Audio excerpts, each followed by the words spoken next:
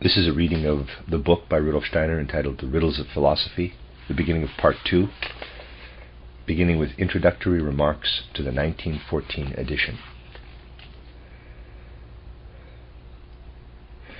The description of the life of the philosophical spirit from the middle of the 19th century to the present time, which has been attempted in this second volume of the Riddles of Philosophy, cannot be of the same character as the survey of the works of the preceding thinkers.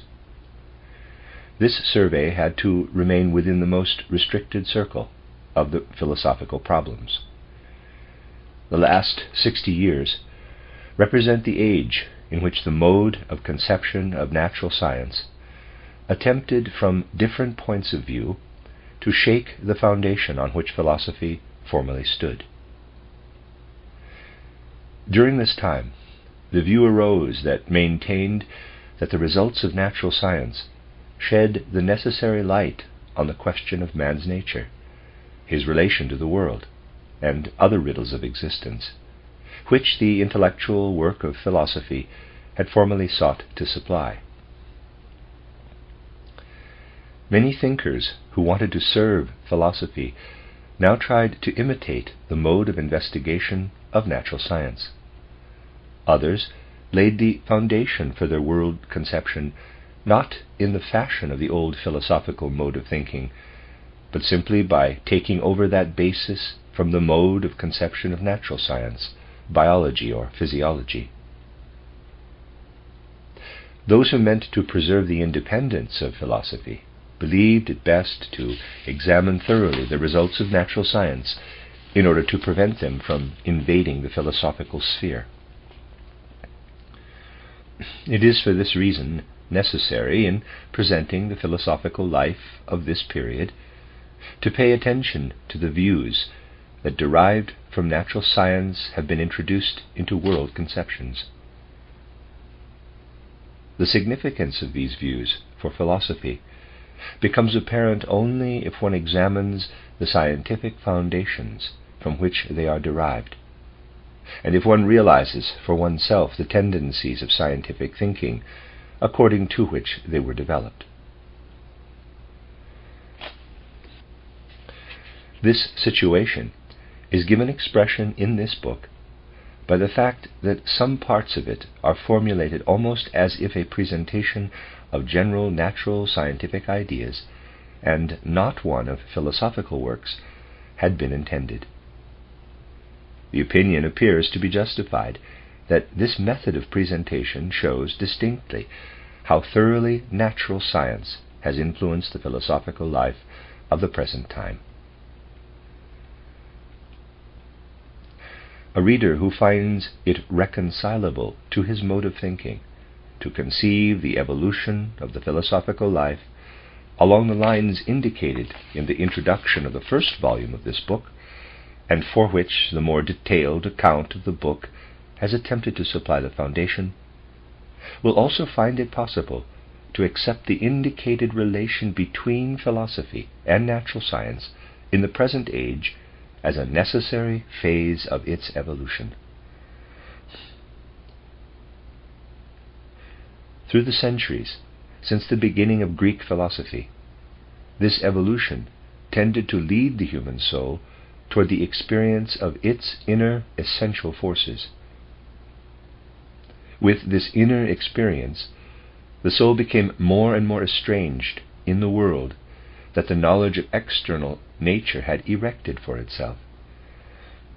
A conception of nature arose that is so exclusively concerned with the observation of the external world that it does not show any inclination to include in its world picture what the soul experiences in its inner world.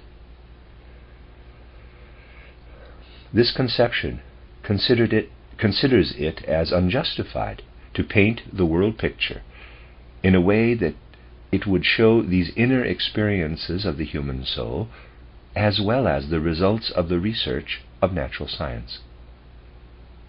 It characterizes the situation in which philosophy found itself in the second half of the 19th century, and in which many currents of thought can still be found in the present time. Such a judgment does not have to be artificially introduced to the study of the philosophy of this age. It can be arrived at by simply observing the facts.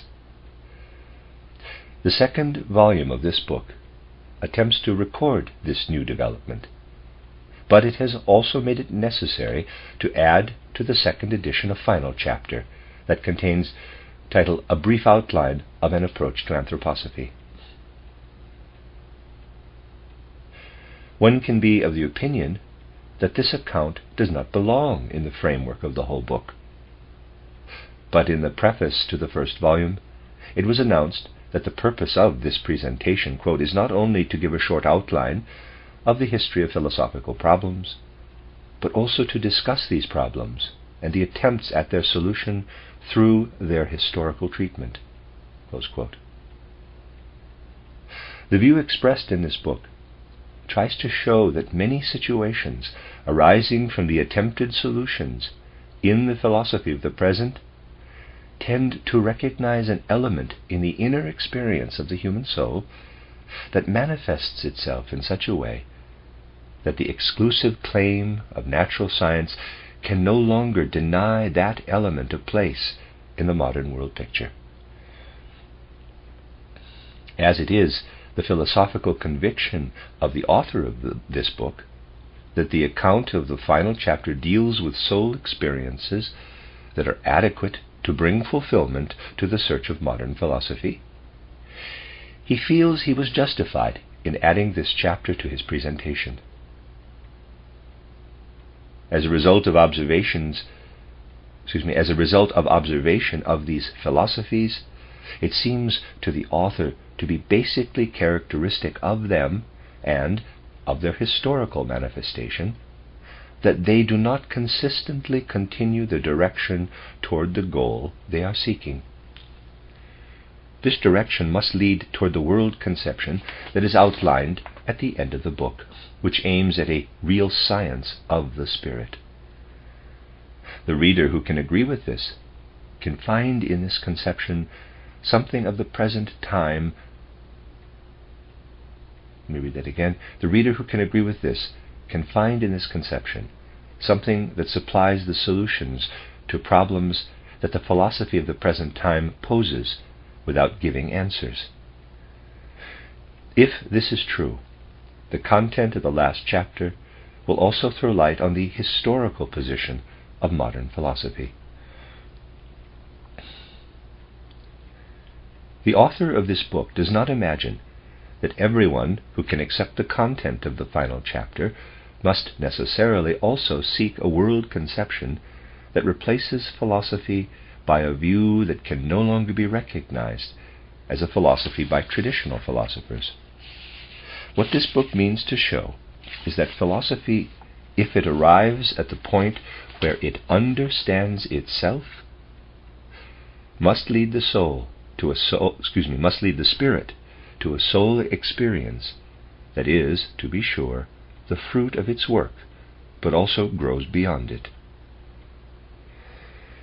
In this way, philosophy retains its significance for everyone who, according to his mode of thinking, must demand a secure intellectual foundation for the results of this soul experience.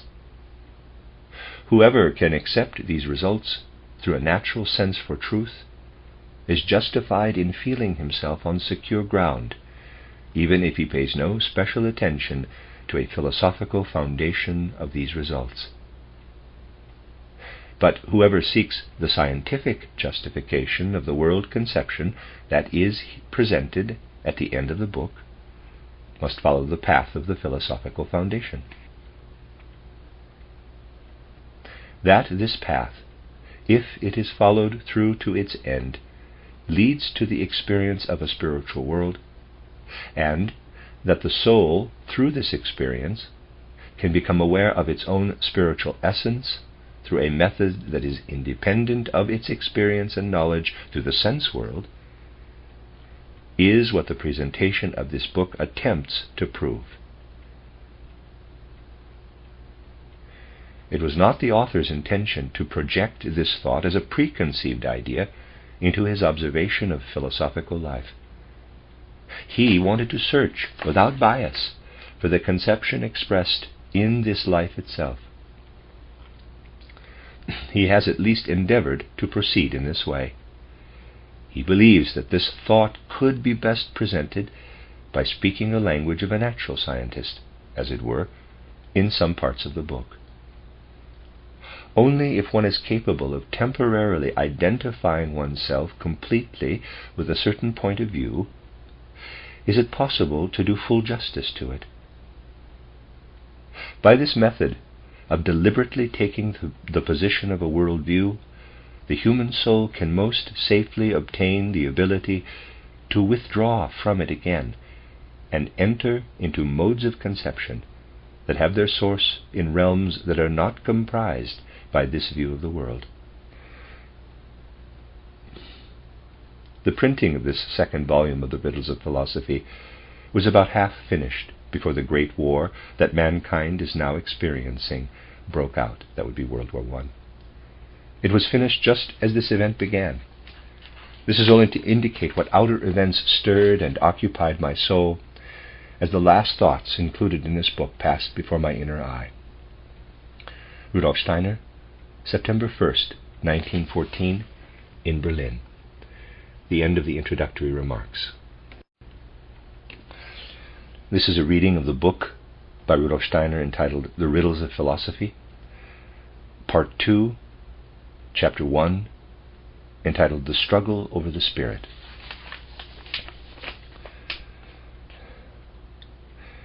Hegel felt that with his thought structure he had arrived at the goal for which the evolution of world conception had been striving since man had attempted to conquer the enigmatic problems of existence within the realm of thought experiences.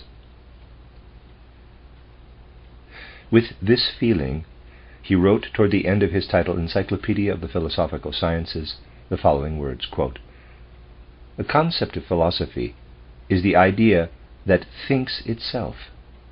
It is knowing truth.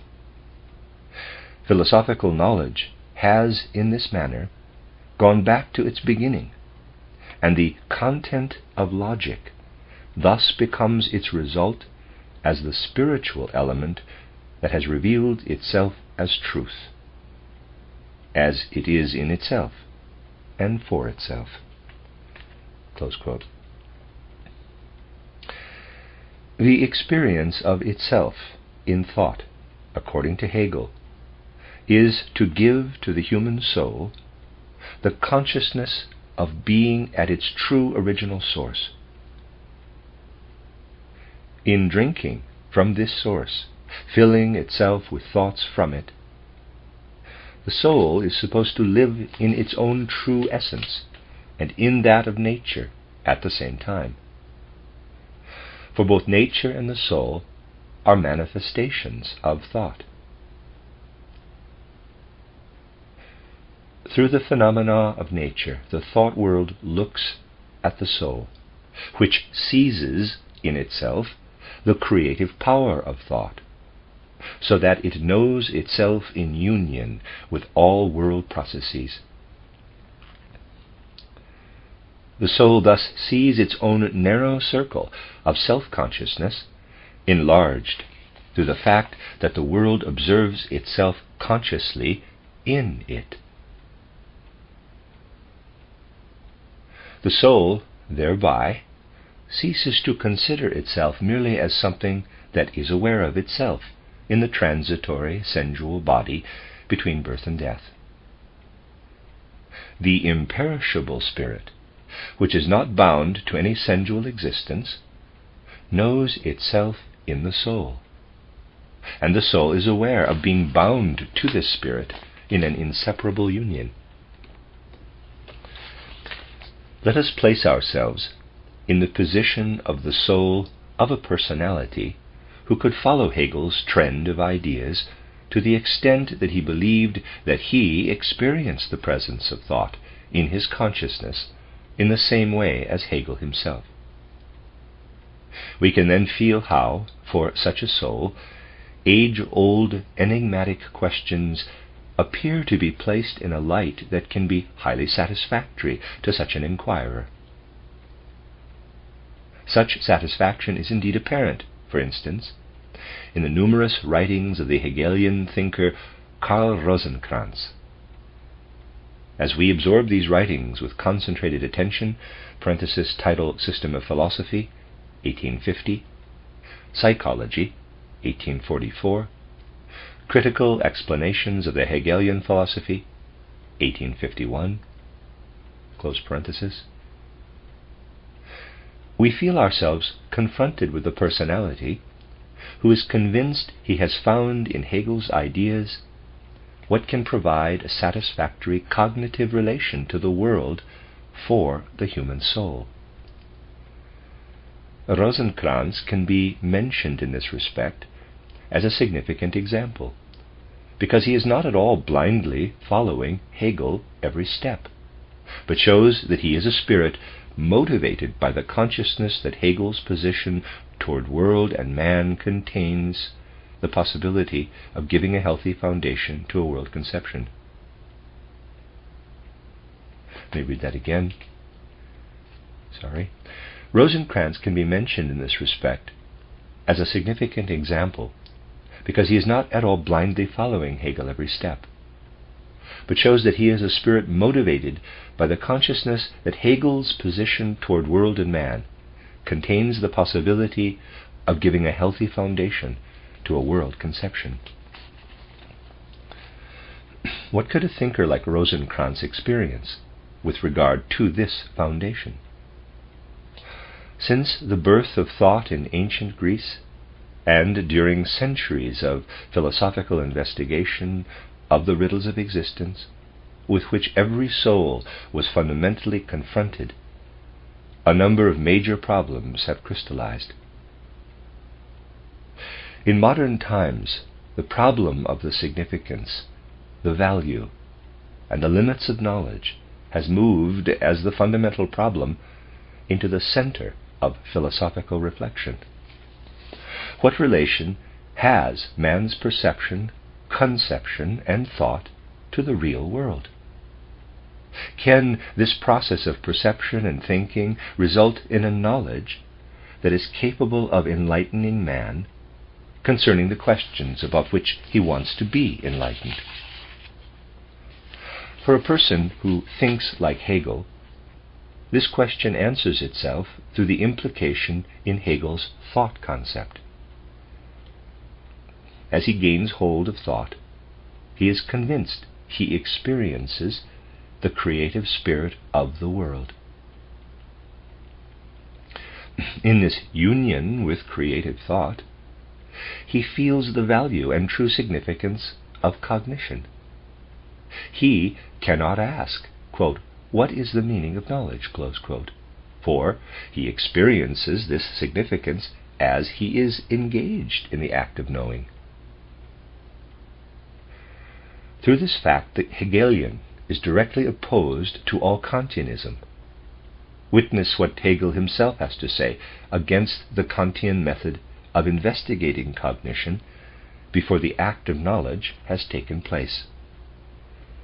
Quote, "A main point of the critical philosophy consists in the fact that before it sets out to develop a knowledge of God, the essence of things, etc., it is demanded that the faculty of knowledge must be investigated as to whether it is capable of doing such things.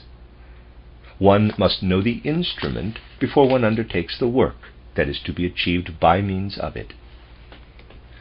If this instrument should prove insufficient, all endeavor would be wasted." This thought has appeared so plausible that it aroused the greatest admiration and agreement, and led knowledge, motivated by an interest in the objects of knowledge, back to itself.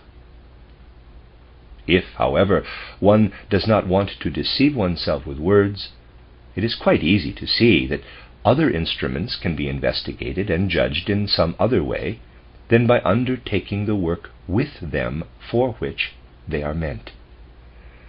But knowledge can be investigated in no other way than in the act of knowledge. In the case of this so-called instrument, the process to test it is nothing but knowledge itself.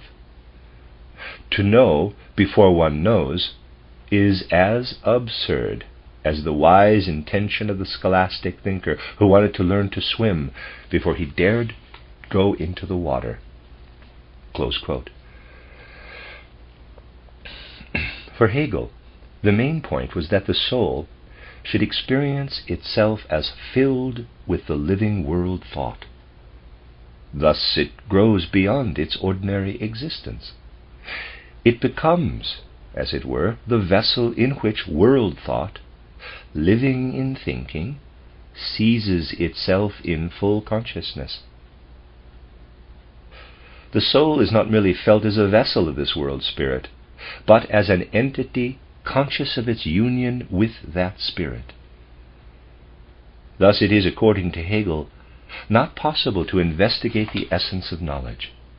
We must immediately raise ourselves into participation in this essence through its experience, and with that step we are directly inside the process of knowledge. If one stands inside that process, one is in possession of that knowledge, and feels no longer the need to inquire after its significance. If one cannot take this stand, one lacks also the ability to investigate it. The Kantian philosophy is an impossibility for Hegel's world conception, because in order to answer the question, quote, how is knowledge possible, close quote, the soul would first have to produce knowledge. In that case, the question of its existence could not be raised beforehand. In a certain sense, Hegel's philosophy amounts to this. He allows the soul to lift itself to a certain height, at which point it grows into unity with the world. With the birth of thought in Greek philosophy, the soul separated from the world. The soul is felt as in solitude, as opposed to the world. In this seclusion, the soul finds itself holding sway within itself. It is Hegel's intention to bring this experience of thought to its climax. At the same time, he finds the creative world principle in the highest thought experience. The soul has thus completed the course of a perfect circle in separating itself at first from the world in order to search for thought. It feels itself separated from the world only as long as it recognizes in thought nothing but thought. It feels united with the world again as it discovers in thought the original source of the world. Thus the circle is closed. Hegel can say, quote, in this manner science has returned to its beginning. Close quote. Seen from such a viewpoint, the other main problems of human knowledge are set in such a light that one can believe one sees all existence in one coherent world conception. As a second major problem, one can consider the question of deity as the ground of the world. The elevation of the soul that enables the world thought to awaken to self-knowledge as it lives within the soul is, for Hegel, at the same time the soul's union with the divine world ground. According to him, one therefore cannot ask the question, quote, what is the divine ground of the world, close quote, or, quote, what is man's relationship toward it, close quote. One can only say, quote, when the soul really experiences truth in the act of knowledge, it penetrates into this ground of the world, close quote. A third major question in the above-mentioned sense is the cosmological problem. That is to say, the problem of the inner essence of the outer world. This essence can, according to Hegel, be sought only in thought itself. When the soul arrives at the point of experiencing thought in itself, it also finds in its self-experience the form of thought it can recognize as it observes the processes and entities of the external world. Thus it can, for instance, find something in its thought experience of which it knows immediately that this is the essence of light. As it then turns its eye to nature, EYE, it sees in the external light the manifestation of the thought essence of light. In this way, for Hegel, the whole world dissolves into thought entity. Nature swims, as it were, as a frozen part in the cosmos of thought, and the human soul becomes thought in the thought world. The fourth major problem of philosophy, the question of the nature and destiny of the soul, seems to Hegel's mind satisfactorily answered through the true progress of thought experience. At first, the soul finds itself bound to nature. In this connection, it does not know itself in its true entity. It divorces itself from this nature existence and finds itself then separated in thought, arriving at last at the insight that it possesses in thought both the true essence of nature and its own true being, as that of the living spirit, as it lives and weaves as a member of this spirit. All materialism seems to be overcome with this philosophy. Matter itself appears merely as a manifestation of the spirit. The human soul may feel itself as becoming and having its being in the spiritual universe. In the treatment of the problem of the soul, the Hegelian world conception shows probably most distinctly what is unsatisfactory about it. Looking at this world conception, the human soul must ask, quote, "Can I really find myself in the comprehensive thought construction of the world erected by Hegel?" Close quote. We have seen that all modern world conception must look for a world picture in which the entity of the human soul finds an adequate place. To Hegel, the whole world is thought. Within this thought, the soul also has its supersensible thought existence. But can the soul be satisfied to be contained as world thought in the general world thought? This question arises in thinkers who had been stimulated by Hegel's philosophy in the middle of the 19th century.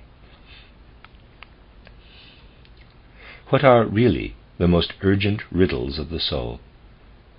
They are the ones for the answers of which the soul must feel a yearning, expecting from them the feeling of security and a firm hold in life. There is, to begin with, the question, quote, "What is the human soul essentially?" Close quote. Is the soul identical with the corporeal existence? And do its manifestations cease with the decay of the body, as the motion of the hands of a clock stop when the clock is taken apart? Or is the soul an entity independent of the body, possessing life and significance, in a world apart from that in which the body comes into being and dissolves into nothing? Connected with these questions is another problem. How does man obtain knowledge of such a world? Only in answering this question can man hope to receive light for the problems of life. Why am I subjected to this or that destiny? What is the source of suffering? What is the origin of morality? Satisfaction can be given only by a world conception that offers answers to the above-mentioned questions, and at the same time proves its right to give such answers. Let me read that again. Satisfaction can be given only by a world conception that offers answers to the above-mentioned questions, and at the same time proves its right to give such answers. Hegel offered a world of thoughts. If this world is to be the all-inclusive universe, then the soul is forced to regard itself in its inner substance as thought. If one seriously accepts this cosmos of thought, one will find that the individual soul life of man dissolves in it. One must give up the attempt to explain and to understand this individual soul life, and is forced to say that the significance of the soul does not rest in its individual experience, but in the fact that it is contained in the general thought world. This is what the Hegelian world conception fundamentally does say. One should contrast it with what Lessing had in mind when he conceived the ideas of his title, Education of the Human Race. He asked the question of the significance for the individual human soul beyond the life that is enclosed between birth and death. In pursuing this thought of Lessing, one can say that the soul after physical death goes through a form of existence in a world that lies outside the one in which man lives, perceives, and thinks in his body. After an appropriate time, such a purely spiritual form of experience is followed again by a new earth life. In this process, a world is implied with which the human soul, as a particular individual entity, is bound up. Toward this world, the soul feels directed in searching for its own true being. As soon as one conceives the soul as separated from the connection with its physical form of existence, one must think of it as belonging to that same world. For Hegel, however, the life of the soul, in shedding all individual traits, is absorbed first into the general thought process of the historical evolution, then into that of the general spiritual, intellectual world processes. In Hegel's sense, one solves the riddle of the soul in leaving all individual traits of that soul out of consideration. The individual is not real, but the historical process. This is illustrated by the passage toward the end of Hegel's title, Philosophy of History. Quote, "We have exclusively considered the progress of the concept, and had to renounce the tempting pleasure to depict the fortune, the flourishing periods of the peoples, the greatness and the beauty of the individuals, the interest of their destiny in sorrow and joy. Philosophy has to deal only with the luster of the idea that is reflected in world history. Weary of the immediate passions in the world of reality, philosophy emancipates into contemplation. It is the interest of philosophy to recognize the course of development of the self-realization of the idea." Close quote. Let us look at Hegel's doctrine of the soul. We find here the description of the process of the soul's evolution within the body as, quote, "natural soul," close quote, the development of consciousness of self and of reason. We then find the soul realizing the ideas of right, morality, and the state in the external world. It is then described how the soul sees in world history as a continuous life what it thinks as ideas. It is shown how it lives these ideas as art and religion, and how the soul unites with the truth that thinks itself, seeing itself in the living creative spirit of the universe.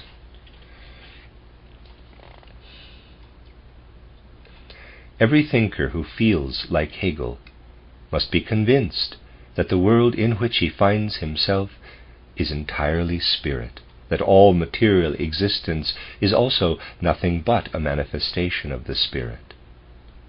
If such a thinker searches for the spirit, he will find it essentially as active thought, as living, creative idea.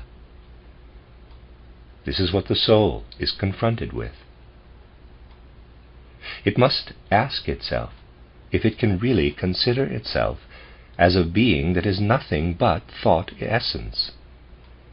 It can be felt as the real greatness, the irrefutable element of Hegel's world conception, that the soul, in rising to true thought, feels elevated to the creative principle of existence.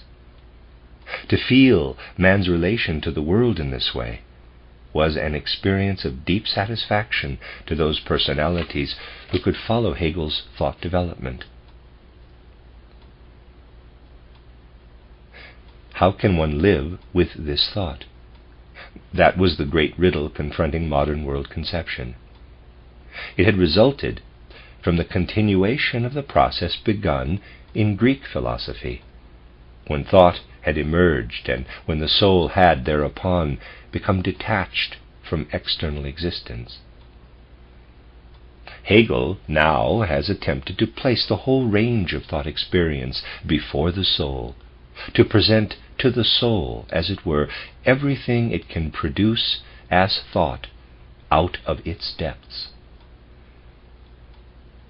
In the face of this thought experience, Hegel now demands of the soul that it recognize itself according to its deepest nature in this experience, that it feels itself in this element as in its deepest ground. With this demand of Hegel, the human soul has been brought to a decisive point in the attempt to obtain a knowledge of its own being. Where is the soul to turn when it has arrived at the element of pure thought, but does not want to remain stationary at this point? From the experience of perception, feeling, and will, it proceeds to the activity of thinking and asks, quote, "What will result if I think about perception, feeling, and will?" Close quote. Having arrived at thinking, it is at first not possible to proceed any further.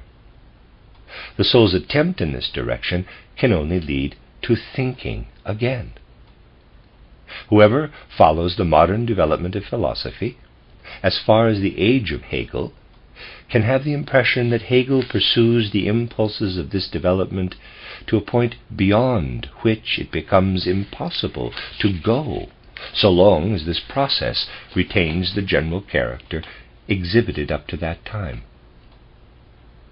The observation of this fact can lead to the question, if thinking up to this stage brings philosophy, in Hegel's sense, to the construction of a world picture that is spread out before the soul, has this energy of thinking then really developed everything that is potentially contained within it? It could be, after all, that thinking contains more possibilities than that of mere thinking. Consider a plant which develops from the root through its stem and leaves into blossom and fruit. The life of this plant can now be brought to an end by taking the seed from the fruit and using it as human food, for instance. But one can also expose the seed of the plant to the appropriate conditions, with the effect that it will develop into a new plant. In concentrating one's attention on the significance of Hegel's philosophy, one can see how the thought picture that man develops of the world unfolds before him like a plant, one can observe that the development is brought to the point where where the seed, thought, is produced. But then this process is brought to an end, just as in the life of the plant, whose seed is not developed further in its own organic function, but is used for a purpose that is as extraneous to this life as the purpose of human nutrition is to the seed of the reproductive organs. Indeed, as soon as Hegel has arrived at the point where thought is developed as an element, he does not continue the process that brought him to this point. He proceeds from sense perception and develops everything in the human soul in a process that finally leads to thought. At this stage he stops and shows how this element can provide an explanation of the world process and world entities. This purpose can indeed be served by thought, just as the seed of a plant may be used as human food. But should it not be possible to develop a living element out of thought?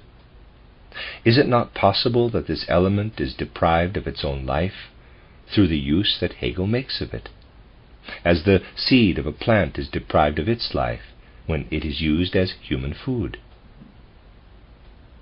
In what light would Hegel's philosophy have to appear if it were possibly true that thought can be used for the enlightenment, for the explanation of the world processes, as a plant seed can be used for food, but only by sacrificing its continued growth?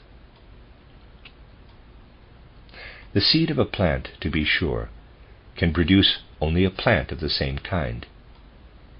Thought, however, as a seed of knowledge, could, if left to its living development, produce something of an entirely new kind, compared to the world picture from which its evolution would proceed. As the plant life is ruled by the law of repetition, so the life of knowledge could be under the law of enhancement and elevation.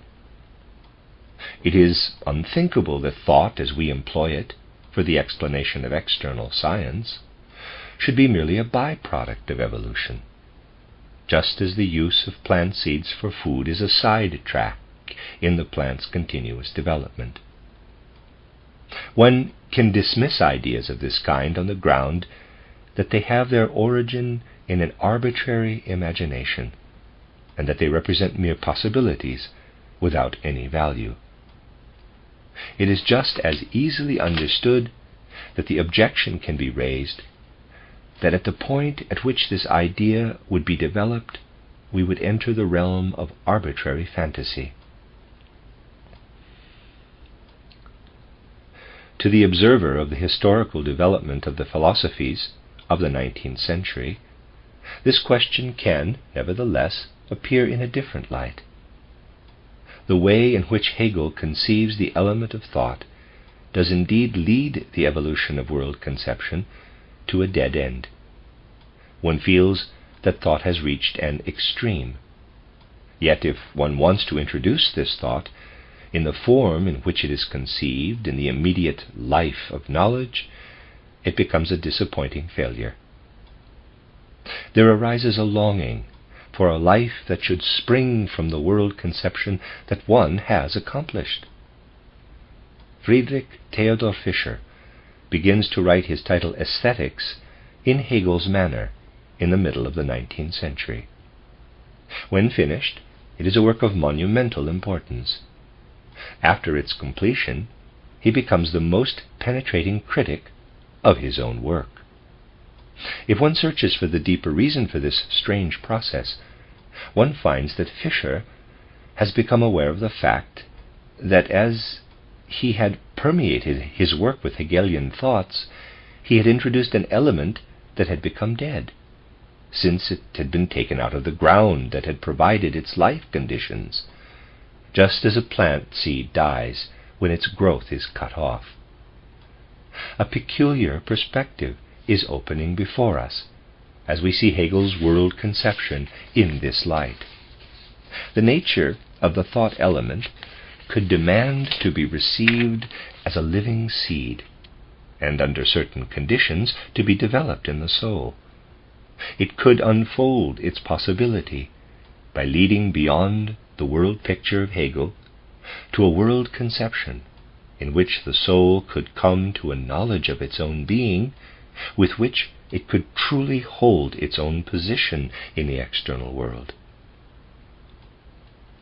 Hegel has brought the soul to the point where it can live with the element of thought. The progress beyond Hegel would lead to the thought's growth in the soul beyond itself and into a spiritual world. Hegel understood how the soul magically produces thought within itself and experiences itself in thought. He left to posterity the task of discovering, by means of living thoughts, which are active in a truly spiritual world, the real meaning of the soul that cannot fully experience itself in the element of mere thought. It has been shown in the preceding exposition how the development of modern world conception strives from the perception of thought toward the experience of thought.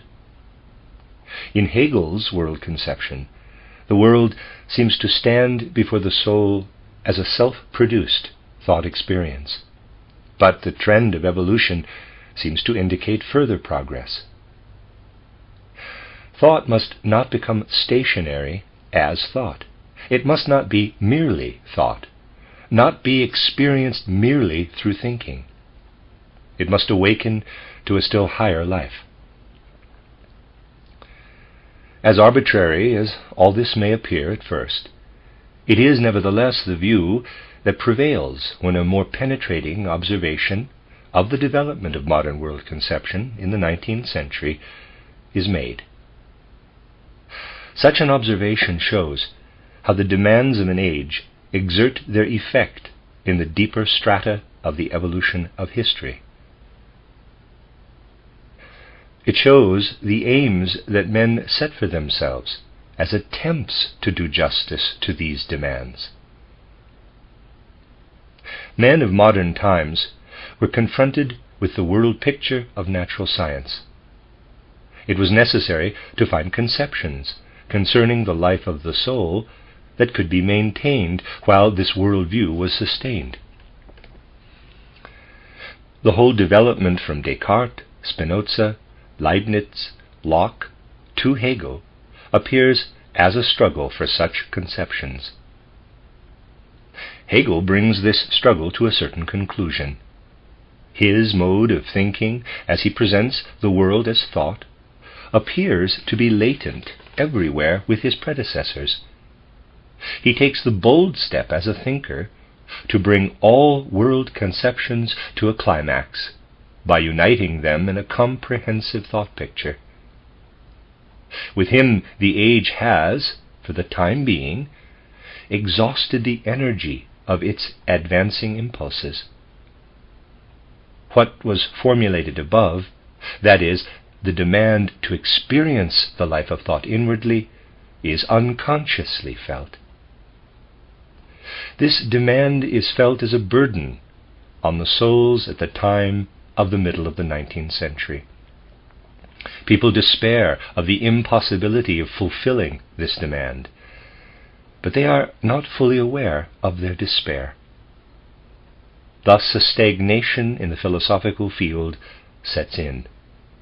The productivity with respect to philosophical ideas ceases. It would have had to develop in the indicated direction, but first it seems to be necessary to pause in deliberation about the achievement that has been attained. Attempts are made to start from one point or another of the philosophical predecessors, but the force to continue the world picture of Hegel fruitfully is lacking. Witness Karl Rosenkranz's description of the situation in the preface to his title Life of Hegel, 1844. Quote, "It is not without regret that I part from this work. but it is necessary to proceed at some time from becoming to existence. Does it not seem, however, that we are nowadays only the grave diggers and survivors to set monuments to the philosophers who were born in the second half of the 18th century and who died in the first of the 19th century? Kant began this march of death of the German philosophers in 1804. He was followed by Fichte, Jacobi, Solger, Reinhold, Krause, Schleiermacher, William von Humboldt, Friedrich Schlegel, Herbart, Beder, Wagner, Windischmann, Fries, and so many others. Do we see a succeeding generation for this harvest of death? Are we capable also of sending into the second half of our century a venerable group of thinkers? Are there living among our young men those who are inspired to immortal exertion for speculative contemplation by Platonic enthusiasm and Aristotelian joy of painstaking industry? Strangely enough, in our day, the talents seem to be not quite able to hold on to their task. They are quickly used up, and after a few promising flowers, they become barren and begin to copy and repeat themselves at the very moment when, after having overcome their still immature, imperfect, one-sided and stormy youthful attempts, periods of forceful and concentrated activity should begin. Some of them, full of exaggerated eagerness, go too far in their quest, and must, like Constantine Franz, take back partly in later books what they said in earlier ones." Close quote. It can often be seen that after the middle of the 19th century, people found themselves forced to subscribe to such a judgment of the philosophical situation of the time. The excellent thinker Franz Brentano made the following statement in the inaugural speech for his professorship, entitled "Concerning the Reasons for Discouragement in the Philosophical Field," in 1874. Quote, "In the first decades of our century, the lecture halls of the German philosophers were overcrowded. In more recent times this flood has been followed by an ebb tide. One often hears that gifted men accuse the younger generation of lacking the sense for the highest branches of knowledge. That would be a sad but also an incomprehensible fact. How could it be that the entire new generation should be inferior to the earlier one in spiritual momentum and mobility? It was in reality not a lack of talent, but lack of confidence that had the effect of decreasing philosophical studies. If the hope for success had come back, the highest honors in this field would be waiting in vain to be conquered." Close quote. In Hegel's lifetime, and for a short time after, there already were people who felt that his world picture showed its weakness in the very point that contained its greatness. His world conception leads toward thought, but also forces the soul to consider its nature to be exhausted in the thought element. If this world conception would bring thought, in the above-mentioned sense, to a life of its own, then this could only happen within the individual soul life. The soul would, thereby, find its relation toward the whole cosmos. This was felt, for instance, by Troxler, but he did not develop the conviction beyond the state of a dim feeling. In lectures that he gave at the University of Bern in 1835, he expressed himself as follows, quote, "Not only now, but also 20 years ago, we have been living with the most intimate conviction, and we have tried to show this in writing and speech, that a philosophy and an anthropology that was to embrace man in his entirety, God and the world, can only be founded on the idea and the reality of man's individuality and immortality. For this fact, the whole book titled Insight into Man's Nature, which appeared in 1811, is an undeniable proof. It is also borne out in the last chapter of our title Anthropology, entitled quote, the absolute personality, close quote, which had a wide circulation in the form of a booklet. We, therefore, take the liberty to quote from the beginning of that chapter. This is an inner quote. The whole inner nature of man has been constructed on divine misproportions, which are dissolved in the glory of a super-terrestrial destination, as all motivating springs have their origin in the spirit, and only the weights are from the world. We have now traced these misproportions with their manifestations from their dark earthly root, and have followed the spiral of the heavenly plant, which appears to wind only around a great and noble stem from all sides and in all directions.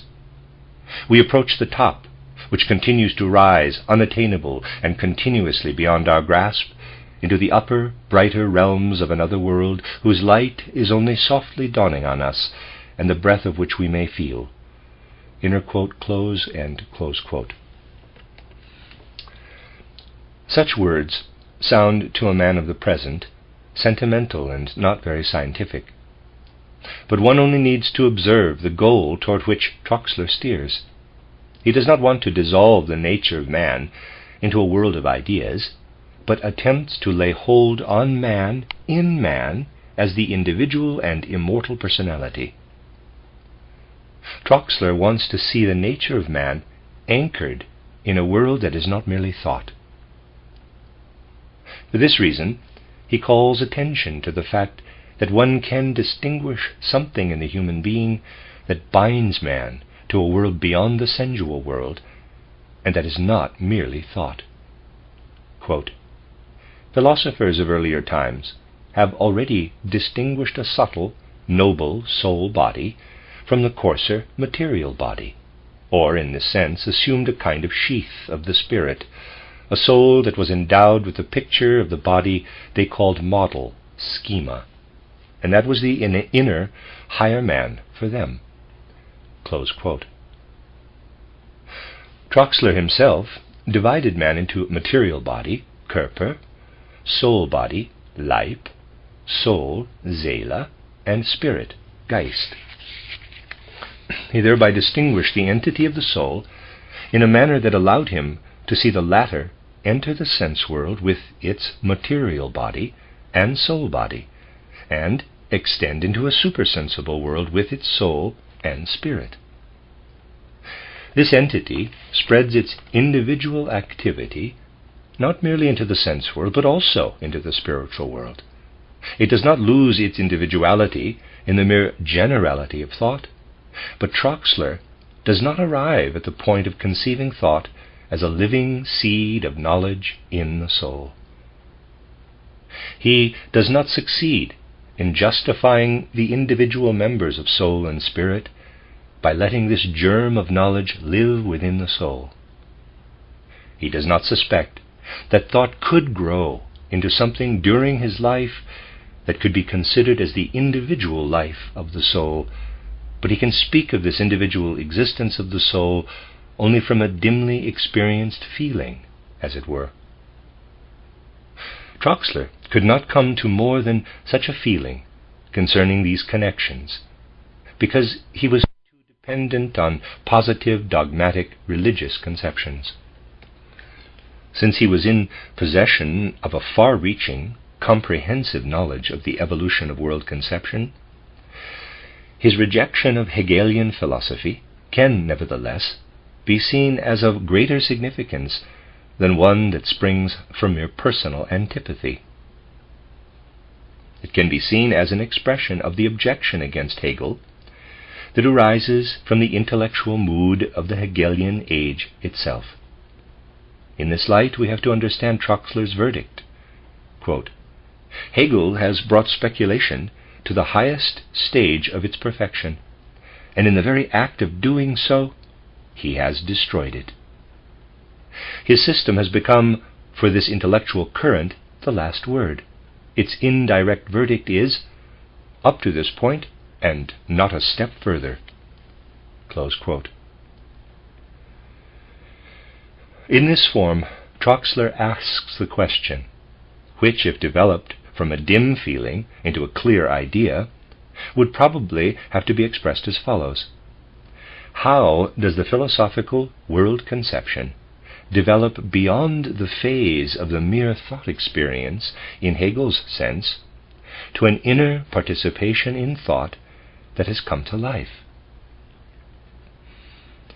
A book that is characteristic of the relation of Hegel's world conception toward the mood of the time was published by C.H. Weisse in 1834 with the title The Philosophical Secret Doctrine of the Immortality of the Human Individual. In this book is to be found the following passage, quote, "Whoever has studied Hegel's philosophy in its entire inner connection is acquainted with the manner in which this philosophy, as it is constructed with perfect consistency in its dialectic method, shows the subjective spirit of the finite individual as absorbed into the objective spirit of law, state, and morality. The subjective spirit thus becomes subordinated. It is simultaneously accepted and rejected until it finally changes into a dependent element of this higher spirit. In this fashion, the finite individual, as it has long been noted both in and outside Hegel's school, is made into a transitory phenomenon. What purpose, what significance could there be for the continued existence of such an individual after the world spirit has passed through it?" Close quote. Weisse attempts to contrast this meaninglessness of the individual soul with his own description of its imperishable existence. That he too could not really progress beyond Hegel can be easily understood from his line of thought that has been briefly outlined in an earlier chapter of this book.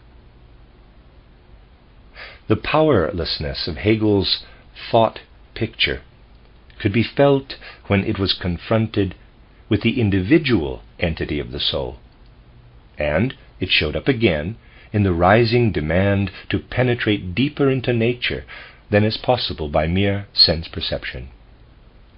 That everything presented to the senses in reality represents thought, and as such is spirit, was seen clearly by Hegel. But whether one has gained an insight into all spirit in nature by knowing this spirit of nature was a new question. If the soul cannot grasp its own being by means of thought, could it not still be the case that with another form of experience of its own being, the soul could nevertheless experience deeper forces and entities in nature?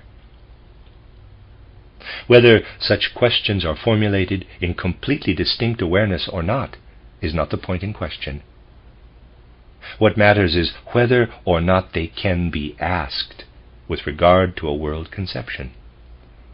If this is possible, then such a world conception leaves us with the impression of being unsatisfactory.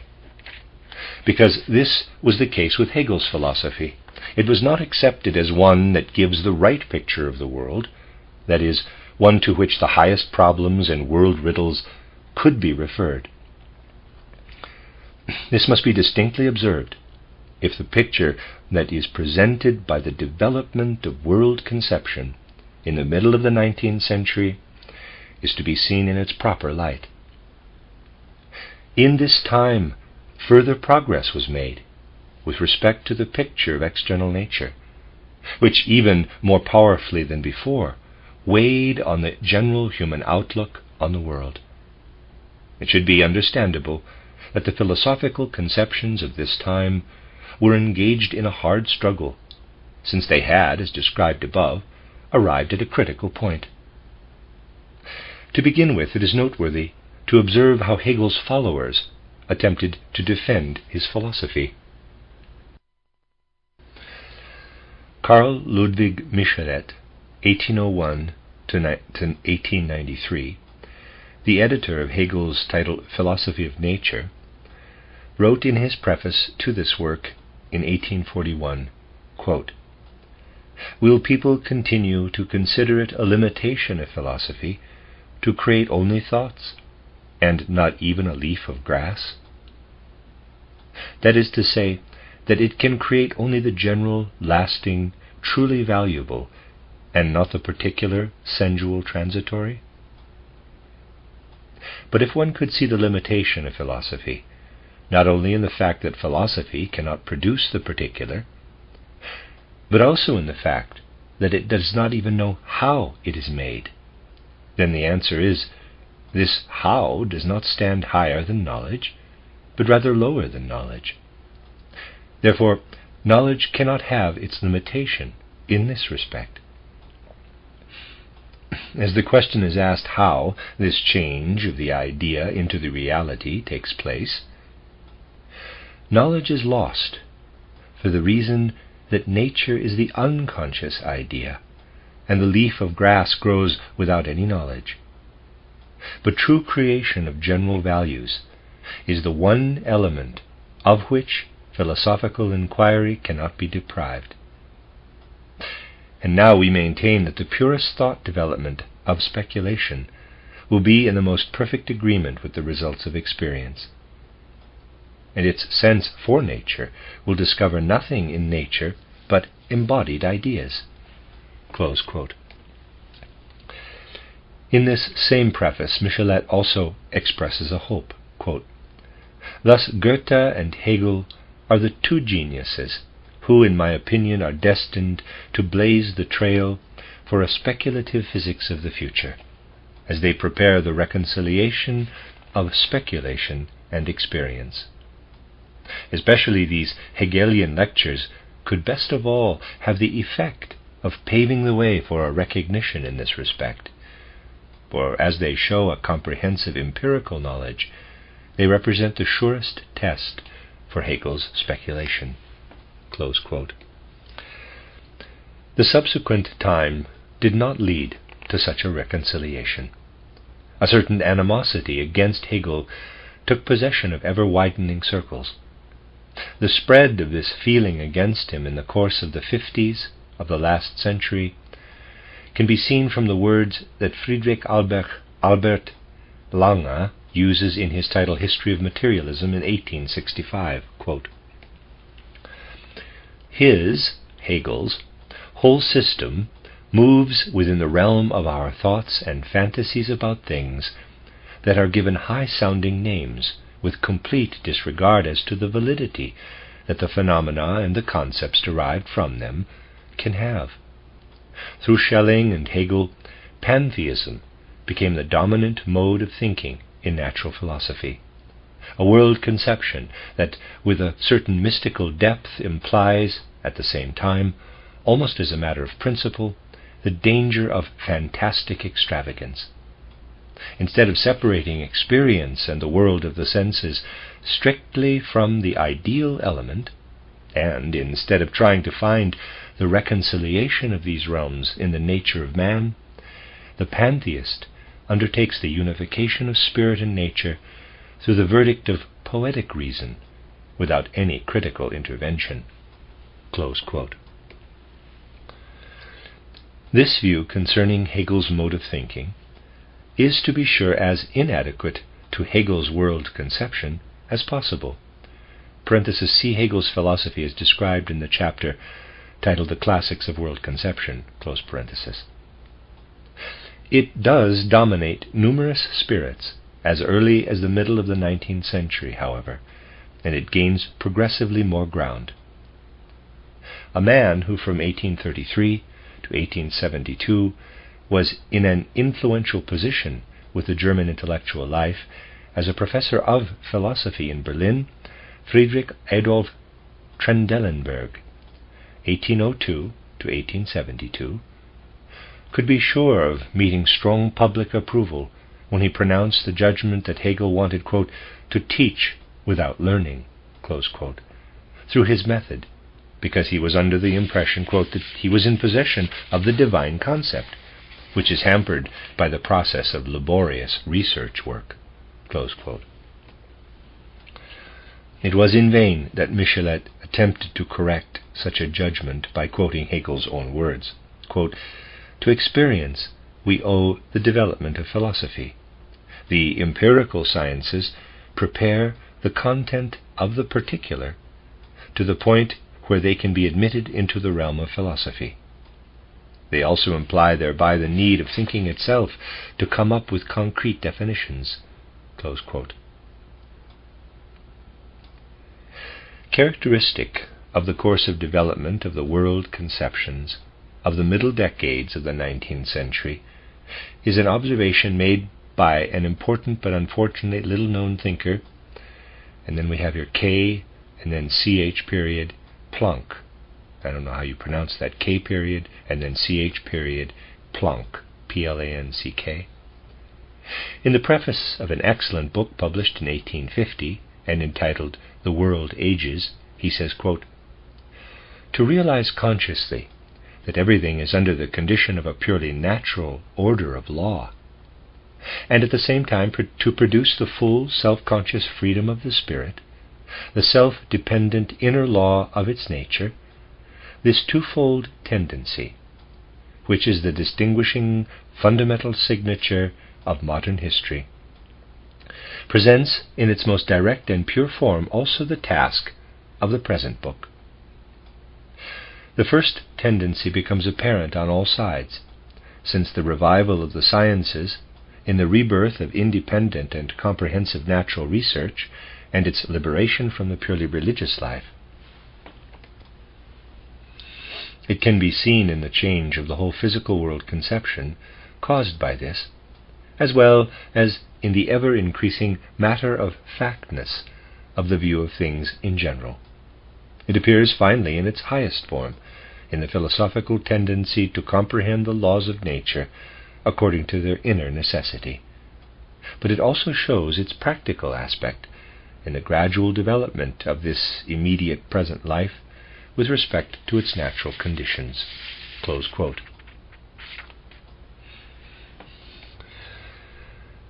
The growing influence of the natural sciences is expressed in words like this: the confidence in these sciences was becoming greater. The belief became predominant that through the means and the results of the natural sciences one could obtain a world conception that is free from the unsatisfactory elements of the Hegelian one.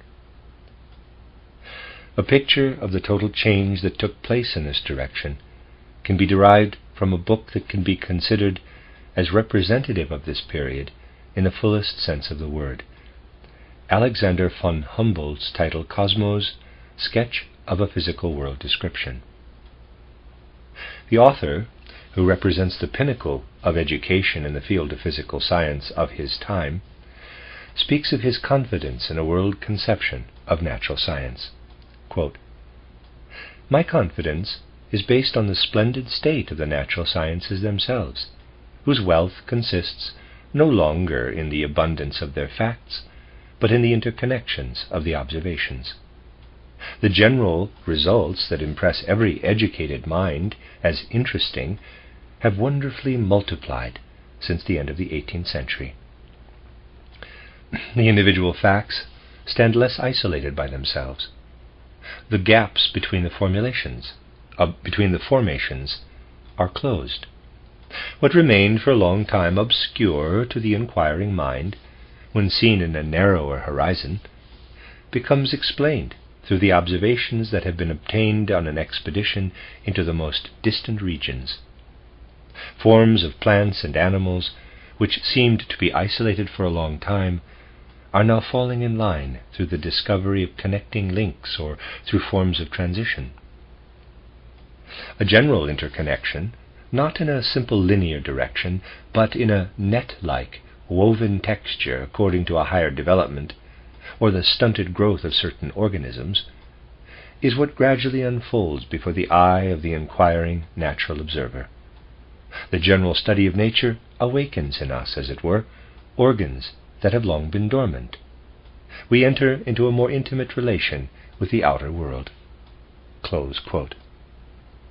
In his Cosmos, Humboldt leads the description of nature only to the gateway of a world conception. He does not make the attempt to connect the wealth of the phenomena by means of general ideas of nature, but links the things and facts in a natural way to each other, as can be expected from, quote, the entirely objective turn of his mind, close quote. Soon other thinkers emerged who were bold enough to make combinations and who tried to penetrate into the nature of things on the basis of natural science. What they intended to produce was nothing less than a radical transformation of all former philosophical world and life conceptions by means of modern science and knowledge of nature. In the most forceful way, the natural science of the 19th century had paved the way for them. What they intended to do is radically expressed by Feuerbach, quote, "To assume God before nature is about the same as to assume the church before you have the stone out of which it is built, or to assume that the art of architecture has put the stones together to make a building before the chemical compounds that make up the stone, in short, before the natural genesis and formation of the stone." Close quote. The first half of the century produced many results of natural science that are bricks for the architecture of a new structure of world conception. It is, to be sure, correct that a building cannot be erected if there are no bricks to do it with. But it is no less true that one cannot do anything with these bricks if, independent of them, a picture of the building to be erected does not exist. Just as no structure can come into existence if one puts these bricks together at random, one upon the other and side by side, joining them with mortar as they come, so can no world conception come from the individual known truths of natural science if there is not, independent of these and of physical research, a power in the human soul to form the world conception. This fact was left out of consideration by the antagonists of an independent philosophy. In examining the personalities who in the 1850s took part in the erection of a structure of world conception, the features of three men are particularly prominent: Ludwig Beuchner, 1824 to 1899, Karl Vogt, 1817 to 1895, and Jakob Molschat, 1822 to 1893. If one wants to characterize the fundamental feeling that inspires these three men, one need only repeat Molschat's words, quote, "If man has investigated all properties of the materials that make an impression on his developed sense organs, he has thereby grasped the essence of things. With this accomplishment, he arrives at his, that is to say, humanity's, absolute knowledge. Another knowledge does not exist for man." Close quote. All philosophy that has been so far advanced has, according to these men, yielded only knowledge without lasting meaning. The idealistic philosophers believe, according to Beuchner, and those who shared his views, that they derive their knowledge from reason. Through this method, however, one cannot, as Beuchner maintains, come to a meaningful structure of conceptions. Quote, "But truth can only be gained by listening to nature and her rule," close quote, says Molschat. At that time, and during the following years, the protagonists for such a world conception, directly derived from nature, were collectively called materialists. It was emphatically declared that this materialism was an age-old world conception, concerning which enlightened spirits had long recognized how unsatisfactory it was for a higher thinker. Beuchner attacked that opinion. He pointed out that, quote, "In the first place, materialism, or the whole philosophical current moving in its direction, has never been disproved. It is not only the oldest form of philosophical contemplation in existence, but also one that emerged anew with new energies at every revival of philosophy in the course of history. Furthermore, the materialism of our day is no longer the same as it was formerly with Epicurus or the encyclopedists, but an entirely different thought current or methods, which is supported by the results of the positive sciences.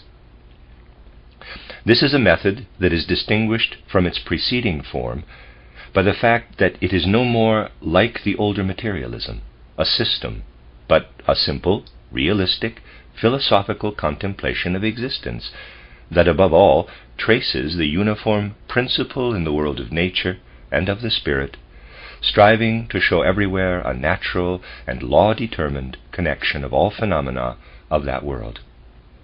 Close quote. Goethe's attitude toward Holbach, one of the most prominent materialists of the 18th century French encyclopedists, illustrates the position a spirit who strives in a most pronounced way for a thinking in accordance with nature, and does full justice to the mode of conception of natural science, can nevertheless take toward materialism. Paul Heinrich Dietrich von Holbach, 1723 to 1789, published his Systeme de la Nature in 1770. Goethe, who came across this book in Strasbourg titled Poetry and Truth, describes the repulsive impression that he received from it. Quote, "Matter was to be there from eternity, and it was to have been in motion from eternity. Through this motion, now to the right, now to the left, in all directions, it was to have produced without further difficulty all the infinite phenomena of existence. This we might even have accepted as satisfactory if the author had really constructed before our eyes the world out of his matter in motion. But he might have known as little about nature as we did, for after postulating a few general concepts, he again turns away from nature in order to transform what appears higher than nature, or what appears as a higher nature in nature, into the material heavy nature, to be sure in motion, but without direction and shape. And he thinks that he gained a great deal in so doing." Close quote. Goethe was deeply convinced that, quote, "theory in itself and by itself has no value except to make us believe in the connection of the phenomena." Close quote. Parenthesis, Sprüche in Prosa, Deutsche Nationalliteratur, Goethes Werke, Volume 36, 2, pages 357. Page 357. Close parenthesis. The results of natural science, gained in the first half of the 19th century, were, to be sure, as knowledge of facts, well suited to supply a foundation to the materialists of the 50s of their world conception. Science has penetrated deeper and deeper into the connections of the material processes, insofar as they can be reached by sense observation, and by the form of thinking that is based on that sense observation. If one now wants to deny to oneself and to others that there is spirit active in matter, one nevertheless unconsciously reveals this spirit.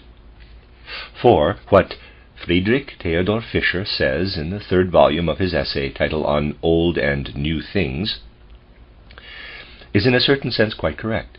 Quote, "That the so-called matter can produce something, the function of which is spirit, is in itself the complete proof against materialism." Close quote. In this sense, Beuchner unconsciously disproves materialism by attempting to prove that the spiritual processes spring from the depths of the material facts presented to sense observation. An example that shows how the results of natural science took on forms that could be of a deeply penetrating influence on the conception of the world is given in Wöhrer's discovery of 1828. This scientist succeeded in producing a substance synthetically outside the living organism that had previously only been known to be formed within. This experiment seemed to supply the proof that the former belief, which assumed that certain material compounds could be formed only under the influence of a special life force contained in the organism, was incorrect. If it was possible to produce such compounds outside the living body, then one could draw the conclusion that the organism was also working only with the forces with which chemistry deals. The thought arose for the materialists that if the living organism does not need a special life force to produce what formerly had been attributed to such a force, why should this organism then need special spiritual energies in order to produce the processes to which mental experiences are bound? Matter, in all its qualities, now became for the materialists what generates all things and processes from its core. From the fact that carbon, hydrogen, oxygen, and nitrogen combine in an organic compound, it did not seem far to go to Beuchner's statement, quote, "The words soul, spirit, thought, feeling, will, life do not stand for any real things, but only for properties, qualifications, functions of the living substance, or results of entities that have their basis in the material forms of existence." Close quote. A divine being, or the human soul, were no longer called immortal by Beuchner, but rather matter and energy. Molschat expressed the same conviction with the words, quote, "Energy is not a creative God. No essence of things is detachable from the material basis. It is a quality of matter, inseparable from it, eternally inherent in it. Carbon, hydrogen, and oxygen are the powers that split the firmest rock and transform it into fluid processes in which life is generated. Change of matter and form in the individual parts, while the fundamental structure remains the same, is the mystery of animal life." Close quote. The research done in the first half of the 19th century in natural science enabled Ludwig Beuchner to express the view, quote, "In a way similar to that in which the steam engine produces motion, the intricate organic complication of energy endowed materials in the animal body produces a sum total of certain effects, which combined in a unity are called spirit, soul, thought by us." Close quote. And Carl Gustav Reuschler declared in his book titled Philosophy and Natural Science, in memory of David Friedrich Strauss, 1874, that the results of natural science themselves implied a philosophical element. The affinities that one discovered between the natural forces were thought to lead into the mysteries of existence. Such an important relation was found by Ørsted in 1819 in Copenhagen. He saw that a magnetic needle is deflected by an electric current. Faraday discovered the corresponding phenomenon in 1831, that by moving a magnet toward a spirally twisted copper wire, electricity can be generated in the latter. Electricity and magnetism thereby were shown to be related natural phenomena. Both energies were no longer isolated facts. It was now apparent that they had a common basis in their material existence. Julius Robert Mayer penetrated deeper into the nature of matter and energy in the 1840s, when he became aware of the fact that there exists a definite relation that can be expressed numerically between mechanical work and heat. Out of pressure, impact, and friction, etc., that is to say, out of work, heat is generated. In the steam engine, heat is again changed into work. The quantity of heat produced by a given amount of work can be calculated from the quantity of this work. If one changes the quantity of heat that is necessary to heat a kilogram of water by 1 degree centigrade into work, one can, with this work, lift 424 kilograms to a height of 1 meter. It cannot be surprising that the discovery of such facts was considered to be a vast progress away from such explanations concerning matter as Hegel had offered. Quote, "The transition from ideality to reality, from abstraction to concrete existence, in this case from space and time to the reality that appears as matter, is incomprehensible for the intellect, and therefore appears to it always as something external and merely given." Close quote. The significance of a remark of this kind is recognized only if thought as such can be seen as something valuable. This consideration, however, would not occur to the above-mentioned thinkers. To discoveries such as these concerning the unity of the organic forces of nature, others were added that threw light on the problem of the composition of the world of organisms. In 1838, the botanist Schleiden recognized the significance of the simple cell of the plant organism. He showed that every texture of the plant, and therefore the plant itself, is made up of these quote-unquote elementary organisms. Schleiden had recognized this elementary organism as a little drop of mucilaginous fluid surrounded by a cellular membrane. These cells are so multiplied and joined to one another that they form the structure of the plant. Soon after this, Schwann discovered the same general structure for the world of animal organisms. Then, in 1827, the brilliant naturalist Karl Ernst von Baer discovered the human egg. He also described the process of the development of higher animals and of man from the egg. In this way, one can everywhere given up the attempt In this way, one had everywhere given up the attempt to look for ideas that could be considered fundamental for the things of nature. Instead, one had observed the facts that show in which way the higher, more complicated processes and entities of nature develop from the simpler and lower ones. The men who were in search of an idealistic interpretation of the phenomena of the world became ever more rare. It was still the spirit of idealistic world conception that in 1837 inspired the anthropologist Burdach with the view that life did not have its origin in matter, but rather a higher force transformed matter according to its own design.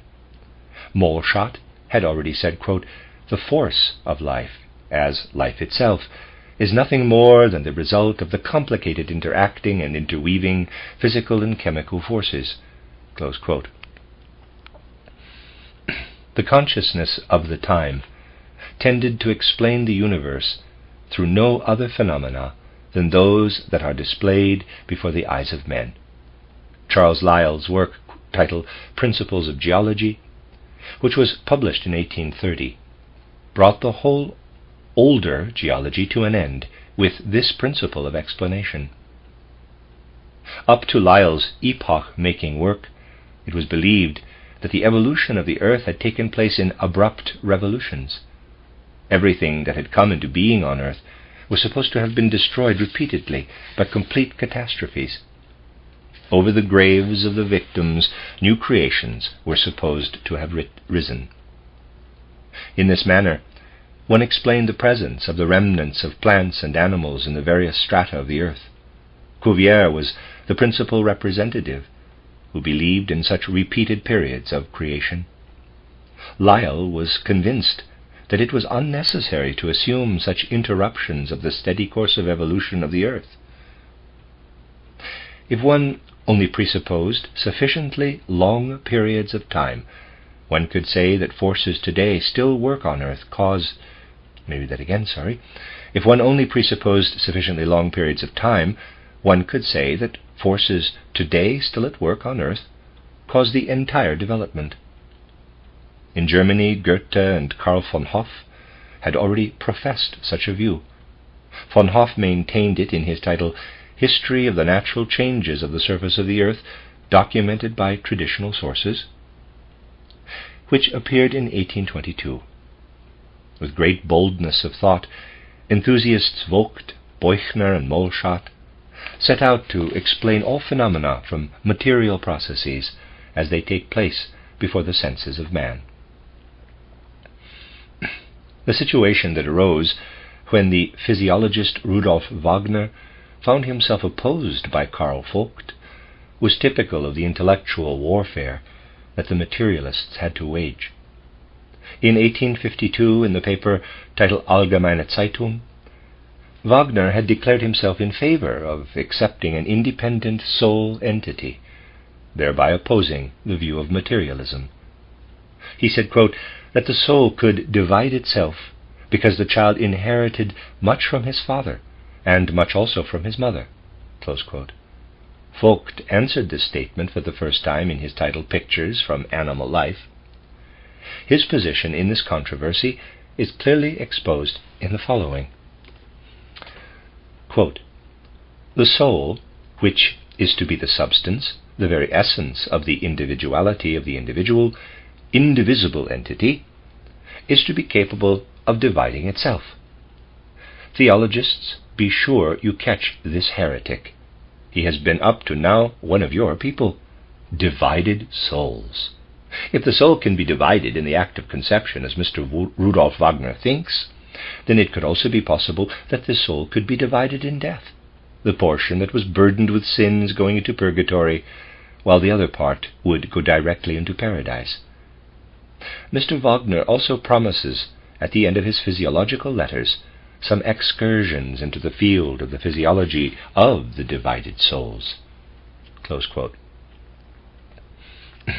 The controversy became intense when Wagner, at the Assembly of Natural Scientists in Göttingen in 1854, read a paper against materialism entitled Man's Creation and the Substance of the Soul. He meant to prove two things. In the first place, he set out to show that the results of modern physical science were not a contradiction of the biblical belief in the descent of the human race from one couple. In the second instance, he wanted to demonstrate that these results did not imply anything concerning the soul. Vogt wrote a polemical treatise titled Bigoted Faith and Science, Köhler Glaube und Wissenschaft, against Wagner in 1855, which showed him to be equipped with the full insight of the natural science of his time. At the same time, he appeared to be a sharp thinker who without reserve disclosed his opponent's conclusions as illusions. Vogt's contradiction of Wagner's first statement comes to a climax in the passage, quote, all investigations of history and of natural history lead to the positive proof of the origin of the human races from a plurality of roots. The doctrines of the Scripture concerning Adam and Noah and the twice occurring descent of man from a single couple are scientifically untenable legends. Close quote. Against Wagner's doctrine of the soul, Vogt maintained that we see the psychical activities of man develop gradually as part of the development of the physical organs. From childhood to the maturity of life, we observe that the spiritual activities become more perfect.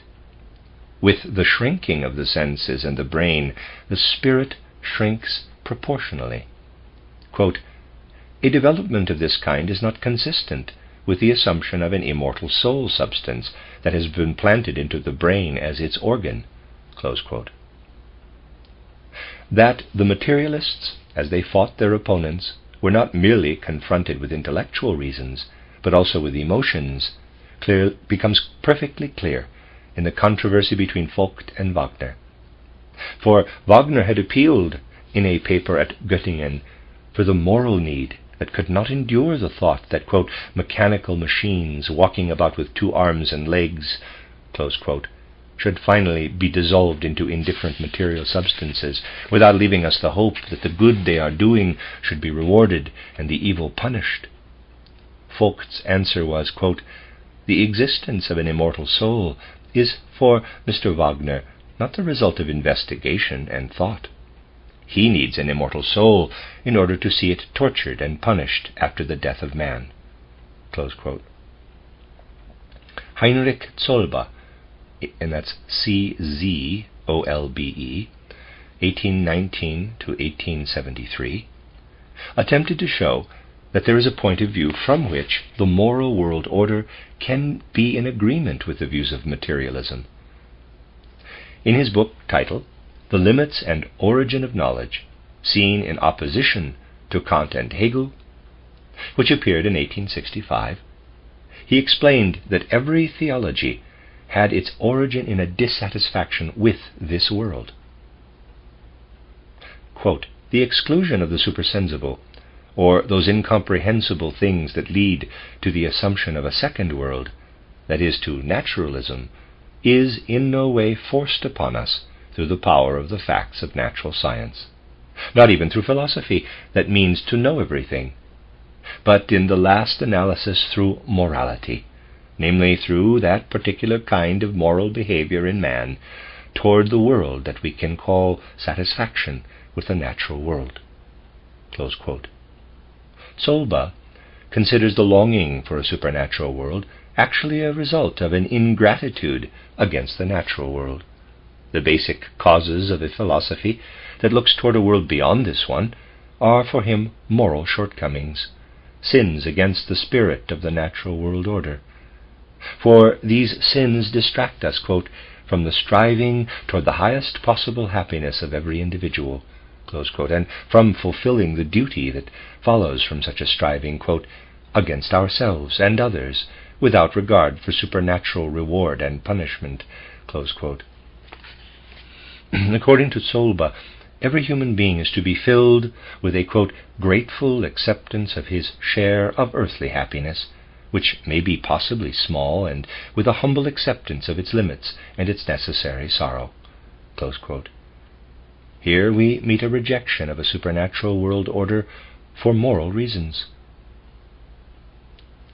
In Zolbe's world conception, one also sees clearly what qualities made materialism so acceptable to human thinking, for there is no doubt that Beuchner, Vogt, and Mohlschott were not philosophers to a sufficient degree to demonstrate the foundations of their views logically, without losing their way in heights of idealistic thoughts.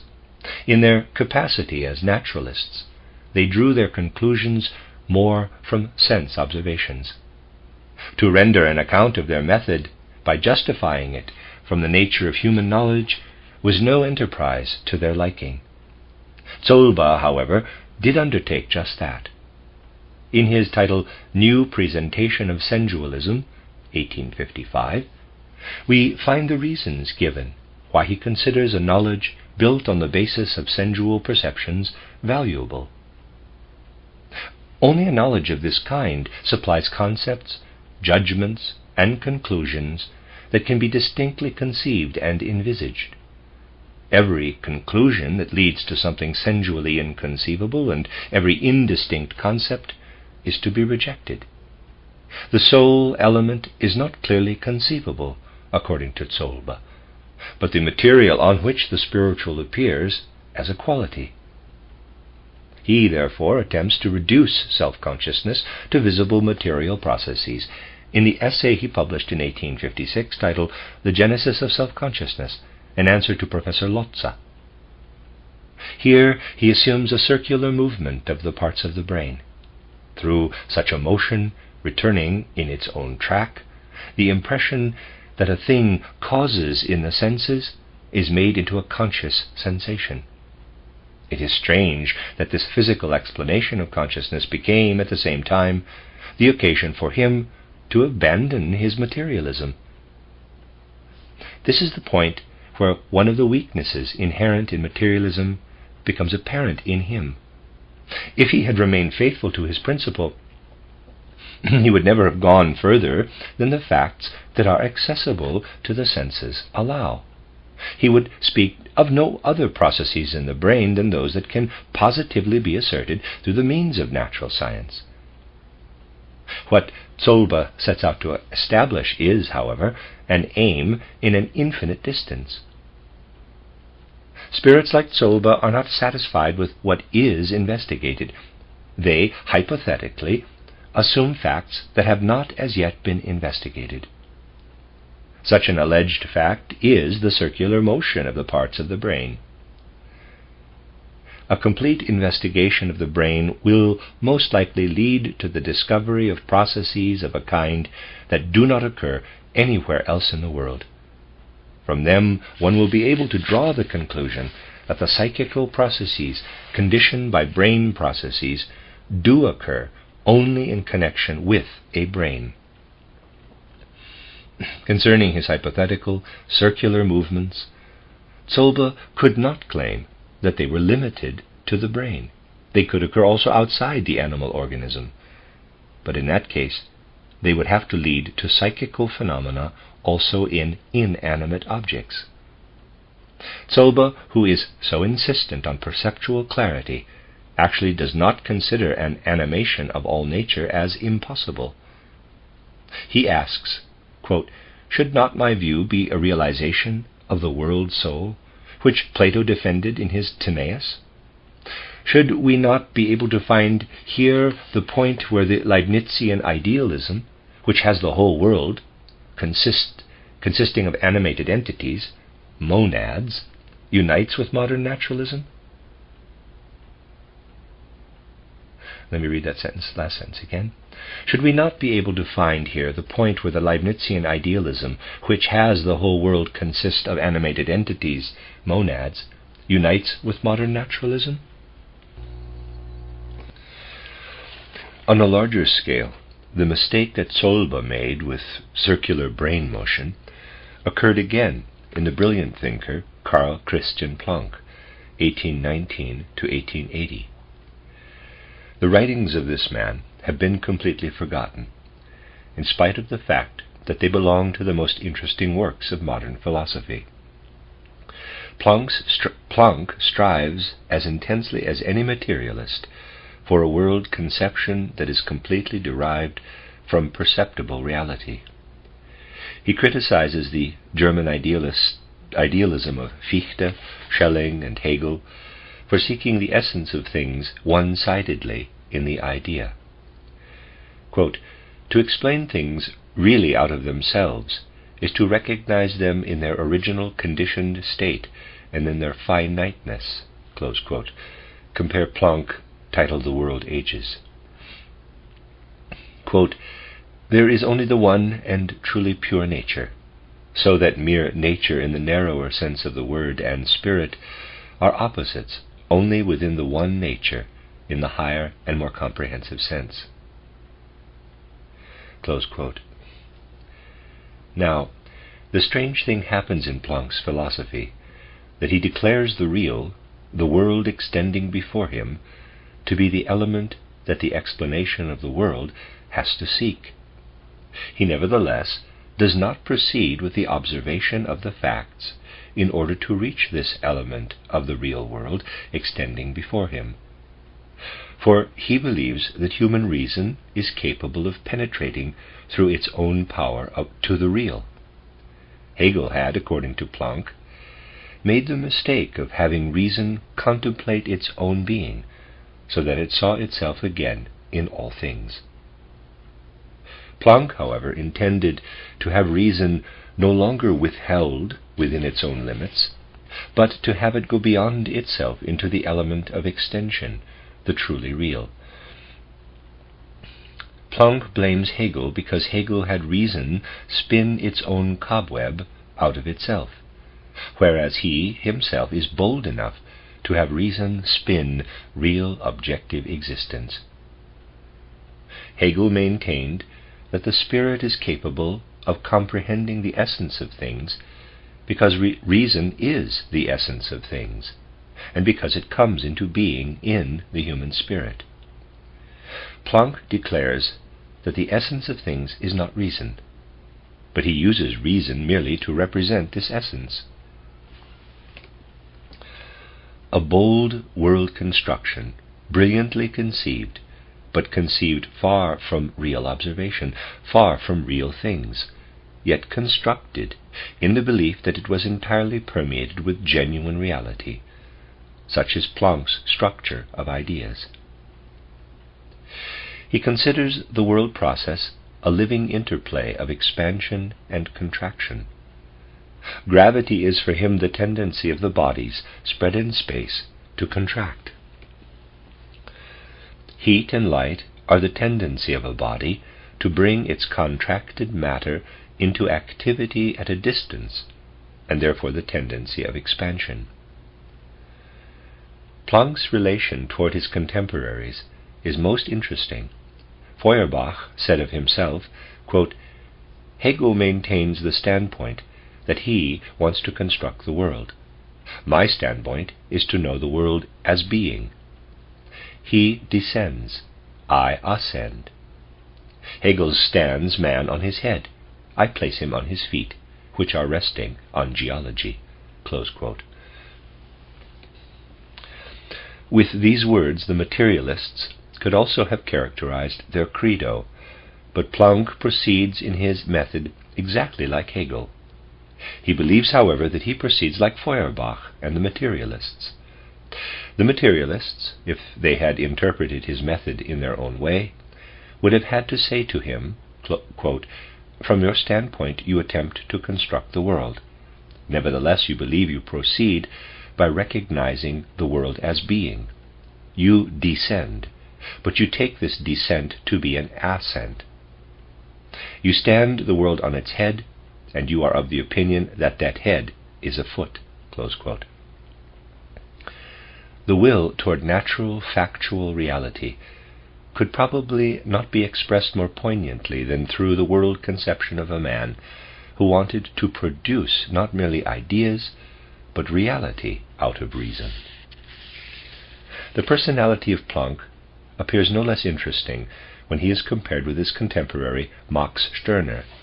It is significant here to consider Planck's ideas concerning the motivations of human action and community life. As the materialist proceeded from the materials and forces actually presented to the senses to arrive at their explanation of nature, so Stirner started from the real individual personality as a guideline for human behavior. Reason is only with the individual. What reason decides on as a guideline for action can therefore also have validity only for the individual.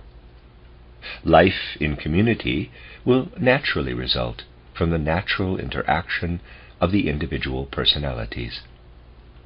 If everyone acts according to his reason, the most desirable state of affairs will come to pass through the most free cooperation of all.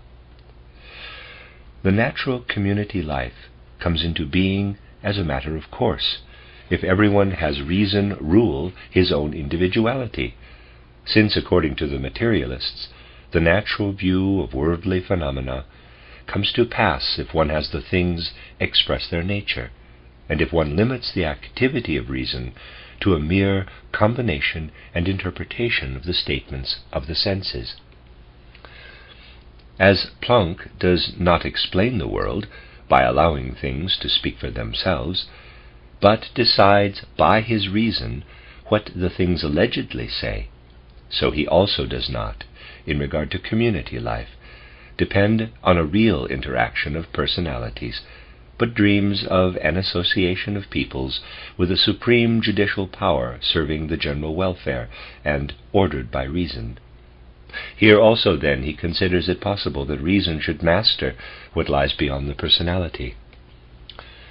Quote, "The original general law of right demands necessarily its external existence in a general power of right, for it would itself not be real as a general element in an external form if it were left to the individuals themselves to execute it, as the individuals by themselves are, according to their legal positions, only representatives of their personal right, not as the general right as such." Close quote. Planck constructs the general power of right because he can realize the idea of right for himself only in this manner. 5 years earlier, Max Stirner had written, quote, "My own master and the creator of my own right, I recognize no other source of right than myself. Neither God, nor state, nor nature, nor man himself with his eternal human rights, neither a divine nor a human right." Close quote. It is his opinion that the real right of the individual cannot exist within a general right. It is thirst for reality that drives Stirner to take his negative attitude toward an unreal general right. It is the same thirst for reality that in turn motivates Planck in his attempt to crystallize out of an idea a real state of right.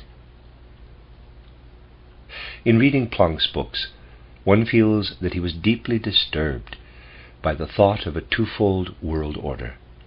He considered the belief in such an interaction of two world orders, a natural order and a purely spiritual one, as something contrary to nature and intolerable.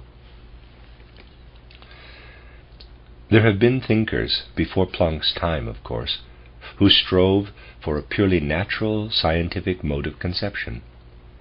Leaving aside several other, more or less clear attempts in this direction, Lamarck, for instance, in 1809, outlined a picture of the genesis and development of living organisms, which, according to the state of knowledge of his time, should have had a great deal of attraction for a contemporary world conception. He thought of the simplest organisms as having come into existence through inorganic processes under certain conditions. Once an organism is formed in this way, it develops, through adjustment to given conditions of the external world, new formations that serve its life. It grows new organs because it needs them. The organisms then are capable of transformation and thereby also of perfection. Lamarck imagines this transformation in the following way. Consider an animal that gets its food from high trees. It is therefore compelled to stretch its neck. In the course of time, its neck then becomes longer under the influence of this need. A short-necked animal is transformed into the giraffe with its long neck. The animals then have not come into existence in their variety, but this variety has developed in the course of time under the influence of changing conditions. Lamarck is of the opinion that man is included in this evolution. Man has developed in the course of time out of related forms, similar to monkeys, into forms that allowed him to satisfy higher physical and spiritual needs. Lamarck, in this way, linked up the whole world of organisms, including man, to the realm of the inorganic. Lamarck's attempt at an explanation of the varieties of the forms of life was met with little attention by his contemporaries. 2 decades later, a controversy arose in the French Academy between Geoffroy Saint-Hilaire and Georges Cuvier. Geoffroy Saint-Hilaire believed he recognized a common structural design in the world of animal organisms, in spite of its great variety. Such a general plan was a necessary prerequisite for an explanation of their development from one another. If they had developed from one another, they must have had some fundamental common element, in spite of their variety. In the lowest animal, something must be recognizable that only needs perfection in order to change this lower form in the course of time into that of a higher animal. Cuvier turned strongly against the consequences of this view. He was a cautious man who pointed out that the facts did not uphold such far-reaching conclusions. As soon as Goethe heard of this conflict, he considered it the most important event of the time. Compared to this controversy, the interest that he took in the July Revolution, a political event that took place at the same time, appears insignificant. Goethe expressed himself on this point clearly enough in a conversation that he had with Sorette in August 1830. He saw clearly that the adequate conception of the organic world depended on this controversial point. In an essay, Goethe supported Saint Hilaire with great intensity. Compare Goethe's writings on natural science, volume 36, Goethe edition, Deutsche Nationalliteratur. He told Johannes von Müller that he considered Geoffroy Saint Hilaire to be moving in the same direction he himself had taken up 50 years earlier. This shows clearly what Goethe meant to do when he began, shortly after his arrival in Weimar, to take up his studies on animal and plant formations. Even then he had an explanation of the variety of living forms in mind that was more adequate to nature, but he was also a cautious man.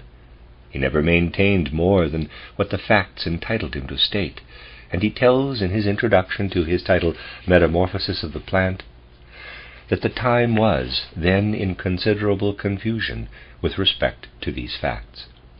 The opinion prevailed, as Goethe expressed it, that it was only necessary for the monkey to stand up and to walk on his hind legs in order to become a human being. The thinkers of natural science maintained a mode of conception that was completely different from that of the Hegelians. For the Hegelians it was possible to remain within their ideal world. They could develop their idea of man from their idea of the monkey without being concerned with the question of how nature could manage to bring man into being in the real world side by side with the monkey. Michelet had simply pronounced that it was no concern of the idea to explain the specific how of the processes in the real world. The thinker who forms an idealistic world conception is, in this respect, in the same position as the mathematician, who only has to say through what thought operation a circle is changed into an ellipse, and an ellipse into a parabola or hyperbola. A thinker, however, who strives for an explanation through facts would have to point at the actual processes through which such a transformation can come to pass. He is then forming a realistic world conception. Such a thinker will not take the position that Hegel describes. Quote, "It has been a clumsy conception of the older and also of the more recent philosophy of nature to consider the development and transition of one form and realm of nature into a higher one as an external and real production that one has dated back into the darkness of the past for the sake of clarification. It is characteristic of nature to be so external in its structure that its forms fall apart in differentiated manifestations, and that these forms exist indifferently side by side. The idea which guides the stages in their succession is the inner nature of these separated manifestations." Such nebulous conceptions, which are really just sensual conceptions, as for instance the alleged progression of plants and animals from water, and then again the evolution of the more developed animal formations from the lower ones, and so forth, must be given up by a thoughtful contemplation. Hegel's Werke, 1847, volume 7, page 33, close quote. In opposition to such a statement of an idealistic thinker, we hear that of the realistic Lamarck. Quote, "In the primal beginning, only the simplest and lowest animals and plants developed, and only lastly those of a highly complicated organization. The course of the evolution of the earth and its organic population was quite gradual, and not interrupted by violent revolutions. The simplest animals and the simplest plants that occupy the lowest stages on the scale of organisms have come into existence and do so even today through spontaneous generation." Close quote. There was in Germany also a man of the same conviction as Lamarck, Lorenz Oken, 1779 to 1859, presented a natural evolution of organic beings that was based on, quote, "sensual conceptions," close quote. To quote him, quote, "Everything organic has originated from a slimy substance, Urschleim, is merely slime formed in various ways. This original slime has come into being in the ocean in the course of the planetary evolution out of inorganic matter." Close quote. In spite of such deeply provocative turns of thought, there had to be, especially with thinkers who were too cautious to leave the thread of factual knowledge, a doubt against a naturalistic mode of thinking of this kind, as long as the question of the teleology of living beings had not been cleared. Even Johannes Müller, who was a pioneer as a thinker and as a research scientist, was, because of his consideration of the idea of teleology, prompted to say, quote, "The organic bodies are distinguished from the inorganic, not merely by the composition of elements that they represent, but also by the continuous activity that is at work in living organic matter, which creates also teleologically and in a reason-directed plan by arranging the parts for the purpose of the whole. It is this that is the distinguishing mark of an organism." Johannes Müller, title Handbuch der Physiologie des Menschen, 3, 1838, Volume 1, page 19. Close quote. With a man like Johannes Müller, who remained strictly within the limits of natural scientific research, and for whom the thought of purpose conformity remained as a private conviction in the background of his factual research work, this view was not likely to produce any particular consequences. He investigated the laws of the organisms in strict objectivity, regardless of the purpose connection, and became a reformer of modern natural science through his comprehensive mind. He knew how to make use of the physical, chemical, anatomical, zoological, microscopical, and embryological knowledge in an unlimited way. His view did not keep him from basing psychological qualities of the objects of his studies on their physical characteristics. It was one of his fundamental convictions that no one could be a psychologist without being a physiologist. But if a thinker went beyond the field of research in natural science and entered the realm of a general world conception, he was not in the fortunate position easily to discard an idea like that of teleological structure. For this reason, it is easy to understand why a thinker of the importance of Gustav Theodor Fechner, 1801 to 1887, would make the statement in his book Zenta Vesta, or Concerning the Nature of Heaven and the World Beyond, 1852, that it seems strange how anyone can believe that no consciousness would be necessary to create conscious beings as the human beings are, since even unconscious machines can be created only by conscious human beings. Also Karl Ernst von Baer, who followed the evolution of the animals from their initial state, could not resist the thought that the processes in living organisms were striving toward certain goals, and that the full concept of purpose was, indeed, to be applied for all of nature. Karl Ernst von Baer, title Studies from the Field of Natural Science, 1876, pages 73 and 82, close parenthesis. Difficulties of this kind, which confront certain thinkers as they intend to build up a world picture, the elements of which are supposed to be taken entirely from the sensually perceptible nature, were not even noticed by materialistic thinkers. They attempted to oppose the idealistic world picture of the first half of the century with one that receives all explanation exclusively from the facts of nature. Only in a knowledge that had been gained from these facts did they have any confidence. There is nothing more enlightening concerning the inner conviction of the materialists than this confidence. They have been accused of taking the soul out of things, and thereby depriving them of what speaks to man's heart, his feelings. Does it not seem that they do not take all qualities out of nature that lift man's spirit, and that they debase nature into a dead object that satisfies only the intellect, that looks for causes, but deprives us of any inner involvement?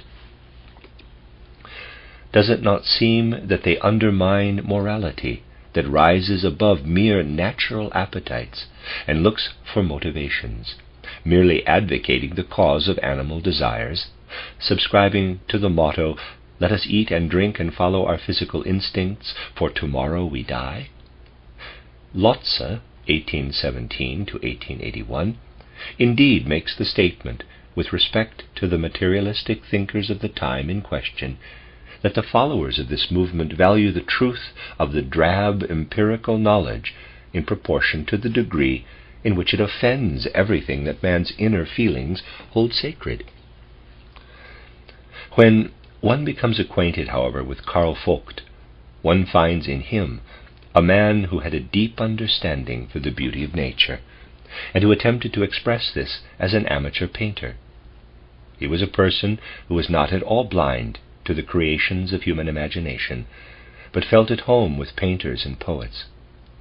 Quite a number of materialists were inspired by the aesthetic enjoyment of the wonderful structure of organisms, to a point where they felt that the soul must have its origin in the body. The magnificent structure of the human brain impressed them much more than the abstract concepts with which philosophy was concerned. How much more claim to be considered as the causes of the spirit, therefore, did the former seem to present than the latter. Nor can the reproach that the materialists debased morality be accepted without reserve. Their knowledge of nature was deeply bound up with ethical motivations. Zolber's endeavor to stress the moral foundation of naturalism was shared by other materialists. They all meant to instill in man the joy of natural existence. They intended to direct him toward his duties and his tasks on earth. They felt that human dignity could be enhanced if man could be conscious of having developed from a lower being to his present state of perfection. They believed that only a man who knows the material necessities that underlie his actions is capable of properly judging them. They argued that only he knows how to judge a man according to his value, who is aware that matter is the basis for life in the universe, that with natural necessity life is connected with thought, and thought in turn gives rise to good and ill will. To those who see moral freedom endangered by materialism, Mollschott answers, quote, "Everybody is free who is joyfully aware of the natural necessity of his existence, his circumstances, claims and demands, and of the limits and extent of his sphere of activity. A man who understands this natural necessity knows also his right to fight his way through for demands that are in accordance with the needs of the human race. More than that, because only that freedom that is in harmony with a genuinely human will be defended with natural necessity by the species. We can be assured of the final victory over all suppressors in any struggle for human ends." Close quote. With attitudes of this kind, with a devotion to the wonders of nature, with moral sentiments as described above, the materialists were ready to receive the man who overcame the great obstacle for a naturalistic world conception. This man appeared to them in Charles Darwin. His work, through which the teleological idea was placed on the solid ground of natural science, was published in 1859 with the title "The Origin of the Species by Means of Natural Selection, or the Preservation of Favored Races in the Struggle for Life." For an understanding of the impulses that are at work in the evolution of philosophical world conception, the examples of the advances in natural science mentioned, to which many others could be added, are not significant in themselves. What is important is the fact that advances of this kind coincided in time with the development of the Hegelian world picture. The presentation of the course of evolution of philosophy in the previous chapters has shown that the modern world picture since the days of Copernicus, Galileo, etc., stood under the influence of the mode of conception of natural science. This influence, however, could not be as significant as that of the accomplishment of the natural sciences of the 19th century. There were also important advances of natural science at the turn of the 18th to the 19th centuries. We only need to be reminded of the discovery of oxygen by Lavoisier, and of the findings in the field of electricity by Volta, and many others. In spite of these discoveries, spirits like Fichte, Schelling, and Goethe could, while they fully recognized these advances, nevertheless arrive at a world picture that started from the spirit.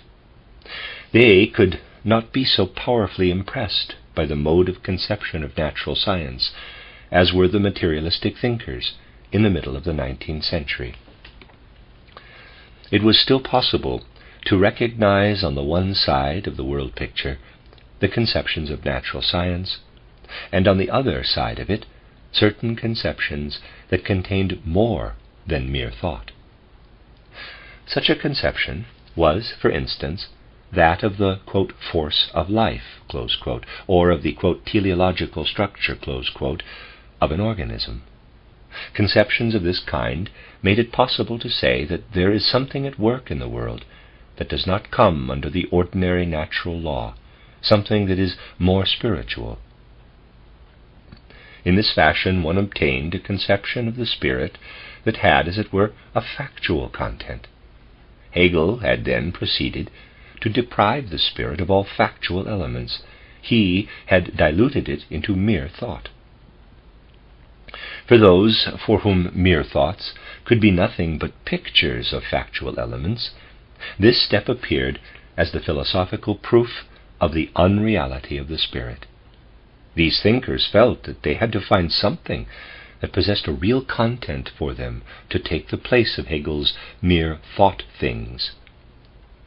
For this reason, they sought the origin of the spiritual phenomena in material processes that could be sensually observed, quote, as facts, close quote.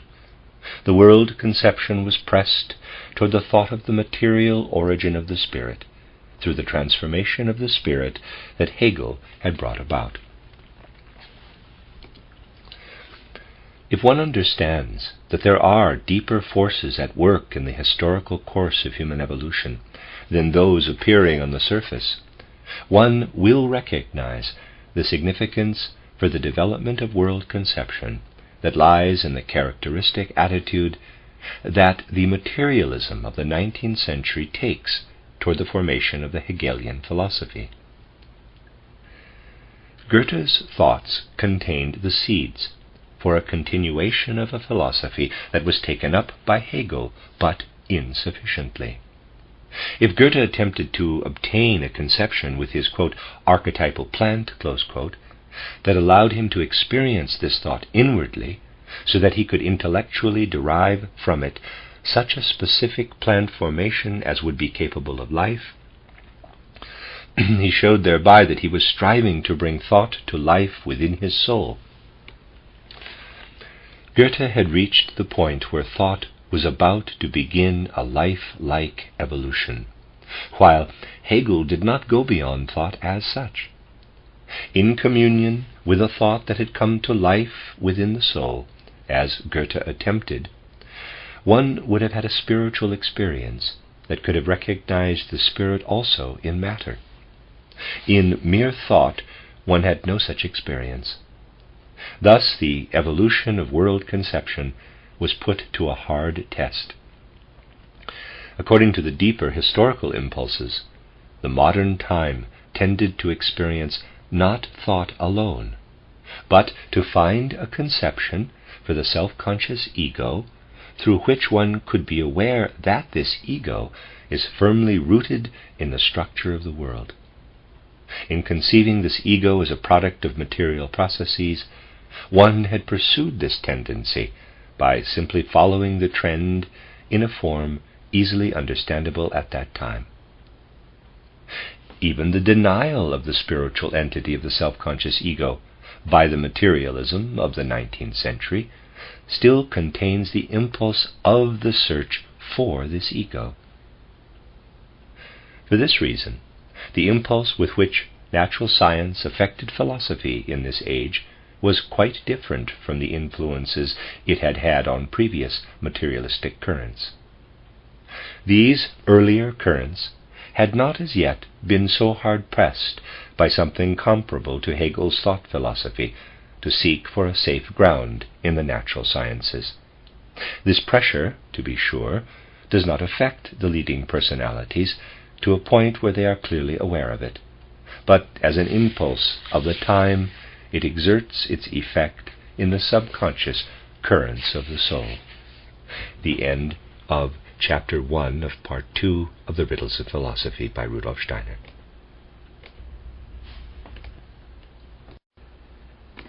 This is a reading of the book by Rudolf Steiner entitled The Riddles of Philosophy. This is Part 2, Chapter 2, entitled Darwinism and World Conception.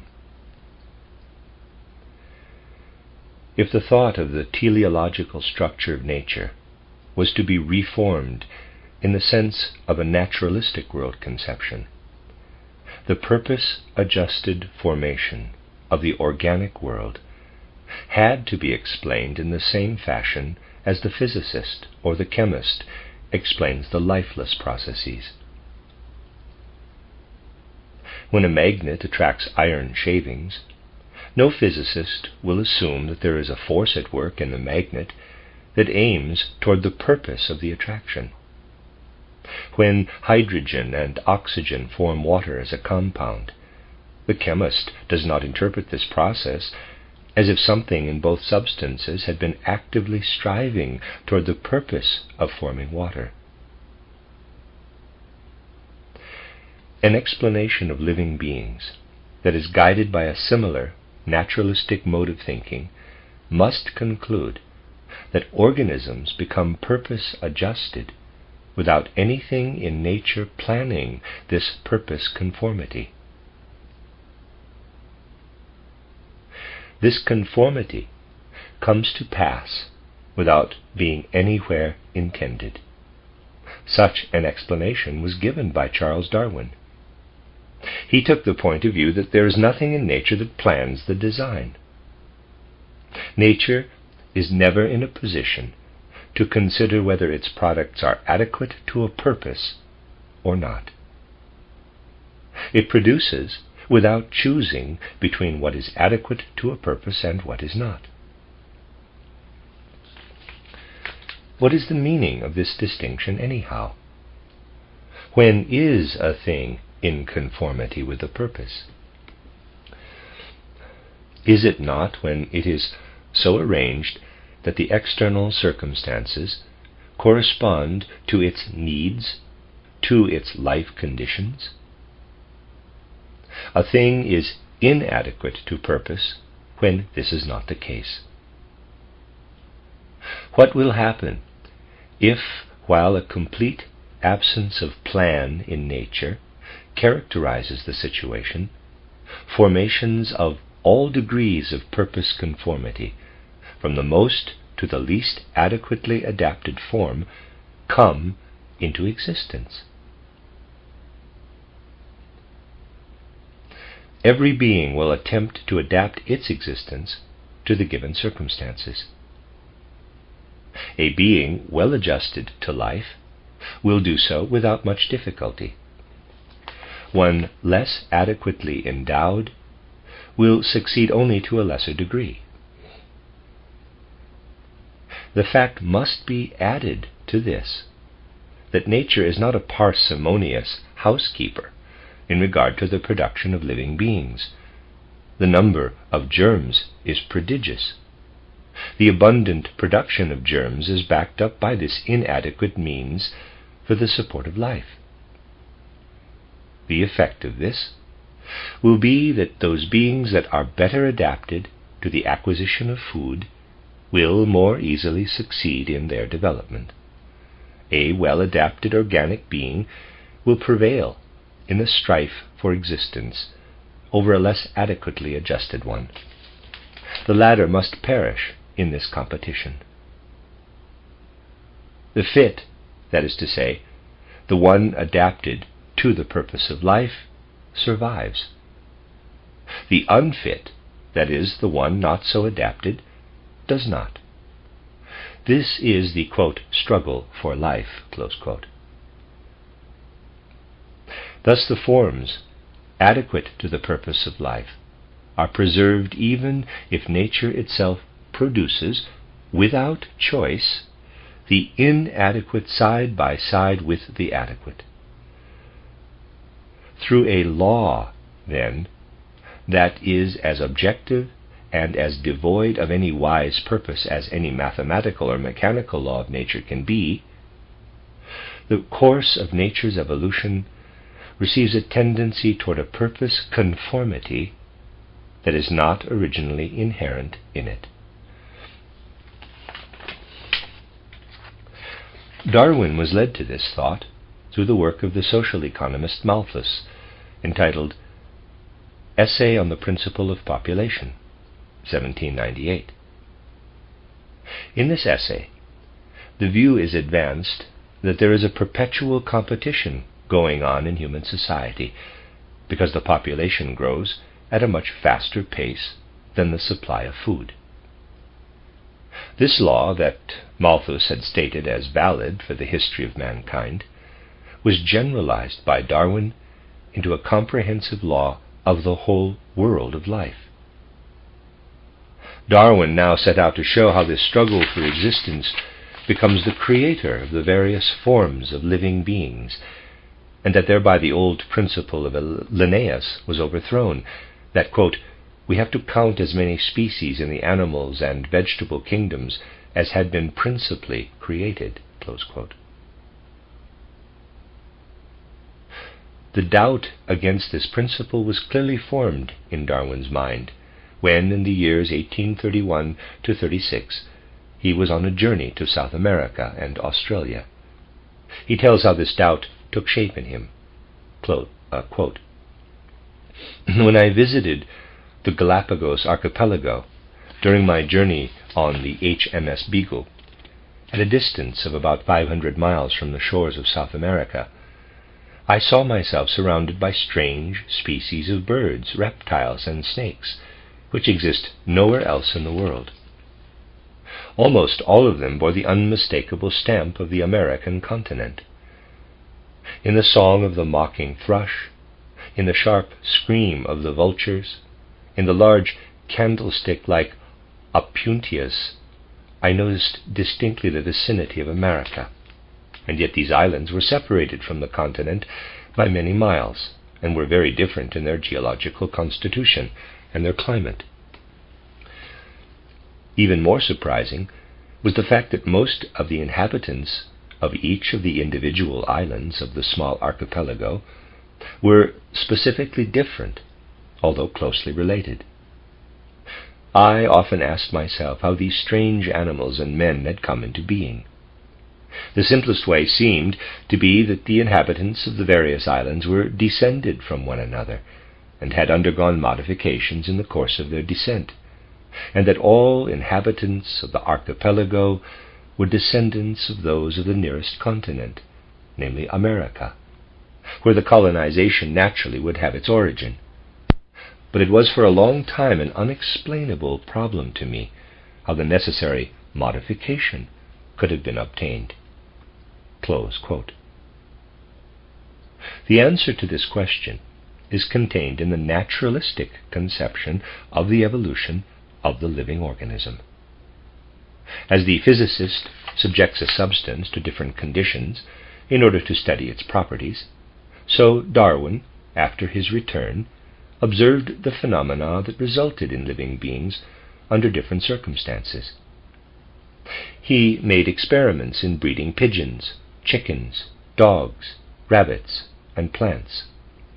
Through these experiments, it was shown that the living forms continuously change in the course of their propagation.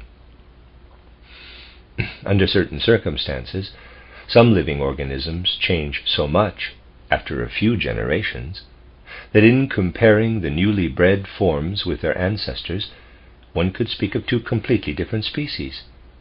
each of which follows its own design of organization. Such a variability of forms is used by the breeder in order to develop organisms through cultivation that answer certain demands. A breeder can produce a species of sheep with an especially fine wool if he allows only those specimens of his flock to be propagated that have the finest wool. The quality of the wool is then improved in the course of the generations. After some time, a species of sheep is obtained which in the formation of its wool has progressed far beyond its ancestors. The same is true with other qualities of living organisms. Two conclusions can be drawn from this fact. The first is that nature has the tendency to change living beings. The second, that a quality has begun to change in a certain direction, increases in that direction, if in the process of propagation of organic beings, those specimens that do not have this quality are excluded. The organic forms, then, assume other qualities in the course of time, and continue in the direction of their change once this process has begun. They change and transmit the changed qualities to their descendants. The natural conclusion from this observation is that change and hereditary transmission are two driving principles in the evolution of organic beings. If it is to be assumed that in the natural course of events in the world, formations that are adapted to life come into being side by side with those not adapted, as well as others, it must also be supposed that the struggle for life takes place in the most diversified forms. This struggle effects, without a plan, what the breeder does with the aid of a preconceived plan. As the breeder excludes the specimen from the process of propagation that would introduce undesired qualities into the development, so the struggle for life eliminates the unfit. Only the fit survive in evolution. The tendency for perpetual perfection enters thus into the evolutionary process like a mechanical law.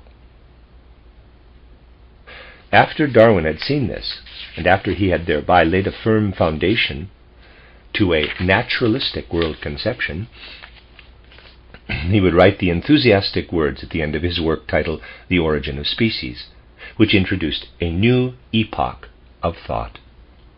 Quote, "Thus, from the war of nature, from famine and death, the most exalted object which we are capable of conceiving, namely the production of the higher animals, directly follows.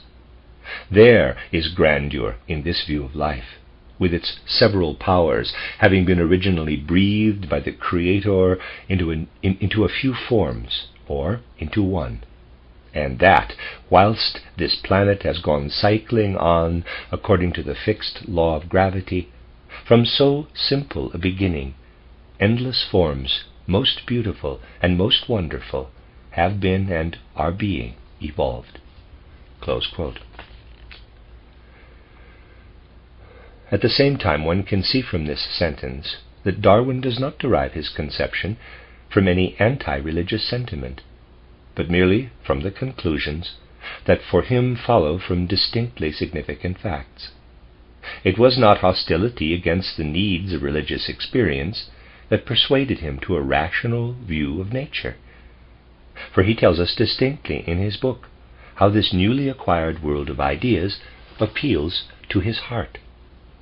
Quote, "Authors of the highest eminence seem to be fully satisfied with the view that each species has been independently created. To my mind, it accords better with what we know of the laws impressed in matter by the Creator, that the production and extinction of the past and present inhabitants of the world should have been due to secondary causes, like those determining the birth and death of the individual. When I view all beings not as special creations, but as the linear descendants of some few beings which lived long before the first bed of the Cambrian system was deposited, they seem to me to become ennobled. Hence we may look with some confidence to a secure future of great length. And as natural selection works solely by and for the good of each being, all corporeal and mental endowments will tend to progress toward perfection." Close quote. Darwin showed in great detail how the organisms grow and spread, how in the course of their development they transmit their properties once they are acquired, how new organs are produced and change through use or through lack of use, how in this way the organic beings are adjusted to their conditions of existence, and how finally, through the struggle for life, a natural selection takes place, by means of which an ever-increasing variety of more and more perfect forms come into being. In this way, an explanation of teleologically adjusted beings seems to be found. It requires no other method for organic nature than that which is used in inorganic nature. As long as it was impossible to offer an explanation of this kind, it had to be admitted, if one wanted to be consistent, that everywhere in nature, where a purpose-adjusted being came into existence, the intervention of an extraneous power had to be assumed. In every such case, one had to admit a miracle. Those who for decades, before the appearance of Darwin's work, had endeavored to find a naturalistic world and life conception, now felt most vividly that a new direction of thought had been given. This feeling is expressed by David Friedrich Strauss in his book titled The Old and the New Faith, 1872. Quote, "One sees this in the way it must go. This is where the new banner is waving sprightly in the wind. It is a real joy in the sense of the loftiest joys of intellectual advance. We philosophers and critical theologians talked and talked to discredit the idea of a miracle. Our decree had no effect whatever, because we did not know how to demonstrate this idea as a superfluous one, because we did not know how to avoid it, for we did not know of any energy of nature with which we could replace it where it seemed to be most necessary to be assumed. Darwin has demonstrated this energy of nature, this procedure of nature. He has opened the door through which a fortunate posterity will throw out the miracle once and for all times. Everyone who knows how much depends on miracles will praise him for that deed as one of the greatest benefactors of the human race." Close quote. Through Darwin's idea of fitness, it is possible to think the concept of evolution really in the form of a natural law. The old doctrine of involution, which assumes that everything that comes into existence has been there in a hidden form before, parenthesis, compare pages 209 to 210 of the first volume of this book, close parenthesis, had been deprived of its last hope with this step. In the process of evolution, as conceived by Darwin, the more perfect form is in no way contained in the less perfect one. For the perfection of a higher being comes into existence through processes that have nothing whatsoever to do with the ancestors of this being. Let us assume that a certain evolutionary series has arrived at the marsupials. The form of the marsupials contains nothing at all of a higher, more perfect form. It contains only the ability to change at random in the course of its propagation. Certain circumstances then come to pass that are independent of any quote-unquote inner, latent tendency of development of the form of the marsupials, but that are such that of all possible variations, mutations, the pro-simians survive. The forms of the marsupials contained that of the prosimians no more than the direction of a rolling billiard ball contains the path it will take after it has been deflected from its original course by a second billiard ball. Those accustomed to an idealistic mode of thinking had no easy time in comprehending this reformed conception of evolution. Friedrich Theodor Fischer, a man of extraordinary acumen and subtlety of spirit, who had come from Hegel's school, writes as late as 1874 in an essay, quote, "Evolution is an unfolding from a germ that proceeds from attempt to attempt until the picture that the germ contained latently as a possibility has become real. But once this is accomplished, it stops and holds on to the form that is found, keeping it as a permanent one. Every concept as such would lose its firm outline if we were to consider the types that have existed on our planet for so many thousands of years as forever variable, and above all, if we were so to consider our own human type. We should then be unable any longer to trust our thoughts, the laws conceived by our thinking, our feelings, the pictures of our imagination, all of which are nothing but the clarifying imitations of forms of nature as it is known to us. Everything becomes questionable." Close quote. In another passage, in the same essay, he says, quote, "I still find it a little hard, for instance, to believe that we should owe our eye to the process of seeing, our ear to that of hearing. The extraordinary weight that is given to the process of natural selection is something I am not quite satisfied with." Close quote. If Fischer had been asked whether or not he imagined that hydrogen and oxygen contained within themselves, in a latent form, a picture of water to make it possible for the latter to develop from the former, he would undoubtedly have answered no. Neither in oxygen or in hydrogen is there anything contained of the water that is formed. The conditions for the formation of this substance are given only when hydrogen and oxygen are combined under certain circumstances. Close quote. Is the situation then necessarily different when, through the two factors of the marsupials and the external conditions, the prosimians came into being? Why should the prosimians be contained as a possibility, as a scheme, in the marsupials, in order to be capable of being developed from them? What comes into being through evolution is generated as a new formation, without having been in existence in any previous form. Thoughtful naturalists felt the weight of the new teleological doctrine no less than Strauss. Hermann Helmholtz belongs, without doubt, among those who in the 1850s and 60s can be considered as representatives of such thoughtful naturalists.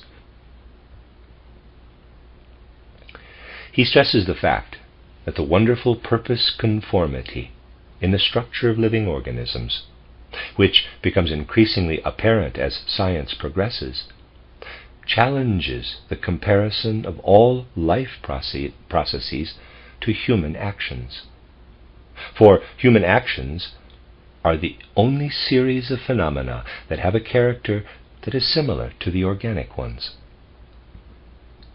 The fitness of the arrangements in the world of organisms does, according to our judgment, in most cases indeed far surpass what human intelligence is capable of creating.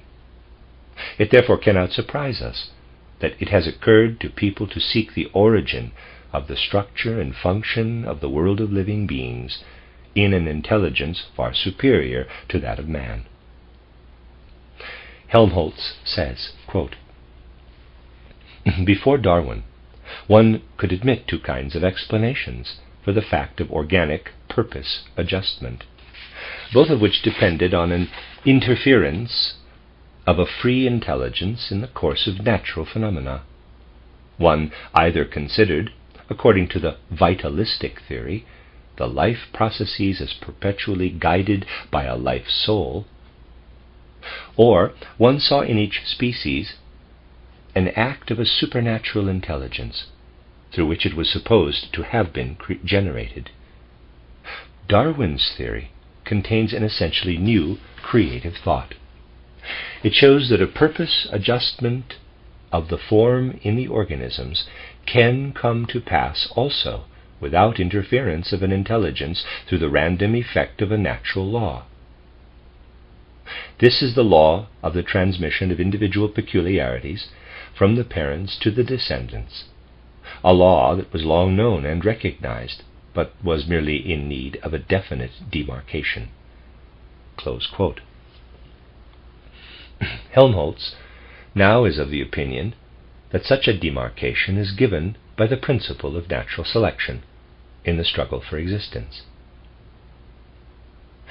A scientist who, like Helmholtz, belongs to the most cautious naturalists of that time, J. Henle, said in a lecture, quote, "If the experiences of artificial breeding were to be applied to the hypothesis of Oken and Lamarck, it would have to be shown how nature proceeds in order to supply the mechanism through which the experimental breeder obtains his result. This is the task Darwin set for himself, and that he pursued with admirable industry and acumen." Close quote. The materialists were the ones who felt the greatest enthusiasm of all from Darwin's accomplishment. They had long been convinced that sooner or later a man like him would have to come along, who would throw a philosophical light on the vast field of accumulated facts that was so much in need of a leading thought. In their opinion, the world conception for which they had fought could not fail after Darwin's discovery. Darwin approached his task as a naturalist. At first, he moved within the limits reserved to the natural scientist. That his thoughts were capable of throwing light on the fundamental problems of world conception, on the question of man's relation to nature, was merely touched upon in his book.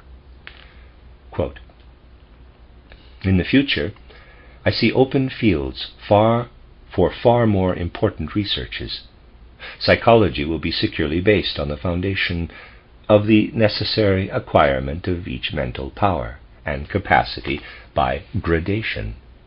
Much light will be thrown on the origin of man and his history." Close quote. For the materialists, this question of the origin of man became, in the words of Büchner, a matter of most intimate concern.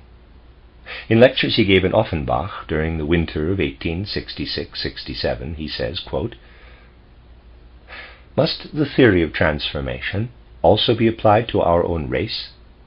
Must it be extended to man, to us? Shall we have to submit to an application of the same principles or rules that have caused the life of all other organisms for the explanation of our own genesis and origin? Or are we, the lords of creation, an exception?"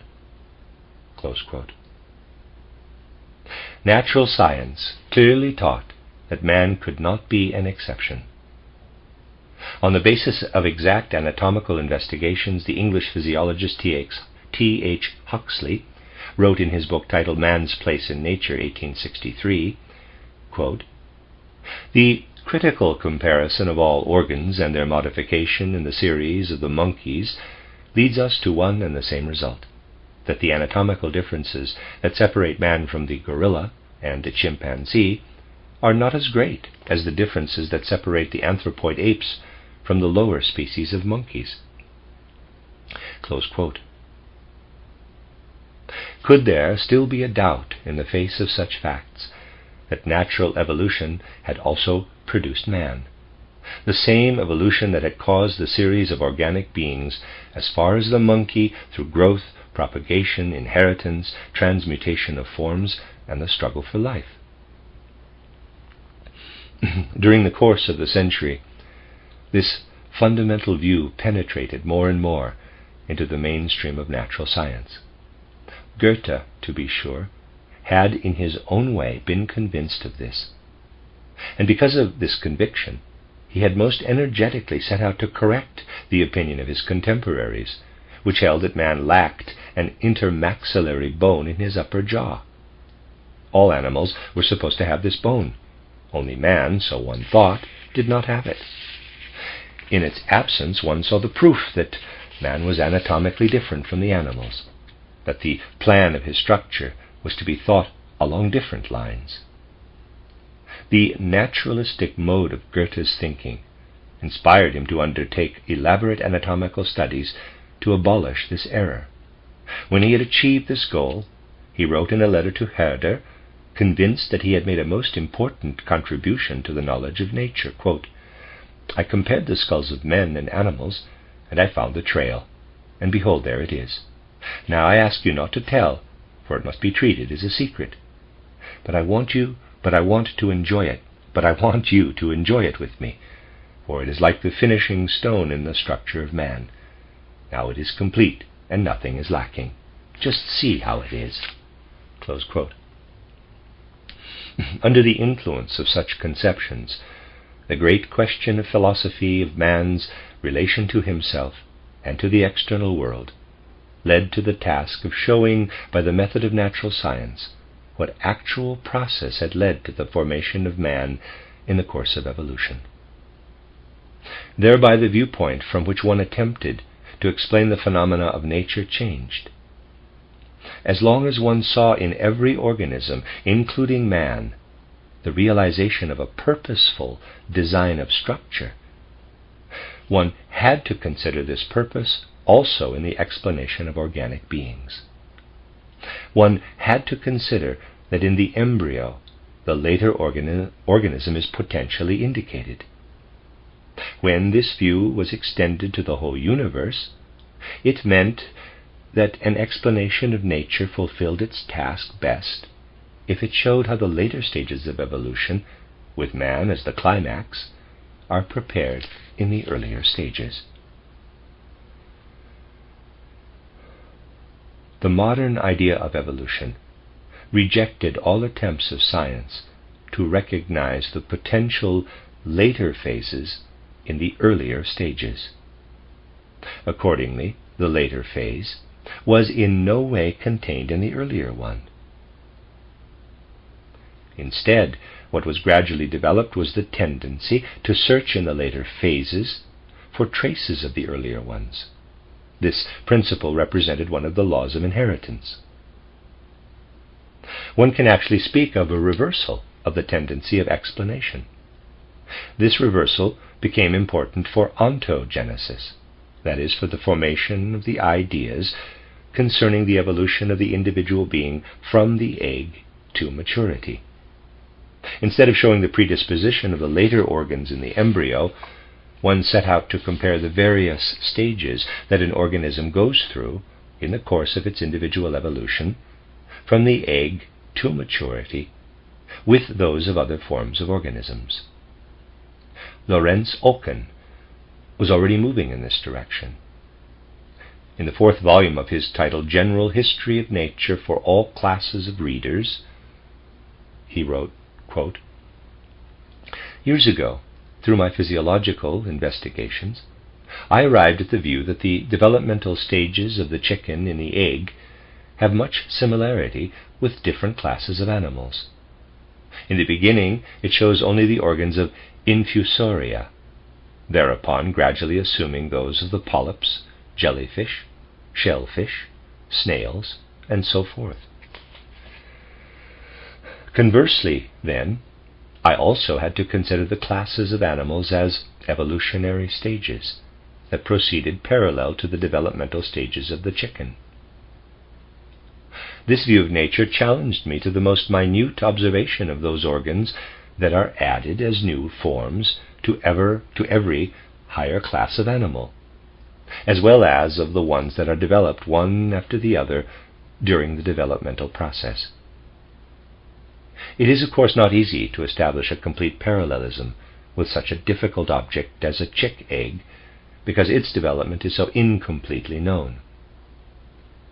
But to prove that the parallelism actually exists is indeed not difficult. It is most distinctly shown in the transformation of the insects, which is nothing more than the development of the young going on before our eyes outside the egg, and actually in so slow a tempo that we can observe and investigate every embryonic stage at our leisure. Close quote. Oken compares the stages of transformation of the insects with the other animals, and finds that the caterpillars have a great similarity with worms, and the cocoons with crustaceous animals.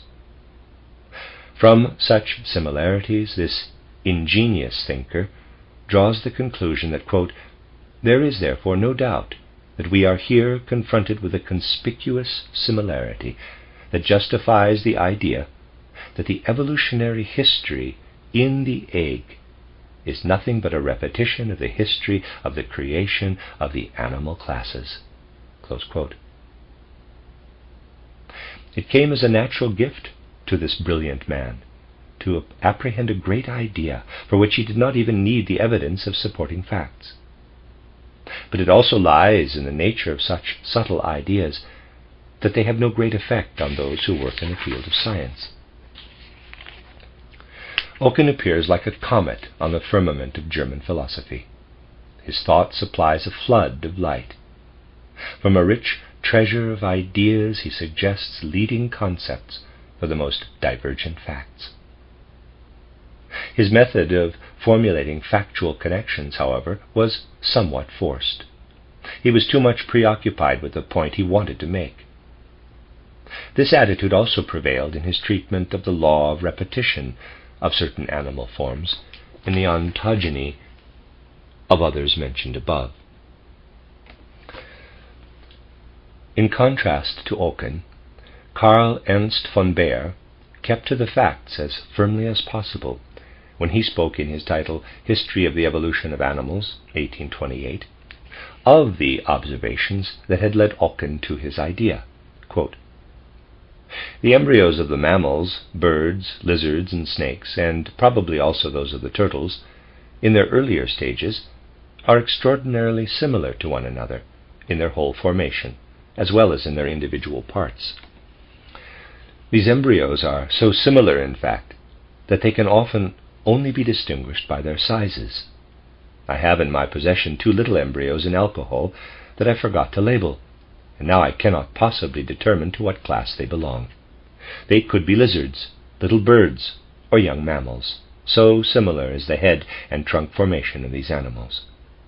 The extremities are still completely absent in these embryos, and even if they were there, at the first stages of their development, they would not tell us anything, because the feet of lizards and mammals, the wings and feet of birds, as well as the hands and feet of men, all developed from the same original form." Close quote. Such facts of embryological development excited the greatest interest of those thinkers who tended toward Darwinism. Darwin had proven the possibility of change in organic forms, and, through transformation, the species now in existence might possibly be descended from a few original forms, or perhaps only one. Now it was shown that in their first phases of development, the various living organisms are so similar to each other that they can scarcely be distinguished from one another, if at all. These 2 ideas, the facts of comparative embryology and the idea of descent, were organically combined in 1864 by Fritz Müller, 1821-97, in his thoughtful essay titled Facts and Arguments for Darwin. Müller is one of those high-minded personalities who needs a naturalistic world conception because they cannot breathe spiritually without it. Also, in regard to his own action, he could feel satisfaction only when he could feel that his motivation was as necessary as a force of nature. In 1852, Müller settled in Brazil. For 12 years, he was a teacher at the gymnasium in Desterro on the island of Santa Catarina, not far from the coast of Brazil. In 1867, he had to give up this position. the man of the New World conception had to give way to the reaction that under the influence of the Jesuits took hold of his school. Ernst Haeckel has described the life and activity of Fritz Müller in his title Jainische Zeitschrift für Naturwissenschaft, volume 31, and there's an NF 24, 1897. Darwin called Müller the Prince of Observers, and the small but significant booklet titled Facts and Arguments for Darwin is the result of a wealth of observations. It deals with a particular group of organic forms, the crustaceans, which are radically different from one another in their maturity, but are perfectly similar at the time when they leave the egg. If one presupposes, in the sense of Darwin's theory of descent, that all crustacean forms have developed from one original type, and if one accepts the similarity in the early stages as an inherited element of the form of their common ancestor, one has thereby combined the ideas of Darwin with those of Oken, pertaining to the repetition of the history of the creation of the animal species in the evolution of the individual animal form. This combination was accomplished by Fritz Müller. He thereby brought the earlier forms of an animal class into a certain law-determined connection with the later ones, which, through transformation, have formed out of them. The fact that at an earlier stage, the ancestral form of a being now living has had a particular form caused its descendants at a later time to have another particular form. By studying the stages of the development of an organism, one becomes acquainted with its ancestors, whose nature has caused the characteristics of the embryonic forms. Phylogenesis and ontogenesis are, in Fritz Müller's book, connected as cause and effect. With this step, a new element had entered the Darwinian trend of ideas. This fact retains its significance even though Müller's investigations of the crustaceans were modified by the later research of Arnold Lang. Only 4 years had passed since the appearance of Darwin's title Origin of the Species, when Müller's book was published as its defense and confirmation. Müller had shown how, with one special class of animals, one should work in the spirit of the new ideas. Then, in 1866, 7 years after the Origin of the Species, a book appeared that completely absorbed this new spirit. Using the ideas of Darwinism on a high level of scientific discussion, it threw a great deal of light on the problems of the interconnection of all life phenomena. This book was Ernst Haeckel's title, General Morphology of Organisms. Every page reflected his attempt to arrive at a comprehensive synopsis of the totality of the phenomena of nature with the help of new thoughts. Inspired by Darwinism, Haeckel was in search of a world conception. Haeckel did his best in 2 ways to attempt a new world conception. First, he continually contributed to the accumulation of facts that throw light on the connection of the entities and energies of nature. Second, with unbending consistency, he derived from these facts the ideas that were to satisfy the human need for explanation.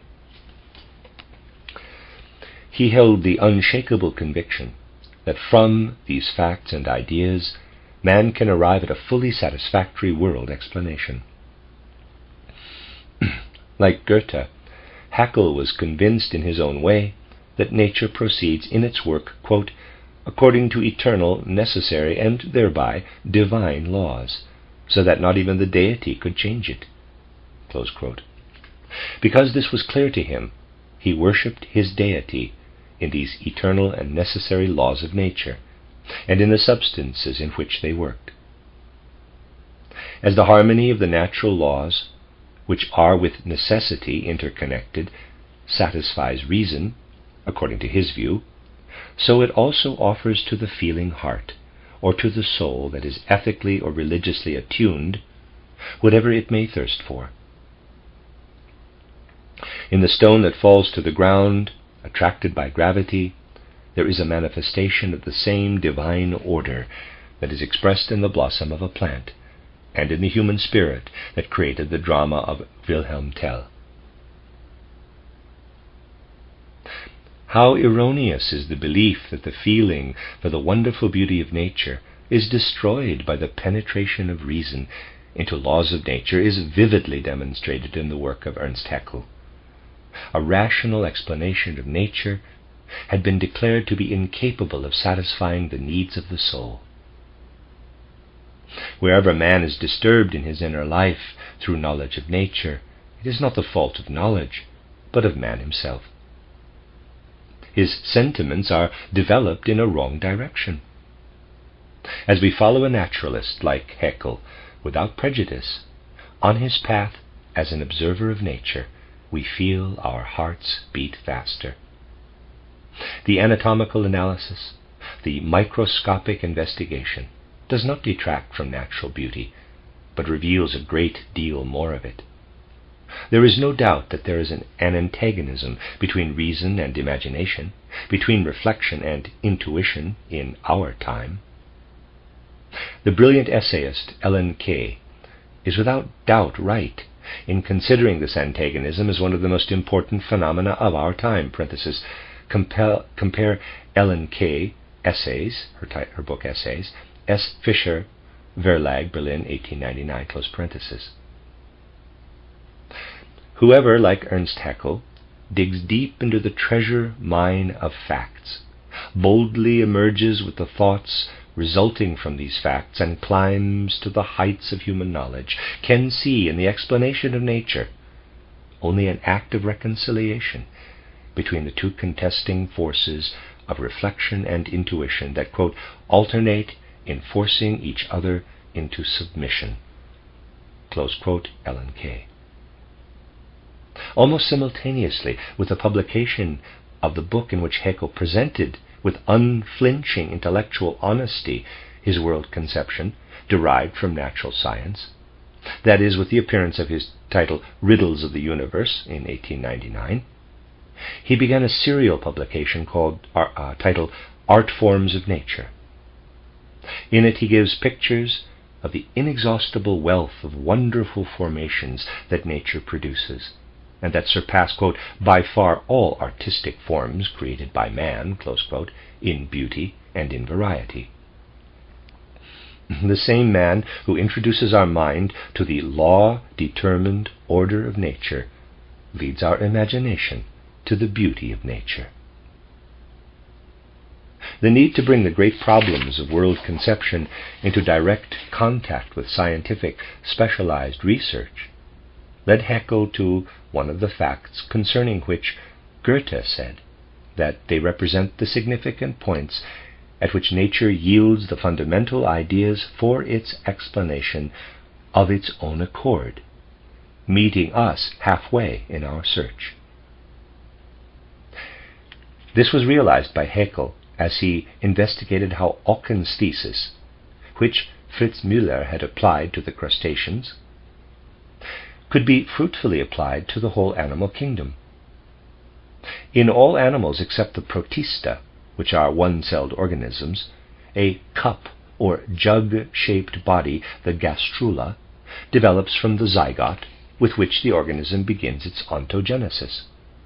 This gastrula is an animal form that is to be found in the first stages of development of all animals from the sponges to man.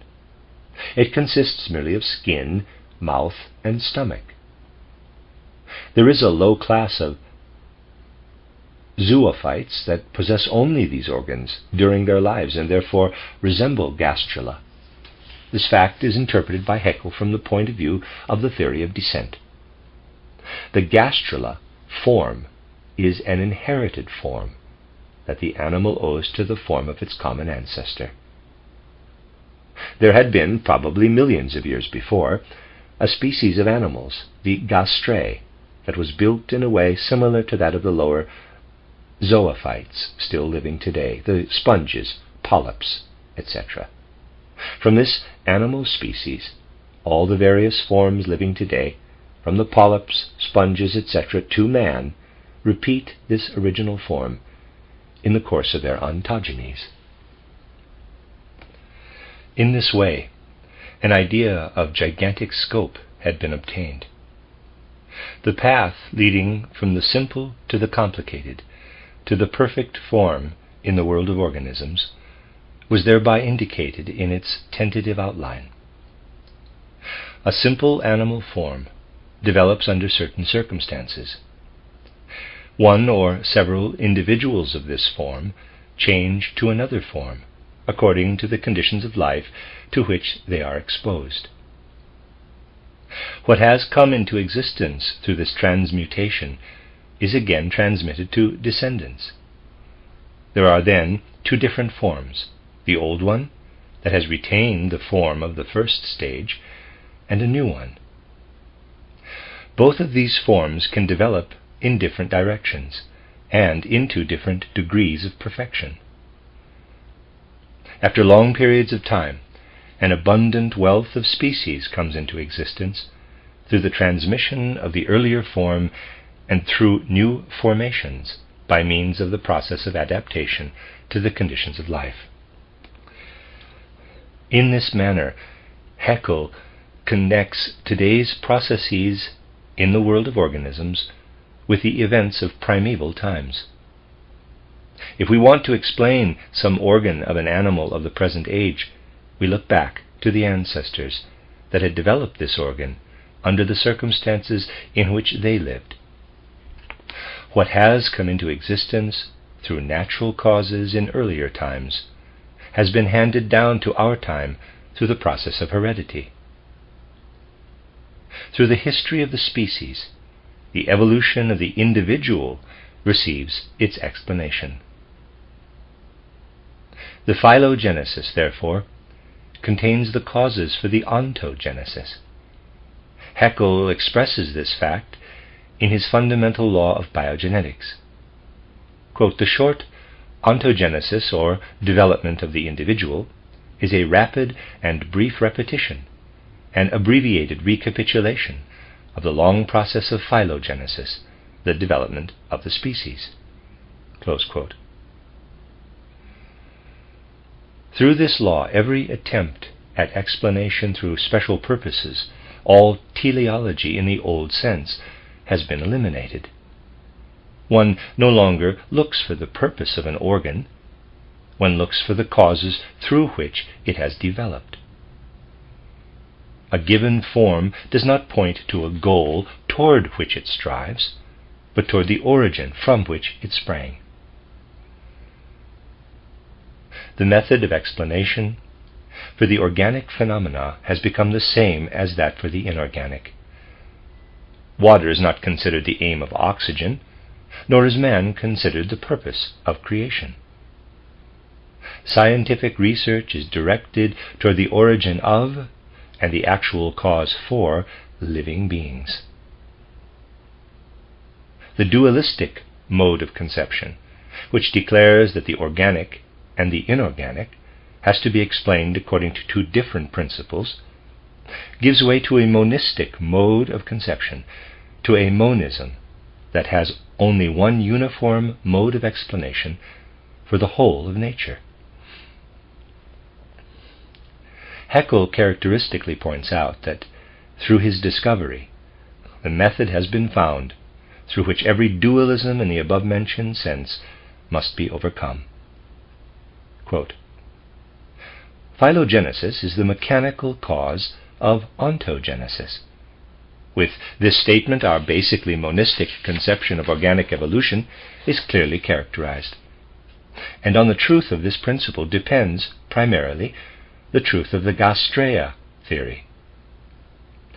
Every naturalist who, in the field of biogenesis, is not satisfied with a mere admiration of strange phenomena, but strives for an understanding of their significance, will, in the future, either have to side with or against this principle. It marks at the same time the complete break that separates the older teleological and dualistic morphology from the new mechanical and monistic one. If the physiological functions of inheritance and adaptation have been proven to be the only causes of the progress of organic formation, then every kind of teleology, of dualistic and metaphysical mode of conception, has thereby been eliminated from the field of biogenesis. The sharp contrast between the leading principles is clearly marked. Either a direct and causal connection between ontogeny and phylogeny exists, or it does not. There is no third possibility. Either epigenesis and descent, or pre-formation and creation. Parenthesis, compare also Volume 1, pages 209 forward of this book, close parenthesis, close quotes. After Haeckel had absorbed Darwin's view of the origin of man, he defended forcefully the conclusion that must be drawn from it. It was impossible for him just to hint, hesitatingly like Darwin, at this, quote, problem of all problems, close quote. Anatomically and physiologically, man is not distinguishable from the higher animals. Therefore, the same origin must be attributed to him as to them. Haeckel boldly defended this opinion, and the consequences that followed from it for the conception of the world. There is no doubt for him that in the future the highest manifestations of man's life, the activities of his spirit, were to be considered under the same viewpoint as the function of the simplest living organism.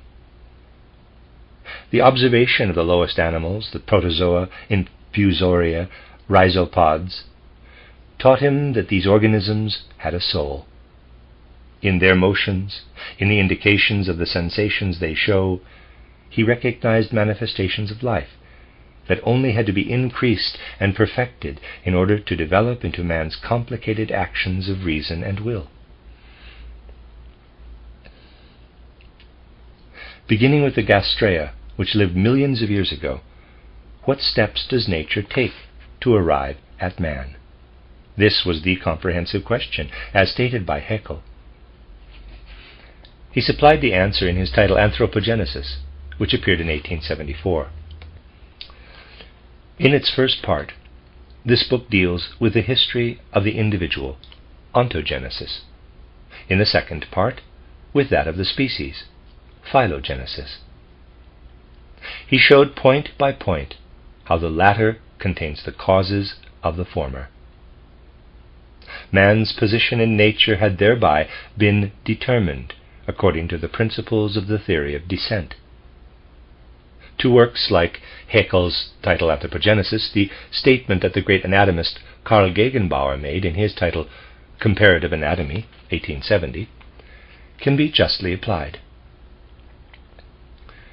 He wrote that in exchange for the method of investigation Darwin gave to science, with his theory, he received in return clarity and firmness of purpose.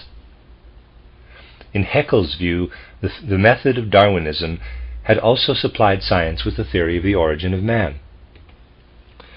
What actually was accomplished by this step can be appreciated in its full measure only if one looks at the opposition with which Haeckel's comprehensive application of the principles of Darwinism was received by the followers of idealistic world conceptions. It is not even necessary to quote those who, blindly believing in the traditional opinion, turned against the, quote, monkey theory, close quote, or those who believed that all finer, higher morality would be endangered if men were no longer convinced that they had a, quote, purer, higher origin, close quote. Other thinkers, although quite open-minded with regard to new truths, found it difficult to accept this new truth. They asked themselves the question, quote, do we not deny our own rational thinking if we no longer look for its origin in a general world reason over us, but in the animal kingdom below? Close quote. Mentalities of this sort eagerly attack the points where Haeckel's view seemed to be without support of the facts. They had powerful allies in a number of natural scientists who, through a strange bias, used their factual knowledge to emphasize the points where actual experience was still insufficient to prove the conclusions drawn by Haeckel. The typical, and at the same time the most impressive representative of this viewpoint of the naturalists was Rudolf Virchow, 1821 to 1902. The opposition of Virchow and Haeckel can be characterized as follows. Haeckel put his trust in the inner consistency of nature, concerning which Goethe is of the opinion that it is sufficient to make up for man's inconsistency.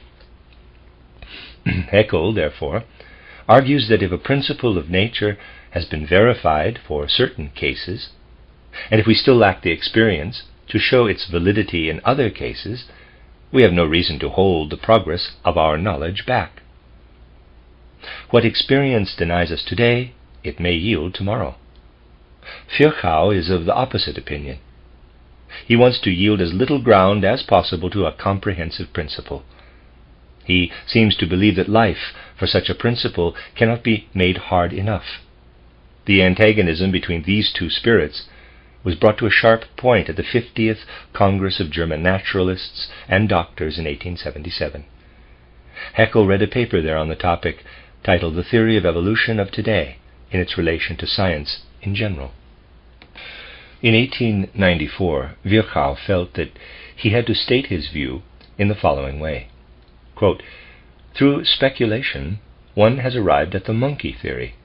One could just as well have ended up with an elephant theory or a sheep theory." Close quote.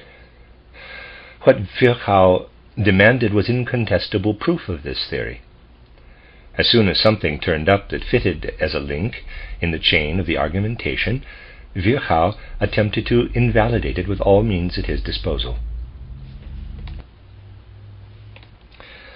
Such a link in the chain of proof was presented with the bone remnants that Eugen Dubois had found in Java in 1894. They consisted of a skull and thigh bone and several teeth.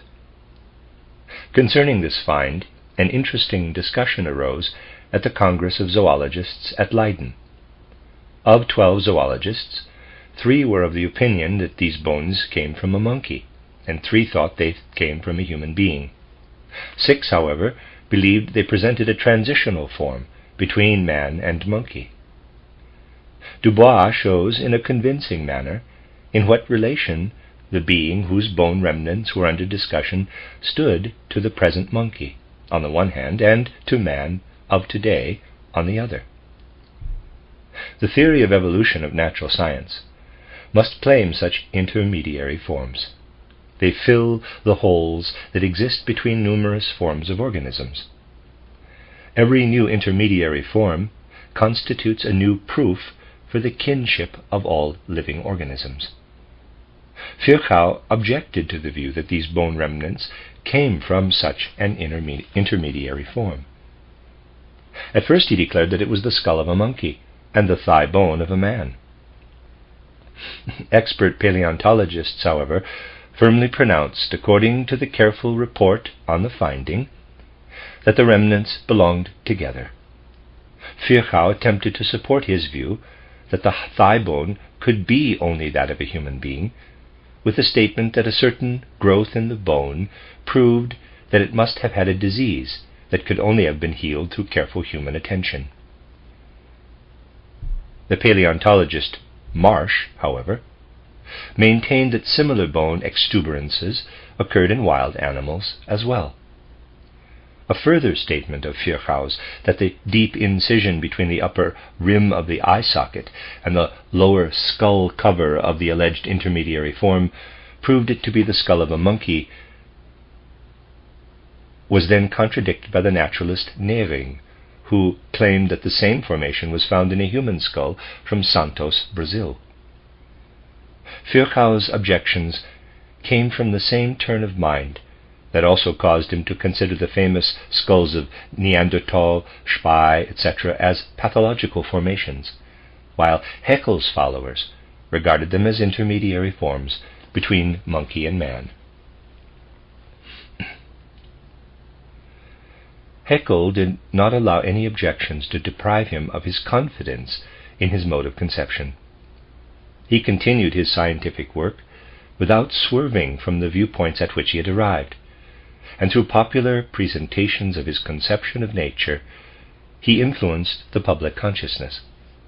In his book titled Systematic Phylogenesis, Outline of a Natural System of Organisms on the Basis of the History of Species, 1894-96, he attempted to demonstrate the natural kinship of organisms in a strictly scientific method. In his title Natural History of Creation, which from 1868 to 1908 appeared in 11 editions, he gave a popular explanation of his views. In 1899, in his popular studies on monistic philosophy, entitled The Riddles of the Universe, he gave a survey of his ideas in natural philosophy by demonstrating, without reserve, the many applications of his basic thoughts. Between all these works, he published studies on the most diverse, specialized researches, always paying attention at the same time to the philosophical principles and the scientific knowledge of details.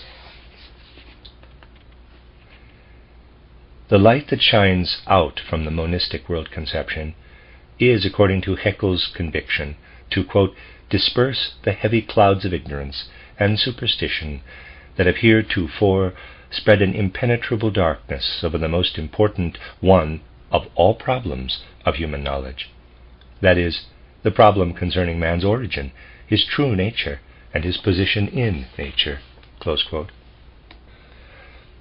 This is what he said in a speech given August 26, 1898, at the 4th International Congress of Zoologists in Cambridge, titled On Our Present Knowledge Concerning the Origin of Man.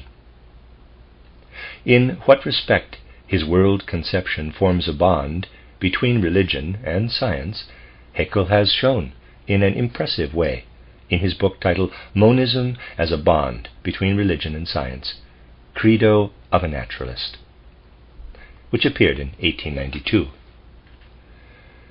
If one compares Haeckel with Hegel, one can see distinctly the differences in the tendencies of world conception in the two halves of the 19th century. Hegel lives completely in the idea and accepts only as much as he needs from the world of facts for the illustration of his idealistic world picture. Haeckel is rooted with every fiber of his being in the world of facts, and he derives from this world only those ideas toward which these facts necessarily tend. Hegel always attempts to show that all beings tend to reach their climax of evolution in the human spirit. Haeckel continuously endeavors to prove that the most complicated human activities point back to the simplest origins of existence. Hegel explains nature from the spirit. Haeckel derives the spirit from nature. We can therefore speak of a reversal of the thought direction in the course of the century. Within German intellectual life, Strauss, Feuerbach, and others began this process of reversal. In their materialism, the new direction found a provisional extreme expression, and in Haeckel's thought world it found a strictly methodical, scientific one. For this is the significant thing in Haeckel, that all his activity as a research worker is permeated by a philosophical spirit.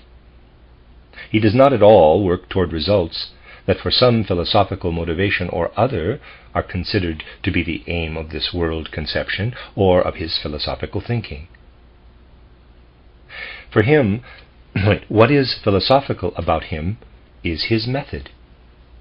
For him, science itself has the character of a world conception. His very way of looking at things predestines him to be a monist. He looks upon spirit and nature with equal love. For this reason he could find spirit in the simplest organism. He goes even further than that. He looks for the traces of spirit in the inorganic particles of matter. Quote, every atom possesses an inherent quantity of energy, and in this sense is animate. Without assuming a soul for the atom, the simplest and most general phenomena of chemistry are unexplainable. Pleasure and displeasure, desire and aversion, attraction and repulsion must be a common property of all material atoms. For the motion of the atoms, which must take place in the formation and dissolution of every chemical compound, can only be explained if we assume that they have sensation and will. On this assumption, the generally accepted chemical doctrine of affinity is really based." Close quote. As he traces spirit down to the atom, so he follows the purely material mechanism of events up to the most lofty accomplishments of the spirit. Quote, "The spirit and soul of man are also nothing else but energies that are inseparably bound to the material substratum of our bodies. As the motion of our flesh is bound to the form elements of our muscles, so our mind's power of thinking is bound to the form elements of our brains. Our spiritual energies are simply functions of these physical organs, just as every energy is a function of a material body." Close quote. One must not confuse this mode of conception with one that dreams souls in a hazy mystical fashion into the entities of nature, and then assumes that they are more or less similar to that of man. Haeckel is a strict opponent of a world conception that projects qualities and activities of man into the external world. He has repeatedly expressed his condemnation of the humanization of nature, of anthropomorphism, with a clarity that cannot be misunderstood. If he attributes animation to inorganic matter, or to the simplest organisms, he means by that nothing more than the sum of energy manifestations that we observe in them. He holds strictly to the facts. Sensation and will are for him no mystical soul energies, but are nothing more than what we observe as attraction and repulsion. He does not mean to say that attraction and repulsion are really sensation and will. What he means is that attraction and repulsion are on the lowest stage, what sensation and will are on a higher one. For evolution is for him not merely an unwrapping of the higher stages of the spiritual out of the lower forms in which they are already contained in a hidden fashion, but a real ascent to new formations, an intensification of attraction and repulsion into sensation and will. Parenthesis, compare page 300 forward, close parenthesis.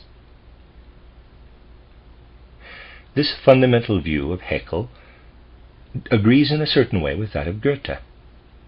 He states in this connection that he had arrived at the fulfillment of his view of nature with his insight into, quote, "the two great springs of all nature," close quote, namely polarity and intensification, parenthesis, Polarität und Steigerung, close parenthesis.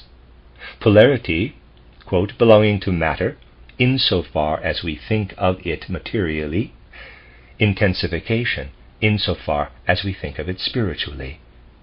The former is engaged in the everlasting process of attraction and repulsion, the latter in a continual intensification. As matter can never be and act without spirit, however, nor spirit without matter, so matter can also be intensified, and the spirit will never be without attraction and repulsion. Close quote. A thinker who believes in such a world conception is satisfied to explain by other such things and processes the things and processes that are actually in the world.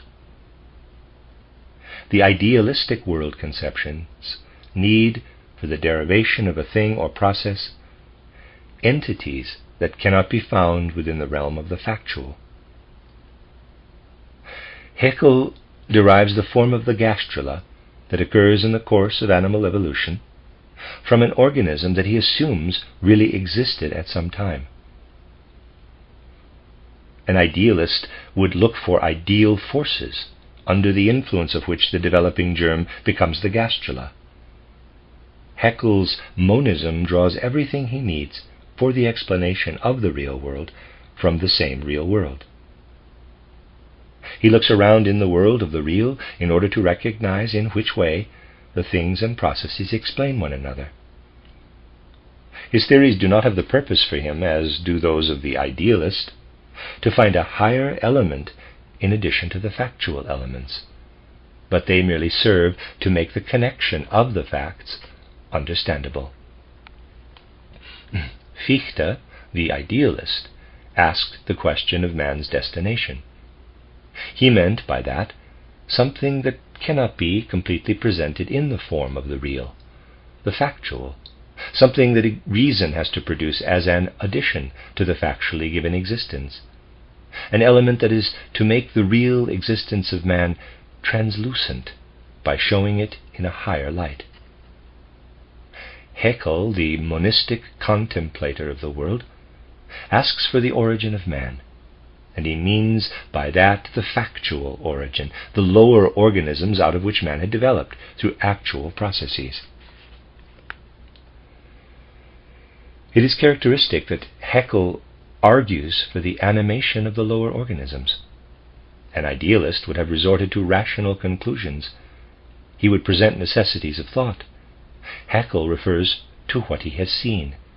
Quote, "Every naturalist who, like me, has observed for many years the life activities of the one-celled protozoa is positively convinced that they too possess a soul.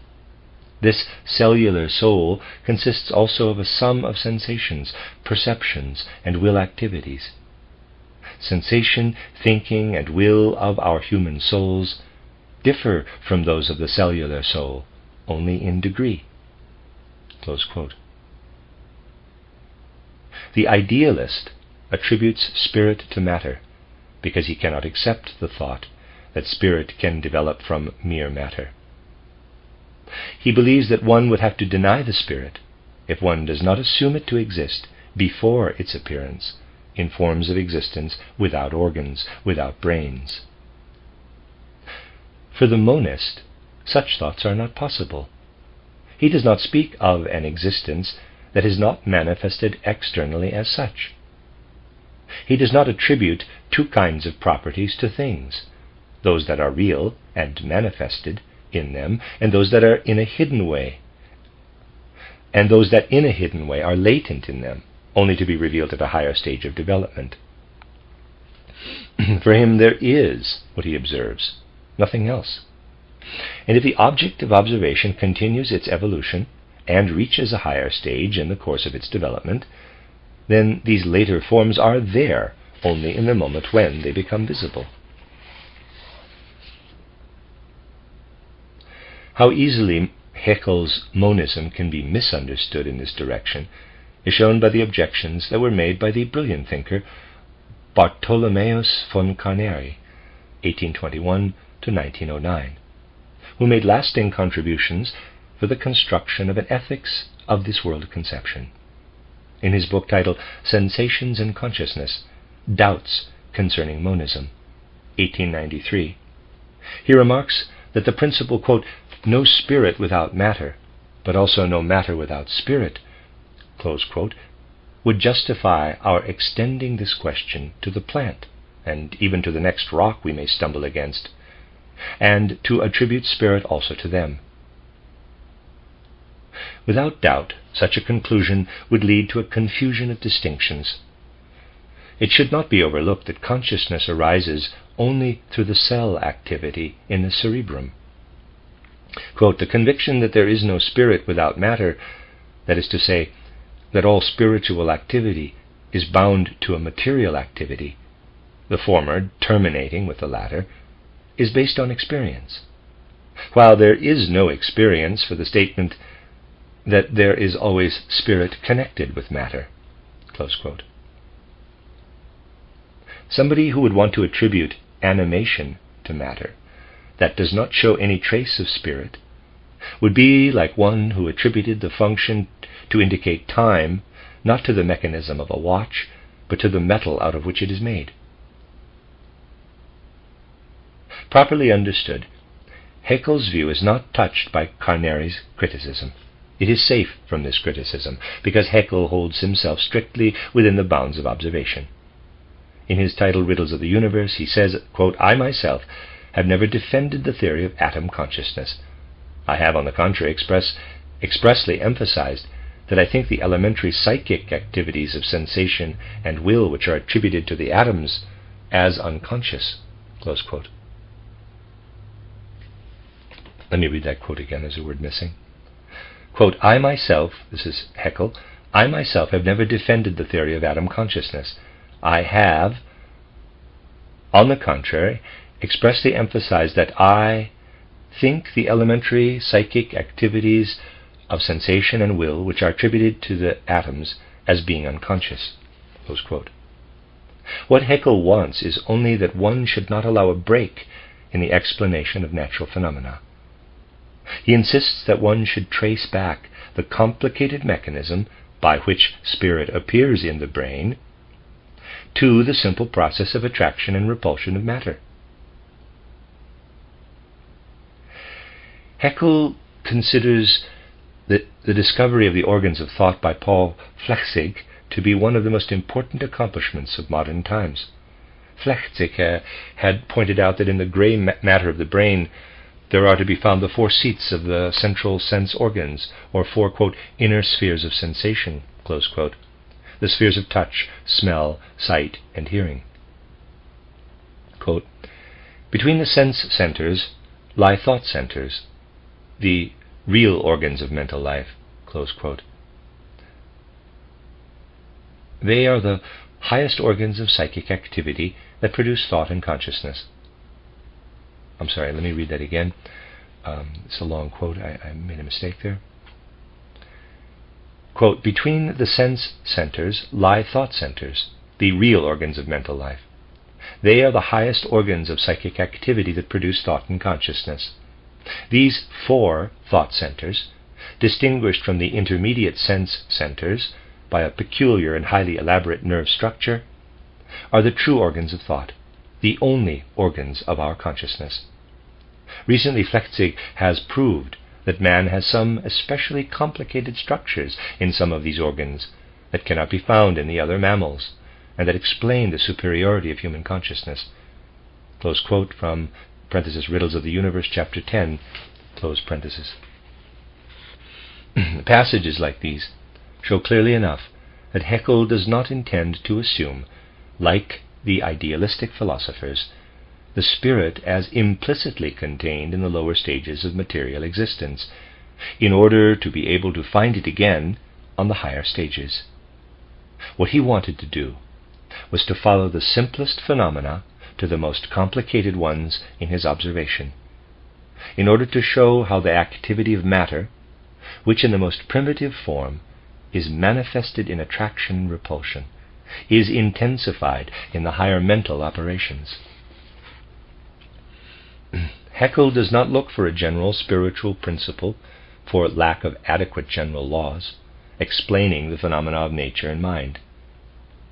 So far as his need is concerned, his general law is indeed perfectly sufficient. The law that is manifested in the mental activities seems to him to be of the same kind as the one that is apparent in the attraction and repulsion of material particles. If he calls atoms animated, this has not the same meaning that it would have if a believer in an idealistic world conception did so.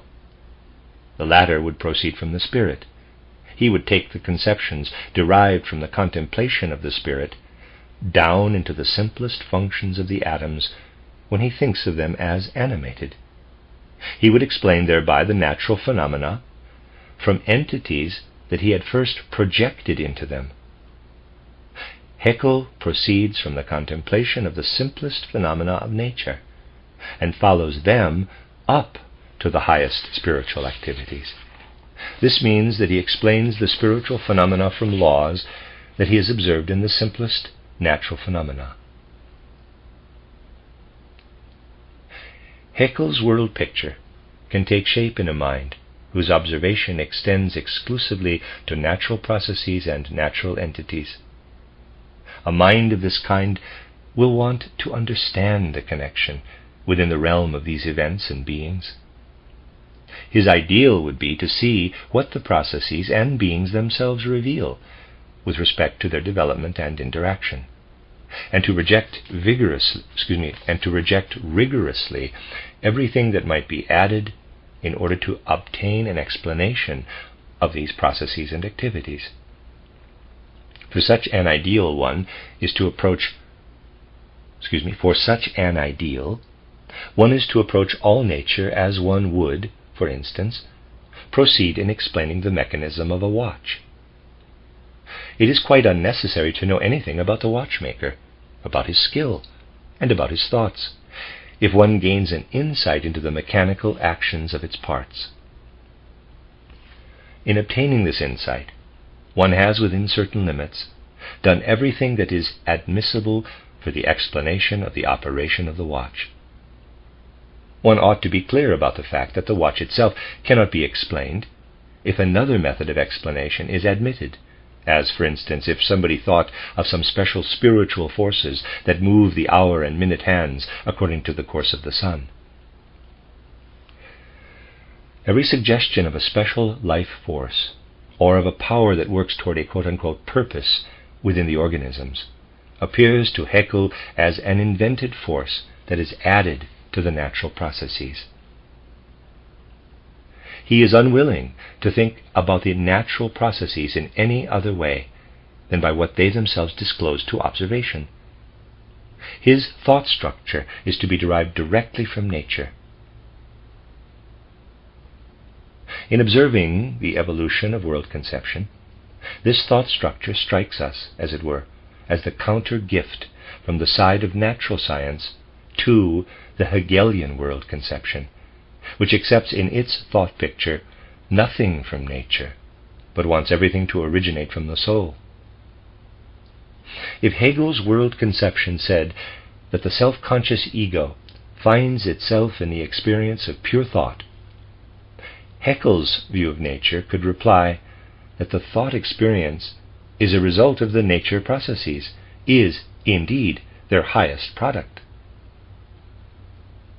If the Hegelian world conception would not be satisfied with such a reply, Haeckel's naturalistic view could demand to be shown some inner thought experience that does not appear as if it were a mirror reflection of events outside thought life. In answer to this demand, a philosophy would have to show how thought can come to life in the soul and can really produce a world that is not merely the intellectual shadow of the external world. A thought that is merely thought, merely the product of thinking, cannot be used as an effective objection to Haeckel's view. In the comparison mentioned above, he would maintain that the watch contains nothing in itself that allows a conclusion as to the personality, etc., of the watchmaker. Haeckel's naturalistic view tends to show that as long as one is merely confronted with nature, one cannot make any statement concerning nature except what it records. In this respect, this naturalistic conception is significant, as it appears in the course of the development of world conception. It proves that philosophy must create a field for itself that lies in the realm of spontaneous creativity of thought life, beyond the thoughts that are gained from nature. Philosophy must take the step beyond Hegel that was pointed out in a previous chapter. It cannot consist of a method that moves in the same field with natural science. Haeckel himself probably felt not the slightest need to pay any attention to such a step of philosophy. His world conception does bring thoughts to life in the soul, but only in so far as their life has been stimulated by the observation of natural processes. The world picture that thought can create, when it comes to life in the soul without this stimulus, represents the kind of higher world conception that would adequately complement Haeckel's picture of nature. One has to go beyond the facts that are directly contained in the watch if one wants to know, for instance, something about the form of the watchmaker's face. But for this reason, one has no right to demand that Haeckel's naturalistic view itself should not speak as Haeckel does, when he states what positive facts he has observed concerning natural processes and natural beings. The end of chapter 2. This is a reading of the book, The Riddles of Philosophy by Rudolf Steiner. This is part 2, chapter 3, entitled The World as Illusion. Besides the current of world conception, that, through the idea of evolution, wants to bring the conception of the phenomena of nature and that of the spirit into complete unity, there is another that expresses their opposition in the strongest possible form. This current also springs from natural science. Its followers ask, quote, "What is our basis as we construct a world conception by means of thinking?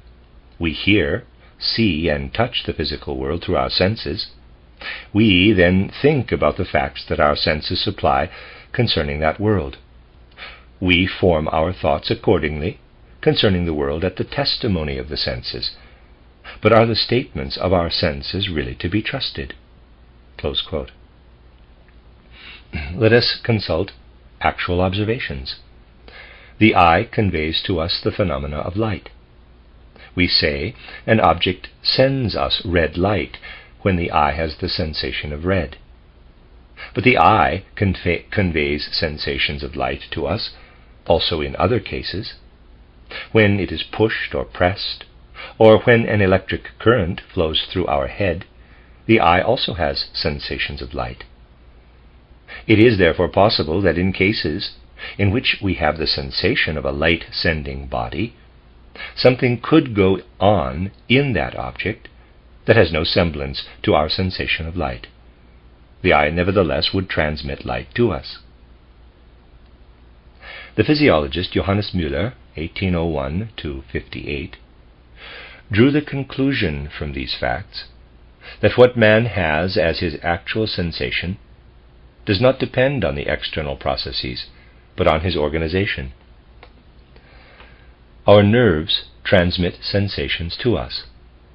As we do not have the sensation of the knife that cuts us, but a state of our nerves that appears to us as pain, so we also do not have a sensation of the external world when something appears to us as light. What we then really have is a state of our optic nerve. Whatever may happen outside, the optic nerve translates this external event into the sensation of light. Quote, "The sensation is not a process that transmits a quality or a state of an external object to our consciousness, but one that transmits a quality, a state of our nerves caused by an external event to our consciousness." This Johannes Müller called the law of specific sense energies. If that is correct, then our observations contain nothing of the external world, but only the sum of our own inner conditions. What we perceive has nothing to do with the external world. It is a product of our own organization. We really perceive only what is in us. Natural scientists of great renown regarded this thought as an irrefutable basis of their world conception. Hermann Helmholtz, 1821 to 1894, considered it as the Kantian thought, that all our knowledge had reference only to processes within ourselves, not to things in themselves. Translated into the language of natural science. Compare Volume 1 of this book. Close parenthesis. Helmholtz was of the opinion that the world of our sensations supplies us merely with the signs of the physical processes in the world outside.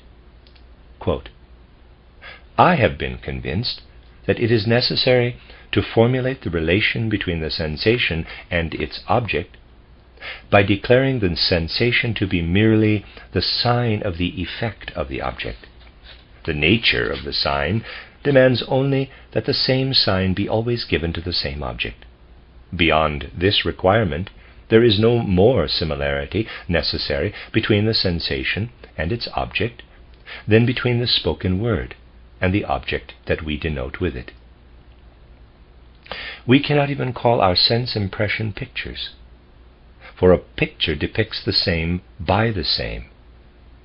In a statue, we represent one bodily form through another bodily form.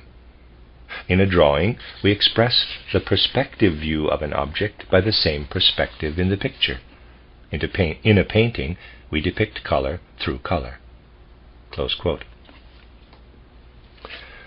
Our sensations, therefore, must differ more from the events they represent than pictures differ from the objects they depict.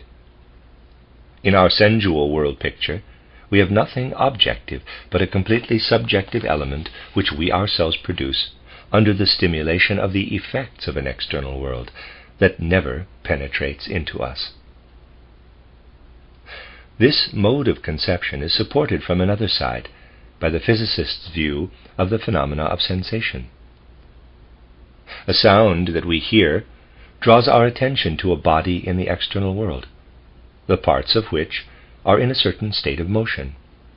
A stretched string vibrates, and we hear a tone. The string transmits the vibrations to the air.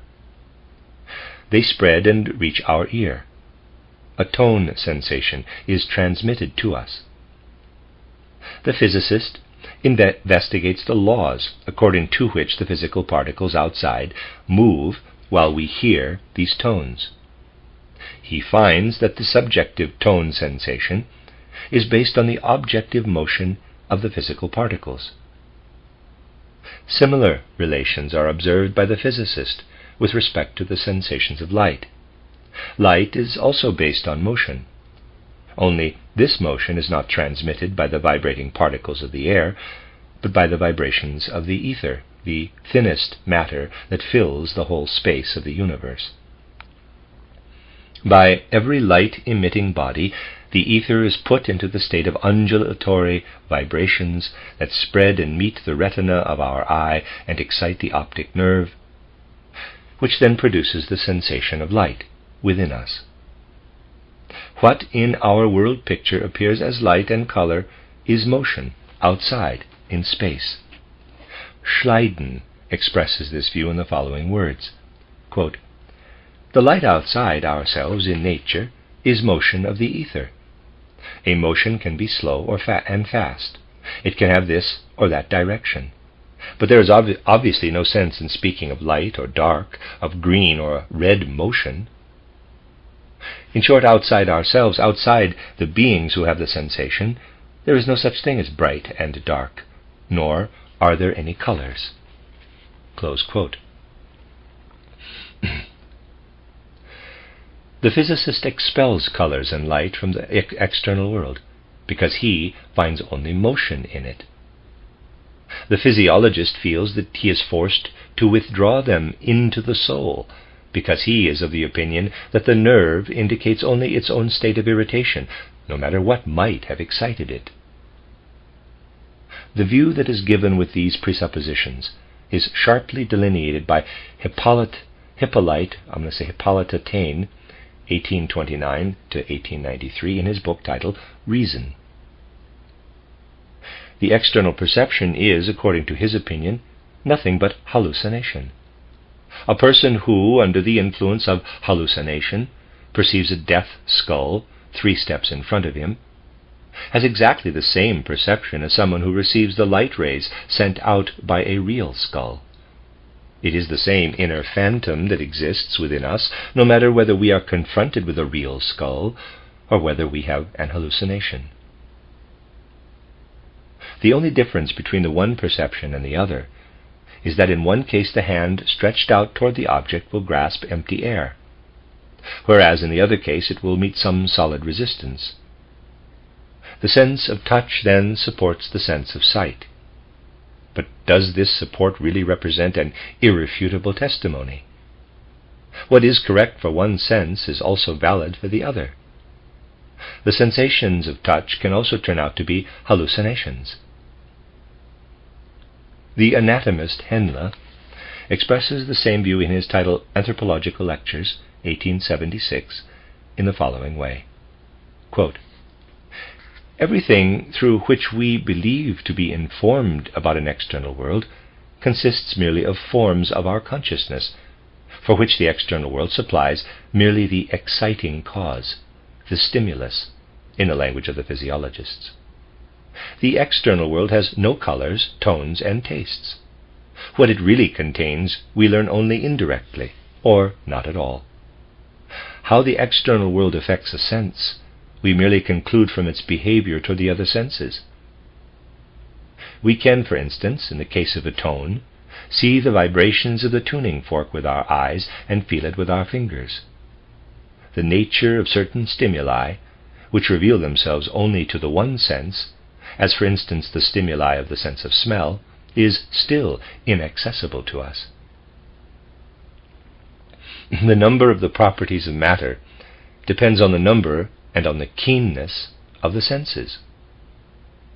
Whoever lacks a sense loses a group of properties without a chance of regaining them. A person who would have an extra sense would have an organ to grasp qualities of which we have no other inkling than the blind man has of color." Close quote. If one glances over the physiological literature from the second half of the 19th century, one sees that this view of the subjective nature of the world picture of our perceptions has gained increasing acceptance. Time and again one comes across variations of the thought that is expressed by J. Rosenthal in his title General Physiology of Muscles and Nerves, 1877. Quote, "The sensations that we receive through external impressions are not dependent on the nature of these impressions, but on the nature of our nerve cells. We have no sensation of what exerts its effect on our body, but only of the processes in our brain." Close quote. To what extent our subjective world picture can be said to give us an indication of the objective external world is expressed by Helmholtz in his title Physiological Optics. Quote, "To ask the question if cinnabar is really red as we see it, or if this is only a sense deception, is meaningless. A red blind person will see cinnabar as black, or in a dark yellow-gray shade. This is also a correct reaction for the special nature of his eye. He must only know that his eye happens to be different from that of other people. In itself, one sensation is neither more nor less correct or incorrect than the other, even if the people who see the red have the great majority on their side. The red color of cinnabar exists only in so far as the majority of men have eyes that are of a similar nature. One can say with exactly the same right that it is a quality of cinnabar to be black for red blind people. It is a different question, however, if we maintain that the wavelength of light that is reflected by cinnabar has a certain length.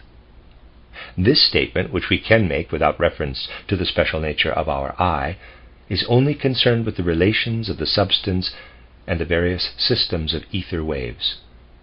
Close quote. It is apparent that for such a conception, all phenomena of the world are divided into two completely separated parts, into a world of motions that is independent of the special nature of our faculty of perception, and a world of subjective states that are there only within the perceiving subjects.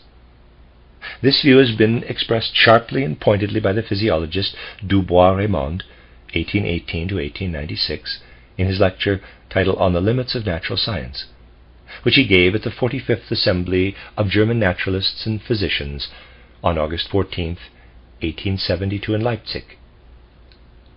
Natural science is the reduction of processes we perceive in the world to motions of the smallest physical particles of a, quote, dissolution of natural processes into mechanics of atoms, close quote. For it is a, quote, psychological fact of experience that wherever such a dissolution is successful, quote, unquote, our need for explanation is for the time being satisfied. Moreover, it is a known fact that our nervous system and our brain are of a material nature. The processes that take place within them can also be only processes of motion. When sound or light waves are transmitted to my sense organs and from there to my brain, they can here also be nothing but motions. I can only say that in my brain a certain process of motion goes on, and I have simultaneously the sensation red. For it is meaningless to say of cinnabar that it is red. If it is meaningless to say of cinnabar that it is red, it is not less meaningless to say of a motion of the brain particles that it is bright or dark, green or red. Quote, mute and dark in itself, that is to say without qualities, close quote, such is the world according to the view that has been obtained through the natural scientific conception which, quote, knows, instead of sound and light, only vibrations of a property-free fundamental matter that now can be weighed and then again is imponderable. The Mosaic word, quote, and there was light, close quote, is physiologically incorrect. Light came into being only when the first red eye spot of the infusoria differentiated for the first time between light and darkness. Without the substance of the optic and auditory sense, this world, glowing in colors and resounding around us, would be dark and silent. Parenthesis, limits of natural science, close parenthesis, close quote. Through the processes in the substance of our optic and auditory senses, a resounding and colorful world is, according to this view, magically called into existence. The dark and silent world is physical. The sounding and colorful one is psychic. Whereby does the latter arise out of the former? How does motion change into sensation? This is where we meet, according to Dubois-Reymond, one of the, quote, limits of natural science, close quote. In our brain and in the external world, there are only motions. In our soul, sensations appear. We shall never be able to understand how one can arise out of the other. Quote, at first sight it appears as if, through the knowledge of material processes in the brain, certain processes and latent abilities can become understandable. I am thinking of our memory, the stream of the association of our thought pictures, the effect of exercise, specific talents, and so forth. But a little concentration at this point tells us that this view is in error. We would only learn something concerning the inner conditions of our mental life that are approximately of the same nature as our sense impressions, but we should learn nothing that would explain how the mental life comes into existence through these conditions. What possible connections can there be between certain motions of certain atoms in my brain, on the one hand, and on the other such undeniable and undefinable facts expressed by the words, I feel pain, I am delighted, I taste something sweet, smell the scent of roses, hear the sound of an organ, see red, and also the certainty that immediately follows from all this. Therefore I am. It is altogether incomprehensible that it should not be a matter of perfect indifference to a number of atoms of carbon, hydrogen, nitrogen, oxygen, etc., what their position is and how they move, how this has been and how it will be. Close quote. There is no bridge for our knowledge that leads from motion to sensation. This is the credo of Dubois-Reymond. From motion in the material world, we cannot come into the psychical world of sensations. We know that sensation arises from matter in motion, but we do not know how this is possible. Also, in the world of motion, we cannot go beyond motion. For our subjective perceptions, we can point at certain forms of motions, because we can infer the course of these motions from the process of our perceptions. but we have no conception of what it is that is moving outside in space. We say that matter moves. We follow its motions as we watch the reactions of our sensations. But as we do not observe the object in motion, but only a subjective sign of it, we can never know what matter is. Du Bois-Reymond is of the opinion that we might be able to solve the riddle of sensation if the riddle of matter were disclosed. If we knew what matter is, we should probably also know how it produces sensations, but both riddles are inaccessible to our knowledge. Du Bois-Reymond meant to check those who wanted to go beyond this limit with the words, quote, "Just let them try the only alternative that is left, namely supranaturalism, but be sure that science ends where supranaturalism begins," close quote. The results of modern natural science are two sharply marked opposites. One of them is the current of monism. It gives the impression of penetrating directly from natural science to the most significant problems of world conception. The other declares itself incapable of proceeding any further with the means of natural science than to the insight that to a certain subjective state there is a certain corresponding process of motion. The representatives of the two currents vehemently oppose each other. Du Bois-Reymond rejected Haeckel's titled History of Creation as fiction, compare Du Bois-Reymond's speech, Darwin versus Galliani, close parenthesis. The ancestral trees that Haeckel constructs on the basis of comparative anatomy, ontogeny, and paleontology appear to Du Bois-Reymond to be of, quote, approximately the same value as are the ancestral trees of the Homeric heroes in the eyes of historical criticism, close quote. Haeckel, on the other hand, considers the view of Du Bois-Reymond to be an unscientific dilettantism that must naturally give support to the reactionary world conceptions. The jubilation of the spiritualists over Du Bois-Reymond's limitation speech was so much the more resonant and justified as Du Bois-Reymond had, up to that time, been considered an important representative of the principle of scientific materialism.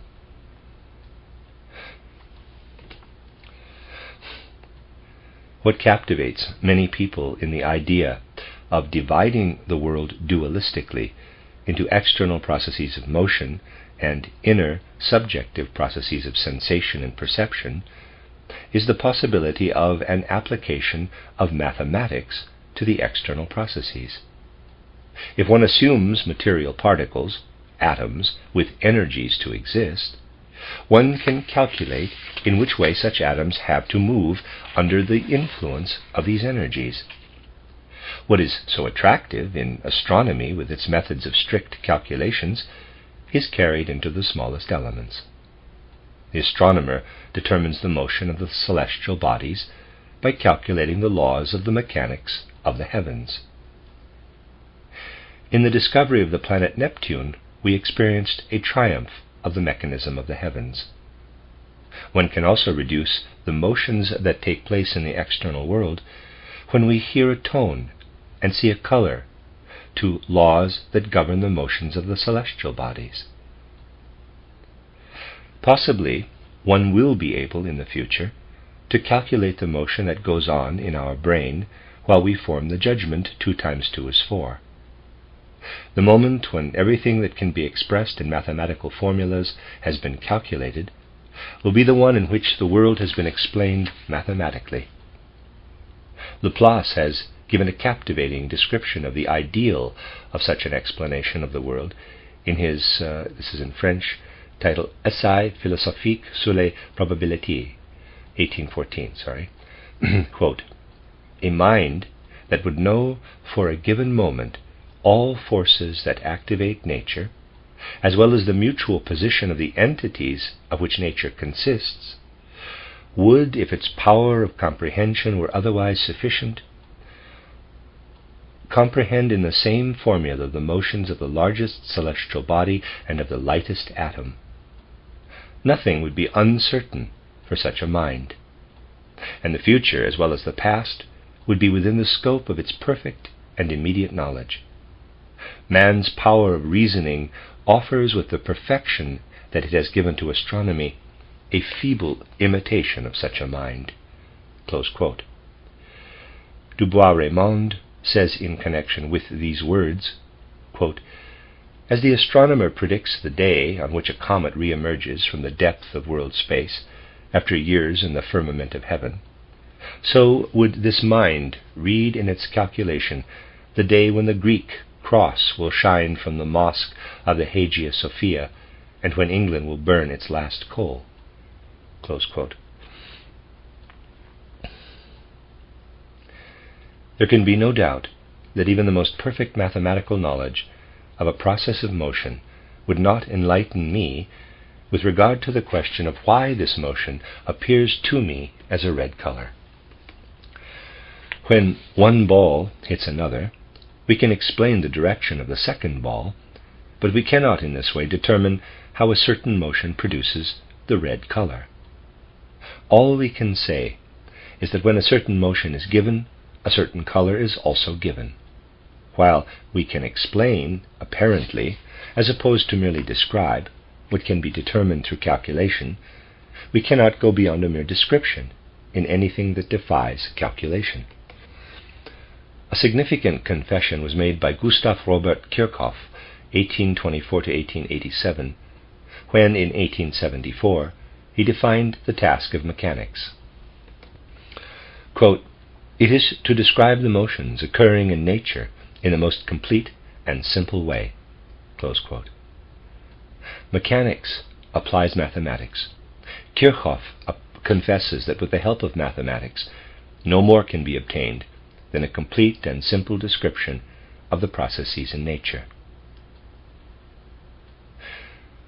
To those personalities who demand of an explanation something essentially more than just a description according to certain points of view, the confession of Kirchhoff could serve as a confirmation of their belief that there are, quote, "limits to our knowledge of nature," close quote.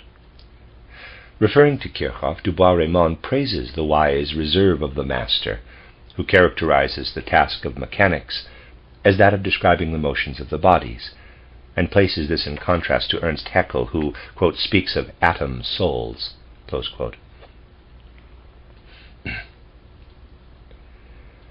An important attempt to base his world conception on the ideas that all our perceptions are merely the result of our own organization has been made by Friedrich Albert Lange, 1828 to 1873, with his title History of Materialism, 1864.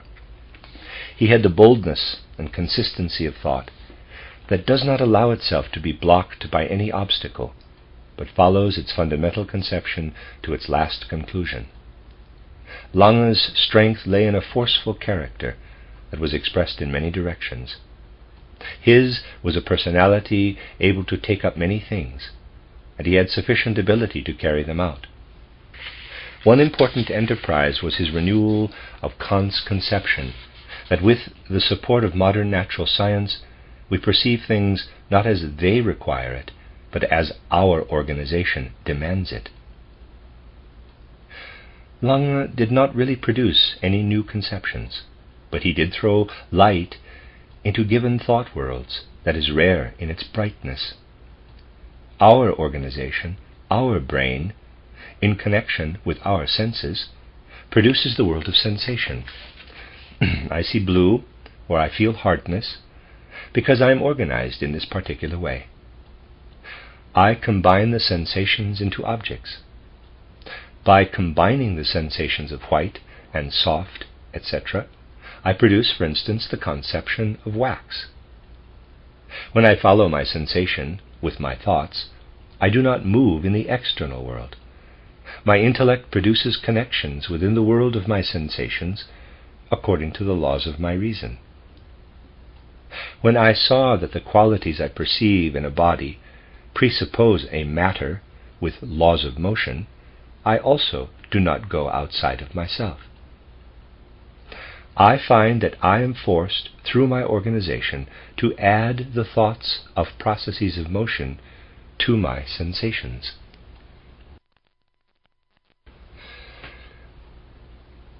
The same mechanism that produces our sensations also produces our conception of matter. Matter, equally, is only a product of my organization, just as color and tone. Even when we speak of things in themselves, we must be clearly aware of the fact that we cannot go beyond our own realm. We are so organized that we cannot possibly go beyond ourselves. Even what lies beyond our realm can be represented to ourselves only through our conception. We become aware of a limit to our world. We argue that there must be something beyond the limit that causes sensations in us. But we can only go as far as to that limit, even the limit we set ourselves, because we can go no further. Quote, "A fish can swim in water in the pond, not in the earth, but it can hit its head against the bottom and the walls." Close quote. In the same way, we live within the realm of our conceptions and sensations, but not in the external things. We hit against a limit, however, where we cannot go any further, where we must say no more than that beyond this is the unknown. All conceptions we produce concerning this unknown are unjustified, because we cannot do anything but relate the concepts we have obtained within ourselves to the unknown. If we wanted to do this, we should be no wiser than a fish that would say, quote, "Here I cannot go any further. Therefore I want to go into some other kind of water in which I will try to swim in some other way." Close quote. But the fact is that the fish can swim only in water and nowhere else. This is supplemented by another thought that belongs with the first line of reasoning. Lange, as the spirit of an inexorable desire for consistency, linked them together. In what situation am I when I contemplate myself? Am I not as much bound to the laws of my own organization as I am when I consider something else? My eye observes an object. Without an eye, there is no color. I believe that there is an object in front of me, but on closer inspection I find that it is my eye, that is to say, I myself, that produces the object. Now I turn my observation to my eye, EYE, itself. Can I do this in any other way except by means of my organs?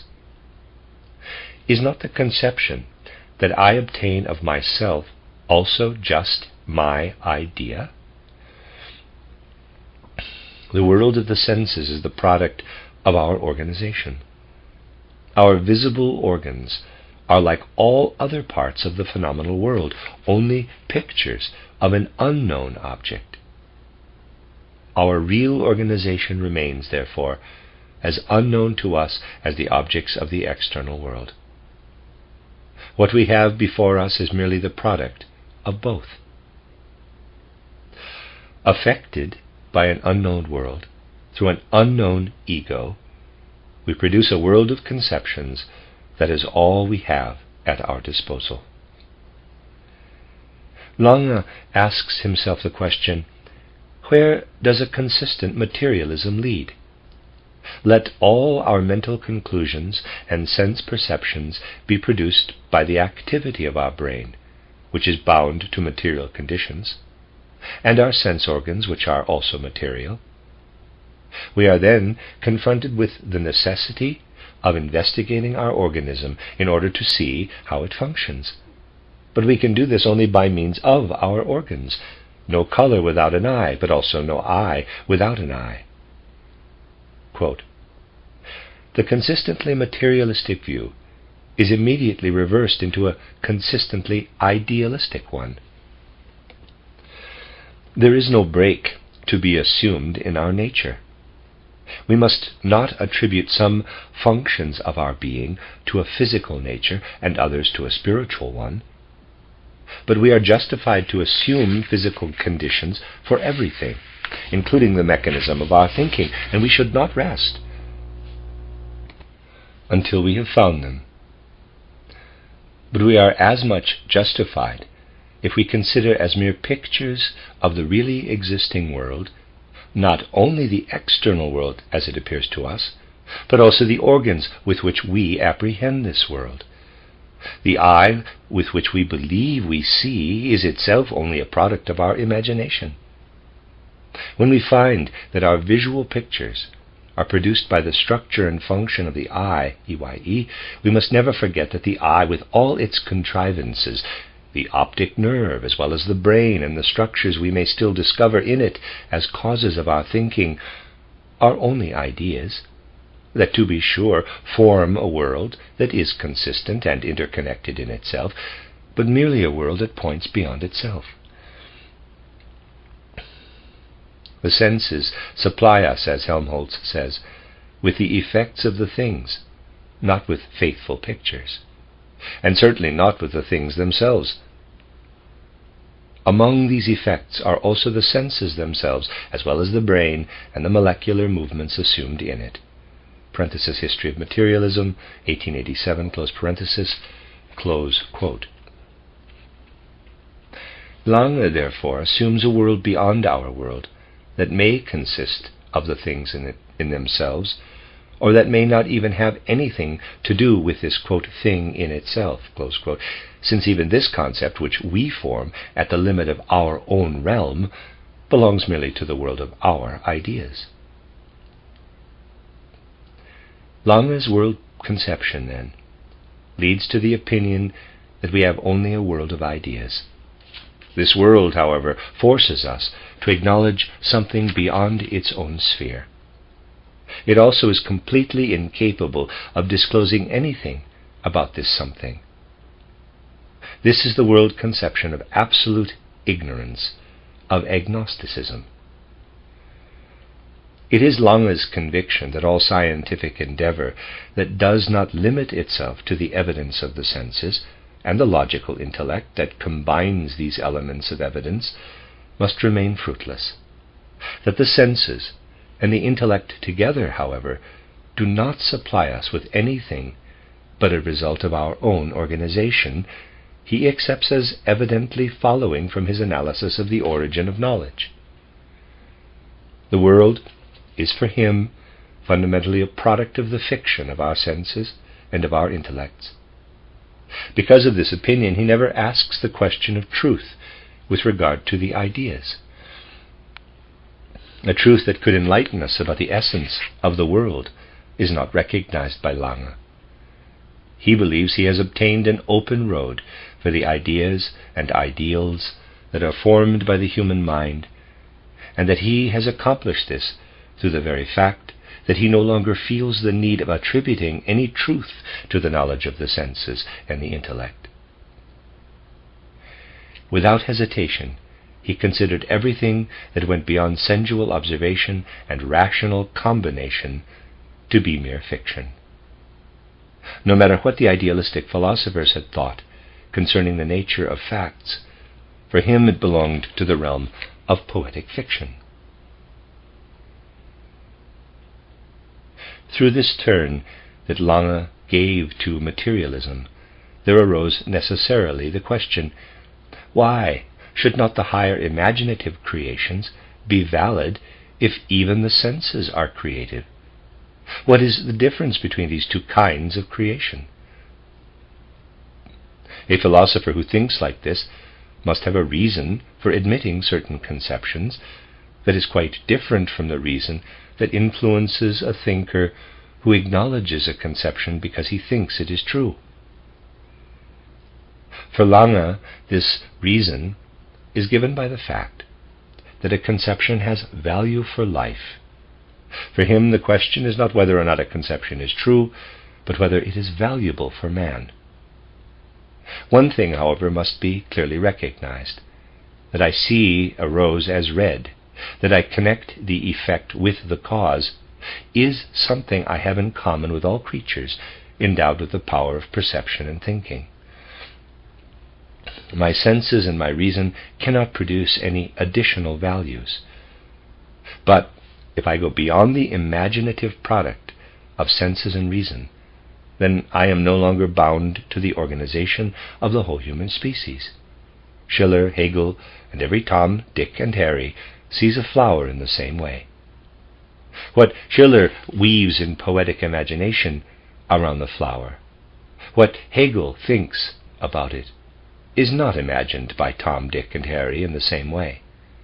But just as Tom, Dick, and Harry are mistaken when they think that the flower is an entity existing externally, so Schiller and Hegel would be in error if they took their ideas for anything more than poetic fiction that satisfied their spiritual needs. What is poetically created to the senses and the intellect belongs to the whole human race, and no one in this respect can be different from anybody else. What goes beyond the creation of the senses and of reason is the concern of the individual. Nevertheless, this imaginative creation of the individual is also granted a value by Lange for the whole human race, provided that the individual creator, quote, who produces it is normal, richly gifted, and typical in his mode of thinking, and is, through his force of spirit, qualified to be a leader. Close quote. In this way, Lange believes that he can secure for the ideal world its value by declaring that also the so-called real world is a product of poetic creation. Wherever he may look, Lange sees only fiction, beginning with the lowest stage of sense perception, where, quote, the individual still appears subject to the general characteristics of the human species, and culminating with the creative power in poetry. Close quote. Longer quote. The function of the senses and of the combining intellect, which produce what is reality for us, can be called a lower function if one compares them with the soaring flight of the spirit in the creative arts. But in general and in their totality, these functions cannot be classified as a principally different activity of the mind. As little as our reality is a reality according to our heart's desire, it is nevertheless the firm foundation of our whole spiritual existence. The individual grows out of the soil of the species, and the general and necessary process of knowledge forms the only secure foundation for the individual's rise to an aesthetic conception of the world. Parenthesis, History of Materialism, close parenthesis, close quote. What Lange considers to be the error of the idealistic world conception is not that it goes beyond the world of the senses and the intellect with its ideas, but that it believes it possesses in these ideas more than the individual thinker's poetic fantasy. One should build up for oneself an ideal world, but one should be aware that this ideal world is no more than poetic imagination. If this idealism maintains it is more than that, materialism will rise time and again with the claim, I have the truth, idealism is poetry. Be that so, says Lange. Idealism is poetry, but materialism is also poetry. In idealism, the individual is the creator. In materialism, the species. If they both are aware of their natures, everything is in its right place. The science of the senses and the intellect that provide proofs for the whole species, as well as the poetry of ideas with all its conceptions that are produced by the individual and still retain their value for the race. Quote, one thing is certain, man is in need of an ideal world created by himself as a supplement of reality, and the highest and noblest functions of his spirit are actively combined in such creations. But is this free activity of the spirit to be allowed repeatedly to assume the deceptive form of a proof establishing science? If so, materialism will emerge again and again to destroy the bolder speculations and try to satisfy reason's demand for unity with a minimum of elevation above the real and actually provable. From History of Materialism, close quote. In Lange's thinking, complete idealism is combined with a complete surrender of truth itself.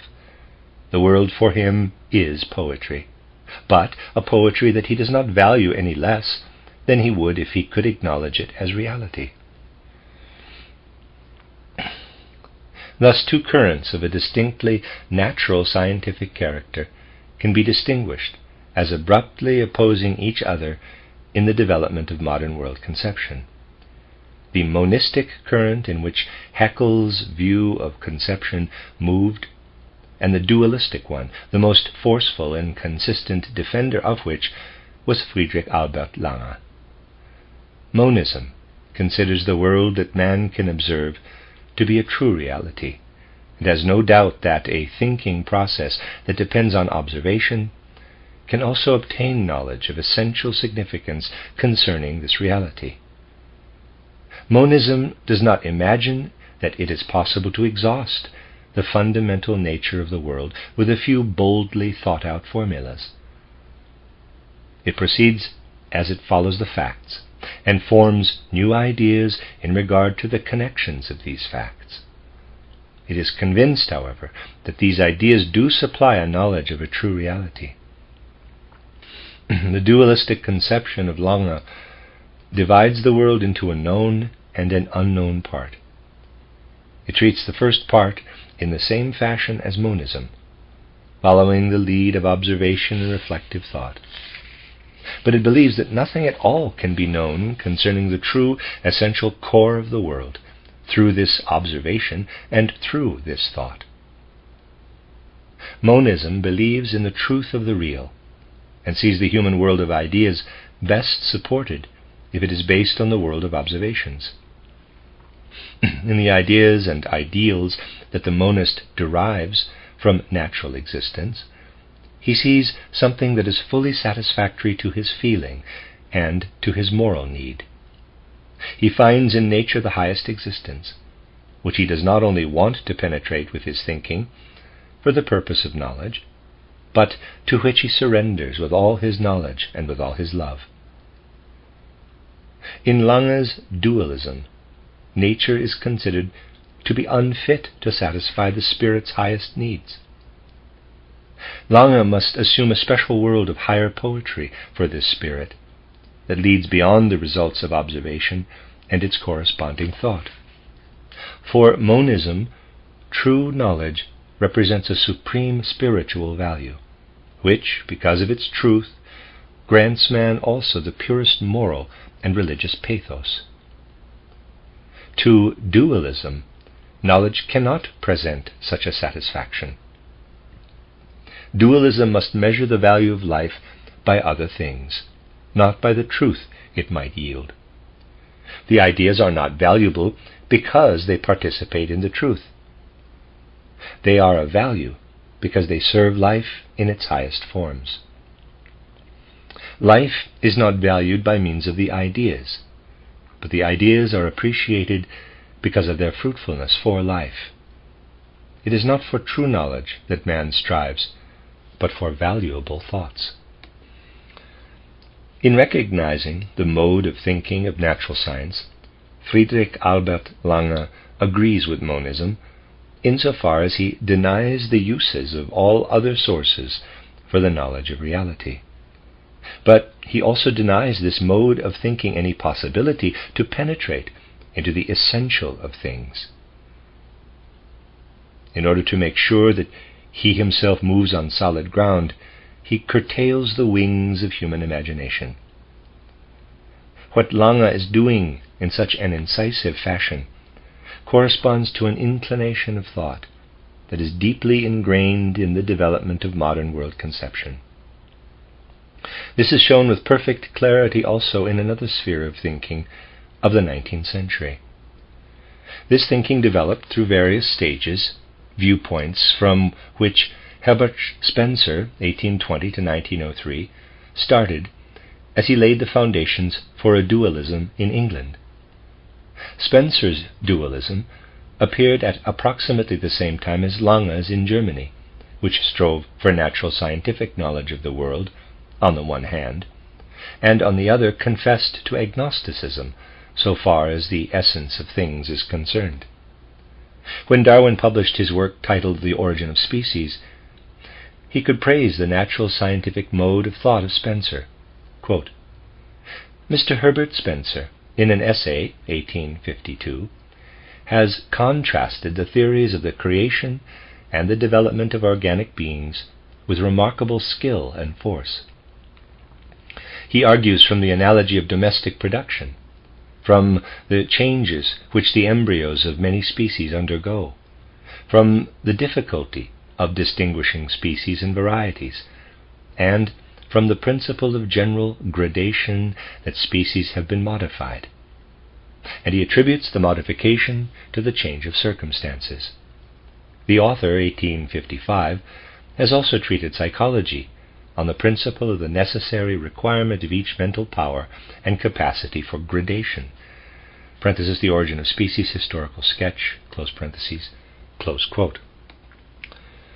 Also, other thinkers who followed the method of natural science felt attracted to Spencer because he tried to explain all reality from the inorganic to the psychological in the manner expressed in Darwin's words above. But Spencer also sides with the agnostics, so that Lange is justified when he says, Herbert Spencer, whose philosophy is closely related to ours, believes in a materialism of the phenomenal world, the relative justification of which, within the realm of natural science, finds its limit in the thought of an unknowable absolute. Close quote. There was a quote in there. It is quite likely that Spencer arrived at this viewpoint from assumptions similar to those of Lange. He had been preceded in England by thinkers who were guided by a twofold interest. They wanted to determine what it is that man really possesses with his knowledge, but they also were resolved not to shatter by doubt or reason the essential substance of the world. They were all, more or less, dominated by the sentiment that Kant described when he said, quote, I had to suspend knowledge in order to make room for belief. Close quote, compare the first volume of this book. The beginning of the development of the world conception of the 19th century in England is marked by the figure of Thomas Reid, 1710 to 1796. The fundamental conviction of this man can be expressed in Goethe's words, as he describes his own activity as a scientist as non-speculative. Quote, in the last analysis, it seems to me that my method consists merely in the practical and self-rectifying operations of common sense that dares to practice its function in a higher sphere. Close quote. Parenthesis, compare Goethe's Werke, volume 38, page 595 in Kirchner's Deutsche Nationalliteratur. Close parenthesis. This common sense does not doubt in any way that it is confronted with real essential things and processes as it contemplates the world. Reid believes that a world conception is viable only if it upholds this basic view of a healthy common sense. Even if one admitted the possibility that our observation could be deceptive, and that the true nature of things could be different from the picture that is supplied to us by our senses and our intellect, it would not be necessary to pay any attention to such a possibility. We find our way through life only if we believe in our observation. Nothing beyond that is our concern. In taking this point of view, Reid is convinced that he can arrive at really satisfactory truths.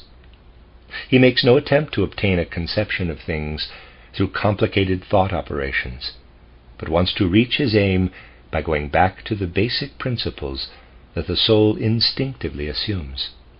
Instinctively, unconsciously, the soul possesses what is correct. before the attempt is made to illumine the mind's own nature with the torch of consciousness. It knows instinctively what to think in regard to the qualities and processes of the physical world. And it is endowed instinctively with the direction of moral behavior, of a judgment concerning good and evil.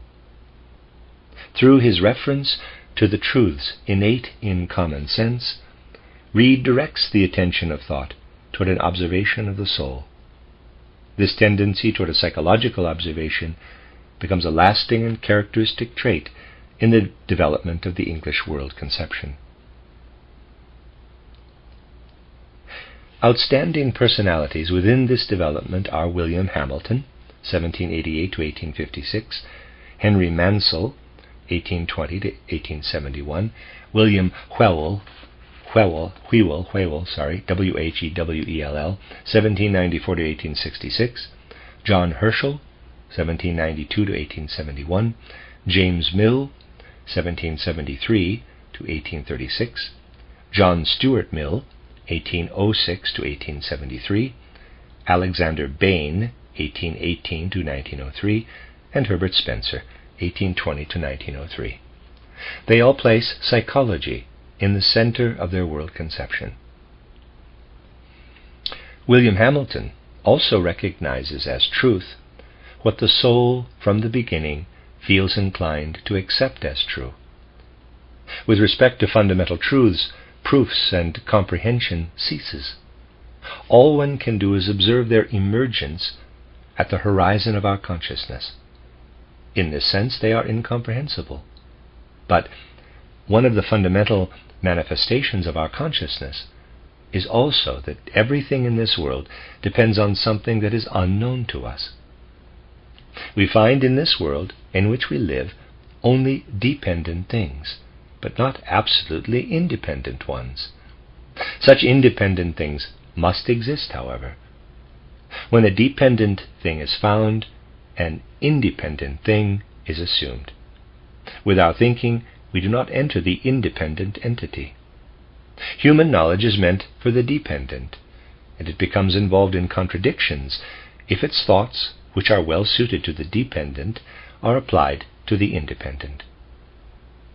Knowledge, therefore, must withdraw as we approach the entrance toward the independent. Religious belief is here in its place. It is only through his admission that he cannot know anything of the essential core of the world that man can be a moral being. He can accept a God who causes a moral order in the world. As soon as it has been understood that all logic has exclusively to do with the dependent, not the independent, no logic can destroy this belief in an infinite God. Henry Mansell was a pupil and follower of Hamilton, but he expressed Hamilton's view in still more extreme forms. It is not going too far to say that Mansell was an advocate of belief, who no longer judged impartially between religion and knowledge, but who defended religious dogma with partiality. He was of the opinion that the revealed truths of religion involve our knowledge necessarily in contradictions. This is not supposed to be the fault of the revealed truths, but has its cause in the limitation of the human mind, which can never penetrate into regions from which the statements of revelation arise. William Whewell believed that he could best obtain a conception concerning the significance, origin, and value of human knowledge by investigating the method through which leading men of science arrived at their insights. In his titled History of the Inductive Sciences, 1840, he set out to analyze the psychology of scientific investigation. Thus, by studying outstanding scientific discoveries, he hoped to find out how much of these accomplishments was due to the external world and how much to man himself. Whewell found that the human mind always supplements its scientific observations. Kepler, for example, had the idea of an ellipse before he found that the planets move in ellipses. Thus, the sciences do not come about through a mere reception from without, but through the active participation of the human mind that impresses its laws on the given elements. These sciences do not extend as far as the last entities of things. They are concerned with the particulars of the world. Just as everything, for instance, is assumed to have a cause, such a cause must also be presupposed for the whole world. Since knowledge fails us with respect to that cause, the dogma of religion must step in as a supplement. Herschel, like Whewell, also tried to gain an insight into the genesis of knowledge in the human mind through the observation of many examples. His titled Preliminary Discourse on the Study of Natural Philosophy appeared in 1831. John Stuart Mill belongs with those thinkers who are deeply imbued with the conviction that one cannot be cautious enough in determining what is certain and uncertain in human knowledge.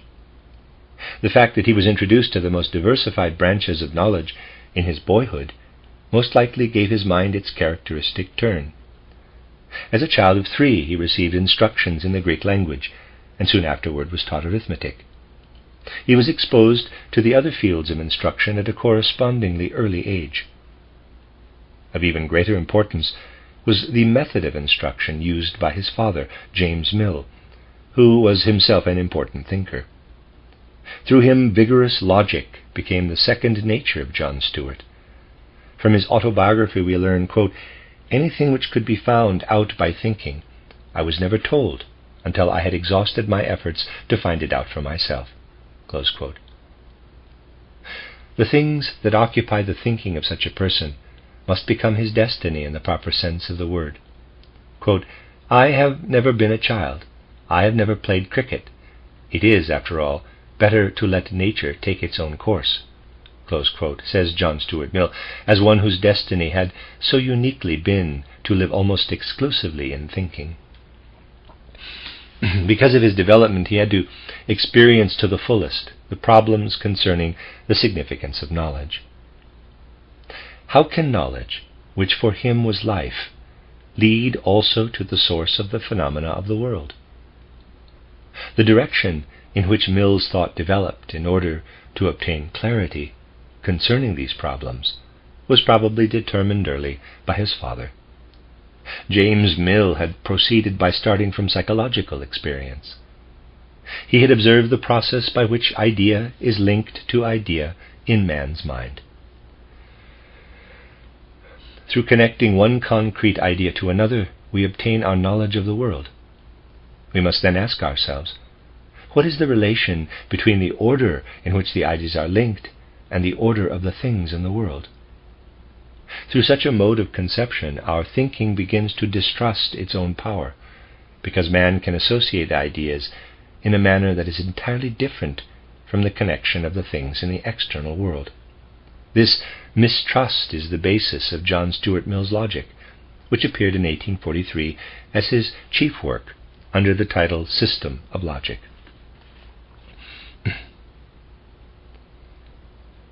In matters of world conception, a more pronounced contrast is scarcely thinkable than that between Mill's logic and Hegel's Science of Logic, which appeared 27 years earlier. In Hegel we find the highest confidence in thinking, the full assurance that we cannot be deceived by what we experience within ourselves. Hegel experiences himself as a part, a member of the world, and what he experiences within himself must also belong to the world. Since he has the most direct knowledge of himself, he believes in the content of this knowledge and judges the rest of the world accordingly. He argues as follows: when I perceive an external thing, it is possible that the thing shows only its surface to me, and that its essence remains concealed. This is not possible in my own case. I understand my own being. I can then compare the things outside with my own being. If they reveal some element of my own essence on their surface, I am justified in attributing to them something of my own nature. It is for this reason that Hegel expects confidently to find outside in nature the very spirit and the thought connections that he finds within himself. Mill, however, experiences himself not as a part of the world, but as a spectator. The things outside are an unknown element to him, and the thoughts that man forms concerning them are met by Mill with distrust. One observes men and learns from his observations that all men die. One forms the judgment that all men are mortal. The Duke of Wellington is a man, therefore the Duke of Wellington is mortal. This is the conclusion the observer comes to. What gives him the right to do so? This is the question John Stuart Mill asks. If a single human being would prove to be immortal, the whole judgment would be upset. Are we justified in supposing that because all men up to this time have died, they will continue to do so in the future? All knowledge is uncertain because we draw conclusions from observations we have made and transfer them to things we cannot know anything about, since we have not observed them directly. What would somebody who thinks like Hegel have to say about such a conception? It is not difficult to imagine the answer. We know from definite concepts that in every circle all diameters are equal. If we find a circle in the real world, we maintain that its diameters too are equal. If we observe it a quarter of an hour later and find that its diameters are unequal, we do not decide that under certain circumstances the diameter of a circle can also be unequal. But we say that what was formerly a circle has for some reason been elongated into an ellipse. If we think like Hegel, this is the attitude we take toward the judgment all men are mortal. It is not through observation, but through an inner thought experience that we form the concept of man. For the concept of man, mortality is as essential as the equality of the diameters is for the concept of the circle. If we find a being in the real world that has all the other characteristics of man, we conclude that this being must also have that of mortality, in the same way that all other properties of the circle allow us to conclude that it has also that of the equality of diameters. If Hegel came across a being that did not die, he could only say, quote, "That is not a man," close quote. He would not say, quote, "A man can also be immortal," close quote.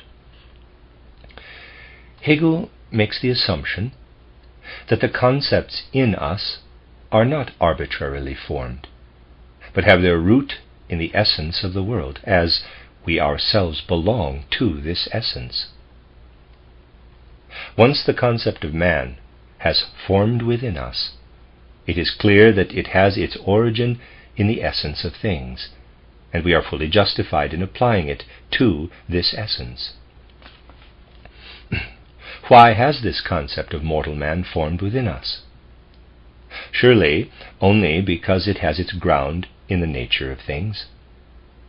A person who believes that man stands entirely outside of the order of things and forms his judgments as an outsider can argue that we have until now seen men die, and therefore we form the spectator concept, mortal men.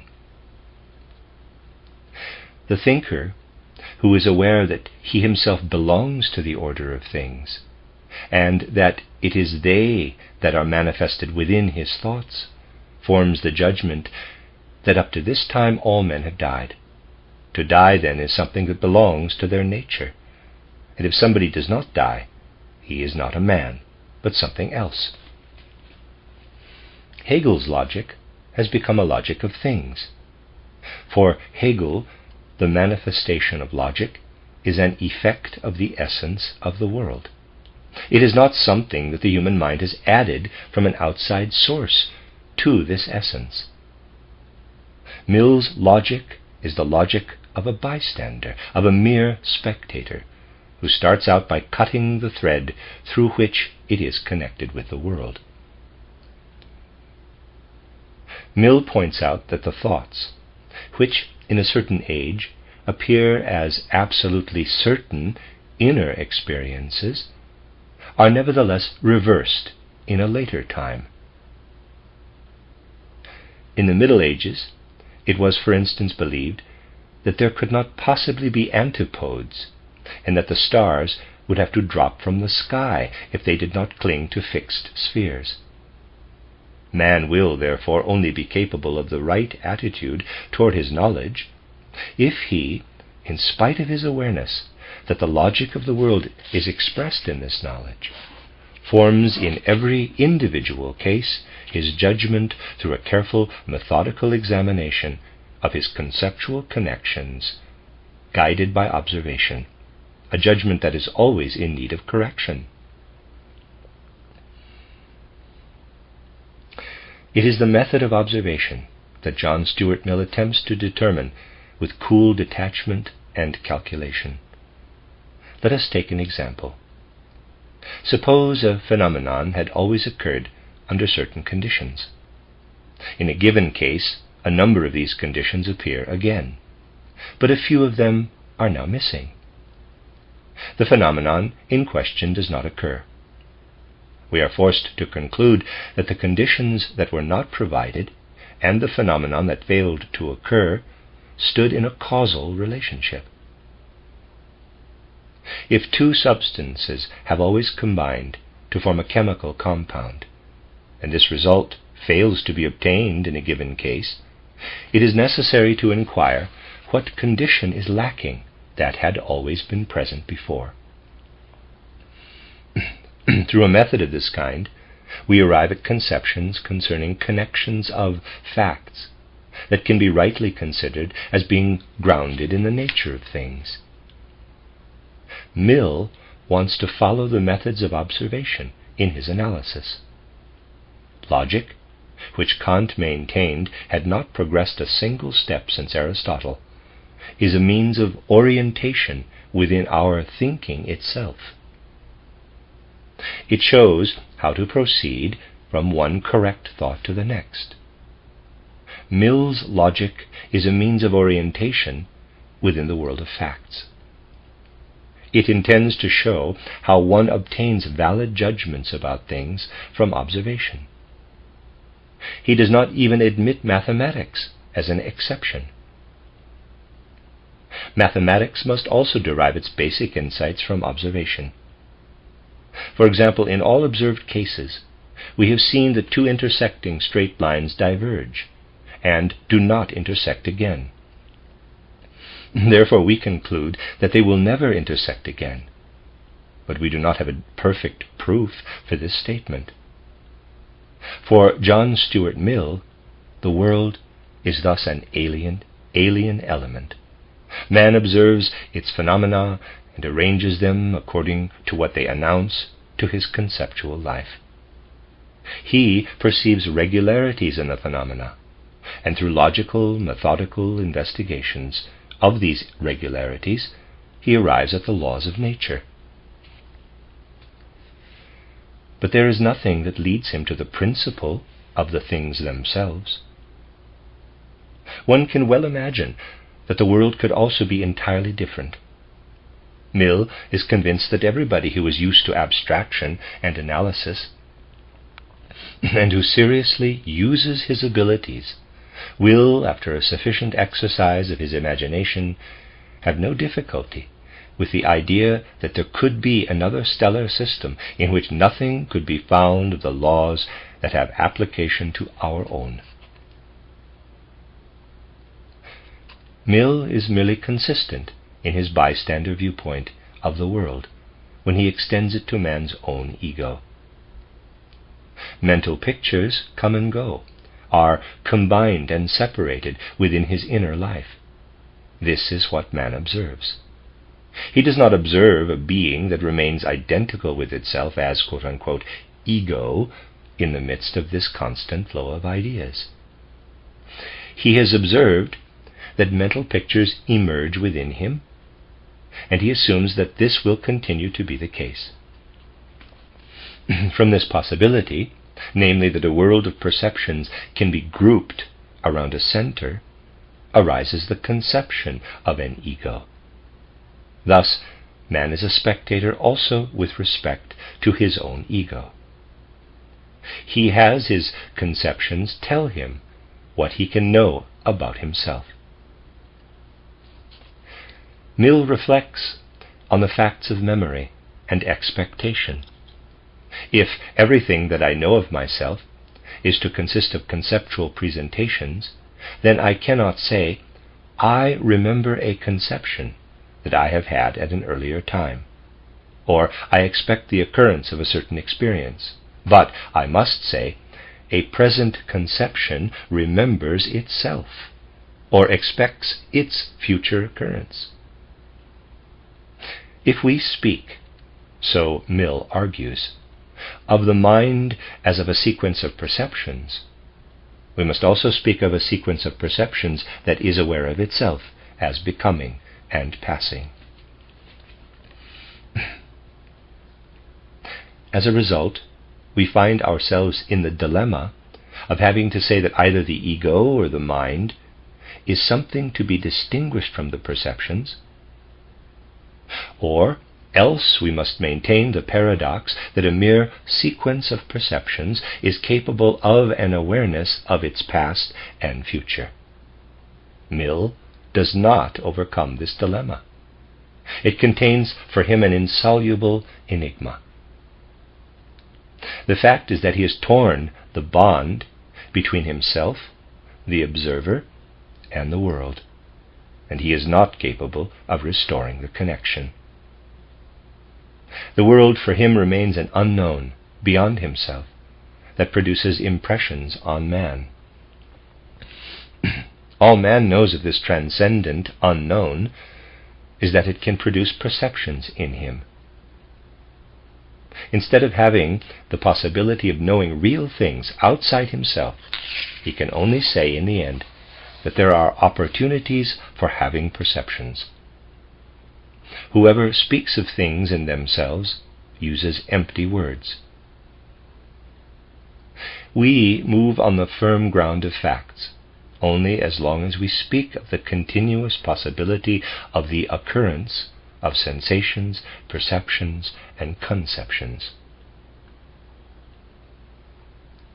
John Stuart Mill has an intense aversion to all thoughts that are gained in any way except through the comparison of facts, the observation of the similar, the analogous, and the homogeneous elements in all phenomena. He is of the opinion that the human conduct of life can only be harmed if we surrender to the belief that we could arrive at any truth in any way except through observation.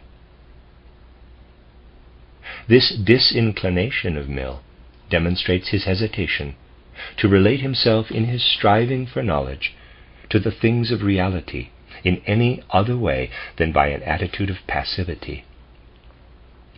The things are to dictate to man what he has to think about them. If man goes beyond this state of receptivity in order to say something out of his own self about the things, then he lacks every assurance that this product of his own activity has anything to do with the things. What is finally decisive in this philosophy is the fact that the thinker who maintains it is unable to count his own spontaneous thinking as belonging to the world. The very fact that he himself is active in this thinking makes him suspicious and misleads him. He would best of all like to eliminate his own self completely, to be absolutely sure that no erroneous element is mixed into the objective statements of the phenomena. He does not sufficiently appreciate the fact that his thinking is a part of nature, as much as the growth of a leaf of grass. It is evident that one must also examine one's own spontaneous thinking if one wants to find out something concerning it. How is man, to use a statement of Goethe, to become acquainted with his relation to himself and to the external world if he wants to eliminate himself completely in the cognitive process? Great as Mill's merits are for finding methods through which man can learn those things that do not depend on him, a view concerning man's relation to himself and of his relation to the external world cannot be obtained by his methods. All these methods are valid only for the special sciences, not, however, for a comprehensive world conception. No observation can teach what spontaneous thinking is. Only thinking can experience this in itself. As this thinking can only obtain information concerning its own nature through its own power, it is also the only source that can shed light on the relation between itself and the external world. Mill's method of investigation excludes the possibility of obtaining a world conception, because a world conception can be gained only through thinking that is concentrated in itself, and thereby succeeds in obtaining an insight into its own relation to the external world. The fact that John Stuart Mill had an aversion to this kind of self-supporting thinking can be well understood from his character. Gladstone said in a letter, compare Gompertz, John Stuart Mill, Vienna, 1889, that in conversation he used to call Mill the, quote, saint of rationalism, close quote. A person who practices thinking in this way imposes rigorous demands on thinking and looks for the greatest possible precautionary measures so that it cannot deceive him. He becomes thereby mistrustful with respect to thinking itself. He believes that he will soon stand on insecure ground if he loses hold of external points of support. Uncertainty with regard to all problems that go beyond strictly observational knowledge is a basic trait in Mill's personality.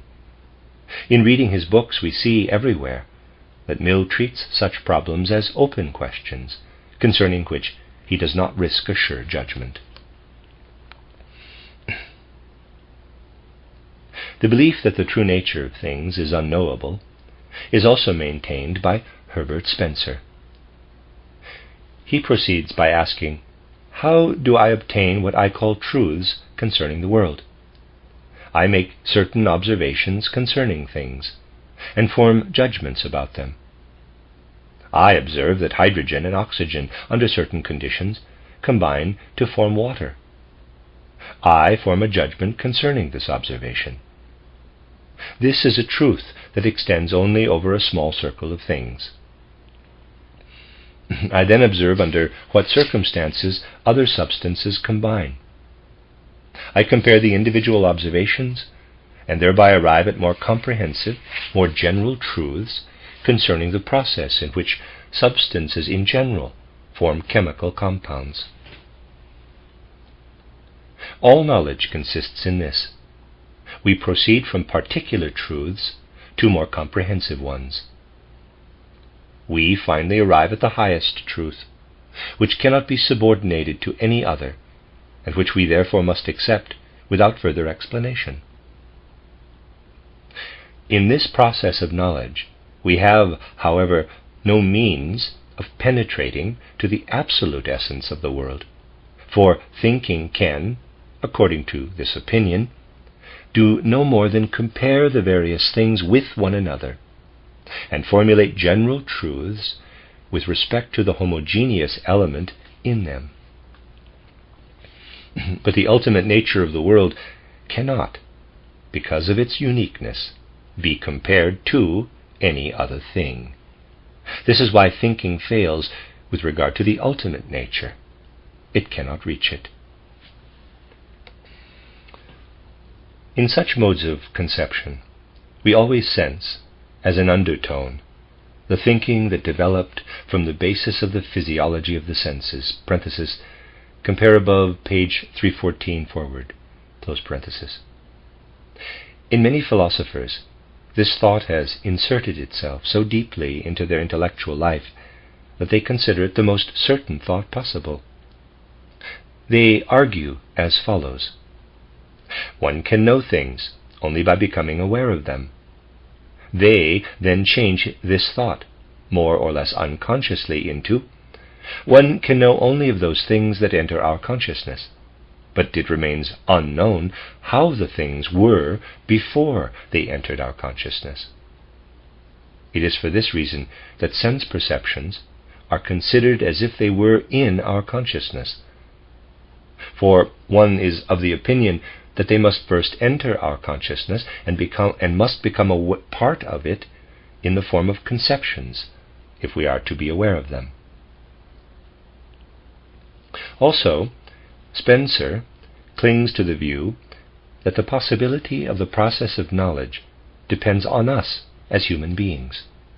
We therefore must assume an unknowable element beyond that which can be transmitted to us by our senses and our thinking. We have a clear consciousness of everything that is present in our mind. But an indefinite consciousness is associated with this clear awareness that claims that everything we can observe and think has, as its basis, something we can no longer observe and think. We know that we are dealing with mere appearances and not with full realities existing independently by themselves. But this is just because we know definitely that our world is only appearance, that we also know that an unimaginable real world is its basis. Through such turns of thought, Spencer believes it possible to arrange a complete reconciliation between religion and knowledge. There is something that religion can grasp in belief, in a belief that cannot be shaken by an impotent knowledge. The field, however, that Spencer considers to be accessible to knowledge must, for him, entirely take on the form of natural scientific conceptions. When Spencer himself ventures to explain, he does so in the sense of natural science. Spencer uses the method of natural science in thinking of the process of knowledge. Every organ of a living being has come into existence through the fact that this being has adapted itself to the conditions under which it lives. It belongs to the human conditions of life that man finds his way through the world with the aid of thinking. His organ of knowledge develops through the adaptation of his conceptual life to the conditions of his external life. By making statements concerning things and processes, man adjusts himself to the surrounding world. All truths have come into being through this process of adaptation. And what is acquired in this way can be transmitted through inheritance to the descendants. Those who think that man, through his nature, possesses once and for all a certain disposition toward general truths, are wrong. What appears to be such a disposition did not exist at an earlier stage in the ancestors of man, but has been acquired by adaptation and transmitted to the descendants. When some philosophers speak of truths that man does not have to derive from his own individual experience, but that are given a priori in his organization, they are right in a certain respect. While it is obvious that such truths are acquired, it must be stressed that they are not acquired by man as an individual, but as a species. The individual has inherited the finished product of an ability that has been acquired at an earlier age. Goethe once said that he had taken part in many conversations on Kant's titled Critique of Pure Reason, and that he had noticed how on those occasions the old basic problem had been renewed. Quote, how much does our inner self contribute to our spiritual existence? How much the external world? close quote. And Goethe goes on to say, quote, I had never separated the two. When I was philosophizing in my own way on things, I did so with an unconscious naivete, and was really convinced that I saw with my eyes my opinion before me. Close quote. Spencer looks at this old basic problem, in quotes, from the point of view of natural science. He believed he could show that the developed human being also contributed to his spiritual existence through his own self. This self is also made up of the inherited traits that have been acquired by our ancestors in their struggle with the external world. If we today believe we see with our eyes our opinions before us, we must remember that they were not always our opinions, but that they were once observations that were really made by our eyes in the external world. Spencer's way of thinking, then, is like that of John Stuart Mill, one that proceeds from psychology. But Mill does not go further than the psychology of the individual. Spencer goes from the individual back to his ancestors. The psychology of the individual is in the same position as the ontogenesis of zoology. Certain phenomena of the history of the individual are explainable only if they are referred back to phenomena of the history of the species. In the same way, the facts of the individual's consciousness cannot be understood if taken alone. We must go back to the species. We must indeed go back beyond the human species to acquisitions of knowledge that were accomplished by the animal ancestors of man. Spencer uses his great acumen to support this evolutionary history of the process of cognition. He shows in which way the mental activities have gradually developed from low stages at the beginning through ever more accurate adaptations of the human mind to the external world, and through inheritance of these adaptations. Every insight that the individual human being obtains through pure thought had without experience about things. Let me read that again. Every insight that the individual human being obtains through pure thought and without experience about things has been obtained by humanity or its ancestors through observation or experience. Leibniz thought he could explain the correspondence of man's inner life with the external world by assuming a harmony between them that was pre-established by the Creator.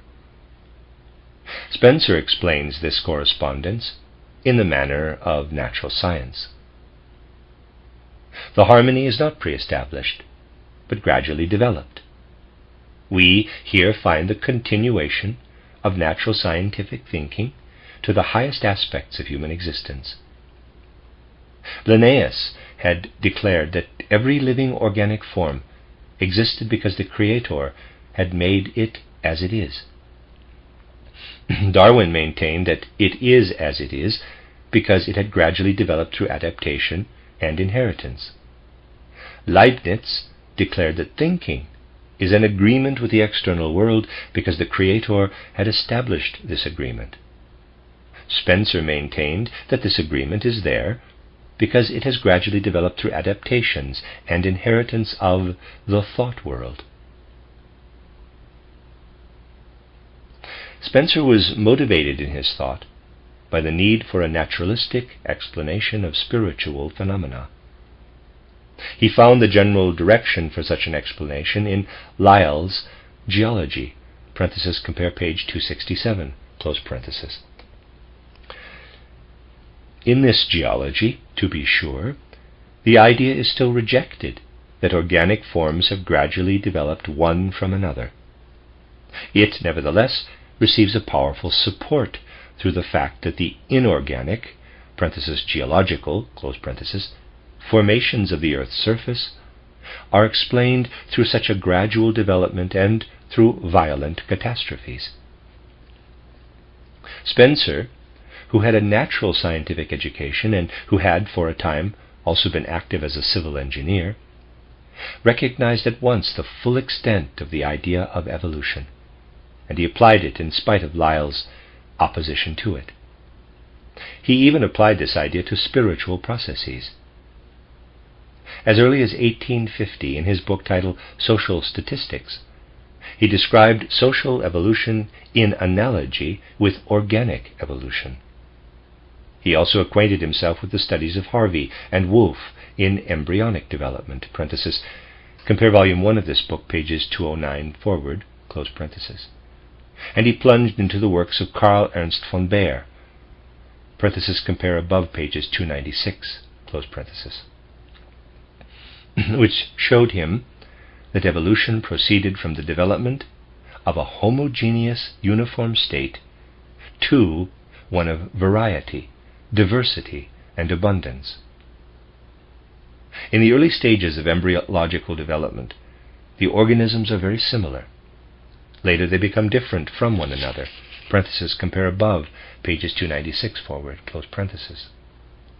Through Darwin, this evolutionary thought was completely confirmed. From a few original organic forms, the whole wealth of the highly diversified world of formations has developed. From the idea of evolution, Spencer wanted to proceed to the most general truths, which, in his opinion, constituted the aim of all human striving for knowledge. He believed that one could discover manifestations of this evolutionary thought in the simplest phenomena.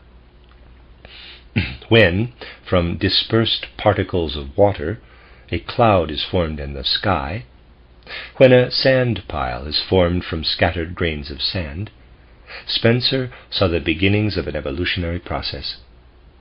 Dispersed matter is contracted and concentrated to a whole. It is just this process that is presented to us in the Kant-Laplace hypothesis of world evolution. Dispersed parts of a chaotic world nebula have contracted.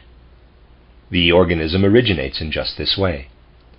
Dispersed elements are concentrated in tissues. The psychologist can observe that man contracts dispersed observations into general truths. Within this concentrated whole, articulation and differentiation take place. The original homogeneous mass is differentiated into the individual heavenly bodies of the solar system. The organism differentiates itself into the various organs. Concentration alternates with dissolution. When a process of evolution has reached a certain climax, an equilibrium takes place.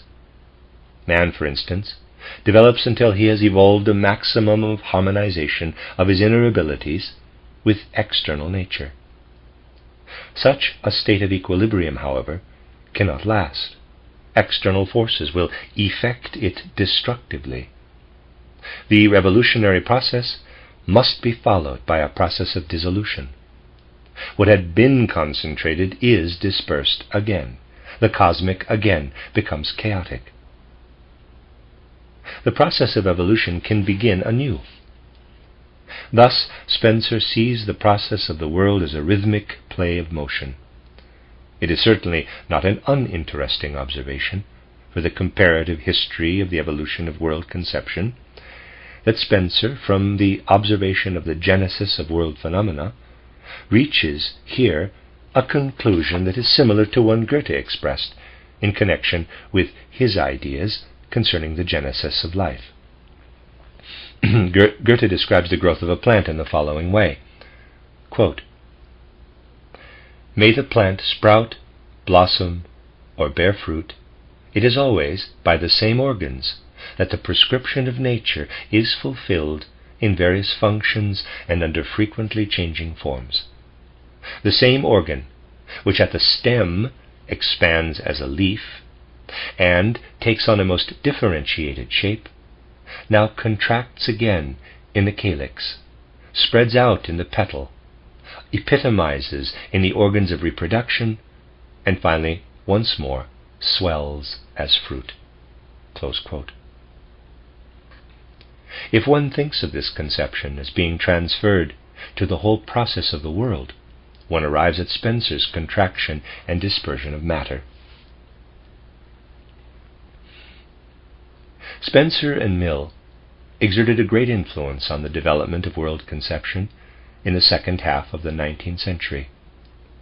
The rigorous emphasis on observation and the one-sided elaboration of the methods of observational knowledge of Mill, along with the application of the conceptions of natural science to the entire scope of human knowledge by Spencer, could not fail to meet with the approval of an age that saw in the idealistic world conception of Fichte, Schelling, and Hegel nothing but degeneration of human thinking. It was an age that showed appreciation only for the successes of the research work of natural science. The lack of unity among the idealistic thinkers, and what seemed to many a perfect fruitfulness of a thinking that was completely concentrated and absorbed in itself, had to produce a deep-seated suspicion against idealism. One may say that a widespread view of the last 4 decades of the 19th century is clearly expressed in words spoken by Rudolf Steiner in his address titled "The Foundation of the University of Berlin and the Transition from the Age of Philosophy into that of Natural Science, 1893. Quote, "Since the belief in magic formulas has been forced back into the most backward circles of the people, the formulas of the natural philosopher have met with little approval." Close quote. And one of the most significant philosophers of the second half of the century, Edward von Hartmann, sums up the character of his world conception in the motto he placed at the head of his book titled "Philosophy of the Unconscious, Speculative Results Obtained by the Inductive Method of Natural Science." He is of the opinion that it is necessary to recognize, quote, "the greatness of the progress brought about by Mill, through which all attempts at a deductive method of philosophy have been defeated and made obsolete for all times." Close quote. Parenthesis. Compare Edward von Hartmann, Geschichte der Metaphysik, to second part, page 479. Close parenthesis.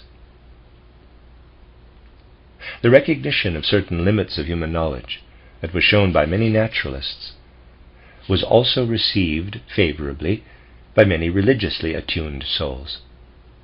They argued as follows: the natural scientists observe the inorganic and organic facts of nature, and they attempt to find general laws by combining the individual phenomena. Through these laws, processes can be explained, and it is even possible to predetermine thereby the regular course of future phenomena. A comprehensive world conception should proceed in the same way. It should confine itself to the facts, establish general truths without moderate limits, and not maintain any claim to penetrate into the realm of the, quote, unknowable, close quote. Spencer, with his complete separation of the knowable and the unknowable, met the demand of such religious needs to a high degree. The idealistic mode of thought was, on the other hand, considered by such religiously inclined spirits to be a fantastic aberration. As a matter of principle, the idealistic mode of conception cannot recognize an, quote, unknowable, close quote, because it has to uphold the conviction that through the concentrated penetration into the inner life of man, a knowledge can be attained that covers not merely the outer surface of the world, but also its real core. The thought life of some influential naturalists, such as Thomas Henry Huxley, moved entirely in the direction of such religiously inclined spirits. Huxley believed in a complete agnosticism with regard to the essence of the world. He declared that a monism, which is in general agreement with Darwin's results, is applicable only to external nature. Huxley was one of the first to defend the Darwinian conceptions, but he is at the same time one of the most outspoken representatives of those thinkers who believed in the limitation of that mode of conception. A similar view is also held by the physicist Johann Tyndall, 1820 to 1893, who considered the world process to be an energy that is completely inaccessible to the human intellect. According to him, it is precisely the assumption that everything in the world comes into existence through a natural evolution that makes it impossible to accept the thought that matter, which is, after all, the carrier of the whole evolution, should be no more than what our intellect can comprehend of it. A characteristic phenomenon of his time is the personality of the English statesman James Balfour, 1840 to 1930. In 1879, in his book titled A Defense of Philosophical Doubt, being an essay on the foundations of belief, he expressed a credo that is doubtless similar to that held by many other thinkers. With respect to everything that man is capable of explaining, he stands completely on the ground of the thought of natural science. For him, there is no other knowledge but natural science, but he maintains at the same time that his knowledge of natural science is only rightly understood if it is clear that the needs of man's soul and reason can never be satisfied by it. It is only necessary to understand that in the last analysis, even in natural science, everything depends on faith in the ultimate truths for which no further proof is possible. But no harm is done in that this trend of thoughts leads us only to belief, because this belief is a secure guide for our action in daily life. We believe in the laws of nature, and we master them through this belief. We therefore force nature to serve us for our purpose. Religious belief is to produce an agreement between the actions of man and his higher needs that go beyond his everyday life. The world conceptions that have been discussed under the title The World as Illusion show that they have as their basis a longing for a satisfactory relationship of the self-conscious ego to the general world picture. It is especially significant that they do not consciously consider this search as their philosophical aim, and therefore do not expressly turn their inquiry toward that purpose. Instinctively, as it were, they permit their thinking to be influenced by the direction that is determined by this unconscious search. The form that this search takes is determined by the conceptions of modern natural science. We approach the fundamental character of these conceptions if we fix our attention on the concept of quote-unquote consciousness. This concept was introduced to the life of modern philosophy by Descartes. Before him, it was customary to depend more on the concept of the, in quotes, soul as such. Little attention was paid to the fact that only a part of the soul's life is spent in connection with conscious phenomena. During sleep, the soul does not live consciously. Compared to the conscious life, the nature of the soul must therefore consist of deeper forces, which in the waking state are merely lifted into consciousness. The more one asked the question of the justification and the value of knowledge in the light of clear and distinct ideas, however, the more it was also felt that the soul finds the most certain elements of knowledge when it does not go beyond its own limits, and when it does not delve deeper into itself than consciousness extends. The opinion prevailed that everything else may be uncertain, but what my consciousness is, at least, as such, is certain. Even the house I pass may not exist within me, that the image of this house is now in my consciousness, this I may maintain. But as soon as we fix our attention on this consciousness, the concept of the ego inevitably grows together with that of the consciousness. Whatever kind of entity the ego may be outside the consciousness, the realm of the ego can be conceived as extending as far as the consciousness. There is no possibility of denying that the sensual world picture, which the soul experiences consciously, has come into existence through the impression that is made on man by the world. But as soon as one clings to this statement, it becomes difficult to rid oneself of it, for there is a tendency thereby to imply the judgment that the processes of the world are the causes, and that the content of our consciousness is the effect. Because one thinks that only the effect is contained in the consciousness, it is believed that the cause must be in a world outside man as an imperceptible, quote, thing in itself, close quote. The presentation that is given above shows how the results of modern physiological research lead to an affirmation of such an opinion. It is just this opinion through which the ego finds itself enclosed with its subjective experiences within its own boundaries.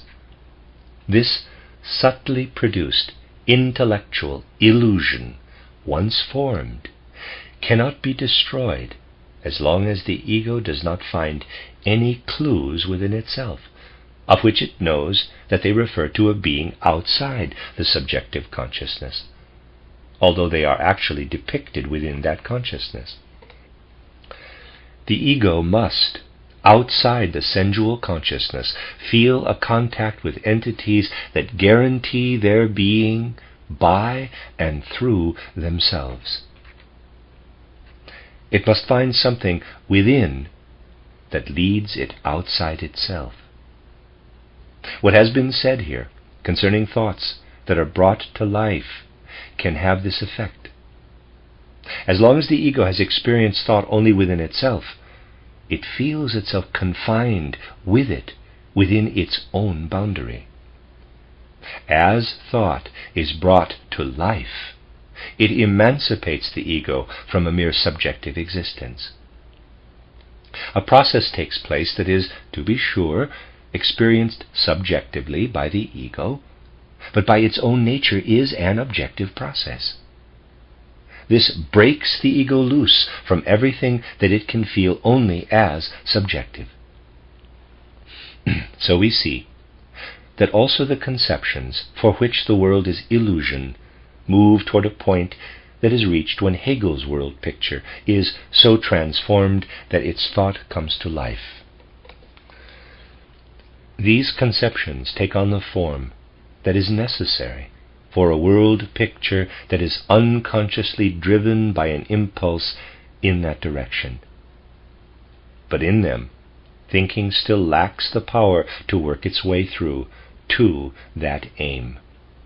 Even in their imperfection, however, these conceptions receive their general character from this aim, and the ideas that appear are the external symptoms of active forces that remain concealed.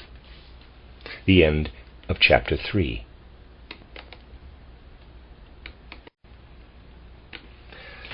This is a reading of the book, The Riddles of Philosophy by Rudolf Steiner, Part 2, Chapter 4, entitled Echoes of the Kantian Mode of Conception. Only a few personalities in the second half of the 19th century attempted to find a firm foundation for the relation of a conception of the self-conscious ego toward the general world picture by going deeply into Hegel's mode of thought. One of the best thinkers along these lines was Paul Asmus, 1842 to 1876, who died as a young man. In 1873, he published a book entitled The Ego and the Thing in Itself, In it, he shows how it is possible, through Hegel's approach to thinking and the world of ideas, to obtain a relation of man toward the essence of things. He explains in an ingenious way that we have in man's thinking an element that is not alien to reality, but full of life and fundamentally real, an element on which we only have to concentrate in order to arrive at the essence of existence. In a most illuminating way, he describes the course of the evolution of world conception that began with Kant, who had seen in the thing in itself an element that was alien and inaccessible to man, and led to Hegel, who was of the opinion that thought comprised not only itself as an ideal entity, but also the thing in itself. Voices like this found scarcely a hearing.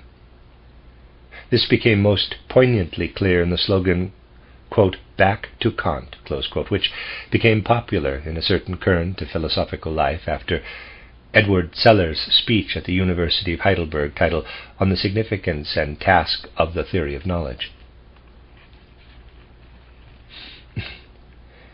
The conceptions, partly conscious and partly unconscious, which led to this slogan, are approximately as follows. Natural science has shaken the confidence in spontaneous thinking that means to penetrate by itself to the highest questions of existence.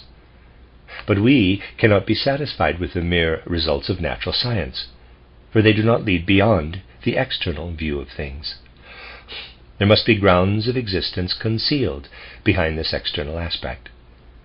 Even natural science itself has shown that the world of colors, tones, etc., surrounding us is not a reality outside in the objective world, but that it is produced through the function of our senses and our brain. Parenthesis, compare above, pages 314 forward, close parenthesis. For this reason, it is necessary to ask these questions. In what respect do the results of natural science point beyond their own limits toward the higher problems? What is the nature of our knowledge? Can this knowledge lead to a solution of that higher task? Kant has asked such questions with great emphasis. In order to find one's own position, one wanted to study how he had approached them. One wanted to think over with the greatest possible precision Kant's line of thought, attempting to avoid his errors and to find in the continuation of his ideas a way that led out of the general perplexity. A number of thinkers endeavored to arrive at a tenable goal, starting from Kantian points of departure.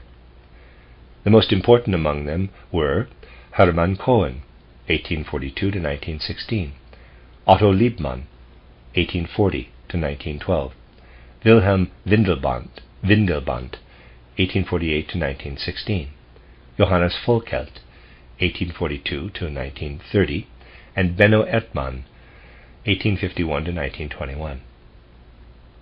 Much perspicacity can be found in the writings of these men. A great deal of work was done inquiring into the nature and extent of the human faculty of knowledge. Johannes Volkelt, who, in so far as he was active as an epistemologist, lives entirely within this current, also contributed a thorough work entitled Kant's Theory of Knowledge, 1879. In which all problems characterizing this trend of thought are discussed. In 1884, he gave the inaugural address for his professorship in Basel, in which he made the statement that all thinking that goes beyond the results of the special empirical sciences of facts must have, quote, the restless character of seeking and searching, of cautious trial, defensive reserve, and deliberate admission, close quote. It should be an, quote, advance in which one must partly withdraw again, a yielding in which one nevertheless holds on to a certain degree. Close quotes, parenthesis on the possibility of metaphysics, Hamburg and Leipzig, 1884, close parenthesis. This new attempt to start from Kant appears in a special light in Otto Liebmann. His writings, titled Contributions Toward the Analysis of Reality, 1876, titled Thoughts and Facts, 1882, titled Climax of Theories, 1884, are veritable models of philosophical criticism. Here a caustic mind ingeniously discovers contradictions in the worlds of thought, reveals as half-truths would appear as safe judgments, and shows what unsatisfactory elements the individual sciences contain when their results appear before the highest tribunals of thought. Liebmann enumerates the contradictions of Darwinism. He reveals its insufficiently founded assumptions and its defective thought connections, maintaining that something is needed to fill in the gaps to support the assumptions. On one occasion he ends an exposition he gives of the nature of living organisms with the words, quote, "Plant seeds do not lose their ability to germinate after lying dry for ages, and grains of wheat found in Egyptian mummy cases after having been hermetically sealed and buried for thousands of years, when sowed in a moist soil, thrive excellently. Wheel animalcules, rotatoria, and other infusoria that have been gathered completely dried up from a gutter pipe are newly revived by rainwater. Even frogs and fishes that have turned into ice cakes in freezing water revive when carefully thought out. All these facts are capable of completely opposite interpretations. In short, every form of categorical denial in this matter would be crude dogmatism. Therefore we discontinue our argument." Close quote. This phrase, quote, "we discontinue our argument," close quote, really expresses, even if it does not do so literally, every final thought of Liebmann's reflection. It is indeed the final conclusion of many recent followers and elaborators of Kantianism. They do not succeed in doing more than emphasize that they receive the things into their consciousness. Therefore everything that they see, hear, etc., is not outside in the world, but within themselves, and they are incapable of deciding anything concerning the outside. A table stands before me, argues the neo-Kantian, but really this only seems to be so. Only a person who is naively concerned with problems of philosophy can say, quote, "outside myself is a table," close quote. A person who has produced that naivete says, quote, "An unknown something produces an impression within my eye, EYE. This eye and my brain make out of the impression the sensation brown. As I have this sensation brown not merely at an isolated point, but can let my eye run over a plane surface and four columnar forms, so the brownness takes the shape of an object, that is, this table. When I touch this table, it offers resistance. It makes an impression on my sense of touch, which I express by attributing hardness to the picture that has been produced by the eye. At the suggestion of some thing in itself that I do not know, I have therefore created this table out of myself. The table is my mental content. It is only in my consciousness." I think I lost the last quotation mark on that, sorry. Volkelt presents this view at the beginning of his book on, quote, titled Kant's Theory of Knowledge, quote, "The first fundamental condition that the philosopher must clearly realize is the insight that, to begin with, our knowledge extends to nothing more than our conceptions. Our conceptions are the only things that we immediately and directly experience. And for just that reason, that we experience them immediately, even the most radical doubt cannot deprive us of the knowledge of them. But the knowledge that goes beyond my faculty of conception is not protected from doubt." Parenthesis, I use this expression here always in its most comprehensive sense, so that all physical events are included in the term. Close parenthesis. Therefore, all knowledge that goes beyond the conceptions must be marked as doubtful at the outset of the philosophical reflection. Close quote. Otto Liebmann also uses this thought to defend the statement, man can no more know that the things he conceives are not than he can know positively that they are. Quote, for the very reason that no conceiving subject can escape the sphere of its subjective imagination, because it can never grasp and observe what may exist or not exist outside its subjectivity, leaping thereby over its own consciousness and emancipating itself from itself. For this reason, it would also be absurd to maintain that the object does not exist outside the subjective conception, close quote, O. Liebman, Title Contributions to the Analysis of Reality, close parenthesis.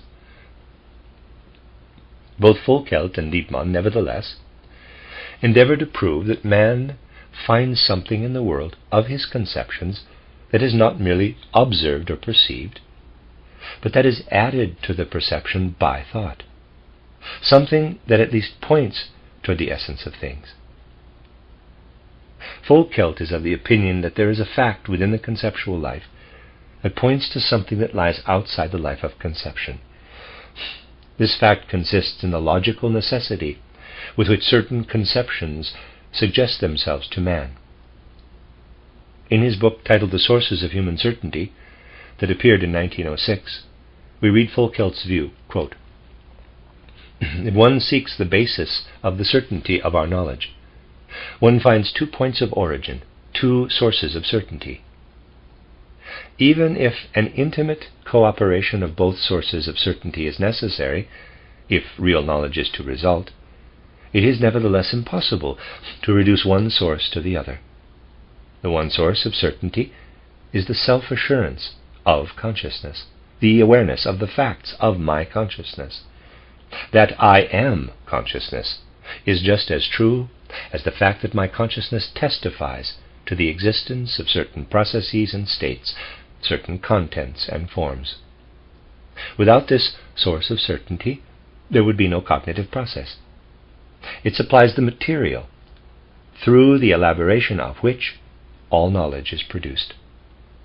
The other source of certainty is the necessity of thought, the certainty of logical compulsion, the objective consciousness of necessity. With it, something absolutely new is given that cannot possibly be derived from the certainty of our own self-awareness in consciousness. Close quote. Concerning this second source of certainty, Volkelt expresses himself in his book mentioned above as follows, quote, the immediate experience allows us to become aware of the fact that certain combinations of concepts show a peculiar form of compulsion to be inherent in them that is essentially different from all other kinds of compulsion that are associated with conceptions. This compulsion forces us to think certain concepts as belonging together, not merely in the conscious process in which we are aware of them, but also in a corresponding objective interconnection, independent of the conscious conceptions. Furthermore, this compulsion does not force us in a manner to suggest that we should forfeit our moral satisfaction or our inner happiness, our salvation, and so forth. But it contains the suggestion that objective reality would have to annihilate itself, in itself, would have to lose its possibility of existence, if the opposite of what it prescribes as a necessity were to take place. What distinguishes this compulsion, then, is that the very thought of the opposite of that necessity forcing itself upon us would be experienced as a call that reality should revolt against the conditions of its existence. This peculiar, immediately experienced compulsion is generally called logical compulsion or thought necessity.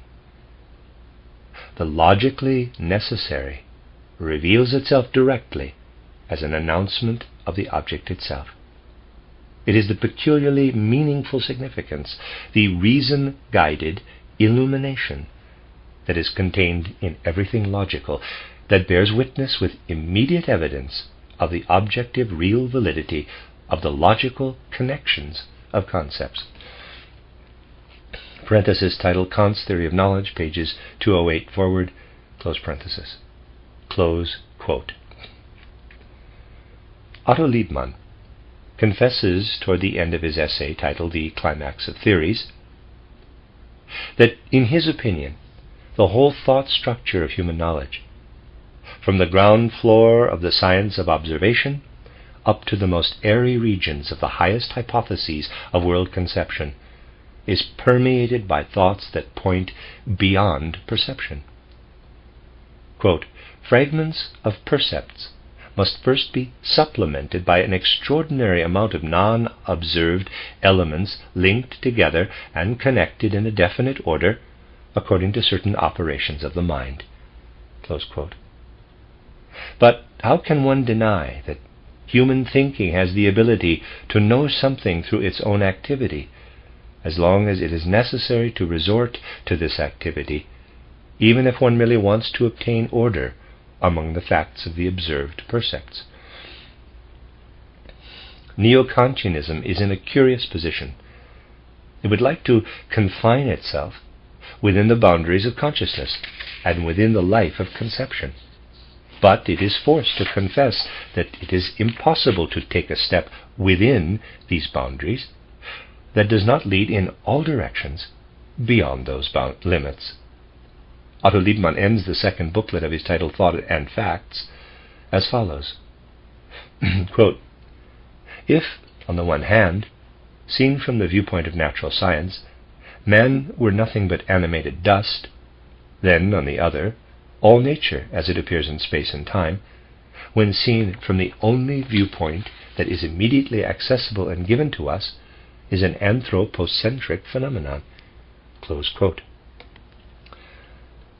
There are many who hold the view that the world of observation is merely human conception, in spite of the fact that it must extinguish itself if it is correctly understood. It is repeated again and again in the course of the last decades in many variations. Ernst Leas, L-A-A-S, 1837 to 1885, forcefully defended the point of view that only positive facts of perception should be wrought into knowledge. Alois Riel, 1849 to 1924, proceeding from the same fundamental view, declares that there could be no general world conception at all, and that everything that goes beyond the various special sciences should only be a critique of knowledge. Knowledge is obtained only in the special sciences. Philosophy has the task of showing how this knowledge comes about, and of taking care that thought should not add any element that cannot be justified by the facts.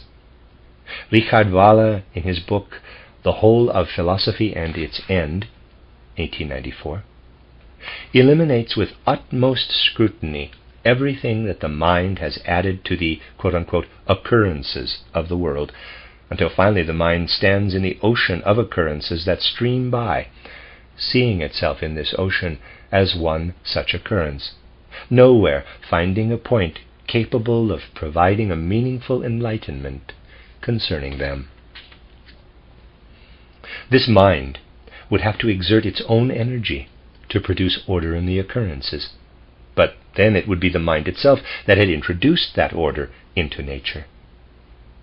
If the mind makes a statement about the essence of the occurrences, it derives this not from the things, but from itself. This it could only do if it admitted that in its own activity something essential could go on. The assumption would have to be made that the mind's judgment could have significance also for things. But in its own judgment, this confidence is something that, according to Wahler's world conception, the mind is not entitled to have. It must stand idly by and watch what flows past, around, and inside itself, and it would only contribute to its own deception if it were to put any credence in a conception that had formed itself about the occurrences.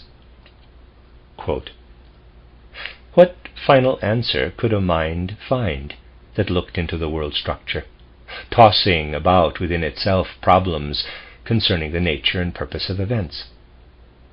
As it seemed to occupy a firm stand in opposition to the surrounding world, it has had to experience that it dissolved into a flight of occurrences and flowed together with other occurrences. The mind did no longer, quote-unquote, know the world.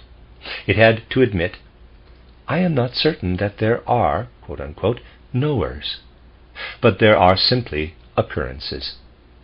They do, to be sure, make their appearance in a manner that the concept of knowledge could emerge prematurely and without justification, and, quote-unquote, concepts emerged and flitted by to bring light into the occurrences, but they were will-o'-the-wisps, spectres of wishful thinking, miserable postulates whose evidence meant nothing, empty forms of knowledge. Unknown factors must rule the change. Darkness was spread over nature. Occurrences are the veil of the true. Parenthesis, the whole of philosophy and its end. Close parenthesis. Close quote. Valla closes his book, which is to represent the gifts of philosophy to the individual sciences, theology, physiology, aesthetics, and civic education, with these words, quote, may the age begin when people will say, once was philosophy. Close quote. In the above-mentioned book by Valla, as well as in his other books titled Historical Survey of the Development of Philosophy, 1895, and titled On the Mechanism of the Mental Life, 1906, we have one of the most significant symptoms of the evolution of world conception in the 19th century. The lack of confidence with respect to knowledge begins with Kant and leads finally, as it appears in Valla, to a complete disbelief in any philosophical world conception. The end of Chapter 4. This is a reading of the book The Riddles of Philosophy by Rudolf Steiner. This is Part 2, Chapter 5, entitled World Conceptions of Scientific Factuality. An attempt to derive a general view of world and life from the basis of strict science was undertaken in the course of the 19th century by Auguste Comte, 1798 to 1857. This enterprise, which was presented as a comprehensive world picture in his Cours de Philosophie Positive, 6 volumes 1830 to 1842, was sharply antagonistic to the idealistic views of Fichte, Schelling, and Hegel of the first half of the 19th century. It also opposed, although not to the same degree, all those thought structures that were derived from the ideas of evolution along the lines of Lamarck and Darwin. What occupied the central position of all world conception in Hegel, the contemplation and comprehension of man's own spirit, was completely rejected by Comte. He argues, if the human spirit wanted to contemplate itself, it would actually have to divide into two personalities. It would have to slip outside itself and place itself opposite its own being. Even a psychology that does not confine itself to the mere physiological view, but intends to preserve the processes of the mind by themselves, is not recognized by Comte. Anything that is to become an object of knowledge must belong to the objective interconnections of facts, must be presented objectively as the laws of the mathematical sciences. From this position there follows Comte's objection to the attempts of Spencer and other thinkers, whose world pictures followed the approach of scientific thinking adapted by Lamarck and Darwin. So far as Comte is concerned, the human species is given as a fixed and unchangeable fact. He refuses to pay any attention to Lamarck's theory. Simple, transparent, natural laws, as physics uses them for its phenomena, are ideals of knowledge for him. As long as science does not work with such simple laws, it is unsatisfactory as knowledge for Comte. He has a mathematical bent of mind. If it cannot be treated clearly and simply like a mathematical problem, he considers it to be not ready for science.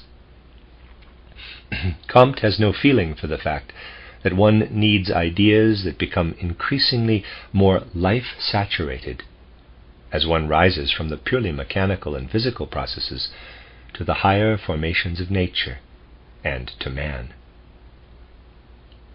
His world conception owed a certain lifeless and rigid quality to this fact. The whole world appears to him like the mechanics of a machine. What escapes Comte everywhere is the element of life. He expels life and spirit from things, and explains merely what is mechanical and machine-like. The concrete historical life of man appears in his presentation like the conceptual picture that the astronomer draws of the motions of the heavenly bodies. Comte constructed a scale of the sciences. Mathematics represents the lowest stage. It is followed by physics and chemistry, and these again by the science of organisms. The last and concluding science in this sequence is sociology, the knowledge of human society. Comte strives to make all these sciences as simple as mathematics. The phenomena with which the individual sciences deal are supposed to be different in every case, but the laws are considered to be fundamentally always the same. The reverberations of the thought of Holbach, Condillac, and others are still distinctly perceptible in the lectures on the relation between soul and body, Les rapports du physique et du moral de l'homme, that Pierre-Jean-Georges Cabanis, 1757-1808, gave in 1797 and 1798 in the medical school founded by the National Convention in Paris. Nevertheless, these lectures can be called the beginning of the development of the world conception of the 19th century in France. They express a distinct awareness of the fact that Condillac's mode of conception for the phenomena of the soul life had been too closely modeled after the conception of the mechanical processes of inorganic nature and their operation. Cabanis investigates the influence of age, sex, way of life, and temperament on man's intellectual and emotional disposition. He develops the conception that the physical and the spiritual are not two separated entities that have nothing in common, but that they constitute an inseparable whole. What distinguishes him from his predecessors is not his fundamental view, but the way in which he elaborates it. His predecessors simply carry into the spiritual the views they have derived from the inorganic world.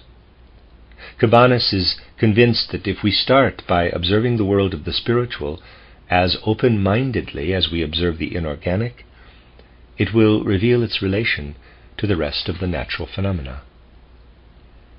Destutt de Tracy, 1754-1836, proceeded in a similar way.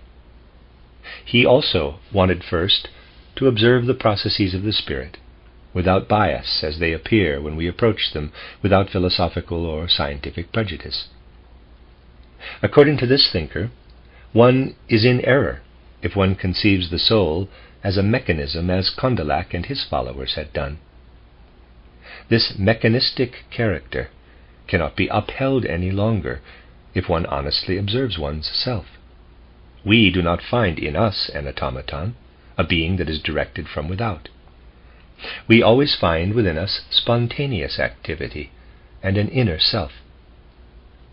We should actually not know anything of the effects of the external world if we did not experience a disturbance in our inner life caused by a collision with the external world. We experience our own being. We develop our activity out of ourselves, but as we do this, we meet with opposition. We realize not only our own existence, but also an external world that resists us. Although they started from de Tracy, two thinkers, Maine de Biran, B-I-R-A-N, 1766-1824, and André-Marie Ampère, A-M-P-E-R-E, 1775 to 1826, were led by the self-observation of the soul in entirely different directions. Byron is a subtle observer of the human spirit. What in Rousseau seems to emerge as a chaotic mode of thought motivated by an arbitrary mood, we find in, I'll try it again, Byron in the form of clear and concrete thinking. Two factors of man's inner life are made the objects of observation by Byron, who is a profoundly thoughtful psychologist.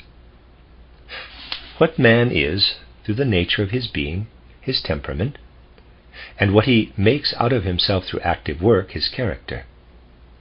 He follows the ramifications and changes of the inner life, and he finds the source of knowledge in man's inner life. The forces of which we learn through introspection are intimately known in our life, and we learn of an external world only insofar as it presents itself as more or less similar and akin to our inner world.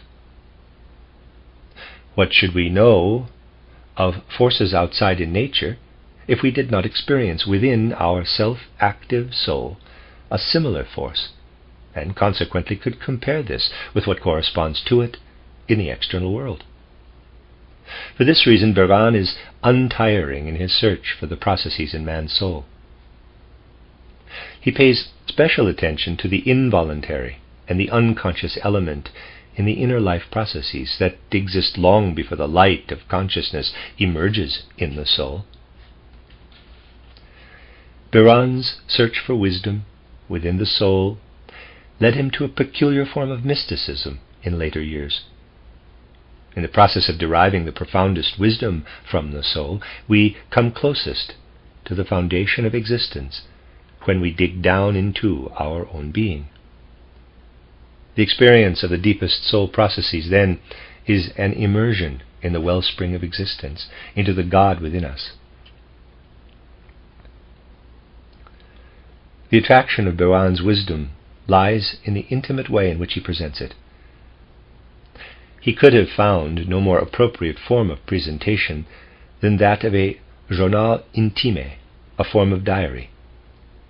The writings of Byron that allow the deepest insight into his thought world were published after his death by E. Naville. Compare Naville's book Maine de Byron, Sa vie et ses pensées, 1857, and his edition Œuvres inédites des mains de Byron. Sorry, I'm doing my best on the French there, forgive me. As old men, Cabanis and Destutt de Tracy belonged to a small circle of philosophers. Byron was a younger member among them. Ampère was among those who were acquainted with Byron's views. As a natural scientist, he became prominent through the extension of Ørsted's observation concerning the relation of electricity to magnetism. Compare above, page 266. Byron's mode of conception is more intimate, that of Ampère more scientific, methodical. Ampère follows with interest the interrelationship of sensations and conceptions in the soul, and also the process through which the spirit arrives at a science of the world phenomena with the aid of thinking. What is significant in this current of world conception, which chronologically represents the continuation of the teachings of Condillac, is the circumstance that the life of the soul itself is decidedly emphasized, that the self-activity of the inner personality of the human being is brought into the foreground of the investigation, and that all these thinkers are striving, nevertheless, for knowledge in the strict sense of natural science. Initially, they investigate the spirit with the methods of natural science, but they do not want to treat its phenomena as homogeneous with the other processes of nature. From these more materialistic beginnings, there emerges finally a tendency toward a world conception that leans distinctly toward the spirit. Victor Cousin, or Cousin, 1792 to 1867, traveled through Germany several times, and thus became personally acquainted with the leading spirits of the idealistic period. The deepest impression was made on him by Hegel and Goethe. He brought their idealism to France. As a professor at the École Normale, 1814, and later at the Sorbonne, he was able to do a great deal for this idealism through his powerful and fascinating eloquence that always produced a deep impression. Cousin received from the idealistic life of the spirit the conviction that it is not through the observation of the external world, but through that of the human spirit, that a satisfactory viewpoint for a world conception can be obtained. He based what he wanted to say on the self-observation of the soul. He adopted the view of Hegel, that spirit, idea, and thought do not merely rule in man's inner life, but also outside in nature and in the process of the historical life, and that reason is contained in reality. Cousin taught that the character of a people of an age was not merely influenced by random happenings, arbitrary decisions of human individuals, but that a real idea is manifested in them, and that a great man appears in the world merely as a messenger of a great idea, in order to realize it in the course of history. This produced a profound impression on Cousin's French audience, which in its most recent history had had to comprehend world historical upheavals without precedent. When they heard such a splendid speaker expound the role that reason played in the historical evolution in accordance with some great and fundamental ideas. Comte, with energy and resolution, found his place in the development of French philosophy with his principle: only in the method of science, which proceeds from strict mathematical and directly observed truths, as in physics and chemistry, can the point of departure for a world conception be found. The only approach he considered mature was the one that fought its way through to this view. To arrive at this stage, humanity had to go through two phases of immaturity, one in which it believed in gods, and subsequently one in which it surrendered to abstract ideas. Comte sees the evolution of mankind in the progression from theological thinking to idealistic thinking, and from there to the scientific world conception. In the first stage, man's thinking projected anthropomorphic gods into the processes of nature, which produce these processes in the same arbitrary manner in which man proceeds in his actions.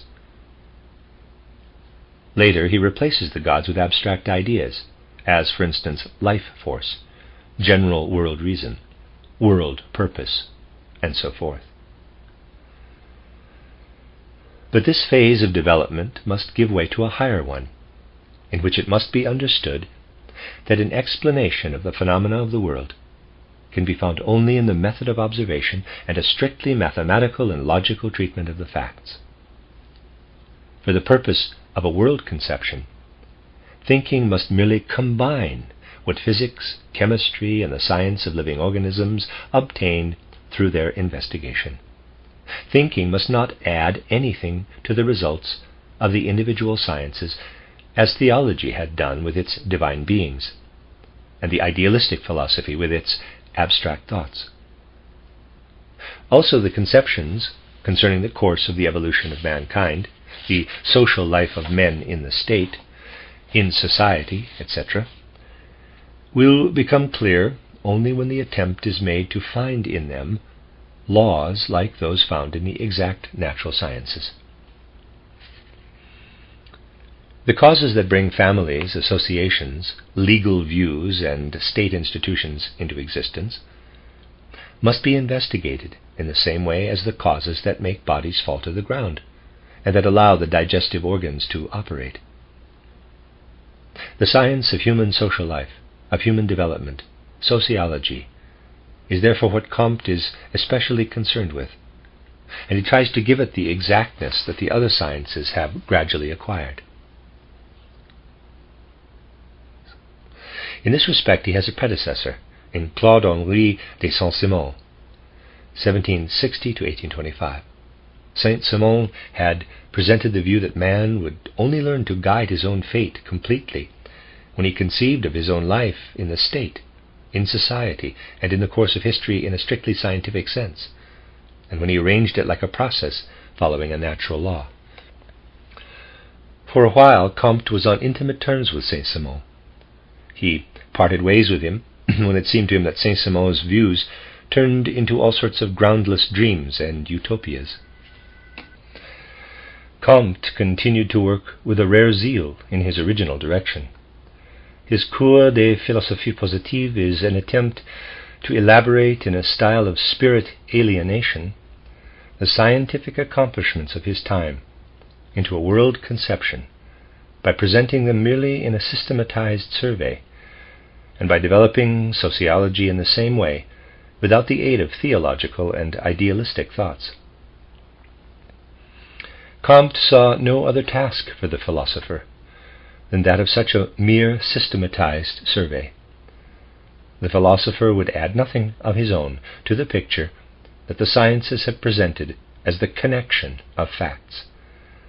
Comte expressed thereby in the most pointed manner his view that the sciences alone, with their methods of observing reality, have a voice in the formulation of a world conception. Within German spirit life, Eugen Dühring, 1833 to 1921, appeared as a forceful champion of Comte's thought. This was expressed in 1865 in his Natural Dialectic, that's the title. As a further exposition, he expounded his views in his book titled Course of Philosophy as a Strictly Scientific World Conception and Art of Life, 1875, and in numerous other writings in the fields of mathematics, natural science, philosophy, history of science, and social economy. All of Dühring's work proceeds, in the strictest sense of the word, from a mathematical and mechanistic mode of thought. Dühring is outstanding in his endeavor to analyze his observations of nature in accordance with mathematical law. But where this kind of thinking is insufficient, he loses all possibility of finding his way through life. It is from this characteristic of his spirit that the arbitrariness and bias is to be explained, with which Dühring judges so many things. Where it is necessary to judge the conflicts of life in accordance with higher ideas, he has therefore no other criterion than his sympathies and antipathies that have been aroused in him through accidental personal circumstances. This man, with his mathematically objective mind, becomes completely arbitrary when he undertakes to evaluate human accomplishments of the historical past or of the present. His rather unimaginative mathematical mode of conception led him to denounce a personality like Goethe as the most unscientific mind of modern times, whose entire significance consisted, in Dühring's opinion, in a few poetical achievements. It is impossible to surpass Dühring in his undervaluation of everything that lies beyond a drab reality, as he does in his book titled The Highlights of Modern Literature. In spite of this one-sidedness, Dühring is one of the most stimulating figures in the development of modern world conception. No one who has penetrated his thought-saturated books can help but confess that he has been profoundly affected by them. Dühring uses rude language for all world conceptions that do not proceed from strictly scientific basic views. All such unscientific modes of thought, quote, found themselves in the state of childish immaturity or feverish fits, or in the decadence of senility, no matter whether they infest entire epochs and parts of humanity under these circumstances, or just occasionally individual elements or degenerated layers of society. But they always belong to the category of the immature, the pathological, or that of overripeness that is already decomposed by putrefaction. Close quote from Course of Philosophy. What Kant, Fichte, Schelling, and Hegel achieved, Dühring condemns as the outflow of a professorial wisdom of mountebanks. Idealism as a world conception is for him a theory of insanity. He means to create a philosophy of reality that is alone adequate to nature, because it, quote, does away with all artificial and unnatural fictions, and for the first time makes the concept of reality the measure of all ideal conceptions, close quote. Reality is conceived in this philosophy, quote, in a manner that excludes all tendencies toward a dreamlike and subjectivistically limited world conception, close quote, from the book Course of Philosophy. One should think like a real expert in mechanics, a real physicist who confines himself to the results of sense perception, of the logical combinations of the intellect, and the operations of calculations. Anything that goes beyond this is idle playing with empty concepts. This is Dühring's verdict. Dühring means to raise this form of thinking, however, to its justified position. Whoever depends exclusively on that form of thinking can be sure that it supplies him with insight concerning reality. All brooding over the question of whether or not we actually can penetrate into the mysteries of the world process, all investigations which, like Kant's, want to limit the faculty of knowledge, are caused by logical distortion. One should not yield to the temptation of a self-sacrificing self-denial of the mind that does not dare to make a positive statement about the world. What we can know is a real and untarnished presentation of the real. Quote, the totality of things has a systematic order and an inner, logically consistent structure. Nature and history have a constitution and a development that corresponds to a large extent to the general logical relations of all concepts. The general qualities and relations of the concepts of thought with which logic deals must also be valid for the special case, that its object is the totality of being, together with its chief forms. Since the most general thinking decides to a large extent what can be and how it can be, the highest principles and the main forms of logic must set the standard for all reality and its forms. From Course of Philosophy, close quote. Reality has produced for itself an organ in human thinking in which it can reproduce itself mentally in the form of thought in an ideal picture. Nature is everywhere ruled by an all-penetrating law that carries its own justification within itself and cannot be criticized. How could there be any meaning in an attempt to criticize the relevance of thinking, the organ of nature? It is mere foolishness to suppose that nature would create an organ through which it would reflect itself only imperfectly or incompletely. Therefore, order and law in this world must correspond to the logical order and law in human thinking. Quote, the ideal system of our thought is the picture of the real system of objective reality. The completed knowledge has, in the form of thoughts, the same structure that the things possess in the form of real existence. Close quote. In spite of this general agreement between thinking and reality, there exists for the former the possibility to go beyond the latter. In the element of the idea, thinking continues the operations that reality has suggested to it. In reality, all bodies are divisible, but only up to a certain limit. Thinking does not stop at this limit, but continues to divide in the realm of the idea. Thought sweeps beyond reality. For thought, the body is divisible into infinity. Accordingly to thought, it consists of infinitely small parts. In reality, this body consists only of a definite, finite number of small, but not infinitely small parts. In this way, all concepts of infinity that transcend reality come into existence. From every event, we proceed to another event that is its cause. From this cause, we go again to the cause of that cause, and so forth. As soon as our thinking abandons the firm ground of reality, it sweeps on into a vague infinity. It imagines that for every cause, a cause has to be sought in turn, so that the world is without a beginning in time. In allotting matter to space, thinking proceeds in a similar way. In transversing the sky, it always finds beyond the most distant stars still other stars. It goes beyond this real fact and imagines space as infinite and filled with an infinite number of heavenly bodies. According to Düring, one ought to realize that all such conceptions of infinity have nothing to do with reality. They only occur through the fact that thinking, with the methods that are perfectly appropriate within the realm of reality, rises above this realm and thereby gets lost in the indefinite. If in our thinking, however, we remain aware of this separation from reality, we need no longer refrain from applying our concepts borrowed from human action to nature.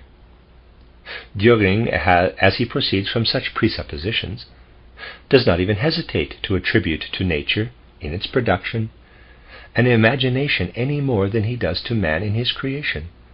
Quote, "Imagination extends into nature itself. It has its roots, as does all thinking in general, in the processes that precede the developed consciousness, but do not produce any elements of subjective feelings." Close quote from Course of Philosophy. The thought upheld by Comte, that all world conception should be confined to a mere rearrangement of the purely factual, dominates Düring so completely that he projects the faculty of imagination into the external world, because he believes that he would simply have to reject it if it occurred merely in the human mind. Proceeding from these conceptions, he arrives at other projections of such concepts as are derived from human activities. He thinks, for instance, that not only man could, in his actions, undertake fruitless attempts, which he then gives up because they do not lead to the intended aim, but that such attempts could also be observed in nature. Quote, "The character of the tentative in the formations of nature is not at all alien to reality itself, and one cannot see why one should allow only one half of the parallelism between nature outside man and nature in man, just for the sake of pleasing a shallow philosophy.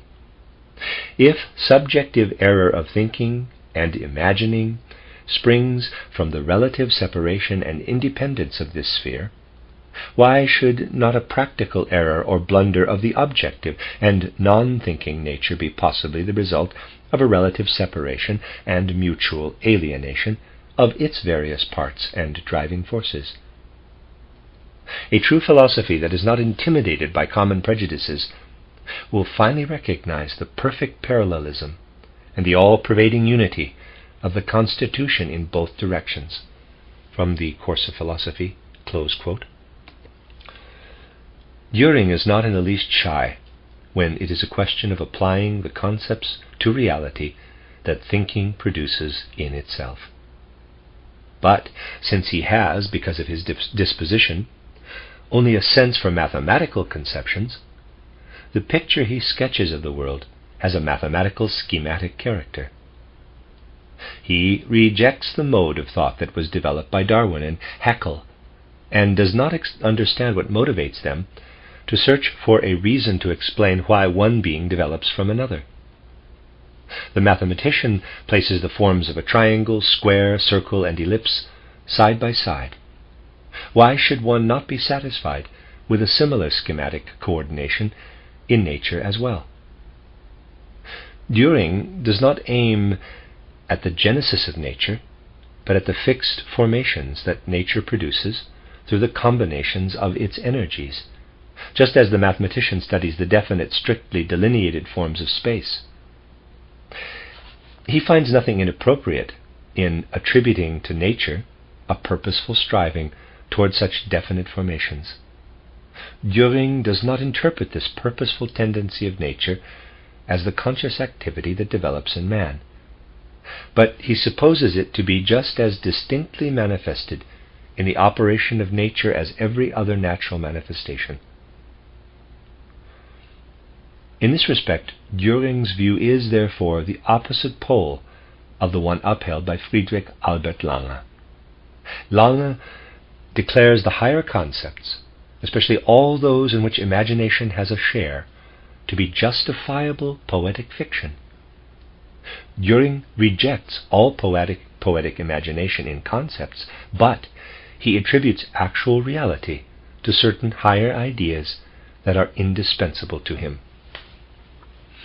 Thus it seems quite consistent for Lange to separate the foundation of the moral life entirely from all ideas that are rooted in reality. Parenthesis compare above, page 323. Close parenthesis. It is also consistent if Düring wants to extend the ideas that he sees as valid in the realm of morality to nature as well. He is completely convinced that what happens in man and through man belongs to the natural events as much as do the inanimate processes. What in human life is right cannot be wrong in nature. Such considerations contributed to making Düring an energetic opponent to Darwin's doctrine of the struggle for existence. If the fight of all against all were the condition of perfection in nature, it would have to be the same with man's life. Quote, such a conception that claims to be scientific is the most immoral thing thinkable. The character of nature is, in this way, conceived in an anti-moral sense. It is not merely indifferent to the better morality of man, but it is actually in agreement and in alliance with the bad moral principles that are followed by scoundrels. From Course of Philosophy, close quote. According to Düring's life conception, what man feels as moral impulses must have its origin in nature. It is possible to observe in nature a tendency toward morality. As nature produces various forces that purposefully combine into stable formations, so it also plants into man instincts of sympathy.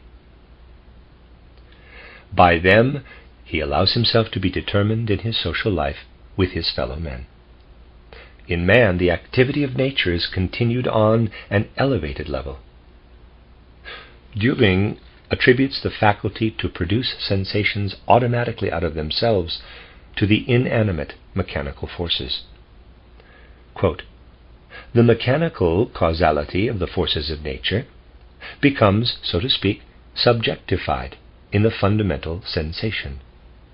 The fact of this elementary process of subjectification is evidently incapable of any further explanation, for somewhere and under some conditions the unconscious mechanism of the world must develop a feeling of itself. From Course of Philosophy, close quote. But when the world arrives at this stage, it is not that a new law begins, a realm of the spirit, but merely a continuation occurs of what had already been there in the unconscious mechanism. This mechanism, to be sure, is unconscious, but it is nevertheless wise, for, quote, the earth, with all it produces, as well as all causes of life's maintenance that lie outside, especially in the sun, and all influences that come from the whole surrounding world in general, this entire organization and arrangement must be thought of as essentially produced for man, which is to say, in agreement with his well-being. From Course of Philosophy, close quote. Düring ascribes thought and even aims and moral tendencies to nature, without admitting that he thereby idealizes nature. But for an explanation of nature, higher ideas are necessary that transcend the real. According to Düring, however, there must be nothing like that. He therefore changes their meaning by interpreting them as facts. Something similar happened in the world conception of Julius Hermann von Kirchmann, 1802 to 1884, who published his title Philosophy of Knowledge in 1864, at about the same time Düring's title Natural Dialectic appeared. Kirchmann proceeds from the supposition that only what is perceived is real. Man is connected with reality through his perception. Everything that he does not derive from perception, he must eliminate from his knowledge of reality. He succeeds in doing this if he rejects everything that is contradictory. Quote, contradiction is not, close quote, is Kirchmann's second principle, which follows his first principle, quote, the perceived is, close quote. Kirchmann admits only feelings and desires as the states of the soul of man that have an existence by themselves. Quote, knowing forms a contrast to the other two states, to feeling and desire. It is possible that there is, in knowing, something underlying, perhaps something similar to pressure and tension, but if it is conceived in this way, it cannot be grasped in its essence. As knowing, and it is only as such that it is to be investigated here, it merely makes itself into a mirror of another being. There is no better parable for this than the mirror. Just as the mirror is the more perfect, the less it shows of itself, and the more it reflects another being, so it is also with knowing. Its essence is the pure reflection of a being other than itself, without mixing in its own state of being. From Philosophy of Knowledge, 1864, close quote. One cannot imagine a greater contrast to Hegel's mode of conception than this view of knowledge. While, with Hegel, the essence of a thing appears in thinking, in the element that the soul adds in spontaneous activity to the percept, Kirchmann's ideal of knowledge consists of a mirror picture of percepts from which all additions by the soul itself have been eliminated. To judge Kirchmann's position in the intellectual life correctly, one must consider the great difficulty with which somebody who had the will to erect an independent structure of world conception was met in his time. The results of natural science, which were to produce a profound influence on the development of world conceptions, were still young. They were just sufficient to shake the belief in the classical idealistic world conception that had had to erect its proud structure without the aid of modern natural science. In the face of the wealth of detailed knowledge, it became difficult to reconstruct fundamental philosophical thoughts. The thread that led from the scientific knowledge of facts to a satisfactory total conception of the world was gradually lost in the general consciousness. A certain perplexity took hold of many. An understanding for the lofty flight of thought that had inspired the world conception of Hegel was scarcely to be found anywhere. The end of Chapter 5. This is a reading of a book by Rudolf Steiner entitled The Riddles of Philosophy. This is part 16 of my reading. I'm on the part 2 of the book, Chapter 6, entitled Modern Idealistic World Conceptions. In the second half of the 19th century, the mode of conception of natural science was blended with the idealistic traditions from the first half, producing three world conceptions that show a distinctive individual physiognomy. The three thinkers responsible for this were Rudolf Hermann Lotze from 1817 to 1881, Gustav Theodor Fechner 1801 to 1887, and Edward von Hartmann 1842 to 1906. In his work titled Life and Life Force, which appeared in 1842 in Wagner's Handwörterbuch der Physiologie, Lotze opposed the belief that there is in living beings a special force, the life force, and defended the thought that the phenomena of life are to be explained exclusively through complicated processes of the same kind as take place in lifeless nature. In this respect, he sided entirely with the mode of conception of modern natural science, which tried to bridge the gap between the lifeless and the living. This attitude is reflected in his books that deal with subjects of natural science, titled General Pathology and Therapy as Mechanical Sciences, 1842, and title General Physiology of the Physical Life, 1851. With his title Elements of Psychophysics, 1860, and Propaedeutics of Aesthetics, 1876, Fechner contributed works that show the spirit of a strictly natural scientific mode of conception. This was now done in fields that before him had been treated almost without exception in the sense of an idealistic mode of thinking. But Lotze and Fechner felt that need to construct for themselves an idealistic world of thought that went beyond the view of natural science. Lotze was forced to take this direction through the quality of his inner disposition. This demanded of him not merely an intellectual observation of the natural law in the world, but challenged him to seek life and inwardness of the kind that man feels within himself in all things and processes.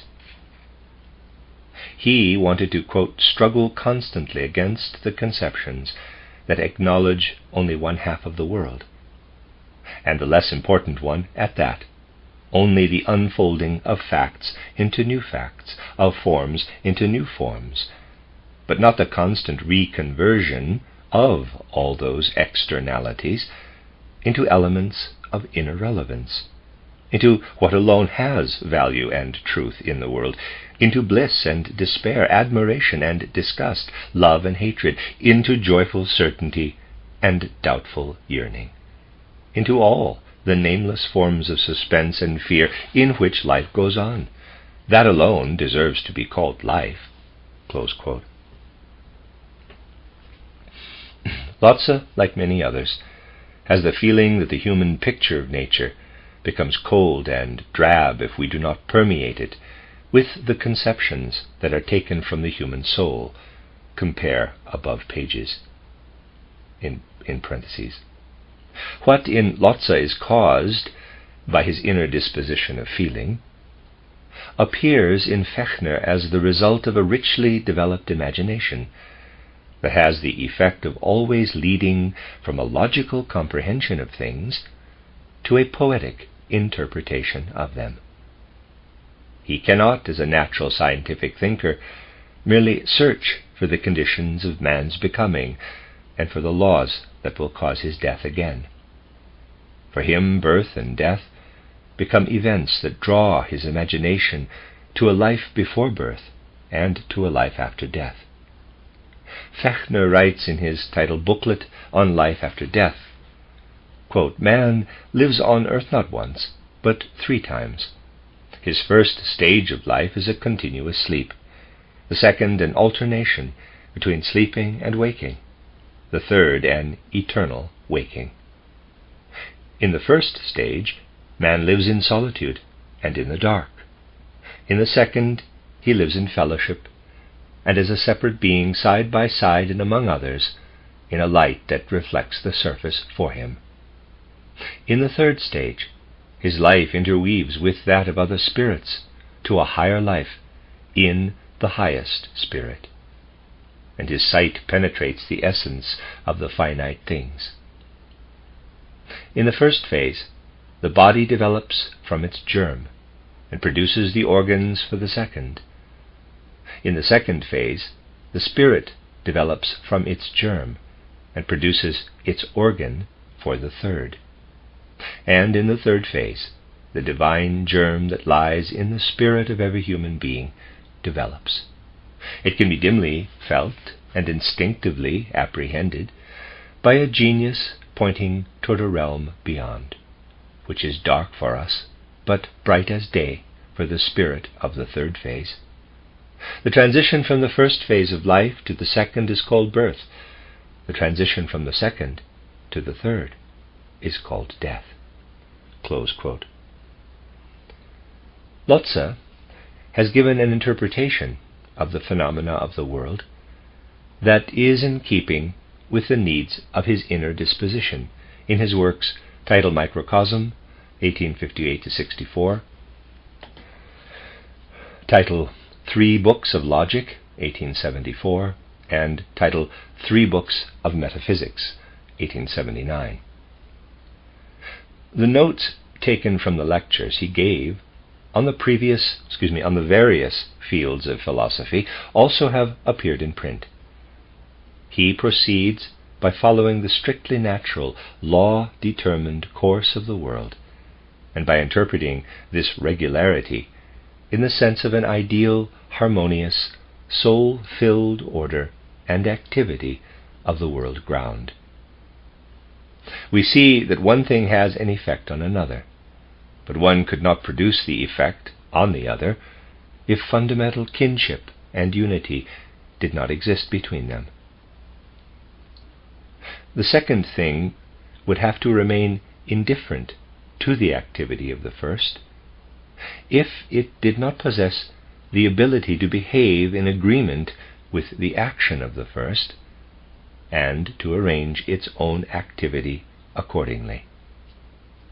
A ball can be caused to move by another ball that hits it, only if it meets the other ball with a certain understanding, so to speak, if it finds within itself the same understanding of motion as is contained in the first. The ability to move is something that is contained in the first ball as well as in the second, as common to both of them. All things and processes must have such common elements.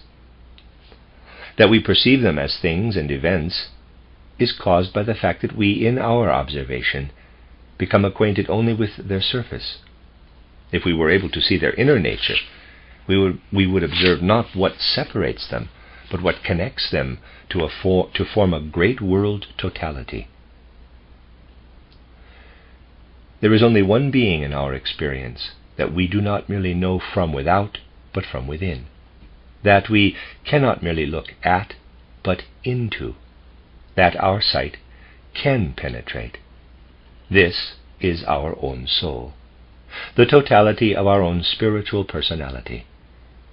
But since all things must possess a common element in their inner being, so they must also have in common with our soul the element that constitutes our soul's inner core. We may therefore conceive the inner nature of things as similar to the quality of our own soul. The world ground that rules as the common element of all things can be thought by us in no other way than as a comprehensible personality after the image of our own personality. Quote, "Our heart's ardent desire to grasp the highest that it may divine can be satisfied by no other form of existence than that of the personality. No other form can be seriously considered. This aspiration of our heart is so much guided by the conviction that the living, self-possessed, and self-enjoying form of the ego is the undeniable prerequisite and the only home of all good and all values. It is so much filled with a silent disdain of all existence that appears lifeless, that we always find the early phases of religion, when it is given to myth-making, occupied with the attempt to transfigure the natural reality into a spiritual one. It has, however, never felt a need to reduce something that is spiritually alive to a blind reality as its firmer ground." Close quote. Lotze expresses his own feeling with regard to the things of nature as follows, quote, "I do not know them, these dead masses of which you speak. For me everything is life and inner alertness. Rest and death are nothing but a dull transitory appearance of an ever-active inner weaving." Close quote. If natural processes, as they appear in the observation, are only such dull transitory shadows, then one cannot expect to find their deepest essence in the regularity that presents itself to the observation, but in the, quote, ever-active weaving, close quote, of all-inspiring, all-comprehensive personality, its aims and purposes. Lotze, therefore, imagines that in all natural activity, a personality's moral purpose is manifested toward which the world is striving. The laws of nature are the external manifestation of an all-pervading ethical order of the world. This ethical interpretation of the world is in perfect harmony with what Lotze says concerning the continuous life of the soul after death. Quote, "We have no other thought at our disposal than the general idealistic conviction that every created thing or being will remain in existence whose continuation is essential for the meaning of the world. Everything that serves only in a transitory phase of the course of the world will at some time cease to exist. That this principle does not justify certain rash applications need scarcely be mentioned. We certainly do not know the merits that would be adequate to earn the claim for eternal existence for one being, nor the defects that would deny it to others." From 3 Books of Metaphysics, close quote. At the point where Lotze's reflections touch the realm of the great enigmatic problems of philosophy, his thoughts show an uncertain and wavering character. One can notice that he does not succeed in securing from his two sources of knowledge, natural science and psychological self-observation, a reliable conception concerning man's relation to the course of the world. The inner force of self-observation does not penetrate to a thinking that could justify the ego feeling itself as a definite entity within the totality of the world. In his lectures titled Philosophy of Religion, we read, quote, "The belief in immortality has no other sure foundation than the need for religion. For this reason, it is also possible to state anything beyond a simple metaphysical statement concerning the nature of continued existence. Such a statement would be, as we regard every entity to be merely a creature of God, there is no fundamentally valid right that the individual soul could claim, for instance, as a substance, to demand eternal individual existence. We can merely maintain that every entity is preserved by God only as long as its existence has a valuable significance for the totality of his world plan." Close quote. The indefinite character of such principles expresses the extent to which Lotze's ideas can penetrate into the realm of the great philosophical problems. In his little book titled Life After Death, Fechner says of the relation of man to the world, quote, "What does the anatomist see when he looks into a man's brain? A tangle of white fibers, the meaning of which he cannot fathom. What does he see in himself? A world of lights, sounds, thoughts, reminiscences, fantasies, sentiments of love and hatred.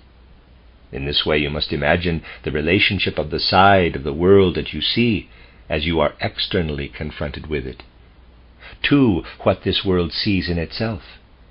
And you must not demand that the inside and the outside of the world should show a greater similarity than in yourself, who is only a part of it.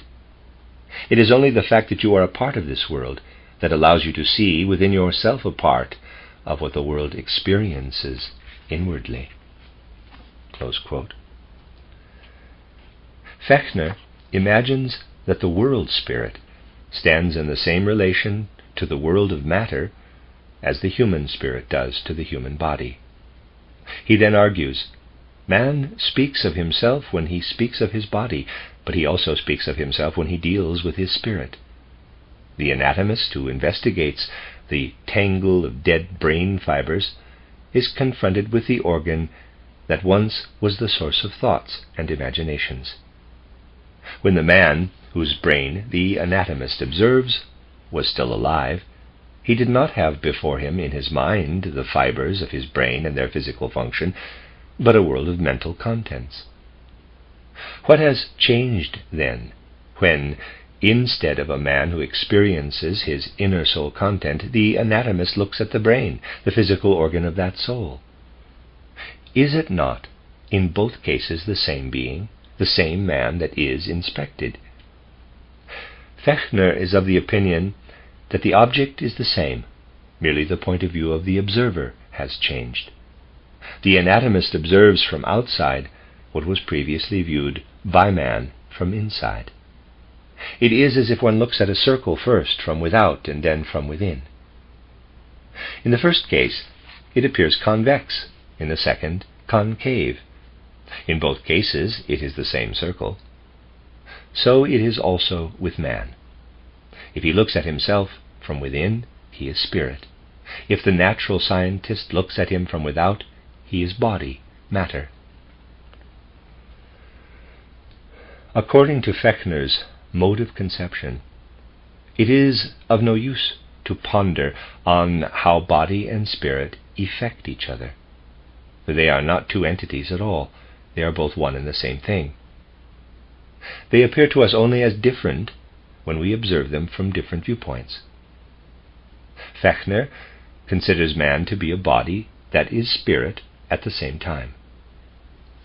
From this point of view, it becomes possible for Fechner to imagine all nature as spiritual, as animated. With regard to his own being, man is in the position to inspect the physical from within, and thus to recognize the inside directly as spiritual. Does not the thought then suggest itself that everything physical, if it could be inspected from within, would appear as spiritual? We can see the plant only from without, but is it not possible that it, too, if seen from within, would prove to be a soul? This notion grew in Fechner's imagination, into the conviction that everything physical is spiritual at the same time. The smallest material particle is animated, and the combination of particles to form more perfect material bodies is merely a process viewed from the outside.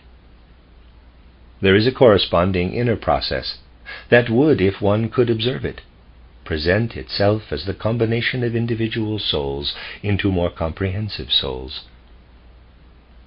If somebody had the ability to observe from within the physical processes of our earth, with the plants, animals, and men living on it, the totality would appear to him as the soul of the earth. So it would also be with the solar system, and even with the whole world. The universe seen from without is the physical cosmos. Seen from within, it is the all-embracing spirit, the most perfect personality, God. A thinker who wants to arrive at a world conception must go beyond the facts that present themselves to him without his own activity. But what is achieved by this going beyond the results of direct observation is a question about which there are the most divergent views.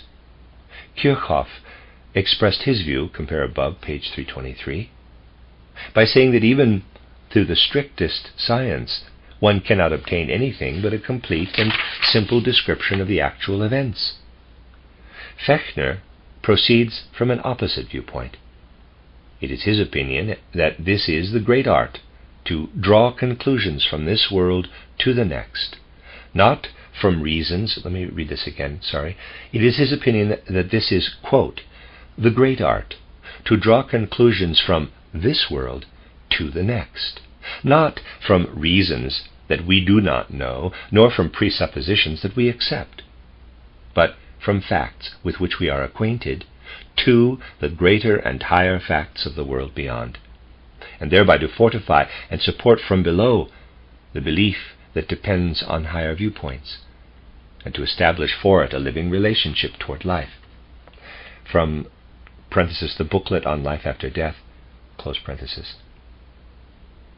According to this opinion, Fechner does not merely look for the connection of the outwardly observed physical phenomena with the inwardly experienced spiritual processes, but he adds to the observed soul phenomena others, the earth spirit, the planetary spirit, the world spirit. Fechner does not allow his knowledge of natural science, which is based on a firm foundation, to keep him from raising his thoughts from the world of the senses into regions where they envisage world entities and world processes, which, if they exist, must be beyond the reach of sense perception. He feels stimulated to such an elevation through his intimate contemplation of the world of the senses, which reveals, to his thinking, more than the mere sense perception would be capable of disclosing. This, quote, additional content, close quote, he feels inclined to use in imagining extrasensory entities. In his way, he strives thus to depict a world into which he promises to introduce thoughts that have come to life. But such a transcendence of sensory limits did not prevent Fechner from proceeding according to the strictest method of natural science, even in the realm that borders that of the soul. It was he who created the scientific methods for this field. Fechner's title Elements of Psychophysics, 1860, is the fundamental work in this field. The fundamental law on which he based psychophysics states that the increase of sensation, caused in man through an increase of external impressions, proceeds proportionately slower than the intensification of the stimulating impressions. The greater the strength of the stimulus at the outset, the less the sensation grows. Proceeding from this thought, it is possible to obtain a measured proportion between the external stimulus, for instance the strength of physical light, and the sensation, for instance the intensity of light sensation. The continuation of this method, established by Fechner, has resulted in the elaboration of the discipline of psychophysics as an entirely new science, concerned with the relation of stimuli toward sensations, that is to say, of the physical to the psychical. Wilhelm Wundt, who continued to work in Fechner's spirit in this field, characterizes the founder of the science of psychophysics in an excellent description. Quote, probably none of his other scientific achievements show in such a splendid way the rare combination of gifts that were at Fechner's disposal as do his psychophysical works. To produce a work like his title Elements of Psychophysics, it was necessary to be intimately acquainted with the principles of the exact method of mathematical physics, and at the same time to possess an inclination to probe the most profound problems of being, a combination that was realized only in him. For this purpose, he needed the originality of thinking that enabled him to adapt freely the inherited research methods to fit his own needs, and the courage never to show any hesitation to proceed along new and untrodden paths. The observations of E.H. Weber, which were admirable for their ingenious simplicity, but limited in their scope, the isolated and often more arbitrary than deliberately devised experimental methods and results of other physiologists, these formed the modest material out of which he built a new science. Close quote.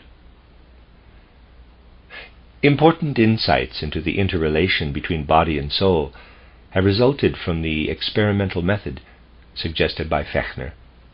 Wundt characterizes this new science in his title Lectures on the Human and Animal Soul, 1863, as follows, quote, I shall show in the following exposition that the experiment is the chief instrument in psychology.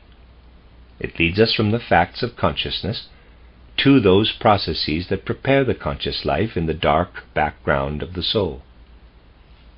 Self-observation provides, as does observation in general, merely the composite phenomena. It is only through the experiment that we free the phenomenon of all accidental circumstances to which it is bound in nature. Through the experiment, we produce the phenomenon synthetically out of the conditions we ourselves control. Change these conditions, and we thereby also change in a measurable way the phenomenon itself. In this way, it is always the experiment that leads us to the laws of nature, because only in the experiment can we observe simultaneously the causes and the results. Close quote. It is doubtless only in a borderline territory of the field of psychology that the experiment is really fruitful. That is, in the territory where the conscious processes lead to the backgrounds of the soul life, where there are no longer conscious but material processes. The psychical phenomena, in the proper sense of the word, can, after all, only be obtained by a purely spiritual observation. Nevertheless, E. Kraepelin, a psychophysicist, is fully justified when he says, quote, that the young science will always be capable of maintaining its independent position side by side with the other branches of the natural sciences, and particularly the science of physiology, close quote, parenthesis, Psychological Works, published by E. Kraepelin, Volume 1, Part 1, page 4, close parenthesis, close quote again. When Edward von Hartmann published his Untitled Philosophy of the Unconscious in 1869, he did not so much have in mind a world conception based on the results of modern natural science, but rather one that would raise to a higher level the ideas of the idealistic systems of the first half of the 19th century, since these appeared to him insufficient in many points. It was his intention to free these ideas of their contradictions and to develop them completely. It seemed to him that Hegel's, Schelling's, and Schopenhauer's thoughts contained potential truths that would only have to be fully developed. Man cannot be satisfied by merely observing facts if he intends to know things and processes of the world. He must proceed from facts to ideas. These ideas cannot be considered to be an element that our thinking arbitrarily adds to the facts. There must be something in them that corresponds to the things and events. This corresponding element cannot be the element of conscious ideas, for these are brought about only through the material processes of the human brain. Without a brain there is no consciousness. We must therefore assume that an unconscious ideal element in reality corresponds to the conscious ideas of the human mind. Hartmann, like Hegel, considers the idea as the real element in things, that is contained in them beyond the perceptible, that is to say, beyond the accessible to sense perception. But the mere content of the ideas would never be capable of producing a real process within them. The idea of a ball cannot collide with the idea of another ball. The idea of a table cannot produce an impression on the human eye, EYE. A real process requires a real force. In order to gain a conception of such a force, Hartmann borrows from Schopenhauer. Man finds in his soul a force through which he imparts reality to his thought and to his decisions. This force is the will. In the form in which it is manifest in the human soul, the will presupposes the existence of the human organism. Through the organism, it is a conscious will. If we want to think of a force as existing in things, we can conceive of it only as similar to the will, the only energy with which we are immediately acquainted. We must, however, think of this will as something without consciousness. Thus, outside man, an unconscious will rules in things that endows them with the possibility of becoming real. The world's content of idea and will, in their combination, constitutes its unconscious basis. Although the world, without doubt, presents a logical structure because of its content of ideas, it nevertheless owes its real existence to a will that is entirely without logic and reason. Its content is endowed with reason. That this reason is a reality is caused by unreason. The rule of unreason is manifested in the existence of the pain by which all beings are tortured.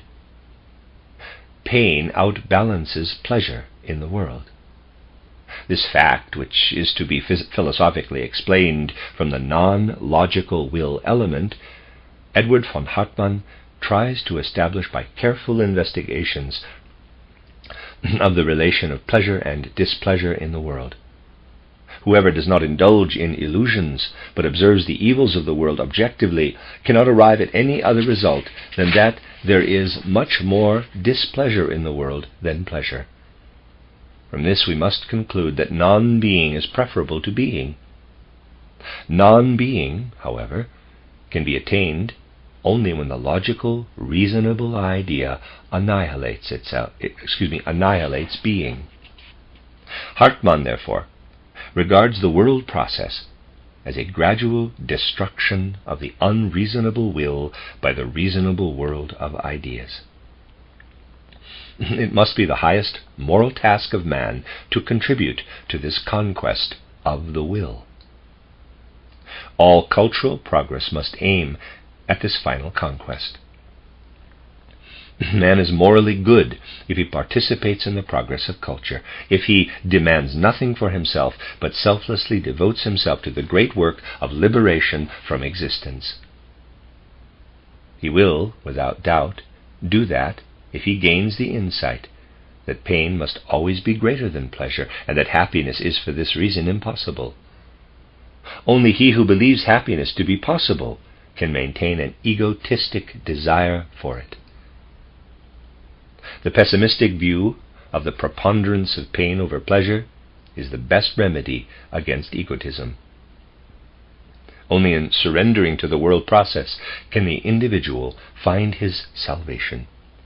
The true pessimist is led to act unegoistically. What man does consciously, however, is merely the unconscious raised into consciousness. To the conscious contribution of human work to the cultural progress, there corresponds an unconscious general process consisting of a progressive emancipation of the primordial substance of the world from will. The beginning of the world must already have served this aim. The primordial substance had to create the world in order to free itself gradually with the aid of the idea from the power of the will. Quote, "Real existence is the incarnation of the Godhead. The world process is the history of the passion of the incarnate God, and at the same time the path for the redemption of the God crucified in the flesh. Morality is the cooperating work for the shortening of this path of passion and redemption." Hartmann, titled Phenomenology of the Moral Consciousness, 1879, page 871, close quote. Hartmann elaborated his world conception in a series of comprehensive works and in a great number of monographs and articles. These writings contain intellectual treasures of extraordinary significance. This is especially the case because Hartmann knew how to avoid being tyrannized by his basic thoughts in the treatment of special problems of science and life, and to maintain an unbiased attitude in the contemplation of things. This is true to a particularly high degree in his title Phenomenology of the Moral Consciousness, in which he presents the different kinds of human doctrines of morality in logical order. He gives in it a kind of natural history of the various moral viewpoints, from the egotistical hunt for happiness through many intermediate stages, to the selfless surrender to the general world process through which the divine primordial substance frees itself from the bondage of existence. Since Hartmann accepts the idea of purpose for his world conception, it is understandable that the mode of thinking of natural science that rests on Darwinism appears to him as a one-sided current of ideas. To Hartmann, the idea tends in the whole of the world process toward the aim of non-being, and the ideal content is for him purposeful, also in every specific phase. In the evolution of the organism, Hartmann sees a purpose in self-realization. The struggle for existence, with its process of natural selection, is for him merely auxiliary functions of the purposeful rule of ideas. Parenthesis, Philosophy of the Unconscious, 10th edition, volume 3, page 403, close parenthesis. The thought life of the 19th century leads from various sides to a world conception that is characterized by an uncertainty of thought and by an inner hopelessness. Richard Wahler declares definitely that thinking is incapable of contributing anything to the solution of transcendent questions, or of the highest problems, and Edward von Hartmann sees in all cultural work nothing but a detour toward the final attainment of the ultimate purpose, complete deliverance from existence. Against the currents of such ideas, a beautiful statement was written in 1843 by the German linguist Wilhelm Wackernagel in his book titled On the Instruction in the Mother Tongue. Wackernagel says that doubt cannot supply the basis for a world conception. He considers it rather as an injury that offends not only the person who wants to know something, but also the things that are to be known. Knowledge, he says, begins with confidence. Such confidence for the ideas that depend on the research methods of natural science has been produced in modern times, but not for a knowledge that derives its power of truth from the self-conscious ego. The impulses that lie in the depths of the development of the spiritual life require such a powerful will for the truth. Man's searching soul feels instinctively that it can find satisfaction only through such a power. The philosophical endeavor strives for such a force, but it cannot find it in the thoughts that it is capable of developing for a world conception. The achievements of the thought life fail to satisfy the demands of the soul. The conceptions of natural science derive their certainty from the observation of the external world. Within one's soul, one does not find the strength that would guarantee the same certainty. One would like to have truths concerning the spiritual world, concerning the destiny of the soul and its connection with the world, that are gained in the same way as the conceptions of natural science. A thinker who derived his thoughts as much from the philosophical thinking of the past as from his penetration of the mode of thinking of natural science was Franz Brentano, 1828 to 1912. He demanded of philosophy that it should arrive at its results in the same manner as natural science. Because of this imitation of the methods of natural science, he hoped that psychology, for instance, would not have to renounce its attempts to gain an insight into the most important problem of soul life. Quote, "But for the hopes of a Plato and Aristotle to attain sure knowledge concerning the continued life of our better part, after the dissolution of our body, the laws of the association of ideas, the development of convictions and opinions, and of the origin and development of pleasure and love, would be anything but a true compensation. If this new natural scientific method of thinking would really bring about the elimination of the problem of immortality, this would have to be considered as significant for psychology." Close quote. This is Brentano's statement in his title Psychology from the Empirical Standpoint, 1870, page 20.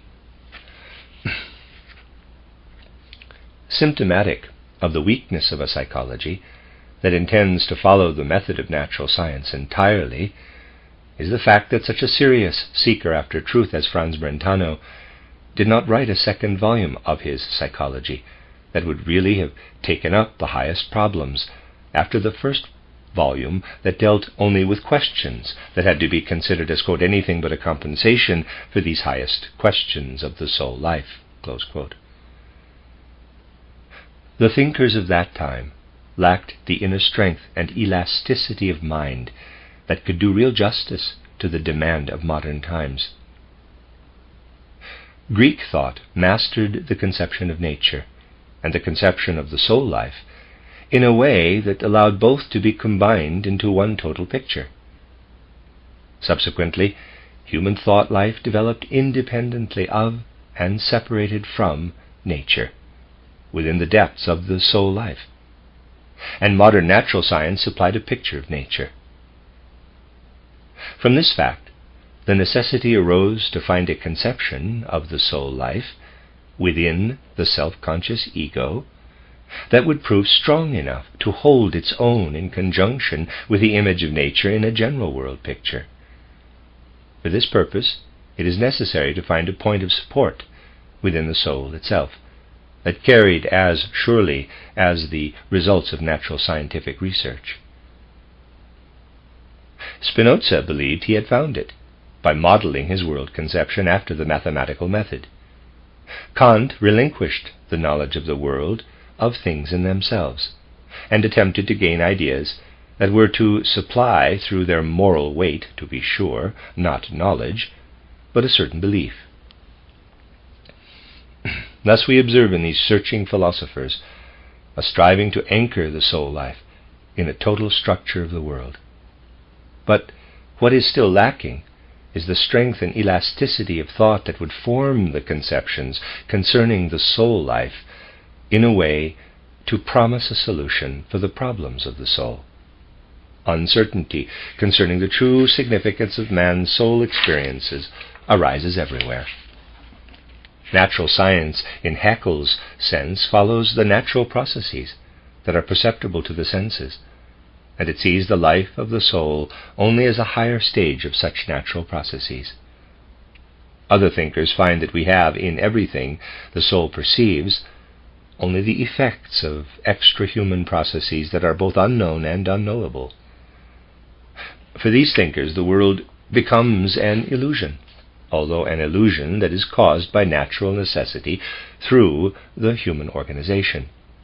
Quote, "As long as the art of looking around corners has not been invented, that is, to conceive without conceptions, the proud self-restrictions of Kant that we can know of reality only that it is, not what it is, will have to be acknowledged as the final decision." Close quote. This is the judgment of Robert Zimmermann, a philosopher of the second half of the 19th century. For such a world conception, the human soul, which cannot have any knowledge of its own nature, of what it is, sails into an ocean of conceptions without becoming aware of its ability to find something in this vast ocean that could open vistas into the nature of existence. Hegel had been of the opinion that he perceived in thinking itself the inner force of life that leads man's ego to reality. For the time that followed, quote, "mere thinking," close quote, became a lightly woven texture of imaginations containing nothing of the nature of true being. When, in the search for truth, an opinion ventures to find the emphasis on thinking, the suggested thoughts have a ring of inner uncertainty, as can be seen in the statement of Gideon Speicher.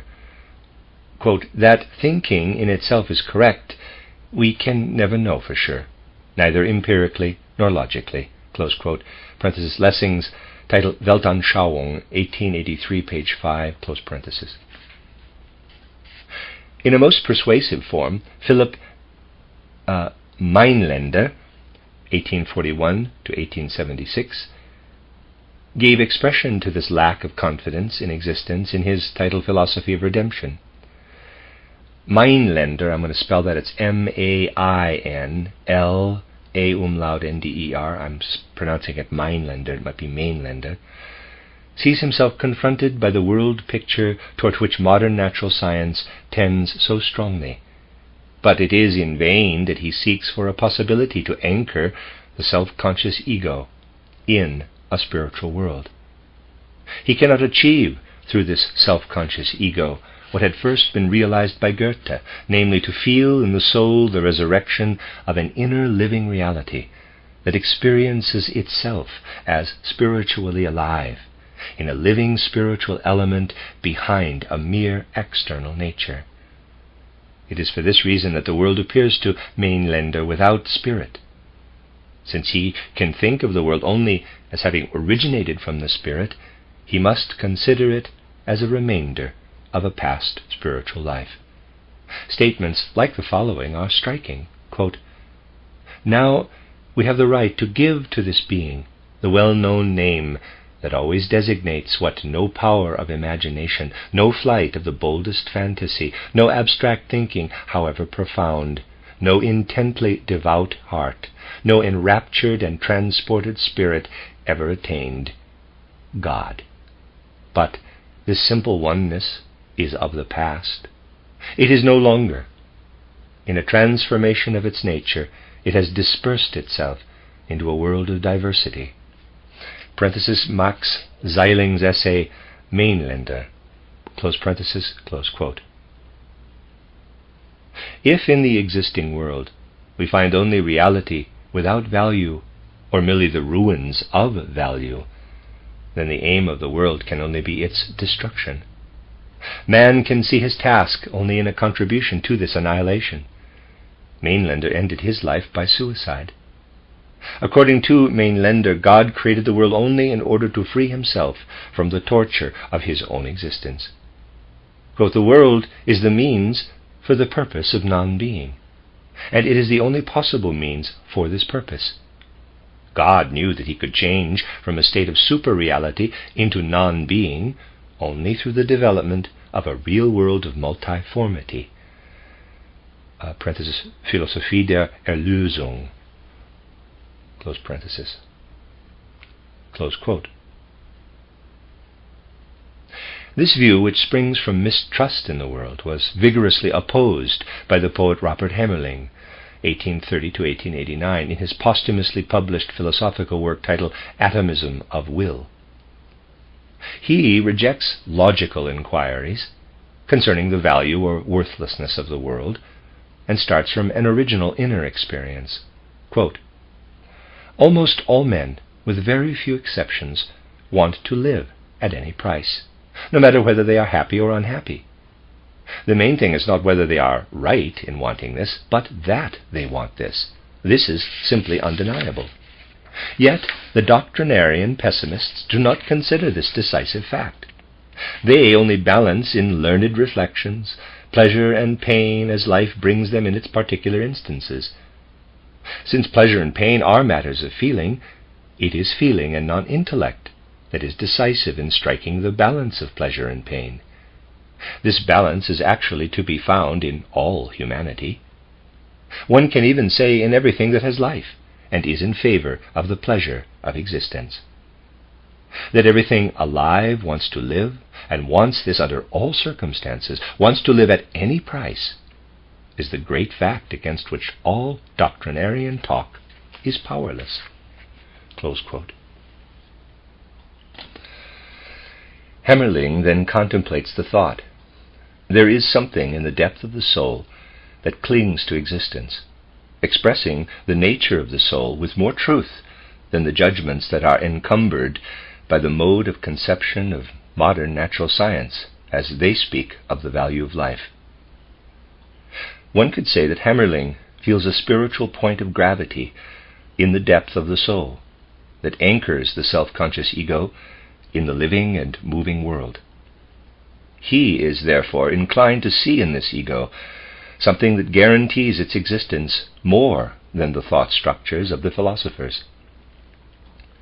He finds a main defect in modern world conception in the opinion, quote, that there is too much sophistry in the most recent philosophy directed against the ego, close quote. And he would like to explain this, quote, from the fear of the soul, of a special soul entity, or even a thing-like conception of a soul, close quote. Hemmerling points significantly to the really important question. Quote, "The ideas of the ego are interwoven with the elements of feeling, What the spirit has not experienced, it is also incapable of thinking." Close quote. For Hemmerling, all higher world conception hinges on the necessity of feeling the act of thinking itself, of experiencing it inwardly. The possibility of penetrating into those soul depths in which the living conception can be attained, conceptions can be attained that lead to a knowledge of the soul entity through the inner strength of the self-conscious ego, is, according to Hemmerling, barred by a layer of concepts that originated in the course of the development of modern world conception, and changed the world picture into a mere ocean of ideas. He introduces his philosophy, therefore, with the following words, quote, "Certain stimuli produce odors within our organ of smell. Thus the rose has no fragrance if nobody smells it. Certain air vibrations produce sounds in the ear. Sound, then, does not exist without an ear. A gunshot would not ring out if nobody heard it." Close quote. Such conceptions have, in the course of modern thought development, become so definite a part of thinking that Hemmerling added to the quoted exposition the words, quote, "If this, dear reader, does not seem plausible to you, if your mind stirs like a shy horse when it is confronted with this fact, do not bother to read another line. Leave this book and all others that deal with philosophical things unread, for you lack the ability that is necessary for this purpose, that is, to apprehend a fact without bias and to adhere to it in your thoughts." From the title Atomism of Will. Close quote. Hemmerling's last poetic effort was his title Homunculus. In this work he intended to present a criticism of modern civilization. He portrayed, in a radical way, in a series of pictures, what a humanity is drifting to that has become soulless and believes only in the power of external natural laws. As the poet of Homunculus, he knows no limit to his criticism of everything in this civilization that is caused by this false belief. As a thinker, however, Hemmerling nevertheless capitulates in the full sense of the word to the mode of conception described in this book in the chapter titled, quote, "The World as Illusion," close quote. He does not hesitate to use words like the following, quote, "The extended, spatial, corporeal world, as such, exists only insofar as we perceive it. Anyone who adheres to this principle will understand what a naive error it is to believe that there is, in addition to the impression, Vorstellung, that we call horse, still another horse, which is actually the real horse, and of which our inner impression is only a kind of copy. Outside of myself, let it be said again, there is only the sum total of those conditions that produce within my senses an idea, Anschauung, that I call horse." Close quote. With respect to the soul life, Hemmerling feels as if nothing of the world's own nature could ever penetrate into the ocean of its thought pictures. But he has a feeling for the process that goes on in the depths of modern soul development. He feels that the knowledge of modern man must vigorously light up with its own power of truth within the self-conscious ego, as it had manifested itself in the perceived thought of the Greeks. Again and again he probes his way toward the point where the self-conscious ego feels itself endowed with the strength of its true being, that is, at the same time, aware of standing within the spiritual life of the world. But he only senses this, and thus fails to arrive at any further revelation. So he clings to the feeling of existence that pulsates within his soul, and that seems to him more substantial, more saturated with reality than the mere conceptions of the ego, the mere thought of the ego. Quote, "From the awareness or feeling of our own being, we gain a concept of being that goes far beyond the status of being merely an object of thought. We gain the concept of a being that not merely is thought, but thinks. Close quote. Starting from this ego that apprehends itself in its feeling of existence, Hemmerling attempts to gain a world picture. What the ego experiences in its feeling of existence is, according to him, quote, the atom feeling within us, close quote, parentheses, Atemgefühl. The ego knows of itself, and it knows itself as an quote-unquote atom in comparison with the world. It must imagine other beings as it finds itself in itself, as atoms that experience and feel themselves. For Hemmerling, this seems to be synonymous with atoms of will, with will-endowed monads.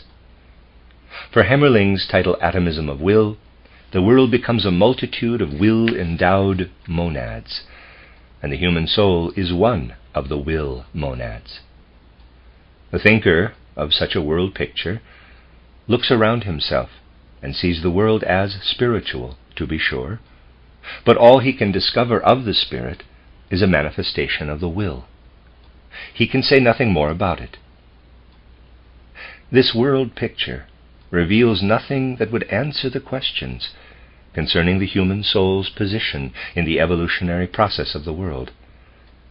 For whether one considers the soul as what it appears before all philosophical thinking, or whether one characterizes it according to this thinking as a monad of will, it is necessary to raise the same enigmatic questions with regard to both soul conceptions.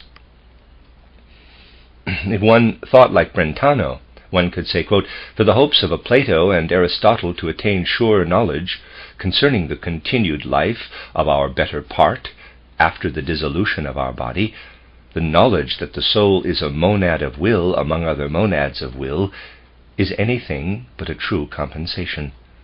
Close quote. In many currents of modern philosophical life, one notices the instinctive tendency, parentheses, living in the subconsciousness of the thinkers, close parentheses, to find in the self-conscious ego a force that is unlike that of Spinoza, Kant, Leibniz, and others. One seeks a force through which this ego, the core of the human soul, can be so conceived that man's position in the course and the evolution of the world can become revealed. At the same time, these philosophical currents show that the means used in order to find such a force have not enough intensity in order to fulfill, quote, the hopes of a Plato and Aristotle, close quote, in Brentano's sense, to do justice to the modern demands of the soul.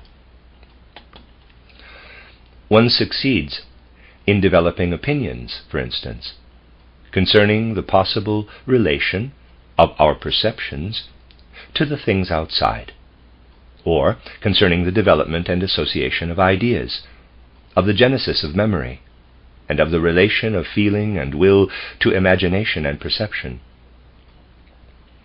But through one's own mode of conception, one locks the doors to questions that are concerned with the, quote, hopes of Plato and Aristotle, close quote.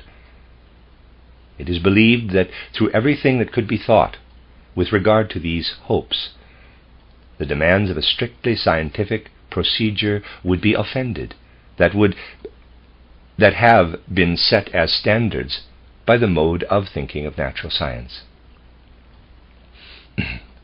The ideas of the philosophical thought picture of Wilhelm Wundt, 1832 to 1920, aim no higher than their natural scientific basis permits. For Wundt, philosophy is, quote, the general knowledge that has been produced by the special sciences, close quote. Wundt titles System of Philosophy. By the methods of such a philosophy, it is only possible to continue the lines of thought created by the special sciences, to combine them, and to put them into a clearly arranged order. This Wundt does, and thus he he allows the general form of his ideas to become entirely dependent on the habits of conception that develop in a thinker who, like Wundt, is acquainted with the special sciences, that is, a person who has been active in some particular field of knowledge, such as the psychophysical aspect of psychology. Wundt looks at the world picture that the human soul produces through sense experience, and at the conceptions that are experienced in the soul under the influence of this world picture. The scientific method considers sense perceptions as effects of processes outside man. For Wundt, this mode of conception is, in a certain sense, an unquestioned matter, of course.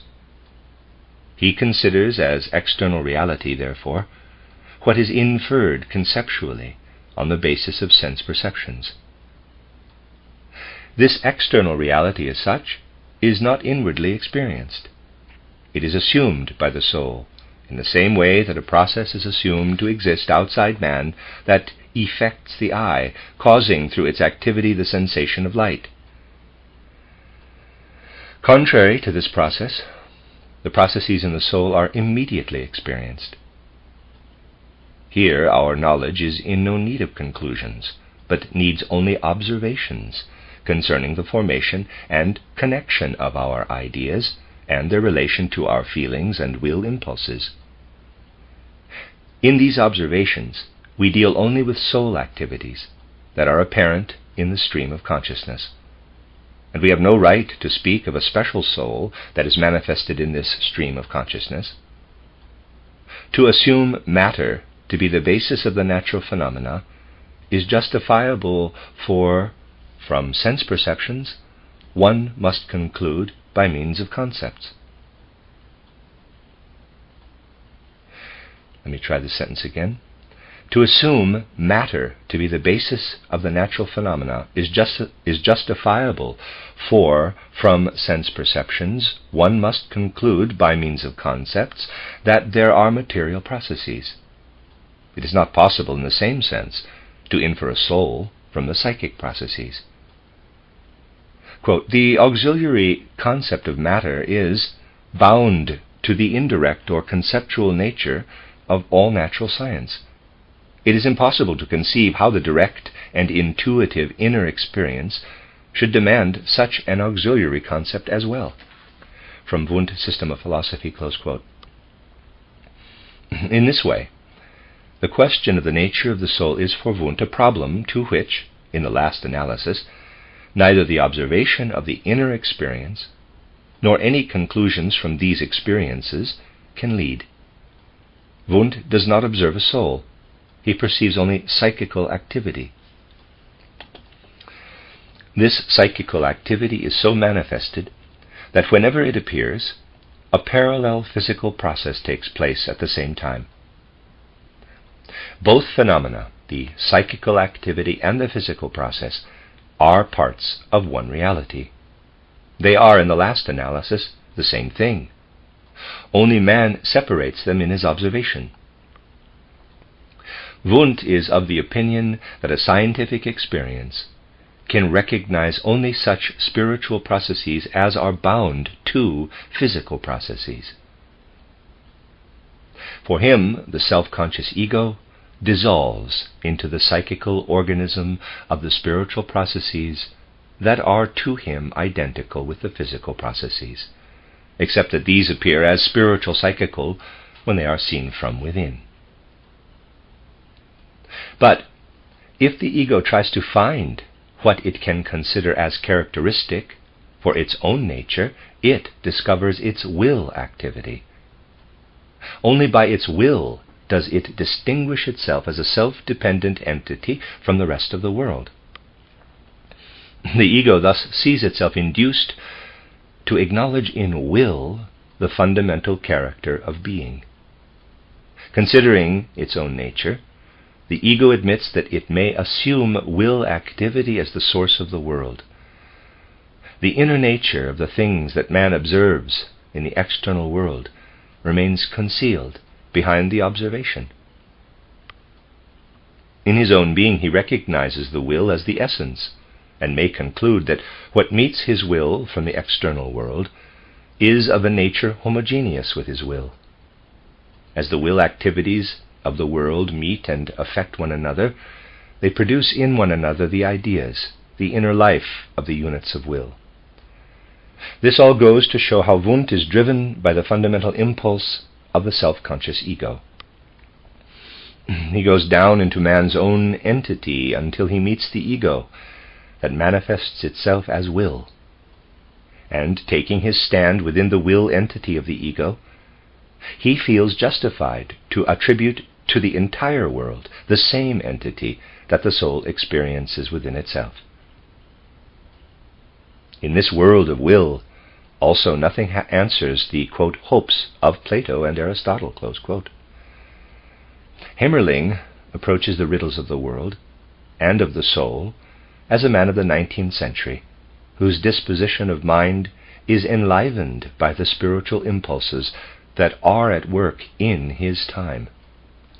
He feels these spiritual impulses in his free and deeply human being, to which it is only natural to ask questions concerning the riddle of human existence, just as it is natural for ordinary man to feel hunger and thirst.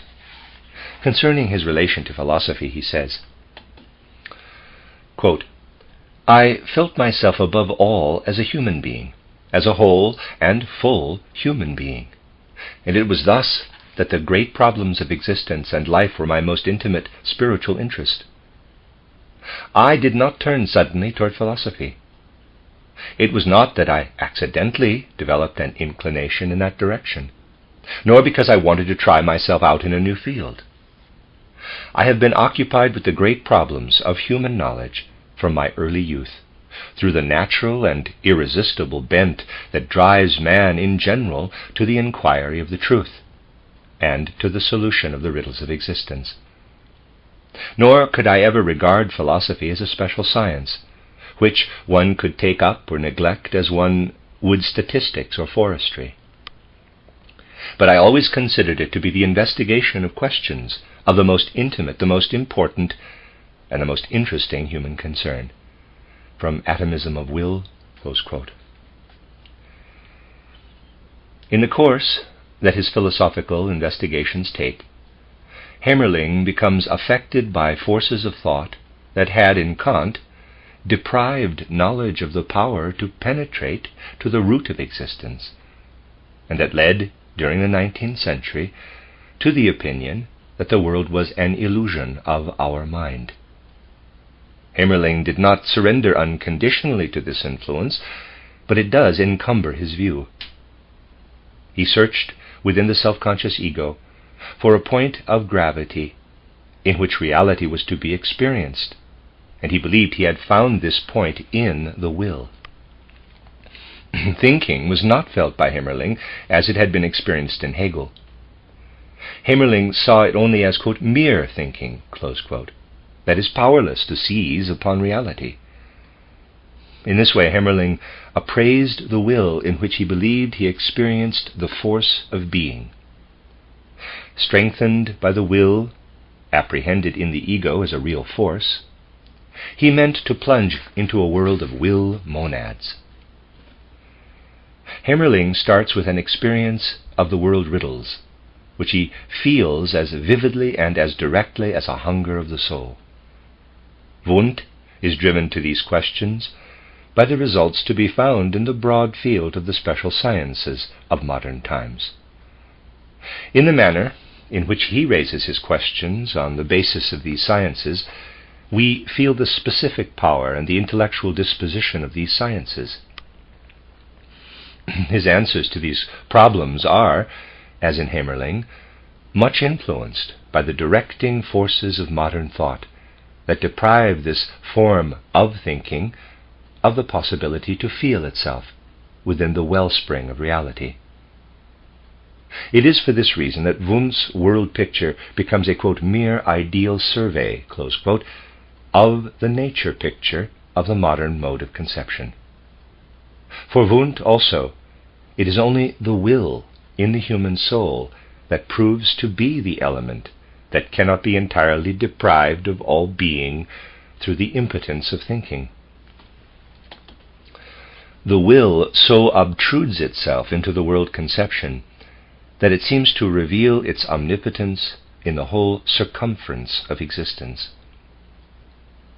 In Hemmerling and Wundt, two personalities emerge in the course of the development of philosophy, who are motivated by forces that attempt to master by thought the world riddles with which the human soul finds itself confronted through its own experience, as well as through the results of science.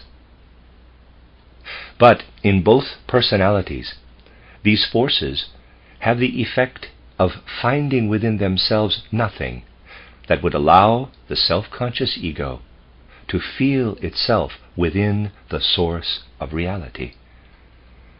These forces rather reach a point where they can no longer uphold the contact with the great riddles of the universe. What they cling to is the will. But from this world of will, nothing can be learned that would assure us of, quote, the continued life of our better part after the dissolution of the body, close quote, or that would even touch on the riddles of the soul in the world. Such world conceptions originate from the natural, irrepressible bent, quote, that drives man in general to the investigation of the truth and to the solution of the riddles of existence, close quote. Since they use the means that, according to the opinion of certain temporary tendencies, appear as the only justifiable ones, they arrive at a mode of conception that contains no elements of experience to bring about the solution.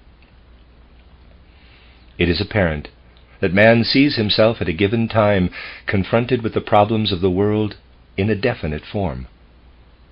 He feels instinctively what he has to do.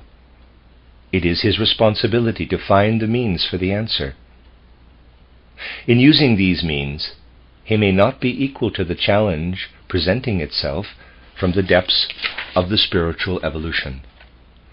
Philosophies that work under such conditions represent a struggle for an aim of which they are not quite consciously aware. The aim of the evolution of the modern world conception is to experience something within the self-conscious ego that gives being and reality to the ideas of the world picture. The characterized philosophical trends prove powerless to attain such life and such reality. Thought no longer gives to the ego or the self-conscious soul the inner support that ensures existence. This ego has moved too far away from the ground of nature to believe in such a guarantee as was once possible in ancient Greece. It has not as yet brought to life within itself what this ground of nature once supplied, without demanding a spontaneous creativity of the soul. The end of Part 2, Chapter 6.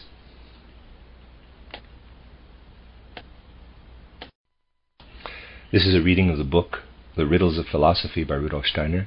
I'm on Part 2, Chapter 7, entitled Modern Man and His World Conception. The Austrian thinker Bartholomeus Carneri, 1871 to 1909, attempted to open wide perspectives of world conception and ethics on the ground of Darwinism. 11 years after the appearance of Darwin's title Origin of Species, he published his work titled Morality and Darwinism, 1871, in which he used the new world of ideas as the basis of an ethical world conception in a comprehensive way. Parenthesis, compare his books titled Foundation of Ethics, 1881, titled Man as His Own Purpose, 1878, and titled Modern Man, Essays on Life Conduct, 1891, close parenthesis. Carneri tries to find in the picture of nature the elements through which self-conscious ego is conceivable within this picture. He would like to think this world picture so wide and so comprehensive as to contain the human soul within its scope. He aims at the reunion of the ego with the mother ground of nature, from which it has become separated. He represents in his world conception the opposite tendency to the philosophy for which the world becomes an illusion of the imagination, and which, for that reason, renounces all connection with the reality of the world, so far as knowledge is concerned. Carneri rejects all moral philosophy that intends to proclaim for man other moral commandments than those that result from his own nature. We must remember that man is not to be understood as a special being beside all other things of nature, but that he is a being that has gradually developed from lower entities, according to purely natural laws. Carneri is convinced that all life is like a chemical process. Quote, "The digestion in man is such a process, as well as the nutrition of the plant." Close quote. At the same time, he emphasizes that the chemical process must be raised to a higher form of evolution if it is to become plant or animal. Quote, "Life is a chemical process of a special kind. It is the individualized chemical process. For the chemical process can reach a point where it can maintain itself without certain conditions that it formerly needed." Close quote. It is apparent that Carneri observes that lower processes are transformed into higher ones, that matter takes on higher forms of existence through the perfection of its functions. Quote, "As matter we conceive the substance insofar as the properties that result from its divisibility and its motion affect our senses physically, that is to say, as mass. If this division or differentiation goes so far as to produce phenomena that are no longer sensually perceptible, but only perceptible to our thinking, we say the effect of the substance is spiritual." Close quote. Also, morality does not exist as a special form of reality. It is a process of nature on a higher level. Therefore, the question cannot be raised: what is man to do to comply with some special moral commandment that is valid for him? We can only ask, what appears as morality when the lower processes develop into the higher spiritual ones? Quote, "While moral philosophy proclaims certain moral laws and commands that they are to be kept so that man may be what he ought to be, our ethics develops man as he is. It wants to do no more than to show him what he may at some time become. While the former moralizing philosophy knows of duties to be enforced by punishments, our ethics upholds an ideal from which any compulsion would merely distract, because it can be approached only on the path of knowledge and freedom, Close quote.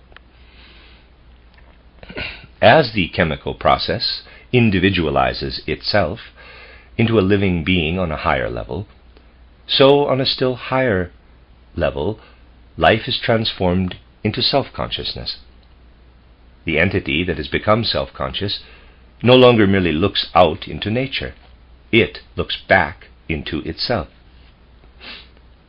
Quote, "The awakened self-consciousness constituted, if conceived dualistically, a break with nature, and man felt himself separated from nature. This breach existed only for him, but for him it was complete. It had not developed as suddenly as it is taught in Genesis, just as the days of creation must not be taken literally as days.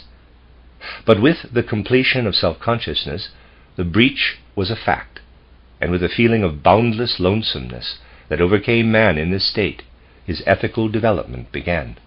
Close quote. Up to a certain point, nature leads life. At this point, self-consciousness arises. Man comes into existence. Quote, his further development is his own work, and what keeps him on the course of progress is the power and the gradual clarification of his wishes. Close quote.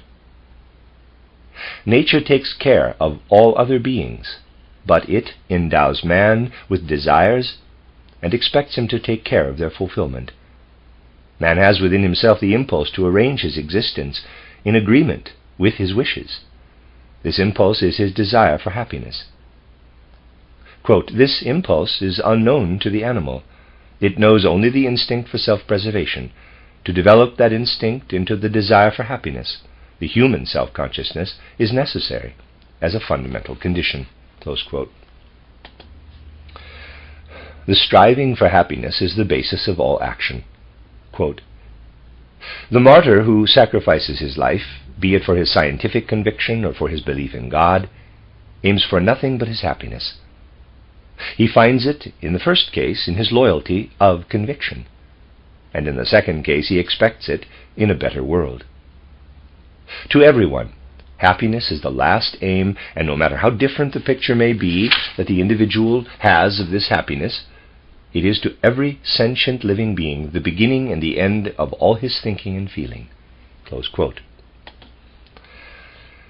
As nature gives man only the need for happiness, this image of happiness must have its origin within man himself.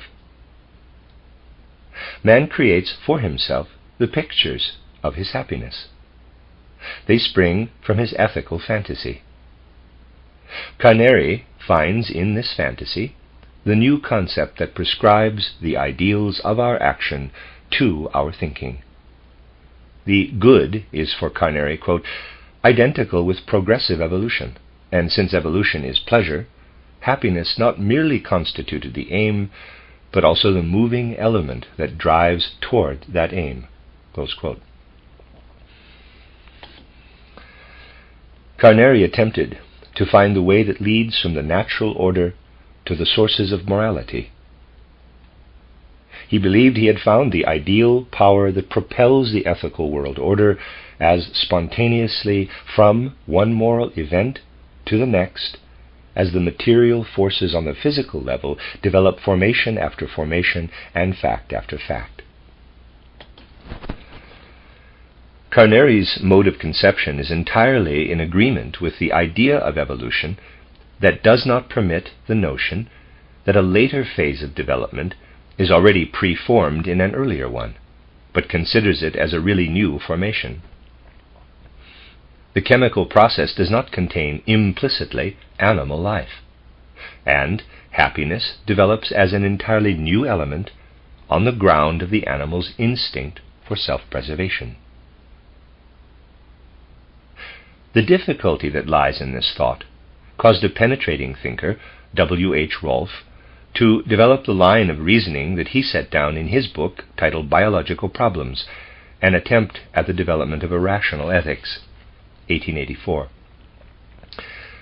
Rolfe asks himself, quote, what is the reason that a form of life does not remain at a given stage, but develops progressively and becomes more perfect?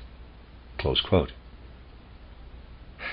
This problem presents no difficulty for a thinker who maintains that the later form is already implicitly contained in the earlier one. For him it is quite clear that what is at first implicit will become explicit at a certain time. But Rolfe was not willing to accept this answer. On the other hand, however, he was also not satisfied with the struggle for existence as a solution of the problem. If a living being fights only for the satisfaction of its necessary needs, it will, to be sure, overpower its weaker competitors, but it will itself remain what it is. If one does not want to attribute a mysterious mystical tendency toward perfection to this being, one must seek the cause of this perfection in external natural circumstances. Rolfe tries to give an explanation by stating that whenever possible, every being satisfies its needs to a greater extent than is necessary. Quote, only by introducing the idea of insatiability does the Darwinian principle of perfection in the struggle for life become acceptable. For it is only thus that we have an explanation for the fact that the creature acquires, whenever it can do so, more than it needs for maintaining its status quo, and that it grows excessively whenever the occasion is given for it, from biological problems. Close quote. What takes place in this realm of living beings is, in Rolf's opinion, not a struggle for acquisition of the necessary means of life, but a struggle for surplus acquisition. Quote, "While the Darwinist knows of no life struggle, as long as the existence of the creature is not threatened, I consider this struggle as ever present. It is simply primarily a struggle for life, a struggle for the increase of life, not a struggle for existence." Close quote. Rolf draws from these natural scientific presuppositions the conclusions for his ethics. Quote, "Expansion of life, not its mere preservation. Struggle for advantage, not for existence, is the rallying cry. The mere acquisition of life's necessities and sustenance is not sufficient. What must also be gained is comfort, if not wealth, power, and influence. The search and striving for continuous improvement of the condition of life is the characteristic impulse of animal and man. From Biological Problems." Close quote. Rolf's thoughts stimulated Friedrich Nietzsche, 1844 to 1900, to produce his own ideas of evolution after having gone through other phases of his soul life. At the beginning of his career as an author, the idea of evolution, and natural science in general, had been far from his thoughts. He was at first deeply impressed by the philosophy of Arthur Schopenhauer, and from him he adopted the conception of pain as lying at the bottom of all existence. Unlike Schopenhauer and Edward von Hartmann, Nietzsche did not seek the redemption from this pain in the fulfillment of moral tasks. It was his belief, rather, that the transformation of life into a work of art that leads beyond the pain of existence. Thus the Greeks created a world of beauty and appearance in order to make this painful existence bearable. In Richard Wagner's musical drama, he believed he found a world in which beauty lifts man beyond pain. It was, in a certain sense, a world of illusion that was quite consciously sought by Nietzsche in order to overcome the misery of the world. He was of the opinion that at the root of the oldest Greek culture there had been the will of man to forget the real world through a state of intoxication. Quote, "Singing and dancing, man manifests himself as a member of a higher community. He has forgotten to walk and to speak, and in his dance he is about to fly up into the air." From The Birth of Tragedy, 1872. Close quote. With these words, Nietzsche describes and explains the cult of the ancient worshippers of Dionysus, in which he saw the root of all art. Nietzsche maintained of Socrates that he had overpowered this Dionysian impulse by placing reason as judge over them. The statement, quote, "Virtue is teachable," close quote, meant, according to Nietzsche, the end of a comprehensive, impulsive culture and the beginning of a much feebler phase dominated by thinking.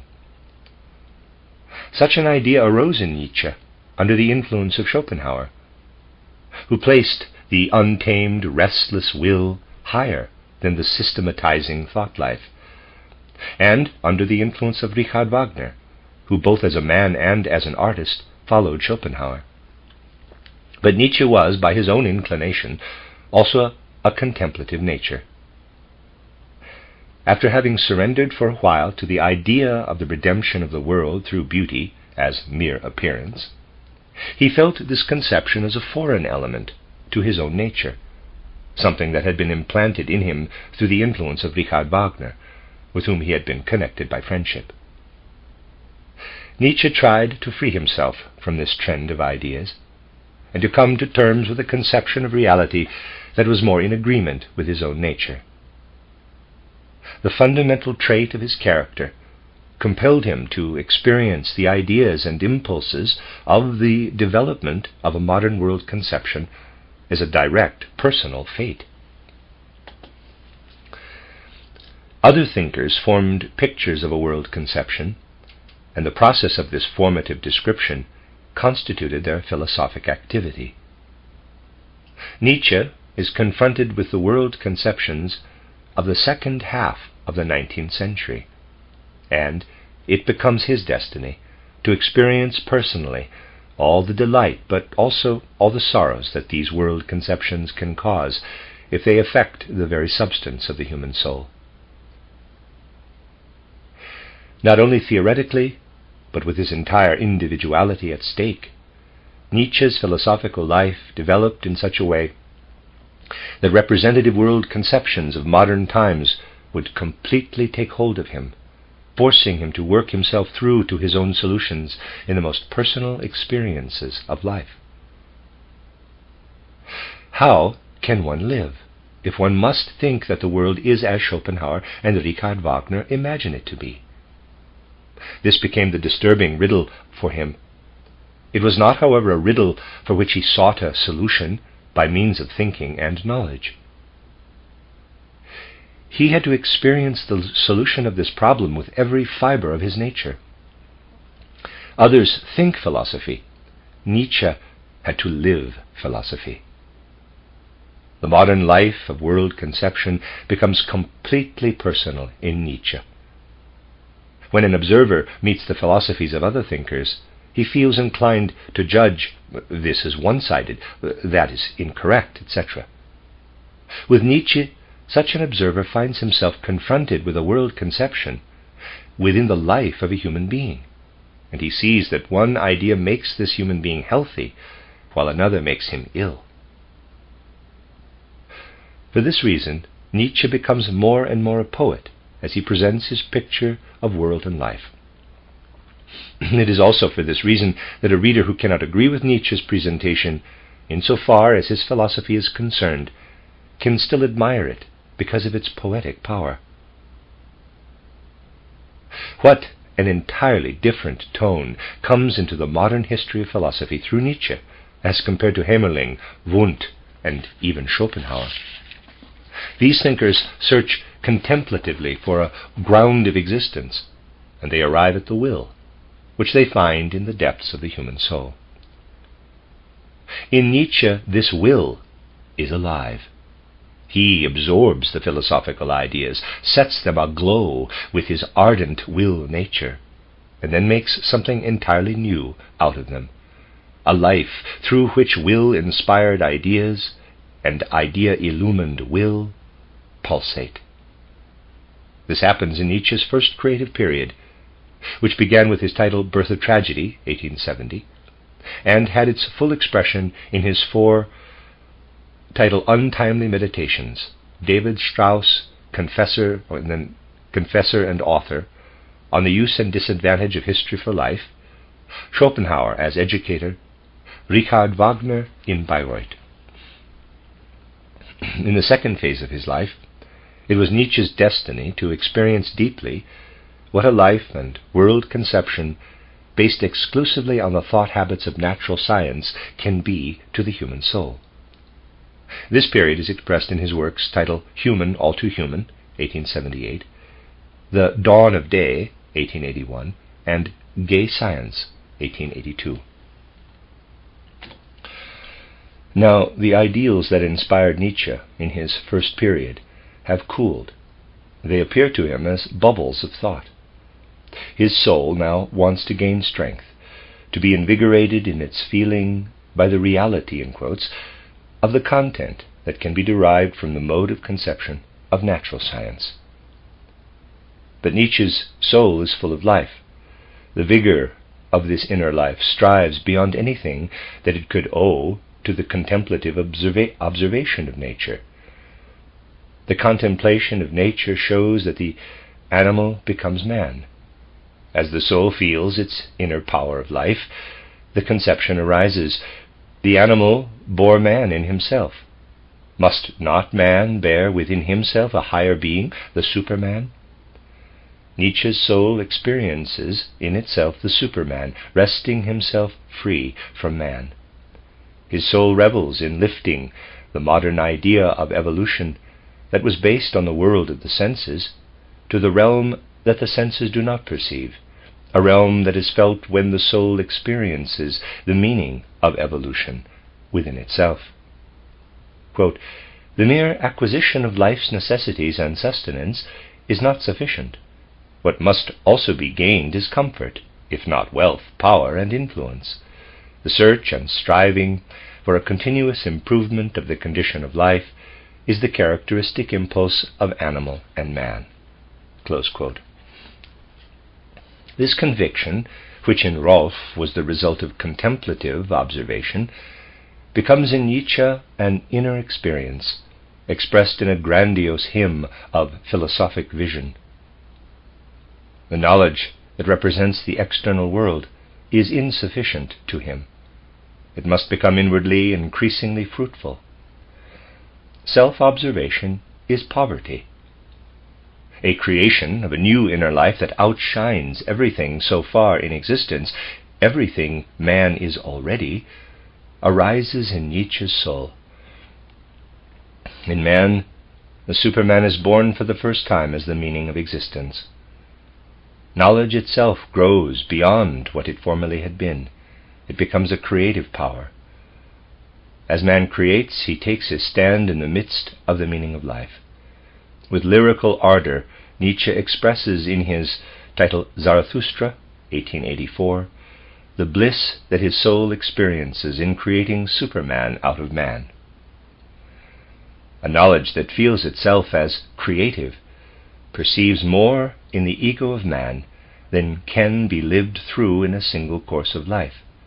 It contains more than can be exhausted in such a single life. It will again and again return to a new life. In this way, the idea of, quote, eternal recurrence, close quote, of the human soul thrusts itself on Nietzsche to join his idea of Superman. Rolf's idea of the, quote, enhancement of life, close quote, grows in Nietzsche into the conception to the, quote, will to power, close quote, which he attributes to all being and life in the world of animal and of man. This will to power sees in life, quote, an appropriation, violation, overpowering of the alien and weaker being, its annexation, or at least in the mildest case, its exploitation, close quote. In his book, titled Thus Spake Zarathustra, Nietzsche sang his hymn of praise to his faith in the reality and the development of man into Superman. In his unfinished work, titled Will to Power, attempt at a revaluation of all values, he wanted to reshape all conceptions from the viewpoint that no other will in man held higher sway than the will for power. The striving for knowledge becomes in Nietzsche a real force that comes to life in the soul of man. As Nietzsche feels this animation within himself, life assumes in him such an importance that he places it above all knowledge and truth that has not been stirred into life. This again led him to renounce all truth and to seek in the will for power a substitute for the will for truth. He no longer asks, quote, is what we know true, close quote, but rather, quote, is it sustaining and furthering life, close quote. Quote, what matters in all philosophizing is never the truth, but something entirely different. Let us call it health, the future, power, life, close quote. What man really strives for is always power. He only indulged himself in the illusion that he wanted truth. He confused the means with the end. Truth is merely a means for the purpose. Quote, the fact that a judgment is wrong is no objection to it, close quote. What is important is not whether a judgment is true or not, but, quote, the question to what degree it advances and preserves life, preserves a race, perhaps even breeds a race, close quote. Quote again, most thinking of a philosopher is done secretly by his instincts, and thus forced into certain channels. Close quote. Nietzsche's world conception is the expression of a personal feeling as an individual experience and destiny. In Goethe, the deep impulse of modern philosophical life became apparent. He felt the idea come to life within the self-conscious ego, so that with this enlivened idea, this ego can know itself in the core of the world. In Nietzsche, the desire exists to let man develop his life beyond himself. He feels that then the meaning of life must be revealed in what is inwardly self-created being. But he does not penetrate essentially to what man creates beyond himself as the meaning of life. He sings a grandiose hymn of praise to the Superman, but he does not form his picture. He feels his growing reality, but he does not see him. Nietzsche speaks of an eternal recurrence, but he does not describe what it is that recurs. He speaks of raising the form of life through the will to power, but where is the description of the heightened form of life? Nietzsche speaks of something that must be there in the realm of the unknown, but he does not succeed in going further than pointing at the unknown. The forces that are unfolded in the self-conscious ego are also not sufficiently strong in Nietzsche to outline distinctly a reality that he knows as weaving and breathing in human nature.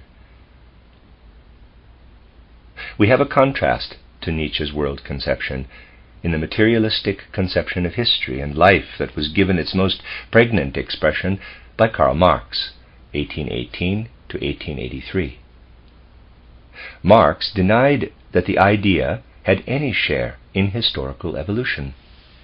For him, the real factors of life constituted the actual basis of this evolution, and from them are derived opinions concerning the world that men have been able to form according to the various situations of life in which they find themselves. The man who is working physically and under the power of somebody else has a world conception that differs from that of the intellectual worker. An age that replaces an older economic form with a new one brings also different conceptions of life to the surface of history. If one wants to understand an historical age, one must, for its explanation, go back to its social conditions and its economic processes. All political and cultural currents are only surface reflectings of these deeper processes. They are essentially ideal effects of real facts, but they have no share in those facts. A world conception, therefore, is caused by ideal factors. A world conception, therefore, that is caused by ideal factors can have no share in the progressive evolution of our present conduct of life. It is rather our task to take up the real conflicts of life at the point at which they have arrived, and to continue their development in the same direction. This conception evolved from a materialistic reversal of Hegelianism. In Hegel, the ideas are in a continuous progress of evolution, and the results of this evolution are the actual events of life. What Auguste Comte derived from natural scientific conceptions as a conception of society based on the actual events of life, Karl Marx wants to attain from the direct observation of the economic evolution.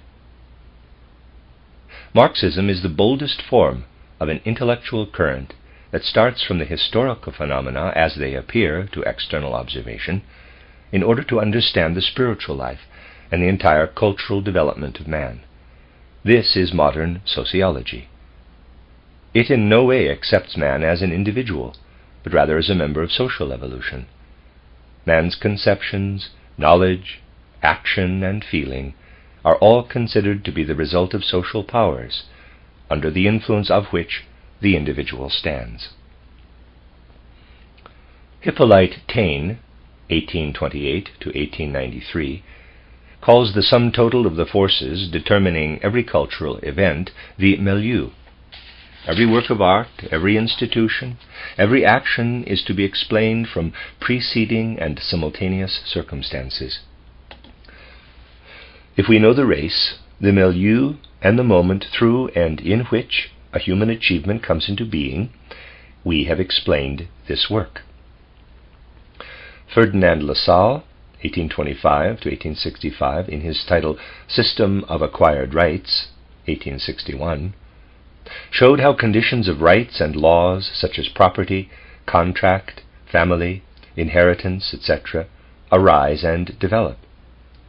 The mode of conception of the Romans created a kind of law that differed from that of the Germans. In none of these thoughts is the question raised as to what arises in the human individual. What does he produce through his own inner nature? The question that is always asked is, what are the causes in the general social conditions for the life of the individual? One can observe in this thought tendency an opposite inclination to the one prevailing at the beginning of the 19th century with regard to the question of man's relation to the world. It was then customary to ask, what rights can man claim through his own nature, natural rights? Or in what way does man obtain knowledge in accordance with his own power of reason as an individual? The sociological trend of thought, however, asks, what are the legal and intellectual concepts that the various social groupings cause to arise in the individual? The fact that I form certain conceptions concerning things does not depend on my power of reasoning, but is the result of the historical development that produced me. In Marxism, the self-conscious ego is entirely deprived of its own nature. It finds itself drifting in the ocean of facts. These facts develop according to the laws of natural science and of social conditions. In this world conception, the impotence of modern philosophy with regard to the human soul approaches a maximum. The ego, in quotes, the self-conscious human soul, wants to find in itself the entity through which it can assert its own significance within the existence of the world, but it is unwilling to dive into its own depths. It is afraid it will not find in its own depths the support of its own existence and essence. It wants to derive its own being from an entity that lies outside its own domain. To do this, the ego follows the thought habits developed in modern times under the influence of natural science, and turns either to the world of material events or to that of social evolution. It believes it understands its own nature in the totality of life if it can say to itself, quote, I am in a certain way conditioned by these events, by this evolution, close quote.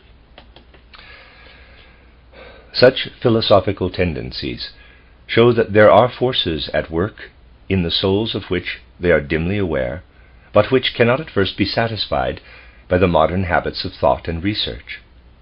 Concealed from consciousness, spiritual life works in human souls. It drives these souls to go so deep into the self-conscious ego that this ego can find in its depths what leads to the source of world existence.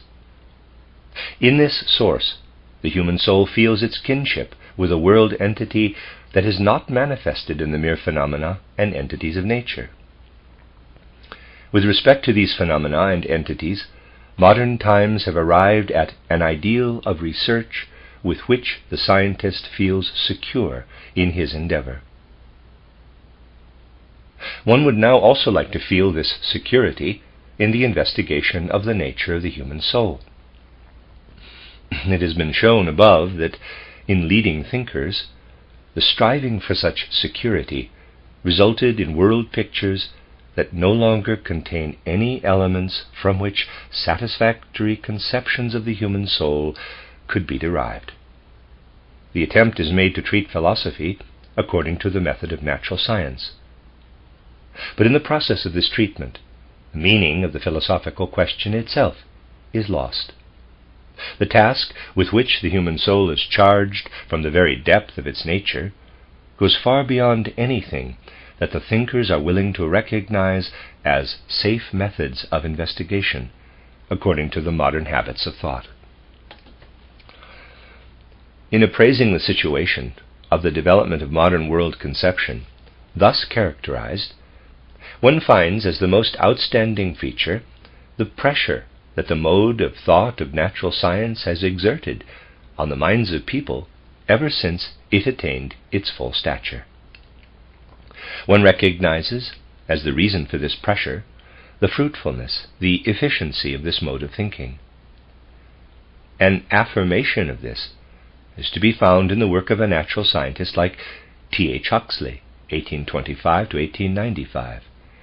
He does not believe that one could find anything in the knowledge of natural science that would answer the last question concerning the human soul.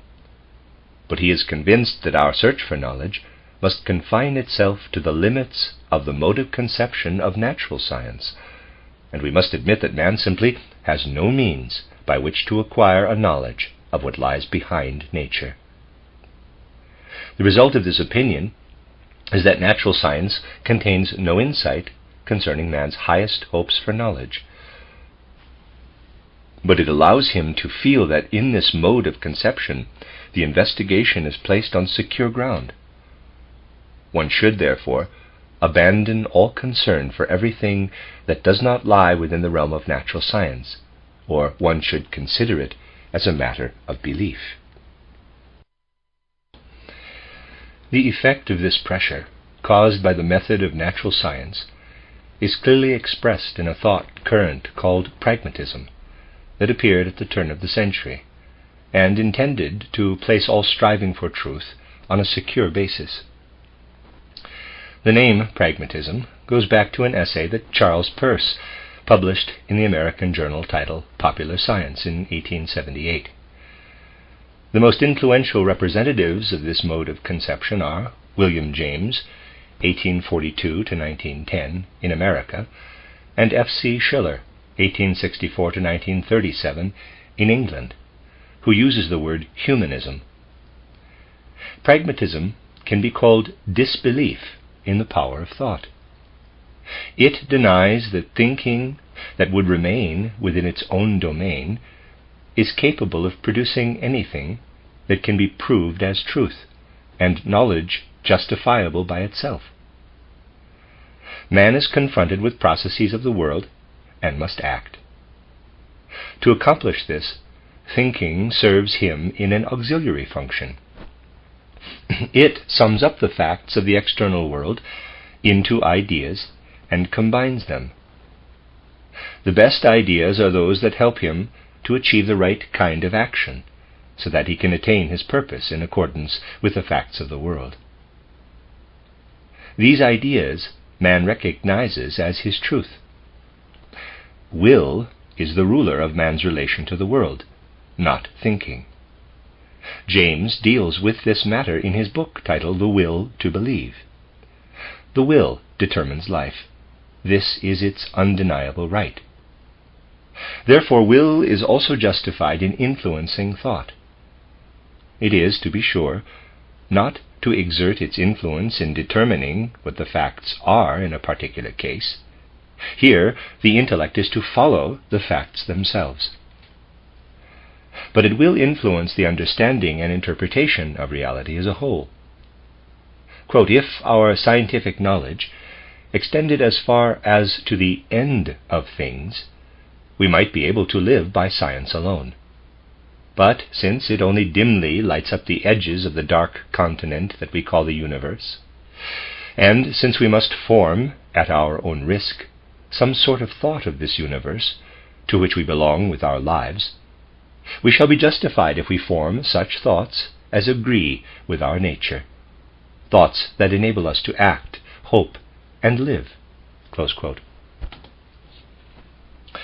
According to this conception, our thought has no life that could possibly concentrate and deepen in itself, and in Hegel's sense, for example, penetrate to the source of existence.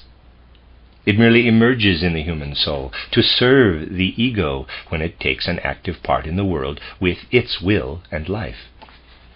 Pragmatism deprives thought of the power it possessed from the rise of the Greek world conception. Knowledge is thus made into a product of the human will. In the last analysis, it can no longer be the element into which man plunges in order to find himself in his true nature. The self-conscious ego no longer penetrates into its own entity with the power of thinking. It loses itself in the dark recesses of the will, in which thought sheds no light on anything except the aims of life. But these, as such, do not spring from thought. The power exerted by external facts on man has become excessively strong. The conscious ability to find a light in the inner life of thought that could illumine the last questions of existence has reached the 0 point. In pragmatism, the development of modern philosophy falls shortest of what the spirit of this development really demands, that man may find himself as a thinking and self-conscious ego in the depths of the world in which this ego feels itself as deeply connected with the wellspring of existence, as the Greek truth-seeker did through his perceived thought. That the spirit of modern times demands this becomes especially clear through pragmatism. It places man in the focal point of his world picture. In man, it was to be seen how reality rules in existence. Thus the chief question was directed toward the element in which the self-conscious ego rests. But the power of thought was not sufficient to carry light into this element. Thought remained behind in the upper layers of the soul, when the ego wanted to take the path into its own depth. In Germany, Hans Weihinger, 1852 to 1933, developed his titled Philosophy of As If, 1911, along the same lines as pragmatism.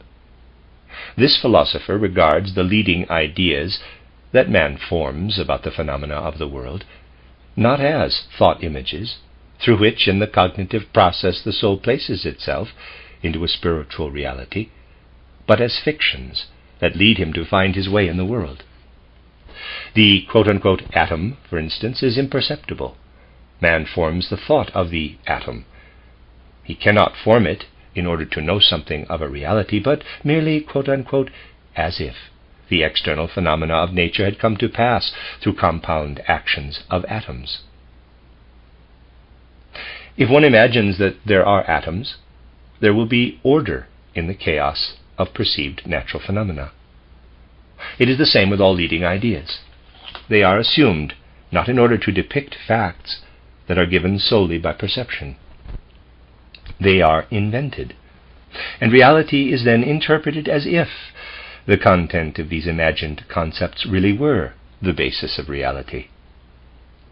The impotence of thought is thus consciously made the center of this philosophy.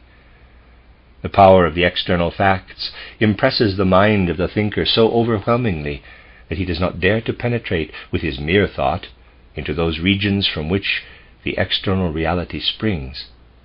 But as we can only hope to gain an insight into the nature of man if we have spiritual means to penetrate into the characterized regions, there can be no possibility of approaching the highest riddles of the universe through the, quote, as-if philosophy, close quote. We must now realize that both pragmatism and the as-if philosophy have grown out of the thought practice of the age that is dominated by the method of natural science.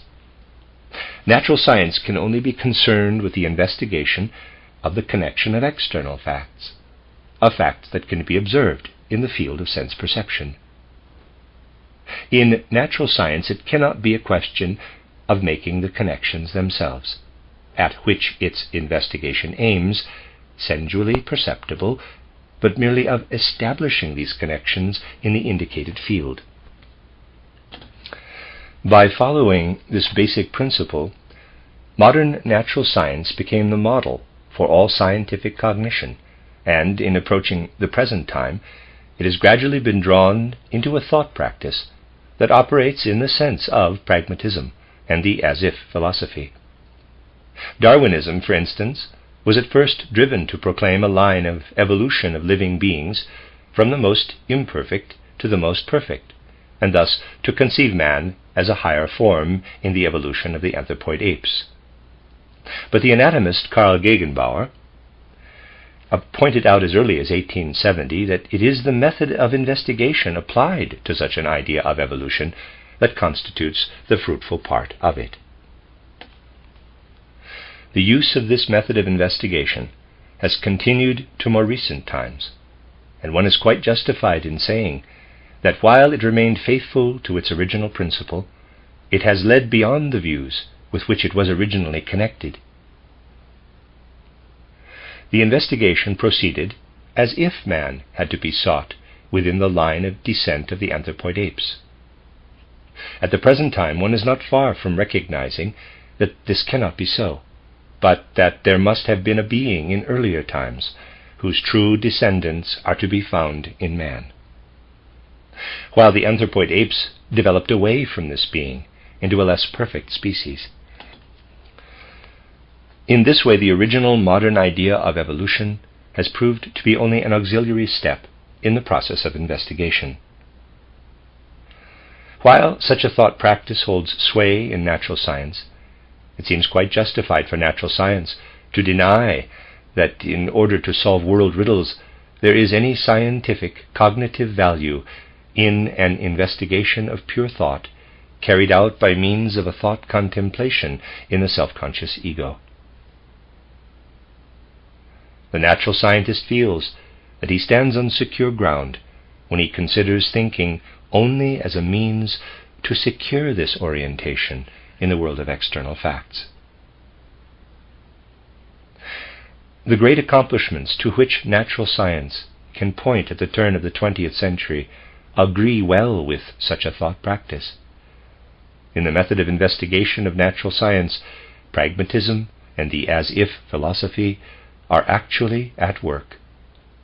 If these modes of conception now appear to be special philosophical thought tendencies also, we see in this fact that modern philosophy has basically taken on the form of natural science. For this reason, thinkers who instinctively feel how the demand of the spirit of modern world conception is secretly at work will quite understandably be confronted with the question, how can we uphold a conception of the self-conscious ego in the face of the perfection of the natural scientific method? It may be said that natural science is about to produce a world picture in which the self-conscious ego does not find a place. For what natural science can give as a picture of the external man contains the self-conscious soul only in the manner in which the magnet contains its energy. There are now two possibilities. We either delude ourselves into believing that we produce a serious statement when we say, quote, "our brain thinks," close quote, and then accept the verdict that, quote, "the spiritual man," close quote, is merely the surface expression of material reality, or we recognize in this spiritual man a self-dependent, essential reality, and are thus driven out of the field of natural science with our knowledge of man. The French philosophers Émile Boutroux, 1845 to 1921, and Henri Bergson, 1859 to 1941, are thinkers who accept the latter possibility. Boutroux proceeds from a criticism of the modern mode of conception that intends to reduce all world processes to the laws of natural science. We understand the course of his thought if we consider that a plant, for example, contains processes that, to be sure, are regulated by laws effective also in the mineral world, but that it is quite impossible to imagine that these mineral laws themselves cause this plant life through their own content. If we want to recognize that plant life develops on the basis of mineral activity, we must presuppose that it is a matter of perfect indifference to the mineral forces if plant life develops from this basis. There must be a spontaneously creative element added to the mineral agencies if plant life is to be produced. There is therefore a creative element everywhere in nature. The mineral realm is there, but a creative element stands behind it. The latter produces the plant life based on the ground of the mineral world. So it is in all the spheres of natural order up to the conscious human soul, indeed including all sociological processes. The human soul does not spring from mere biological laws, but directly from the fundamental creative element, and it assimilates the biological processes and laws to its own entity. The fundamental creative element is also at work in the sociological realm. This brings human souls into the appropriate connections and interdependence. Thus in Boutreau's book titled On the Concept of Natural Laws in the Science and Philosophy of Today, 1895, we find, quote, "Science shows us a hierarchy of laws, which we can, to be sure, bring closer and closer together, but which we cannot blend into a single law. It shows us, furthermore, besides this relative dissimilarity of the laws, a mutual influence of these laws on each other. The physical laws affect the living being, but the biological laws are at work at the same time." Close quote. Boutreau turns his attention from the natural laws represented in the thinking of natural science to the creative process behind these laws. Emerging directly from this process are the entities that fill the world. The behavior of these entities to one another, their mutual effect on each other, can be expressed in laws that are conceivable in thought. What is thus conceived becomes, as it were, a basis of the natural laws for this mode of conception. The entities are real and manifest their natures according to laws. The sum total of these laws, which, in the final analysis, constitute the unreal and are attached to an intellectually conceived existence, constitutes matter. Thus Boutreau can say, quote, "Motion," what he means is the totality of everything that happens between entities according to natural laws, "is in itself obviously as much an abstraction as thinking in itself. Actually, there are only living entities, their nature being halfway between the pure concepts of thinking and motion. These living entities form a hierarchy, and activity circulates in them from above to below and from below to above. The spirit moves matter, neither directly nor indirectly, for there is no raw matter, and what constitutes the nature of matter is closely connected with what constitutes the nature of the spirit."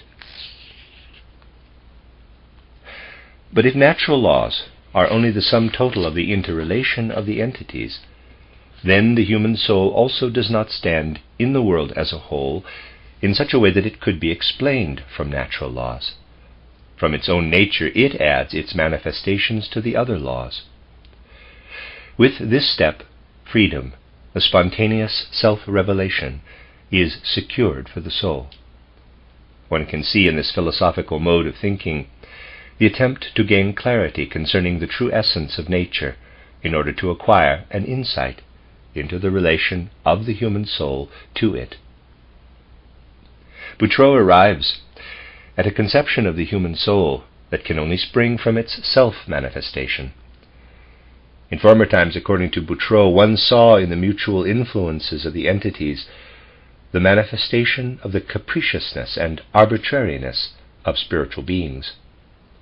Modern thinking has been freed from this belief by the knowledge of natural laws. as these laws exist only in the cooperative processes of the entities, they cannot contain anything that might determine the entities. Quote, "The mechanical natural laws that have been discovered by modern science are, in fact, the bond that connects the external world with the inner realm. Far from constituting a necessity, they are our liberators. They allow us to add to the contemplation in which the ancients were locked up, a science of action." Close quote. These words point to the demand of the spirit of modern world conception that has repeatedly been mentioned in this book. The ancients were limited to contemplation. To them, the soul was in the element of its true nature when it was in thought contemplation. The modern development demands a, quote, "science of action," close quote. This science, however, could only come into being if the soul could, in thinking, lay hold of its own nature in the self-conscious ego, and if it could arrive, through a spiritual experience, at inner activities of the self with which it could see itself as being grounded in its own entity. Henri Bergson tries to penetrate to the nature of the self-conscious ego in a different way, so that the mode of conception of natural science does not become an obstacle in this process. The nature of thinking itself has become a world riddle through the development of the world conceptions from the time of the Greeks to the present age. Thought has lifted the human soul out of the world as a whole. Thus the soul lives with the thought element and must direct the question to thought. How will you lead me again to an element in which I can feel myself really sheltered in the world as whole? Bergson considers the scientific mode of thinking. He does not find in it the power through which it could swing itself into a true reality. The thinking soul is confronted with reality and gains thought images from it. It combines these images, but what the soul acquires in this manner is not rooted within reality. It stands outside reality.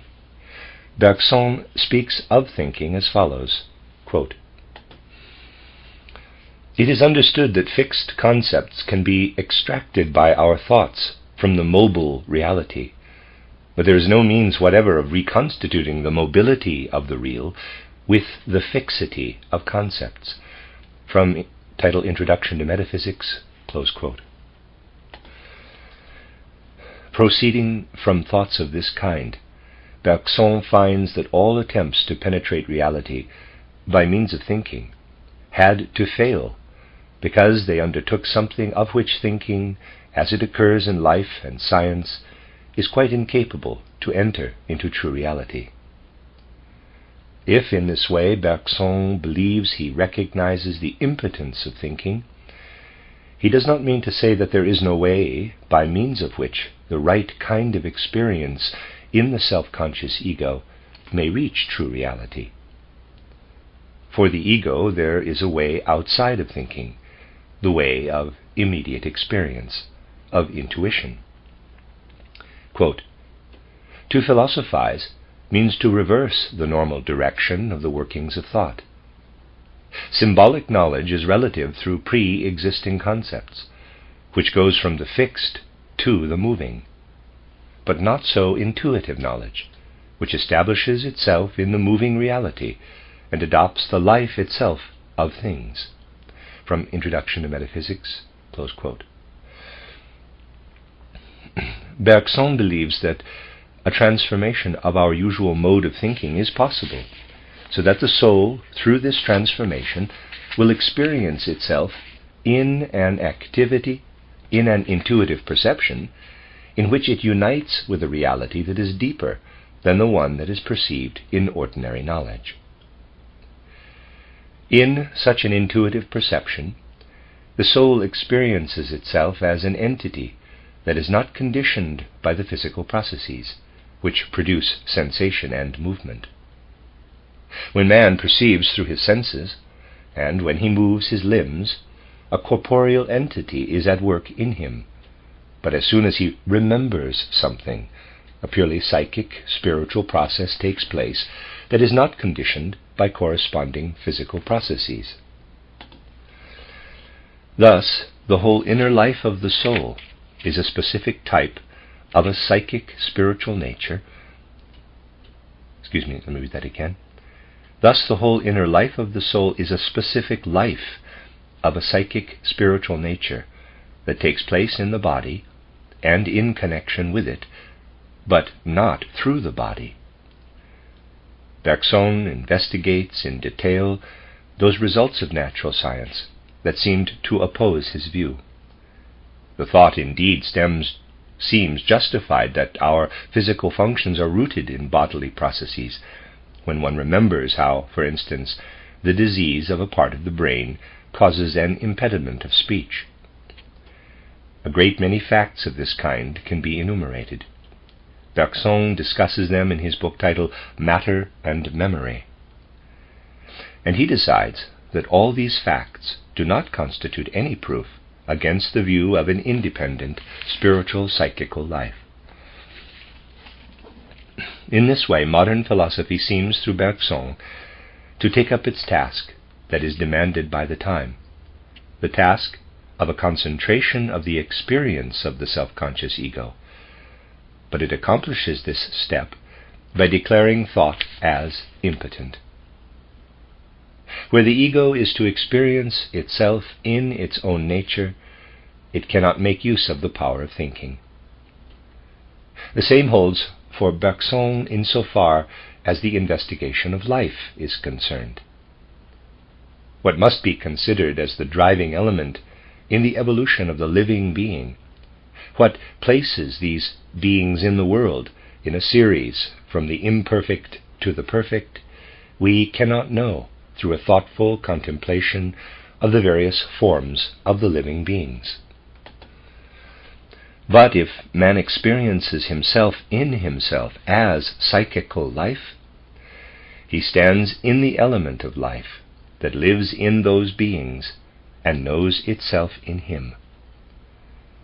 This element of life first had to pour itself out in innumerable forms to prepare itself for what it later becomes in man.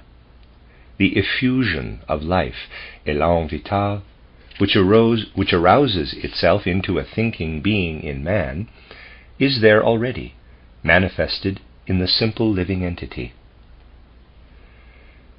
In the creation of all living beings, it has so spent itself that it retains only a part of its entire nature, the part, to be sure, that reveals itself as the fruit of all previous creations of life. In this way, the entity of man exists before all other living beings, but it can live its life as man only after having ejected all other forms of life, which man then can observe from without as one form among all others. Through his intuitive knowledge, Bergson wants to vitalize the results of natural science so that he can say, quote, "It is as if a vague and formless being, whom we may call, as we will, man or Superman, had sought to realize himself, and had succeeded only by abandoning a part of himself on the way. The losses are represented by the rest of the animal world, and even by the vegetable world, at least in what these have that is positive and above the accidents of evolution." This is from Creative Evolution, close quote. From lightly woven and easily attainable thoughts like this, Bergson produces an idea of evolution that had been expressed previously in a profound mode of thought by W. H. Preuss in his book titled Spirit and Matter, 1882. Preuss, P-R-E-U-S-S, also held that man has not developed from the other natural beings, but is, from the beginning, the fundamental entity, which had first to eject his preliminary stages into the other living beings, before he could give himself the form appropriate for him on earth. we read in the above-mentioned book, quote, "The time should have come to establish a theory of origin of organic species that is not based solely on one-sidedly proclaimed theorems from descriptive natural science, but is also in agreement with the other natural laws that are at the same time the laws of human thinking. What is necessary is a theory that is free from all hypothesizing, and that rests solely on strict conclusions from natural scientific observations in the widest sense of the word. A theory that saves the concept of the species according to the actual possibility, but at the same time adapts Darwin's concept of evolution to its own field and tries to make it fruitful. The center of this new theory is man, the species unique on our planet, Homo sapiens. It is strange that the older observers began with the objects of nature, and then went astray to such an extent that they did not find the way that leads to the human being.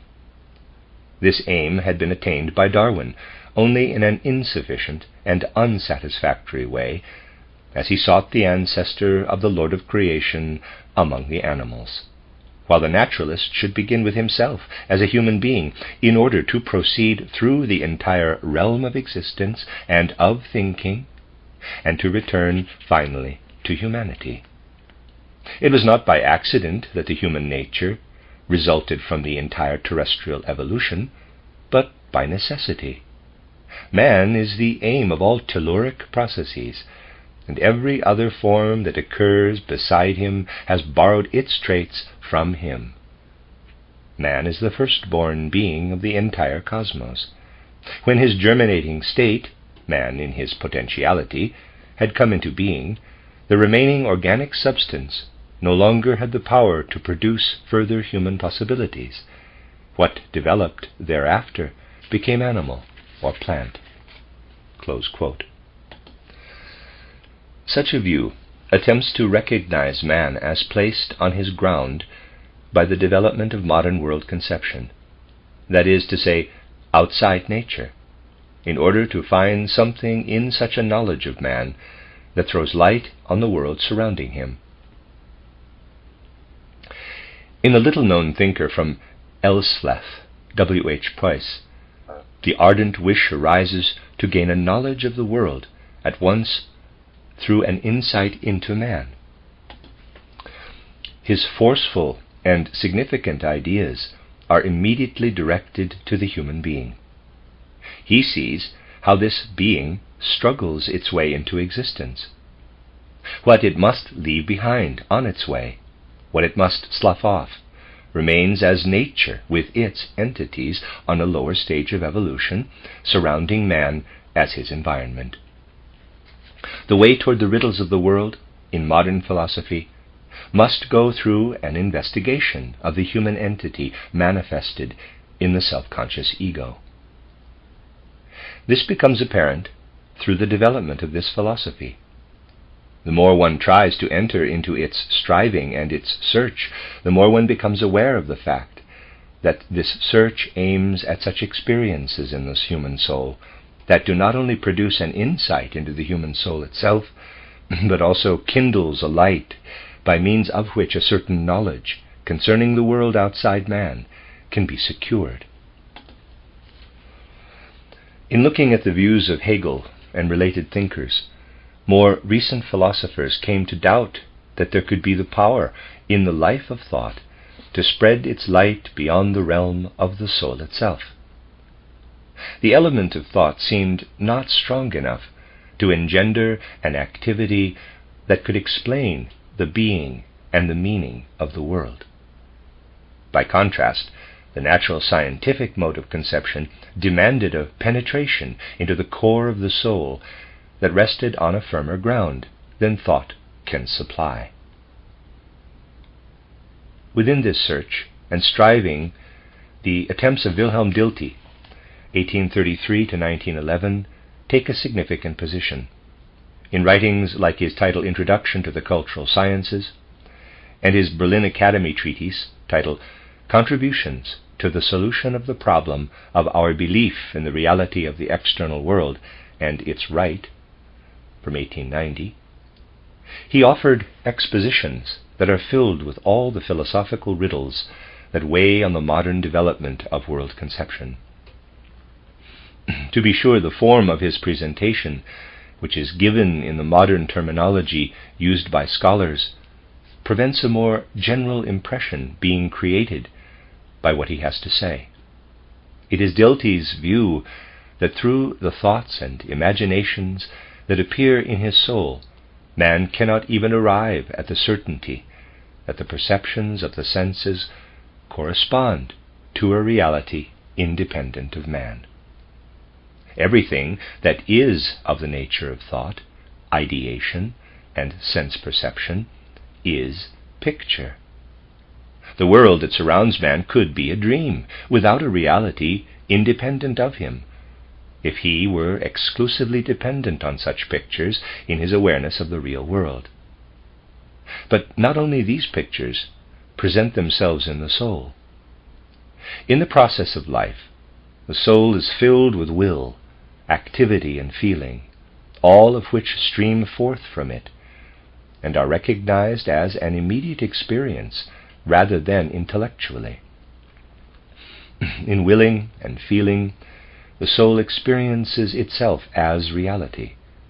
But if it experienced itself only in this manner, it would have to believe that its own reality were the only one in the world. This assumption could be justified only if the will could radiate in all directions without finding any resistance. But that is not the case. The intentions of the will cannot unfold their life in that way. There is something obtruding itself in their path that they have not produced, but that must nevertheless be accepted by them. To, quote, common sense, close quote, such a thought development of a philosopher can appear as hair-splitting. The historical account must not be deflected by such judgment. It is important to gain an insight into the difficulty that modern philosophy had to create for itself in regard to a question that seems so simple and in fact superfluous to common sense.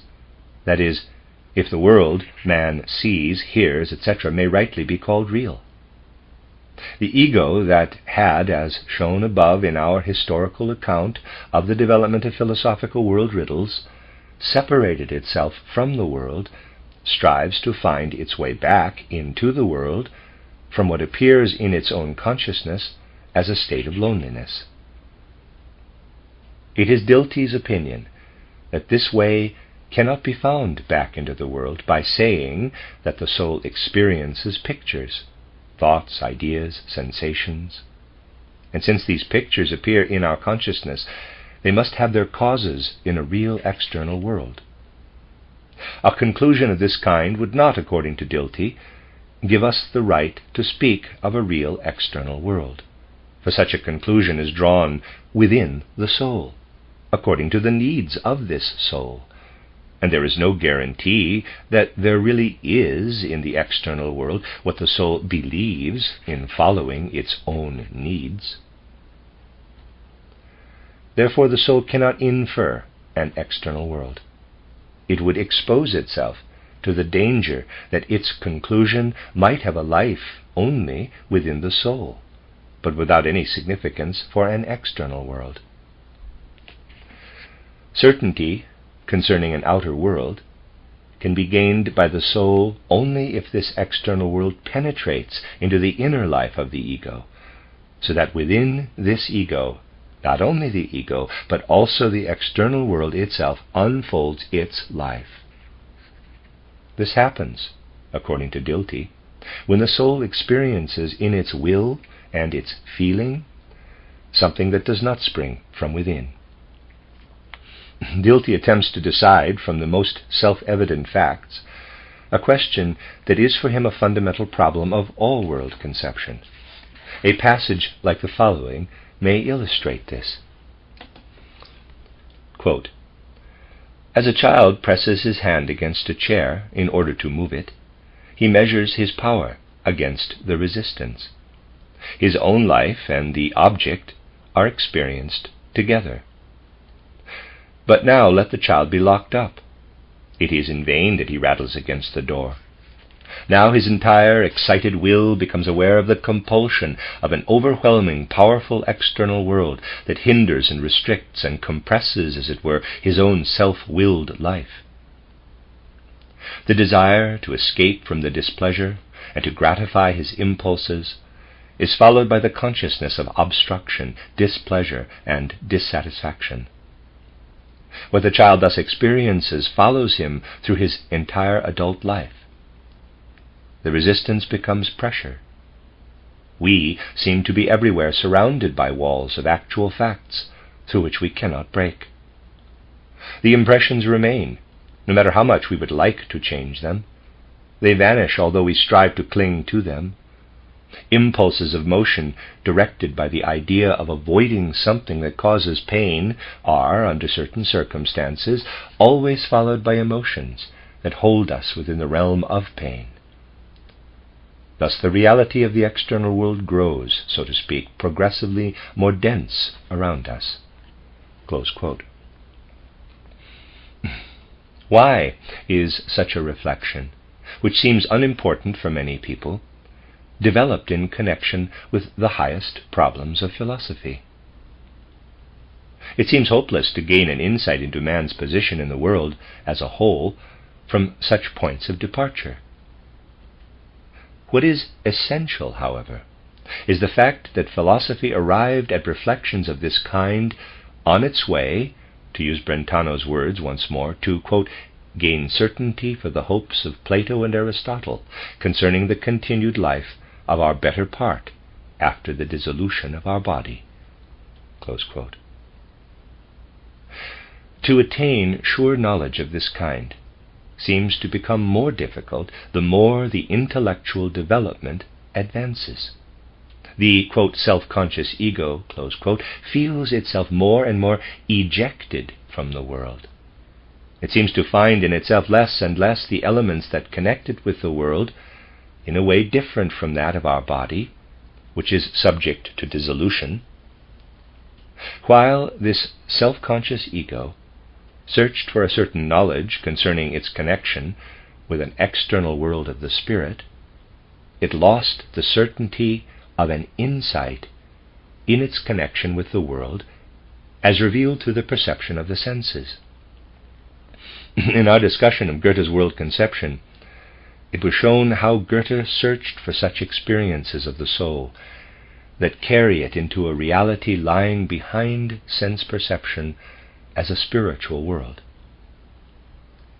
In this world conception, the attempt is made to experience something within the soul through which it no longer lives exclusively within its own confines, in spite of the fact that it feels the experienced content as its own. The soul searches for world experiences in itself, through which it participates with its experience in an element that it cannot reach through the mediation of the mere physical organs. Although Dilthey's mode of reflection may appear to be quite unnecessary, his efforts must be considered as belonging to the same current of the philosophical development. He is intent on finding an element within the soul that does not spring from the soul, but belongs to an independent realm. He would like to prove that the world enters the experience of the soul. Dilthey does not believe that such an entrance can be accomplished by the thought element. For him, the soul can assimilate in its entire life content, in will, striving, and feeling, something that is not only soul, but part of the real external world. We recognize a human being in our soul as real, not by forming a representative thought picture of the person we see before us, but by allowing his will and his feeling to enter into our own will and sentiment. Thus a human soul, in Dilthey's opinion, acknowledges a real external world, not because this outer world conveys its reality through the thought element, but because the soul as a self-conscious ego experiences inwardly in itself the external world. In this manner, he is led to acknowledge the spiritual life as something of a higher significance than the mere natural existence. He produces a counterbalance to the natural scientific mode of conception with his view. And he even thinks that nature, as a real external world, can be acknowledged only because it can be experienced by the spiritual part of our soul. The experience of the natural is a subdivision of our general soul experience, which is of a spiritual nature. And spiritually, our soul is part of a general spiritual development on earth. A great spiritual organism develops and unfolds in cultural systems in the spiritual experience and creative achievement of the various peoples and ages.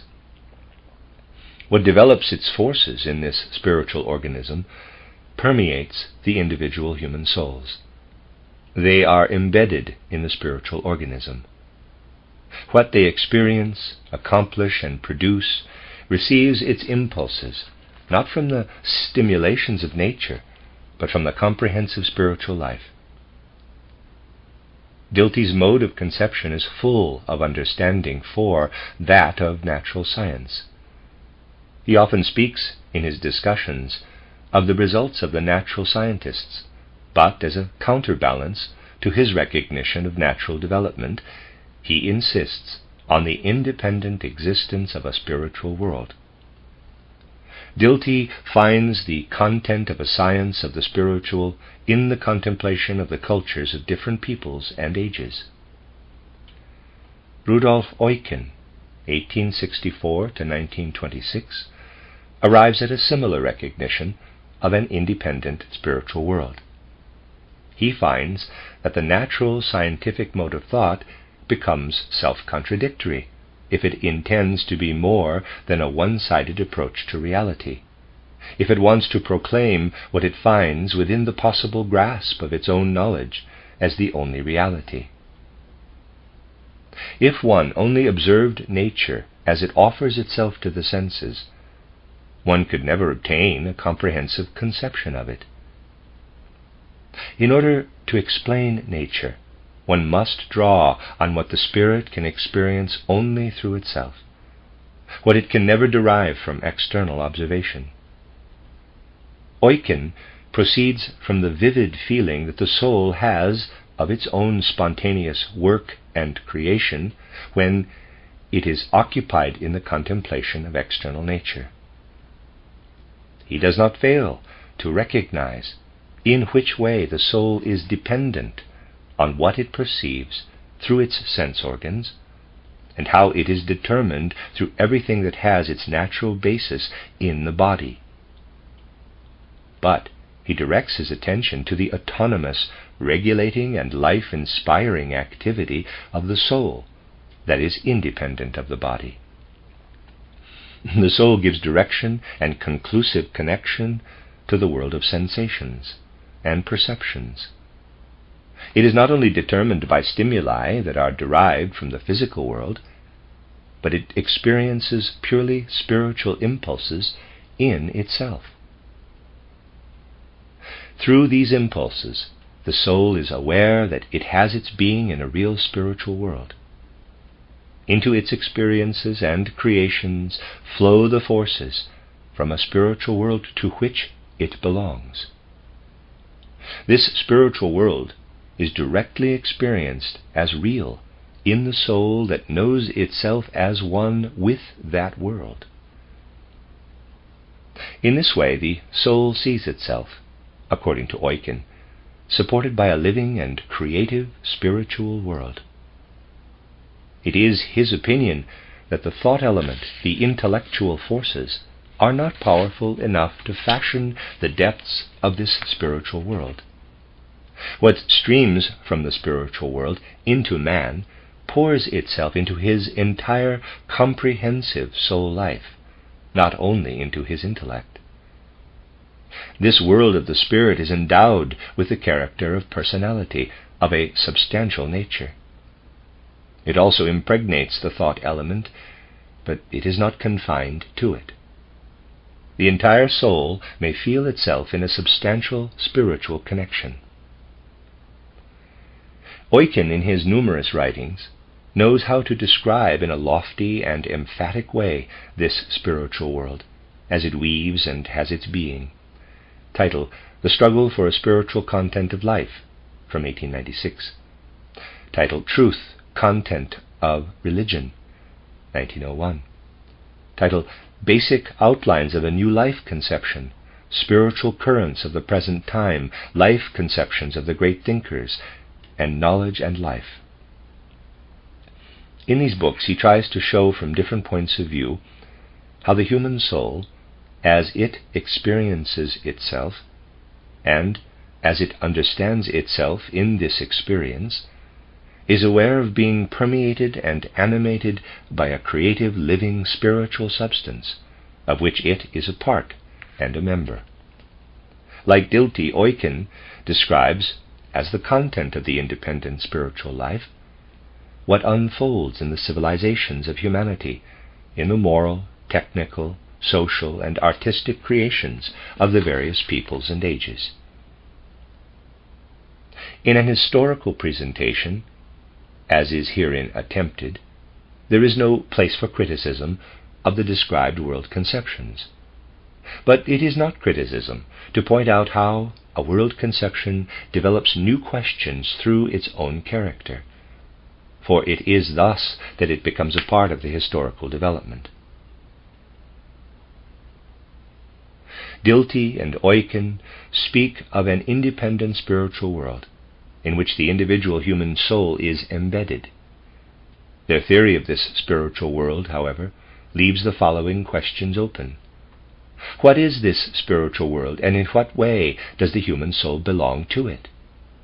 Does the individual soul vanish with the dissolution of the body, after it participated within that body in the development of the spiritual life manifested in the cultural creations of the different peoples and ages?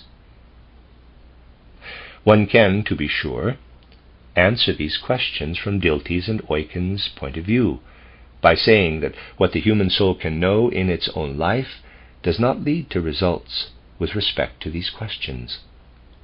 But this is precisely what can be said to characterize such world conceptions, that they lead, through their mode of conception, to no means of cognition that could guide the soul or the self-conscious ego beyond what can be experienced in connection with the body. In spite of the intensity with which Eucken stresses the independence and reality of the spiritual world, what the soul experiences according to his world conception of this spiritual world and in connection with it is experienced through the body. The hopes of Plato and Aristotle, so often referred to in this book, with regard to the nature of the soul and its independent relation to the spiritual world, are not touched by such a world conception. No more is shown than that the soul, as long as it appears within the body, participates in a spiritual world that is quite rightly called real. What it is in the spiritual world, as an independent spiritual entity, cannot be discussed within this philosophy. It is characteristic of these modes of conception that they do, to be sure, arrive at a recognition of a spiritual world, and also of the spiritual nature of the human soul.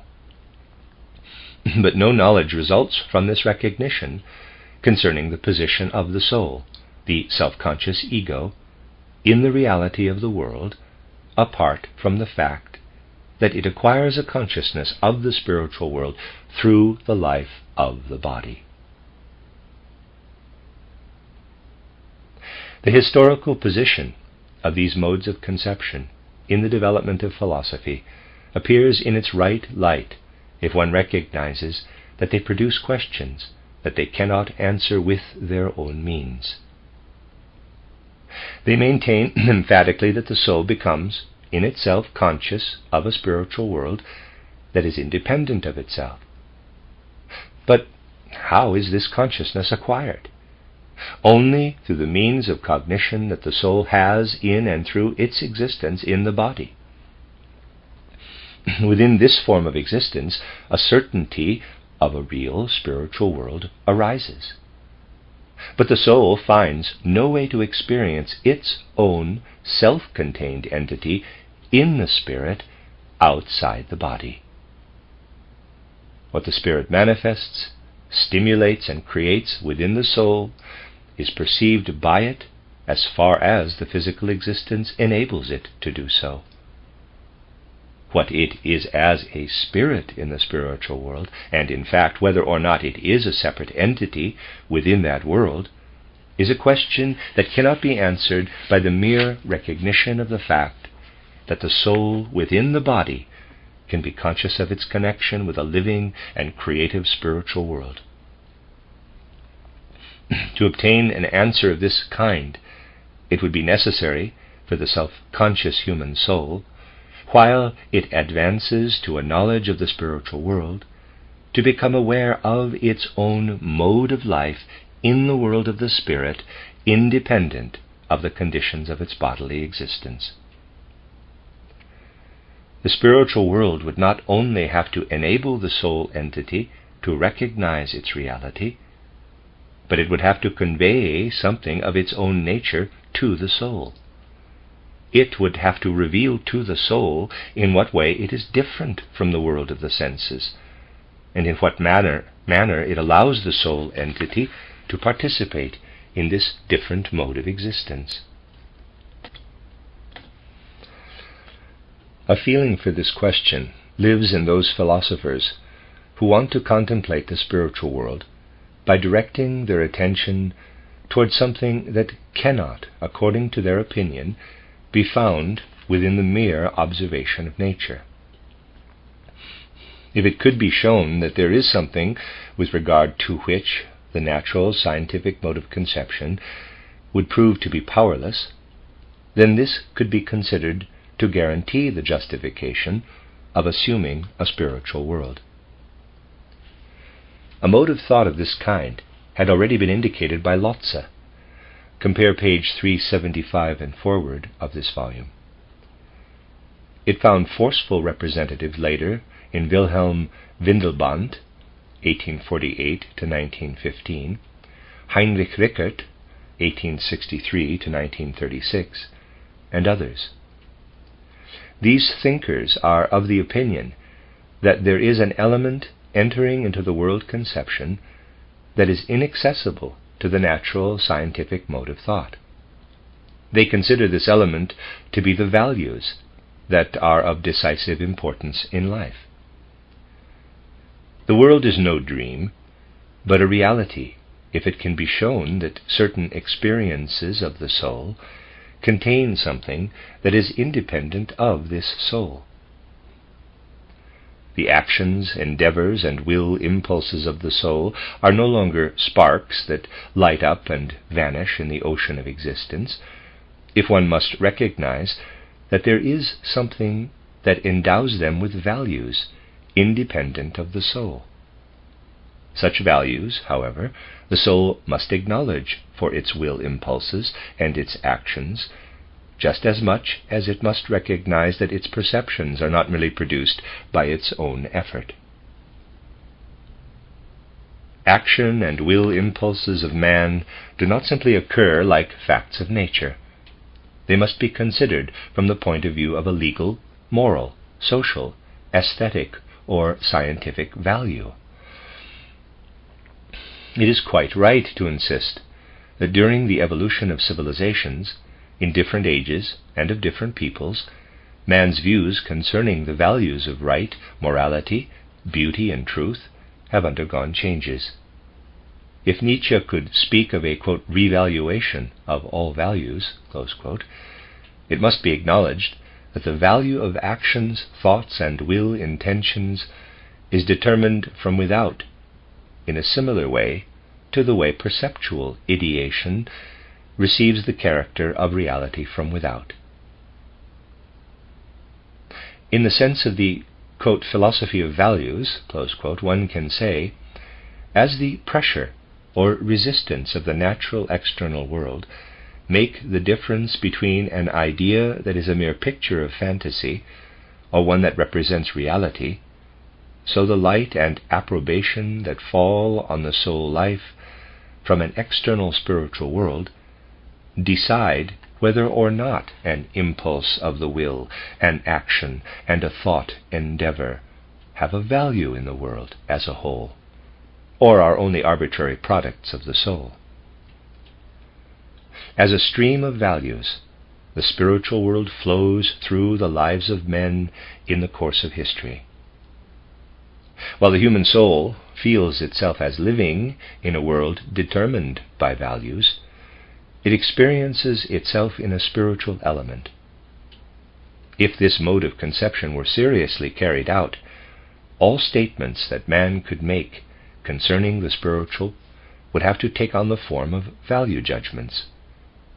The only thing one could then say about anything not revealed in nature, and therefore not to be known through the natural scientific mode of conception, would be in which way and in what respect it possessed an independent value in the whole of the world. The question would then arise, if one disregards everything in the human soul that natural science has to say about it, is it then valuable as a member of the spiritual world? And does it have a significant independent value? Can the riddles of philosophy concerning the soul be solved if one cannot speak of its existence, but only of its value? Will not the philosophy of values always be forced to adopt a language similar to that of Lotze when he speaks of the continuation of the soul? Quote, since we consider every being only as a creature of God, there is no fundamentally valid right on which the individual soul, for instance, as a, quote, substance, close quote, could base its claim in order to demand an eternal, individual, continued existence. Perhaps we can only maintain that every being will be preserved by God as long as its existence is of a valuable significance for the whole of His world plan. Compare page 379 of this volume, close quote. Here, the value of the soul is spoken of as its decisive character. Some attention, however, is also paid to the question of how this value may be connected with the preservation of existence. One can understand the position of the philosophy of value in the course of the development of philosophy if one considers that the natural scientific mode of conception is inclined to claim all knowledge of existence for itself. If that is granted, philosophy can do nothing but resign itself to the investigation of something else, and such a something else is seen in these values. The following question, as an unsolved problem, can be found in Lotze's statement. Is it at all possible to go no further than to define and characterize values, and to renounce all knowledge concerning the form of existence of the values? Many of the most recent schools of thought prove to be attempts to search within the self-conscious ego, which in the course of the philosophical development feels itself more and more separated from the world, for an element that leads back to a reunion with the world. The conceptions of Dilthey, Eucken, Windelband, Rickert, and others are such attempts. They want to do justice both to the demands of natural science and to the contemplation of the experience of the soul, so that a science of the spirit appears as a possibility beside the science of nature. The same aims are followed by the thought tendencies of Hermann Cohen, 1842 to 1918. Compare page 352 of this volume. Paul Natorp, 1854 to 1924. August Stadler, 1850 to 1910, Ernst Cassirer, 1874 to 1945, Walter Kinkel, born 1871, and others, who share their philosophical convictions. In directing their attention to the processes of thinking itself, they believe that in this highest activity of the self-conscious ego, the soul gains hold on an inner possession that allows it to penetrate into reality. They turn their attention to what appears to them as the highest fruit of thinking. A simple example of this would be the thinking of a circle, in which specific representative thought pictures of any circle are disregarded entirely. As much can be embraced in this way by pure thinking as can be encompassed by the power of our soul, through which we can penetrate into reality. For what we can think in this way manifests its own nature through thinking in the consciousness of man. The sciences strive to arrive, by means of their observations, experiments, and methods, at such results concerning the world as can be seized in pure thinking. They will have to leave the fulfillment of this aim to a far distant future, but one can, nevertheless, say that insofar as they endeavor to have pure thought, they also strive to convey the true essence of things to the possession of the self-conscious ego. When man makes an observation in the sensual external world, or in the course of historical life, he has, according to this conception, no true reality before him. What the observation of the senses offers is merely the challenge to search for a reality, not a reality in itself. Only when, through the activity of the soul, a thought appears, so to speak, to reveal itself, at the very place where the observation has been made, is the living reality of the observed object integrated into real knowledge. The progressively developing knowledge replaces with thought what has been observed in the world. What the observation showed in the beginning was there only because man, with his senses, with his everyday imagination, realizes at first for himself the nature of things in his own limited way. What he has at his disposal in this way has significance only for himself. What he substitutes as thought for the observation is no longer troubled by his own limitation. It is as it is thought, for thought determines its own nature and reveals itself according to its own character in the self-conscious ego. Thought does not allow the ego to determine its character in any way. There lives in this world conception a subtle feeling for the development of thought life since its first philosophical flowering within Greek intellectual life. It was the thought experience that gave to the self-conscious ego the power to be vigorously conscious of its own self-dependent entity. In the present age, this power of thought can be experienced in the soul as the impulse that, seized within the self-conscious ego, endows this ego with the awareness that it is not a mere external observer of things, but that it lives essentially in an intimate connection with their reality. It is in thought itself that the soul can feel it contains a true and self-dependent reality. As the soul thus feels itself interwoven with thought as a content of life that breathes reality, it can again experience the supporting power of the thought element as this was experienced in Greek philosophy. It can be experienced again as strongly as it was felt in the philosophy that took thought as a perception. It is true that in the world conception of Cohen and kindred spirits, thought cannot be considered as a perception in the sense of Greek philosophy. But in this conception, the inner permeation of the ego with the thought world, which the ego acquired through its own work, is such that this experience includes at the same time the awareness of its reality. The connection with Greek philosophy is emphasized by these thinkers. Cohen expresses himself on this point as follows, quote, "The relation that Parmenides forged as the identity of thinking and being must persist." Close quote. Another thinker who also accepts this conception, Walter Kinkel, is convinced that, quote, "Only thinking can know being, for both thinking and being are fundamentally understood one and the same." Close quote. It is through this doctrine that Parmenides became the real creator of scientific idealism.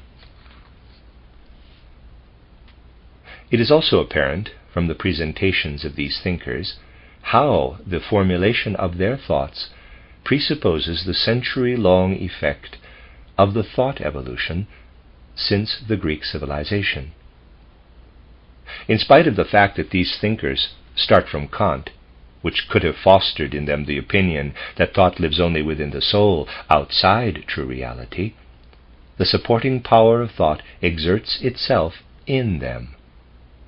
This thought has gone beyond the Kantian limitation, and it forces these thinkers who contemplate its nature to become convinced that thought itself is reality, and that it also leads the soul into reality if it acquires this element rightly in inner work, and, equipped with it, seeks the way into the external world. In this philosophical mode of thinking, thought proves intimately connected with the world contemplation of the self-conscious ego. The fundamental impulse of this thought tendency appears like a discovery of the possible service that the thought element can accomplish for the ego. We find in the followers of this philosophy views like these, quote, "Only thinking itself can produce what may be accepted as being," close quote. Quote, "Being is the being of thinking," close quote from Cohen. Now, the question arises, can these philosophers expect of their thought experience, which is produced through the conscious work in the self-conscious ego, what the Greek philosophers expected of it when he accepted thought as a perception? If one believes to perceive thought, one can be of the opinion that it is the real world that reveals it. As the soul feels itself connected with thought as a perception, it can consider itself as belonging to the element of the world that is thought, indestructible thought, while the sense perception reveals only destructible entities. The part of the human being that is perceptible to the senses can then be supposed to be perishable. But what emerges in the human soul as thought makes it appear as a member of the spiritual, the true reality. Through such a view, a soul can conceive that it belongs to a truly real world. This could be achieved by a modern world conception only if it could show that the thought experience not only leads knowledge into a true reality, but also develops the power to free the soul from the world of the senses and to place it into true reality. The doubts that arise in regard to this question cannot be counteracted by the insight into the reality of the thought element, if the latter is considered as acquired by perception, actively produced through the work of the soul. For from what could the certainty be derived that what the soul produces actively in the world of the senses can also give it a real significance in a world that is not perceived by senses? It could be that the soul, to be sure, could procure a knowledge of reality through its actively produced thoughts, but that, nevertheless, the soul itself was not rooted in this reality. Also, this world conception merely points to a spiritual life, but it cannot prevent the unbiased observer from finding philosophical riddles at its end that demand answers and call for soul experiences for which this philosophy does not supply the foundations. It can arrive at the conviction that thought is real, but it cannot find through thought a guarantee for the reality of the soul. The philosophical thinking at which A.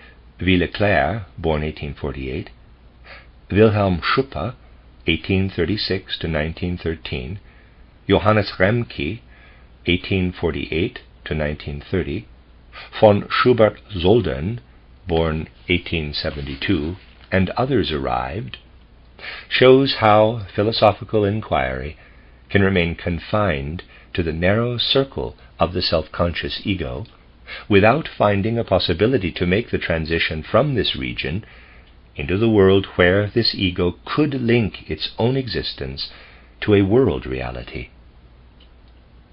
There are certain differences among these philosophies, but what is characteristic of all of them is that they all stress that everything man can count as belonging to his world must manifest itself within the realm of his consciousness.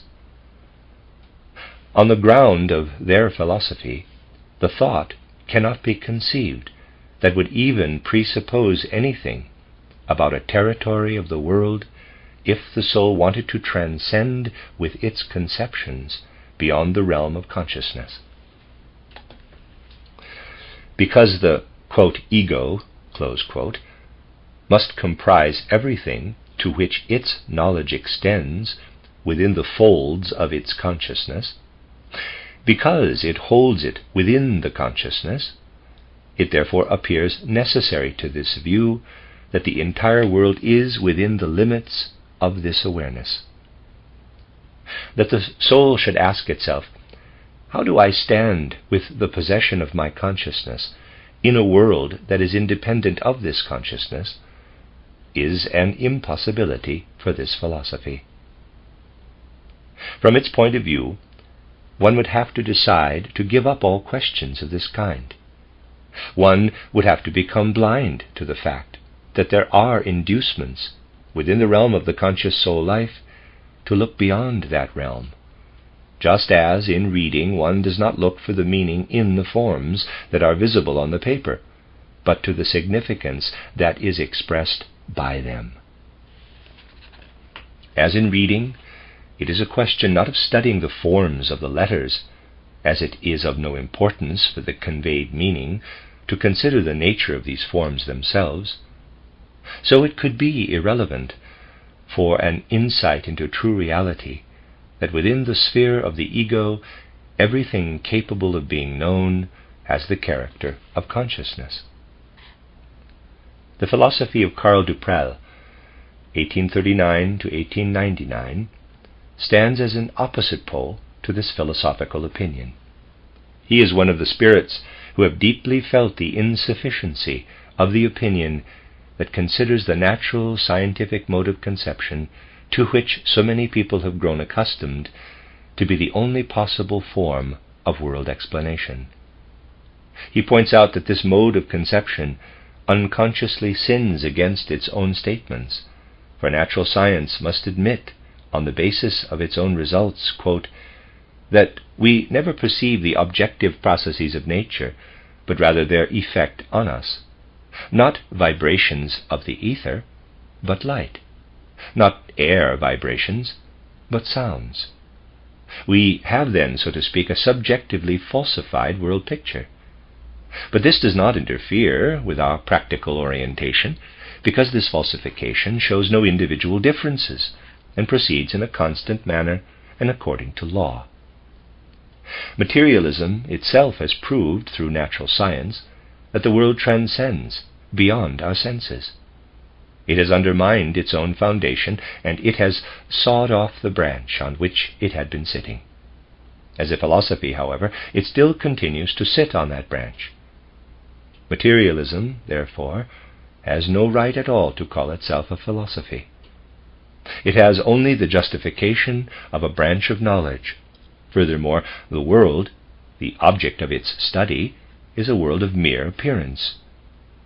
To try to build a world conception on this foundation is an obvious self-contradiction.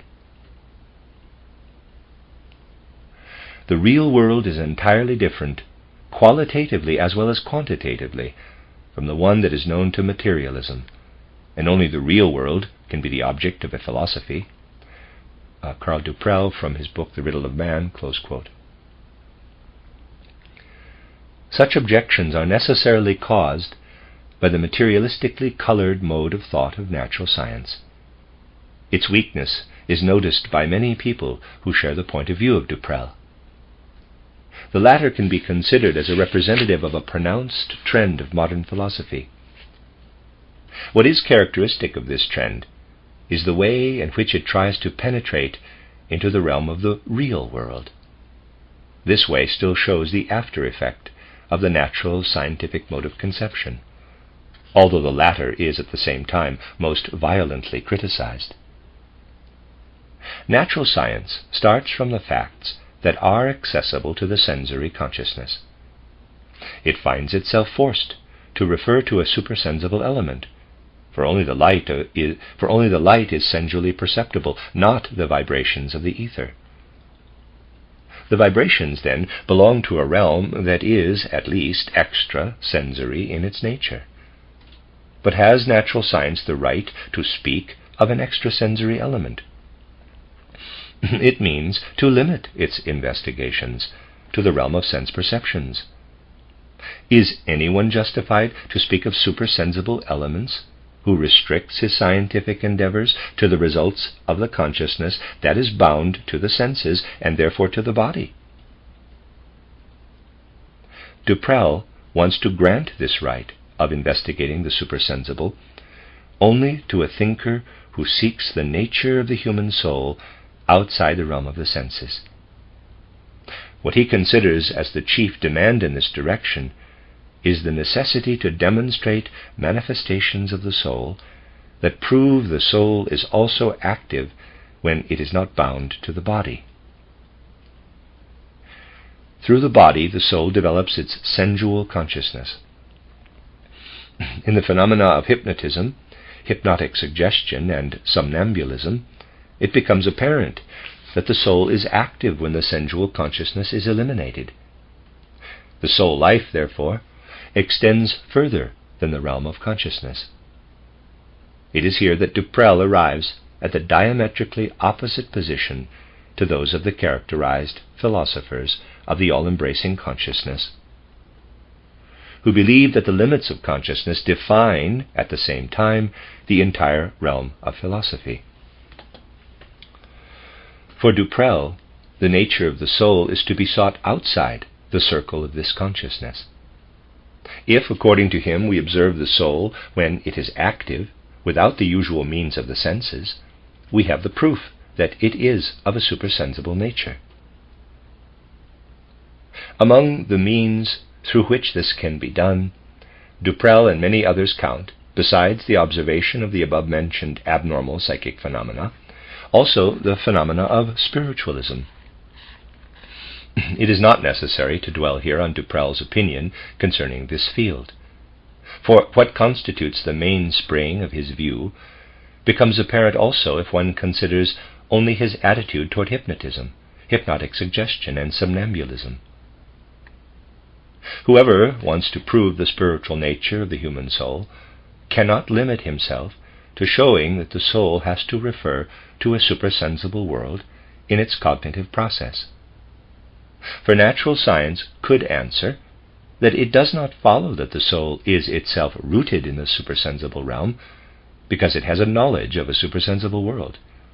It could very well be that knowledge of the supersensible could also be dependent on the activity of the body, and thus be of significance only for a soul that is bound to a body. It is for this reason that Duprel feels it necessary to show that the soul not only knows the supersensible, while it is itself bound to the body, but that it experiences the supersensible when it is outside the body. With this view, he also arms himself against objections that can be raised from the viewpoint of the natural scientific mode of thinking against the conceptions of Eucken, Dilthey, Cohen, Kinkel, and other defenders of a spiritual world. He is, however, not protected against the doubts that must be raised against his own procedure. Although it is true that the soul can find an access to the supersensible only if it can show how it is itself active outside the sensual realm, the emancipation of the soul from the sensual world is not assured by the phenomena of hypnotism, somnambulism, and hypnotic suggestion, nor by all other processes to which Duprel refers for this purpose. In regard to all these phenomena, it can be said that the philosopher, who wants to explain them, still proceeds only with the means of his ordinary consciousness. If this consciousness is to be useless for a real explanation of the world, how can its explanations, which are applied to the phenomena according to the conditions of this consciousness, be of any decisive significance for these phenomena? What is peculiar in Duprel is the fact that he directs his attention to certain facts that point to a supersensible element, but that he, nevertheless, wants to remain entirely on the ground of the natural scientific mode of thought when he explains those facts. But should it not be necessary for the soul to enter the supersensible in its mode of thinking, when the supersensible becomes the object of its interest? Duprel looks at the supersensible, but as an observer. He remains within the realm of the sensual world. If he did not want to do this, he would have to demand that only an hypnotized person can say the right things concerning his experiences under hypnosis, that only in the state of somnambulism could knowledge concerning the supersensible be acquired, and that what the non-hypnotized, non-somnambulist must think concerning these phenomena is of no validity.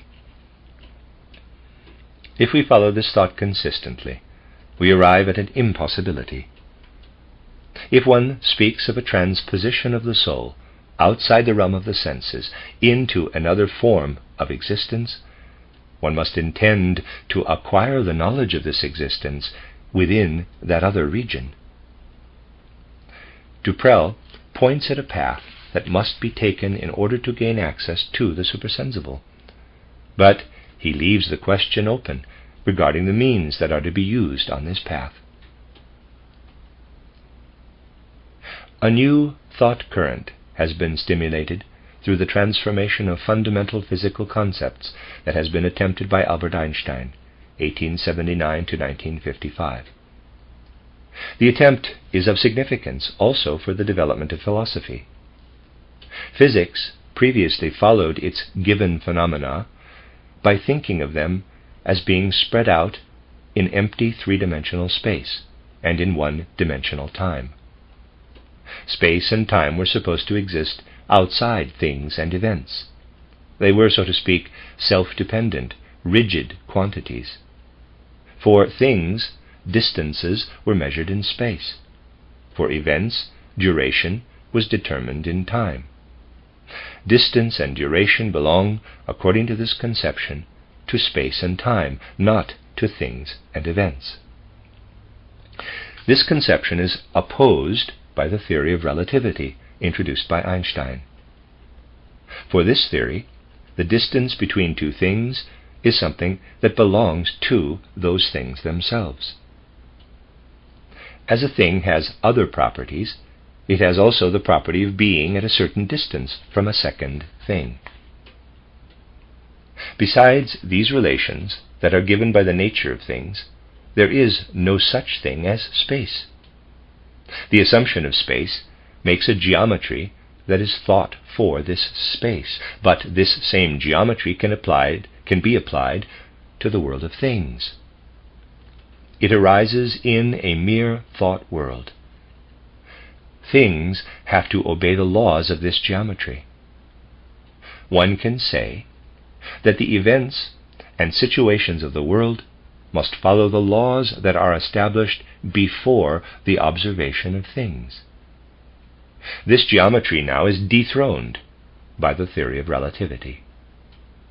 What exists are only things, and they stand in relations to one another that present themselves geometrically. Geometry thus becomes a part of physics, but then one can no longer maintain that their laws can be established before the observation of the things.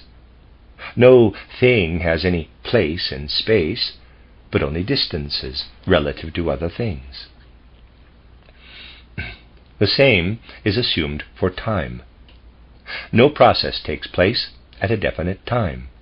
It happens in a time distance relative to another event. In this way, temporal distances in the relation of things and spatial intervals become homogeneous and flow together. Time becomes a fourth dimension that is of the same nature as the three dimensions of space. A process in a thing can be determined only as something that takes place in a temporal and spatial distance relative to other events. The motion of a thing becomes something that can be thought only in relation to other things. It is now expected that only this conception will produce unobjectionable explanations of certain physical processes, while such processes lead to contradictory thoughts if one assumes the existence of an independent space and independent time. If one considers that for many thinkers a science of nature was previously considered to be something that can be mathematically demonstrated, one finds in the theory of relativity nothing less than an attempt to declare any real science of nature null and void. For just this was regarded as the scientific nature of mathematics, that it could determine the laws of space and time without reference to the observation of nature. Contrary to this view, it is now maintained that the things and processes of nature themselves determine the relations of space and time. They are to supply the mathematical element. The only certain element is surrendered to the uncertainty of space and time observations. According to this view, every thought of an essential reality that manifests its nature in existence is precluded. Everything is only in relation to something else. Insofar as man considers himself within the world of natural things and events, he will find it impossible to escape the conclusions of this theory of relativity. But if he does not want to lose himself in mere relativities, in what may be called an impotence of his inner life, if he wants to experience his own entity, he must not seek what is, quote, substantial in itself, close quote, in the realm of nature, but in transcending nature, in the realm of the spirit. It will not be possible to evade the theory of relativity for the physical world, but precisely this fact will drive us to a knowledge of the spirit.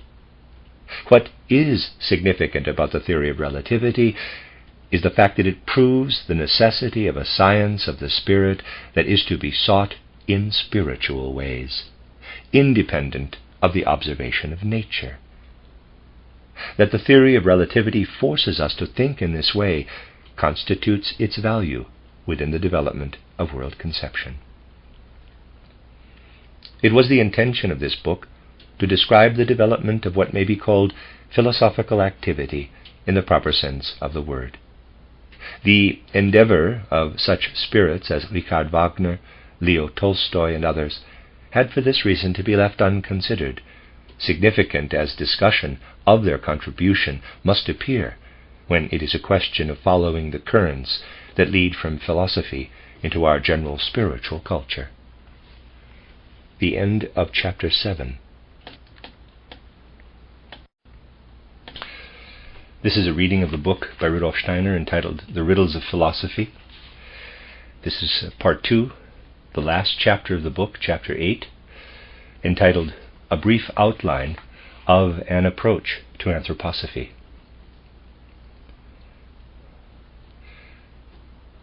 If one observes how up to the present time the philosophical world conceptions take form, one can see undercurrents in the search and endeavor of the various thinkers, of which they themselves are not aware, but by which they are instinctively moved. In these currents there are forces at work that give direction and often specific form to the ideas expressed by these thinkers.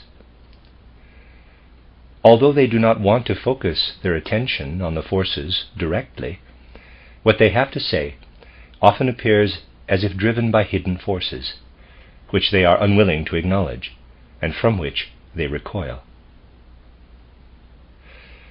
Forces of this kind live in the thought worlds of Dilthey, Eucken, and Cohen. They are led by cognitive powers by which they are unconsciously dominated, but that do not find a conscious development within their thought structures. Security and certainty of knowledge is being sought in many philosophical streams, and Kant's ideas are more or less taken as its point of departure. The outlook of natural science determines, consciously or unconsciously, the process of thought formation. But it is dimly felt by many that the source of knowledge of the external world must be sought in the self-conscious soul. Almost all of these thinkers are dominated by the question, how can the self-conscious soul be led to regard its inner experiences as a true manifestation of reality? The ordinary world of sense perception has become, quote, illusion, close quote, because the self-conscious ego has, in the course of philosophical development, found itself more and more isolated with its subjective experiences. It has arrived at the point where it regards even sense perception merely as inner experience that is powerless to assure being and permanence for them in the world of reality. It is felt how much depends on finding a point of support within the self-conscious ego. But the search stimulated by this feeling only leads to conceptions that do not provide the means of submerging with the ego into a world that provides satisfactory support for existence. To explain this fact, one must look at the attitude toward the reality of the external world taken by a soul that has detached itself from that reality in the course of its philosophical development. This soul feels itself surrounded by a world of which it first becomes aware through the senses, but then it also becomes conscious of its own activity, of its own inner creative experience. The soul feels as an irrefutable truth that no light, no color can be revealed without the eye's sensitivity for light and color. Thus it becomes aware of something creative in this activity of the eye, EYE. But if the eye produces the color by its spontaneous creation, as it must be assumed in such a philosophy, the question arises, where do I find something that exists in itself that does not owe its existence to my own creative power? If even the manifestations of the senses are nothing but results of the activity of the soul, must this not be true to even a higher degree with our thinking, through which we strive for conceptions of a true reality? Is this thinking not condemned to produce pictures that spring from the character of the soul life, but can never provide a sure approach to the sources of existence? questions of this kind emerge everywhere in the development of modern philosophy. It will be impossible to find the way out of the confusion resulting from these questions as long as the belief is maintained that the world revealed by the senses constitutes a complete, finished, and self-dependent reality that must be investigated in order to know its inner nature. The human soul can arrive at its insights only through a spontaneous inner creativity. This conviction has been described in a previous chapter of this book, titled The World as Illusion, close quote, and in connection with the presentation of Hamerling's thoughts. Having reached this conviction, it is difficult to overcome a certain impasse of knowledge, as long as one thinks that the world of the senses contains the real basis of its existence within itself, and that one therefore has to copy with the inner activity of the soul what lies outside. This impasse will be overcome only by accepting the fact that by its very nature, sense perception does not present a finished, self-contained reality, but an unfinished, incomplete reality, or a half-reality, as it were. As soon as one presupposes that a full reality is gained through perceptions of the sensory world, one is forever prevented from finding the answer to the question, what has the creative mind to add to this reality in the act of cognition? By necessity, one shall have to sustain the Kantian option. Man must consider his knowledge to be the inner product of his own mind. He cannot regard it as a process that is capable of revealing a true reality. If reality lies outside the soul, then the soul cannot produce anything that corresponds to this reality, and the result is merely a product of the soul's own organization. The situation is entirely changed as soon as it is realized that the human soul does not deviate from reality in its creative effort for knowledge, but that prior to any cognitive activity, the soul conjures up a world that is not real. Man is so placed in the world that by the nature of his being he changes things from what they really are.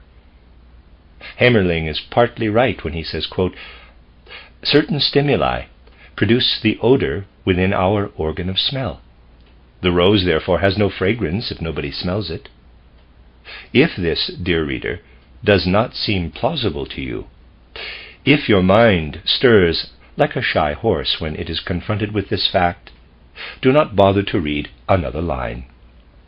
Leave this book and all others that deal with philosophical things unread, for you lack the ability that is necessary for this purpose, that is, to apprehend a fact without bias and to adhere to it in your thoughts.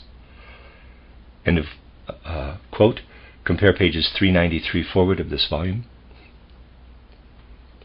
How the sensory world appears when man is confronted with it depends without a doubt on the nature of the soul. Does it not follow then that this appearance of the world is a product of man's soul? An unbiased observation shows, however, that the unreal character of the external sense world is caused by the fact that when man is directly confronted by things of the world, he suppresses something that really belongs to them. If he unfolds a creative inner life that lifts from the depths of his soul the forces that lie dormant in them, he adds something to the part perceived by the senses and thereby turns a half-reality to its entirety.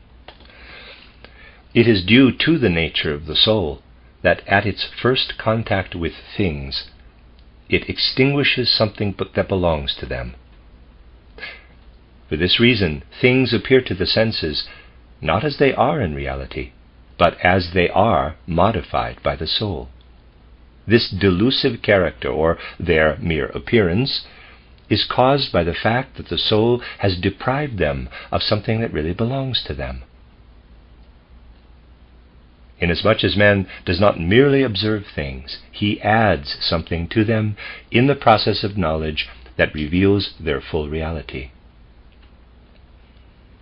The mind does not add anything to things in the process of cognition that would have to be considered as an unreal element, but prior to the process of knowledge, it has deprived these things of something that belongs to their true reality. It will be the task of philosophy to realize that the world accessible to man is an illusion before it is approached in the process of cognition. This process, however, leads the way toward a full understanding of reality. The knowledge that man creates during the process of cognition seems to be an inner manifestation of the soul only because he must, before the act of cognition, reject what comes from the nature of things. He cannot see at first the real nature of things when he encounters them in mere observation. In the process of knowledge, he unveils what was first concealed. If he regards as a reality what he had at first perceived, he will now realize that he has added the results of his cognitive activity to reality. As soon as he recognizes that what was apparently produced by himself has to be sought in the things themselves, that he merely failed to see it previously, he will then find that the process of knowing is a real process by which the soul progressively unites with world reality. Through it, it expands its inner isolated experience to the experience of the world. In a short work titled Truth and Science, published in 1892, the author of the present book made a first attempt to prove philosophically what has been briefly described. Perspectives are indicated in this book that are necessary to the philosophy of the present age if it is to overcome the obstacles it has encountered in its modern development. A philosophical point of view is outlined in this essay in the following words, quote, "The initial form in which reality confronts the ego is not its true manifestation, but the final form, which the ego fashions out of it, is. The first form is altogether without significance for the objective world. It is of importance only as a basis for the processes of cognition. Therefore, it is not the form of the world that is presented by theory that must be considered subjective, but the one the ego encounters initially as in mere perception." Close quote. A further exposition of this point of view is given in the author's later philosophical work titled The Philosophy of Freedom, 1894, parenthesis, translated also with the title The Philosophy of Spiritual Activity, close parenthesis. There, an attempt is made to give the philosophical foundations for a conception that was outlined in Untitled Truth and Science. Quote, "It is not due to the objects that they are given to us at first without their corresponding concept, but to our mental organization. Our whole being functions in such a way that from every real thing the relevant elements come to us from two sources, from perceiving and from thinking. The way I am organized for apprehending the things has nothing to do with the nature of the things themselves. The gap between perceiving and thinking exists only from the moment that I, as a spectator, confront the things." Close quote.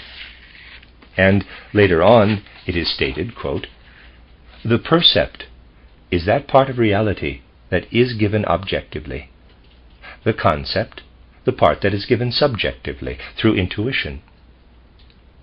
Our mental organization tears the reality apart into these two factors.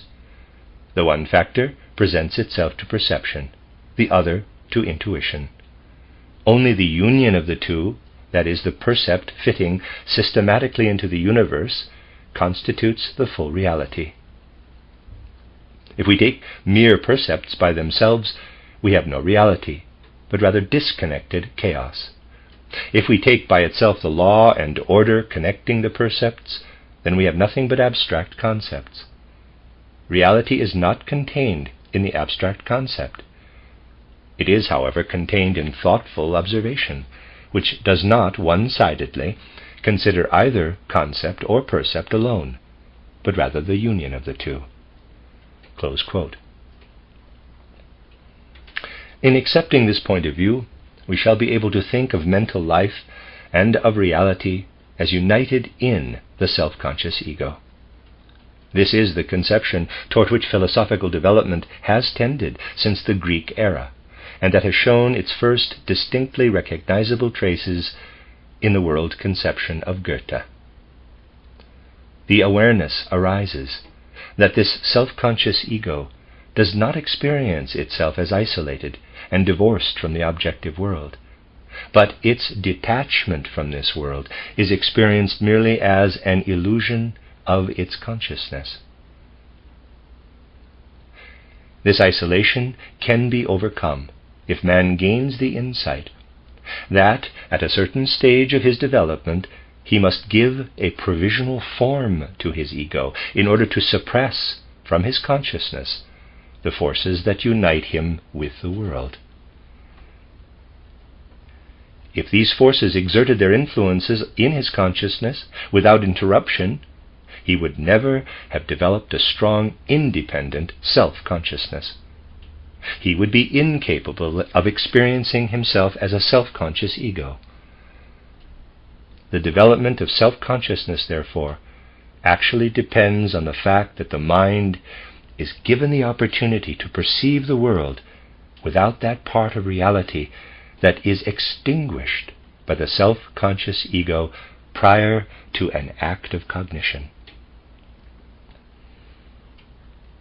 The world forces belonging to this part of reality withdraw into obscurity in order to allow the self-conscious ego to shine forth in full power. The ego must realize that it owes its self-knowledge to a fact that spreads a veil over the knowledge of the world. It follows that everything that stimulates the soul to a vigorous, energetic experience of the ego conceals at the same time the deeper foundations in which this ego has its roots. All knowledge acquired by the ordinary consciousness tends to strengthen the self-conscious ego.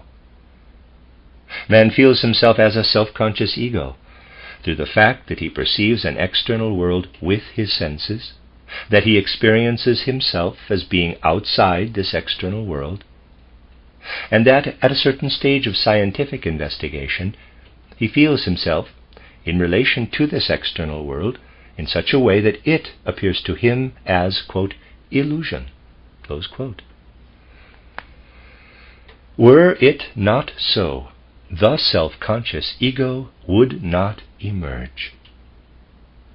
If, therefore, in the act of knowledge, one attempts merely to copy what is observed before knowledge begins, one does not arrive at a true experience of full reality, but only at an image of a, quote, half-reality, close quote.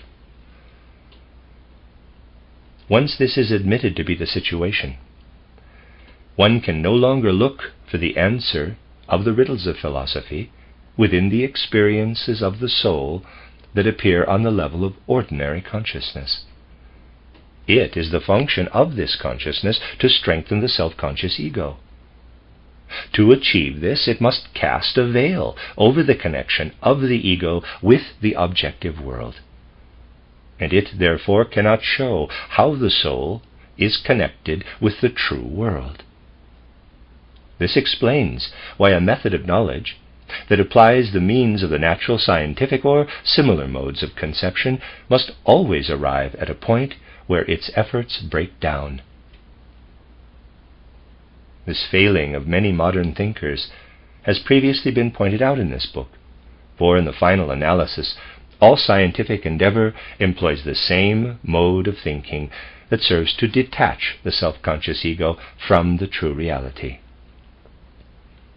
The strength and greatness of modern science, especially of natural science, is based on the unrestrained application of this method. Several philosophers, such as Dilthey, Eucken, and others, direct philosophical investigation toward the self-observation of the soul. But what they observe are those experiences of the soul that form the basis for the self-conscious ego. Thus, they do not penetrate to the sources in which the experiences of the soul originate. These sources cannot be found where the soul first observes itself on the level of ordinary consciousness. If the soul is to reach these sources, it must go beyond this ordinary consciousness. It must experience something in itself that ordinary consciousness cannot give to it. To ordinary thinking, such an experience appears at first like sheer nonsense. The soul is to experience itself knowingly in an element without carrying its consciousness into that element. One is to transcend consciousness and yet be conscious. But in spite of all this, we shall either continue to get nowhere, or we shall have to open new aspects that will reveal the above-mentioned, quote, absurdity, close quote, to be only apparently so, since it really indicates the direction in which we must look for help to solve the riddles of philosophy. One will have to recognize that the path into the, quote, inner region of the soul, close quote, must be entirely different from the one that is taken by many philosophies of modern times. As long as soul experiences are taken the way they present themselves to ordinary consciousness, one will not reach down into the depths of the soul. One will be left merely with what these depths release. Such is the case with Eucken's world conception. It is necessary to penetrate below the surface of the soul. This is, however, not possible by means of the ordinary experiences. The strength of these rests precisely in the fact that they remain in the realm of the ordinary consciousness. The means to penetrate deeper into the soul can be found if one directs one's attention to something that is, to be sure, also at work in the ordinary consciousness, but does not enter it while it is active. While man thinks, his consciousness is focused on his thoughts. He wants to conceive something by means of these thoughts. He wants to think correctly in the ordinary sense. He can, however, also direct his attention to something else. He can concentrate his attention on the activity of thinking as such. He can, for instance, place into the center of his consciousness a thought that refers to nothing external, a thought that is conceived like a symbol that has no connection to something external. It is now possible to hold on to such a thought for a certain length of time. One can be entirely absorbed by the concentration on this thought. The important thing with this exercise is not that one lives in thoughts, but that one experiences the activity of thinking. In this way, the soul breaks away from an activity in which it is engaged in ordinary thinking. If such an inner exercise is continued long enough, it will become gradually apparent to the soul that it has now become involved in experiences that will separate it from all those processes of thinking and ideation that are bound to the physical organs. A similar result can be obtained from the activities of feeling and willing, and even for sensation, the perception of external things. One can only be successful with this approach if one is not afraid to admit to oneself that self-knowledge cannot be gained by mere introspection, but by concentrating on the inner life that can be revealed only through these exercises. Through continued practice of the soul, that is, by holding the attention on the inner activity of thinking, feeling, and willing, it is possible for these, quote, experiences, close quote, to become, quote, condensed, close quote. In this state of condensation, they reveal their inner nature, which cannot be perceived in the ordinary consciousness. It is through such exercises that one discovers how our soul forces must be so, attenuated, close quote, or weakened in producing our ordinary form of consciousness, that they become imperceptible in this state of attenuation. The soul exercises referred to consist in the unlimited increase of faculties that are also known to the ordinary consciousness, but never reach such a state of concentration. The faculties are those of attention and of loving surrender to the content of the soul's experience. To attain the indicated aim, these abilities must be increased to such a degree that they function as entirely new soul forces. If one proceeds in this manner, one arrives at a real inner experience that by its very nature is independent of bodily conditions. This is a life of the spirit that must not be confused with what Dilthey and Eucken call the spiritual world. For what they call the spiritual world is, after all, experienced by man when he depends on his physical organs. The spiritual life that is here referred to does not exist for a soul that is bound to the body. One of the first experiences that follows the attainment of this new spiritual life is a true insight into the nature of the ordinary mental life. This is actually not produced by the body, but proceeds outside the body. When I see a color, when I hear a sound, I experience the color and the sound not as a result of my body, but I am connected with the color, with the sound, as a self-conscious ego outside my body. My body has the task to function in a way that can be compared with the action of a mirror. If in my ordinary consciousness I only have a mental connection with a color, I cannot perceive it because of the nature of this consciousness, just as I cannot see my own face when I look into space. But if I look into a mirror, I perceive this face as part of a body. Unless I stand in front of the mirror, I am the body and experience myself as such.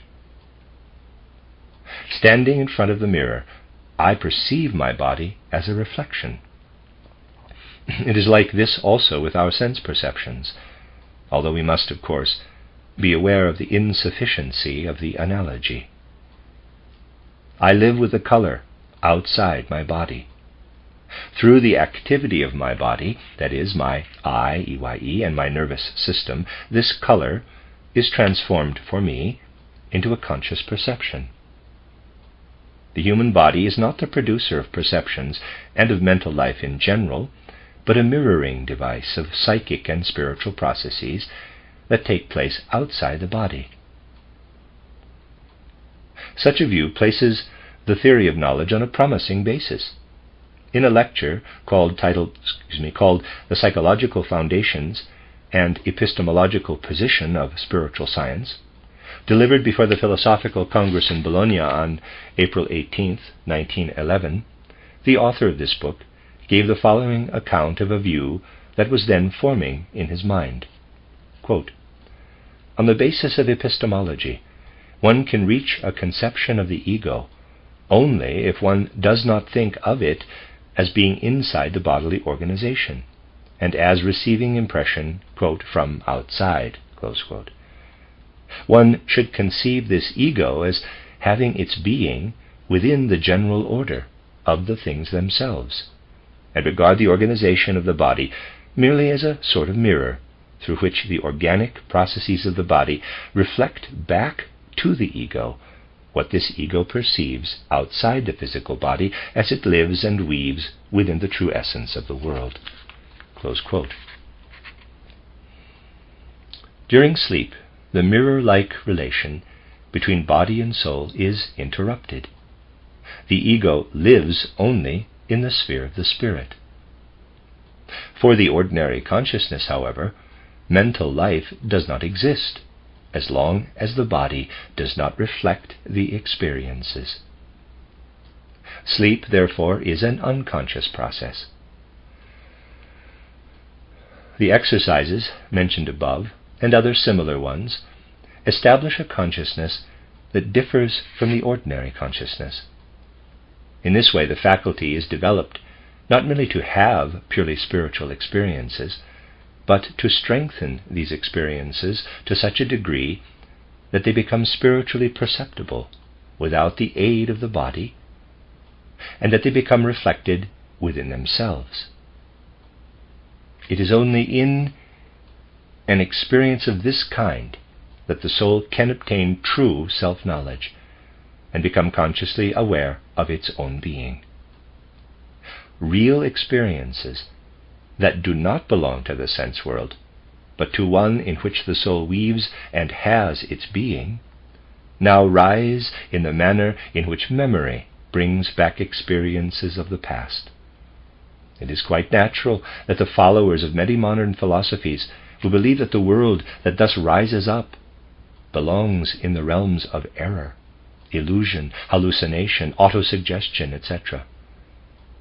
To this objection, one can only answer that a serious spiritual endeavor, working in the indicated way, will discipline the mind to a point where it will clearly differentiate illusion from spiritual reality, just as a healthy mind can distinguish a product of fantasy from a concrete perception. It will be futile to seek theoretical proofs for this spiritual world. But such proofs also do not exist for the reality of the world of perceptions. In both cases, actual experience is the only true judge. What keeps many men from undertaking the step that, according to this view, can alone solve the riddles of philosophy, is the fear that they might be led thereby into a realm of unclear mysticism. Unless one has, from the beginning, an inclination toward unclear mysticism, one will, in following the described path, gain access to a world of spiritual experience that is as crystal clear as the structures of mathematical ideas. If one is, however, inclined to seek the spiritual in the dark unknown, in the inexplicable, one will get nowhere, either as an adherent or as an opponent of the views described here. The true nature of the human soul can be experienced directly, if one seeks it in the characterized way. In the Greek era, the development of the philosophical outlook led to the birth of thought. Later development led through the experience of thought to the experience of the self-conscious ego. Goethe strove for experiences of the self-conscious ego, which, although actively produced by the human soul, at the same time place this soul in the realm of a reality that is inaccessible to the senses. Goethe stands on this ground when he strives for an idea of the plant that cannot be perceived by the senses, but that contains the supersensible nature of all plants, making it possible, with the aid of this idea, to invent new plants that would have their own life. Hegel regarded the experience of thought as a, quote, standing in the true essence of the world, close quote. For him, the world of thoughts became the inner essence of the world. An unbiased observation of philosophical development shows that thought experience was, to be sure, the element through which the self-conscious ego was to be placed on its own foundation. But it shows also that it is necessary to go beyond a life in mere thoughts in order to arrive at a form of inner experience that leads beyond the ordinary consciousness. For Hegel's thought experience still takes place within the field of this ordinary consciousness. In this way, a view of a reality is opened up for the soul that is inaccessible to the senses. What is experienced in the soul through the penetration into this reality appears as the true entity of the soul. How is it related to the external world that is experienced by means of the body? The soul that has been thus freed from its body feels itself to be weaving in an element of soul and spirit.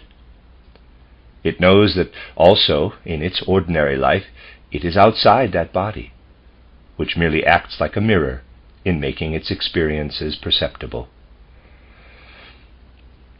Through this experience, the soul's spiritual experience is heightened to a point where the reality of a new element is revealed to the soul. To Dilthey and Eucken, the spiritual world is the sum total of the cultural experiences of humanity. If this world is seen as the only accessible spiritual world, one does not stand on a ground firm enough to be comparable to the method of natural science. For the conception of natural science, the world is so ordered that the physical human being, in his individual existence, appears as a unit toward which all other natural processes and beings point. The cultural world is what is created by this human being. That world, however, is not an individual entity of a higher nature than the individuality of the human being. The spiritual science that the author of this book has in mind points to a form of experience that the soul can have independent from the body, and in this experience an individual entity is revealed. It emerges like a higher human nature, for whom the physical man is like a tool. The being that feels itself as set free through spiritual experience from the physical body is a spiritual human entity that is as much at home in a spiritual world as the physical body in the physical world. As the soul thus experiences its spiritual nature, it is also aware of the fact that it stands in a certain relation to the body. The body appears on the one hand as a cast of the spiritual entity. It can be compared to the shell of a snail that is like a counter-picture of the shape of the snail. On the other hand, the spirit-soul entity appears in the body like the sum total of the forces in the plant, which, after it has grown into leaf and blossom, contract into the seed in order to prepare a new plant. One cannot experience the inner spiritual man without knowing that he contains something that will develop into a new physical man. This new human being, while living within the physical organism, has collected forces through experience that could not unfold as long as they were encased in that organism. This body has, to be sure, enabled the soul to have experiences in connection with the external world that make the inner spiritual man different from what he was before he began life in the physical body. But this body is, as it were, too rigidly organized for being transformed by the inner spiritual man according to the pattern of the new experiences. Thus there remains hidden in the human shell a spiritual being that contains the disposition of a new man. Thoughts such as these can only be briefly indicated here. They point to a spiritual science that is essentially constructed after the model of natural science. In elaborating this spiritual science, one will have to proceed more or less like the botanist when he observes a plant, the formation of its root, the growth of its stem and its leaves, and its development into blossom and fruit. In the fruit, he discovers the seed of the new plant life. As he follows the development of a plant, he looks for its origin in the seed formed by the previous plant. The investigator of spiritual science will trace the process in which a human life, apart from its external manifestation, develops also an inner being.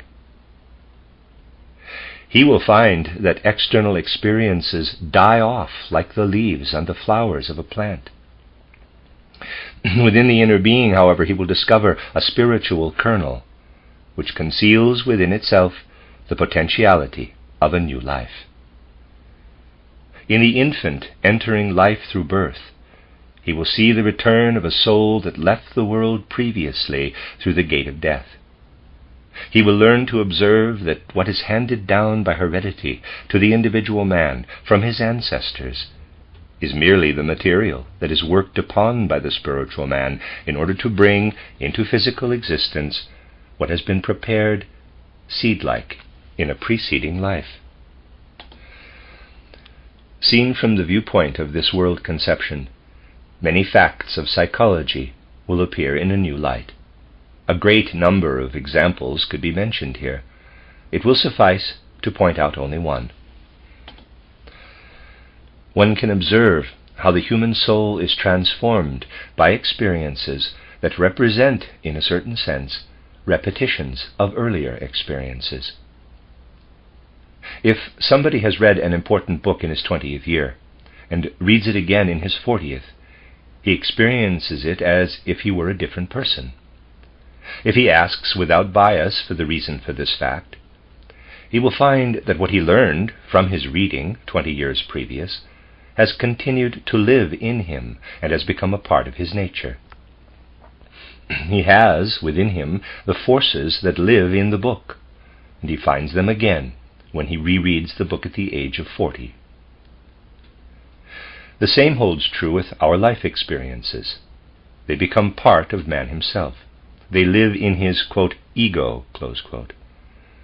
But it is also apparent that within the limits of one life, this inner strengthening of the higher man must remain in the realm of his spirit and soul nature.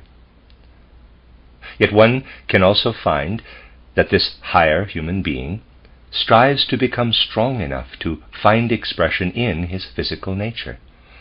The rigidity of the body prevents this from happening within a single lifespan. But in the central core of man, there lives the potential predisposition that, together with the fruits of one life, will form a new human life in the same way that the seed of a new plant lives in the plant. Moreover, it must be realized that following the entry of the soul into an independent spirit world, the results of this world are raised into consciousness in the same way that the past rises into memory. But these realities are seen as extending beyond the span of an individual life. The content of my present consciousness represents the results of my earlier physical experiences. So, too, a soul that has gone through the indicated exercises faces the whole of its physical experience and the particular configuration of its body as originating from the spirit-soul nature, whose existence preceded that of the body. This existence appears as a life in a purely spiritual world in which the soul lived before it could develop the germinal capacities of a preceding life into a new one. Only by closing one's mind to the obvious possibility that the faculties of the human soul are capable of development can one refuse to recognize the truthfulness of a person's testimony that shows that as a result of inner work, one can really know of a spiritual world beyond the realm of ordinary consciousness. This knowledge leads to a spiritual apprehension of a world through which it becomes evident that the true being of the soul lies behind ordinary experiences. It also becomes clear that this soul being survives death, just as the plant seed survives the decay of the plant. The insight is gained that the human soul goes through repeated lives on earth, and that in between these earthly lives it leads a purely spiritual existence. This point of view brings reality to the assumption of a spiritual world. The human souls themselves carry into a later cultural epoch what they acquired in a former. One can readily observe how the inner dispositions of the soul develop if one refrains from arbitrarily ascribing this development merely to the laws of physical heredity. In the spiritual world of which Eucken and Dilthey speak, the later phases of development always follow from the immediately preceding ones. Into this sequence of events are placed human souls, who bring with them the results of their preceding lives in the form of their inner soul disposition. They must, however, acquire in a process of learning what developed in the earthly world of culture and civilization while they were in a purely spiritual state of existence. An historical account cannot do full justice to the thoughts exposed here. I would refer anyone who seeks more information to my writings on spiritual science. These writings attempted to give, in a general manner, the world conception that is outlined in the present book. Even so, I believe that it is possible to recognize from it that this world conception rests on a serious philosophical foundation. On this basis, it strives to gain access to a world that opens up to sense-free observation acquired by inner work. One of the teachers of this world conception is the history of philosophy itself. It shows that the course of philosophical thought tends toward a conception that cannot be acquired in a state of ordinary consciousness. The accounts of many representative thinkers show how they attempt in various ways to comprehend the self-conscious ego with the help of the ordinary consciousness. A theoretical exposition of why the means of this ordinary consciousness must lead to unsatisfactory results does not belong to an historical account. But the historical facts show distinctly that the ordinary consciousness, however we may look at it, cannot solve the questions it nevertheless must raise.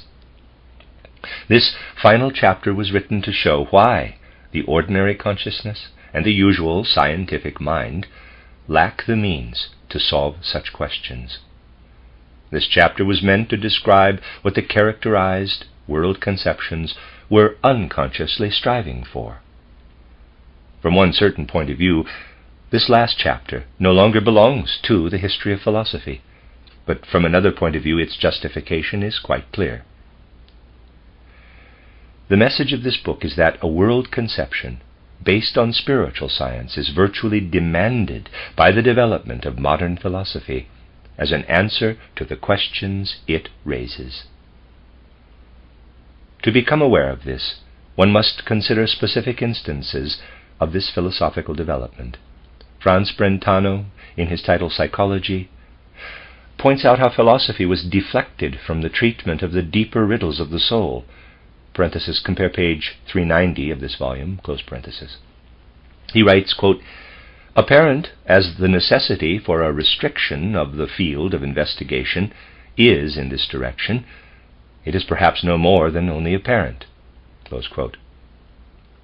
David Hume was most emphatically opposed to the metaphysicists who maintained that they had found within themselves a carrier for all psychic conditions.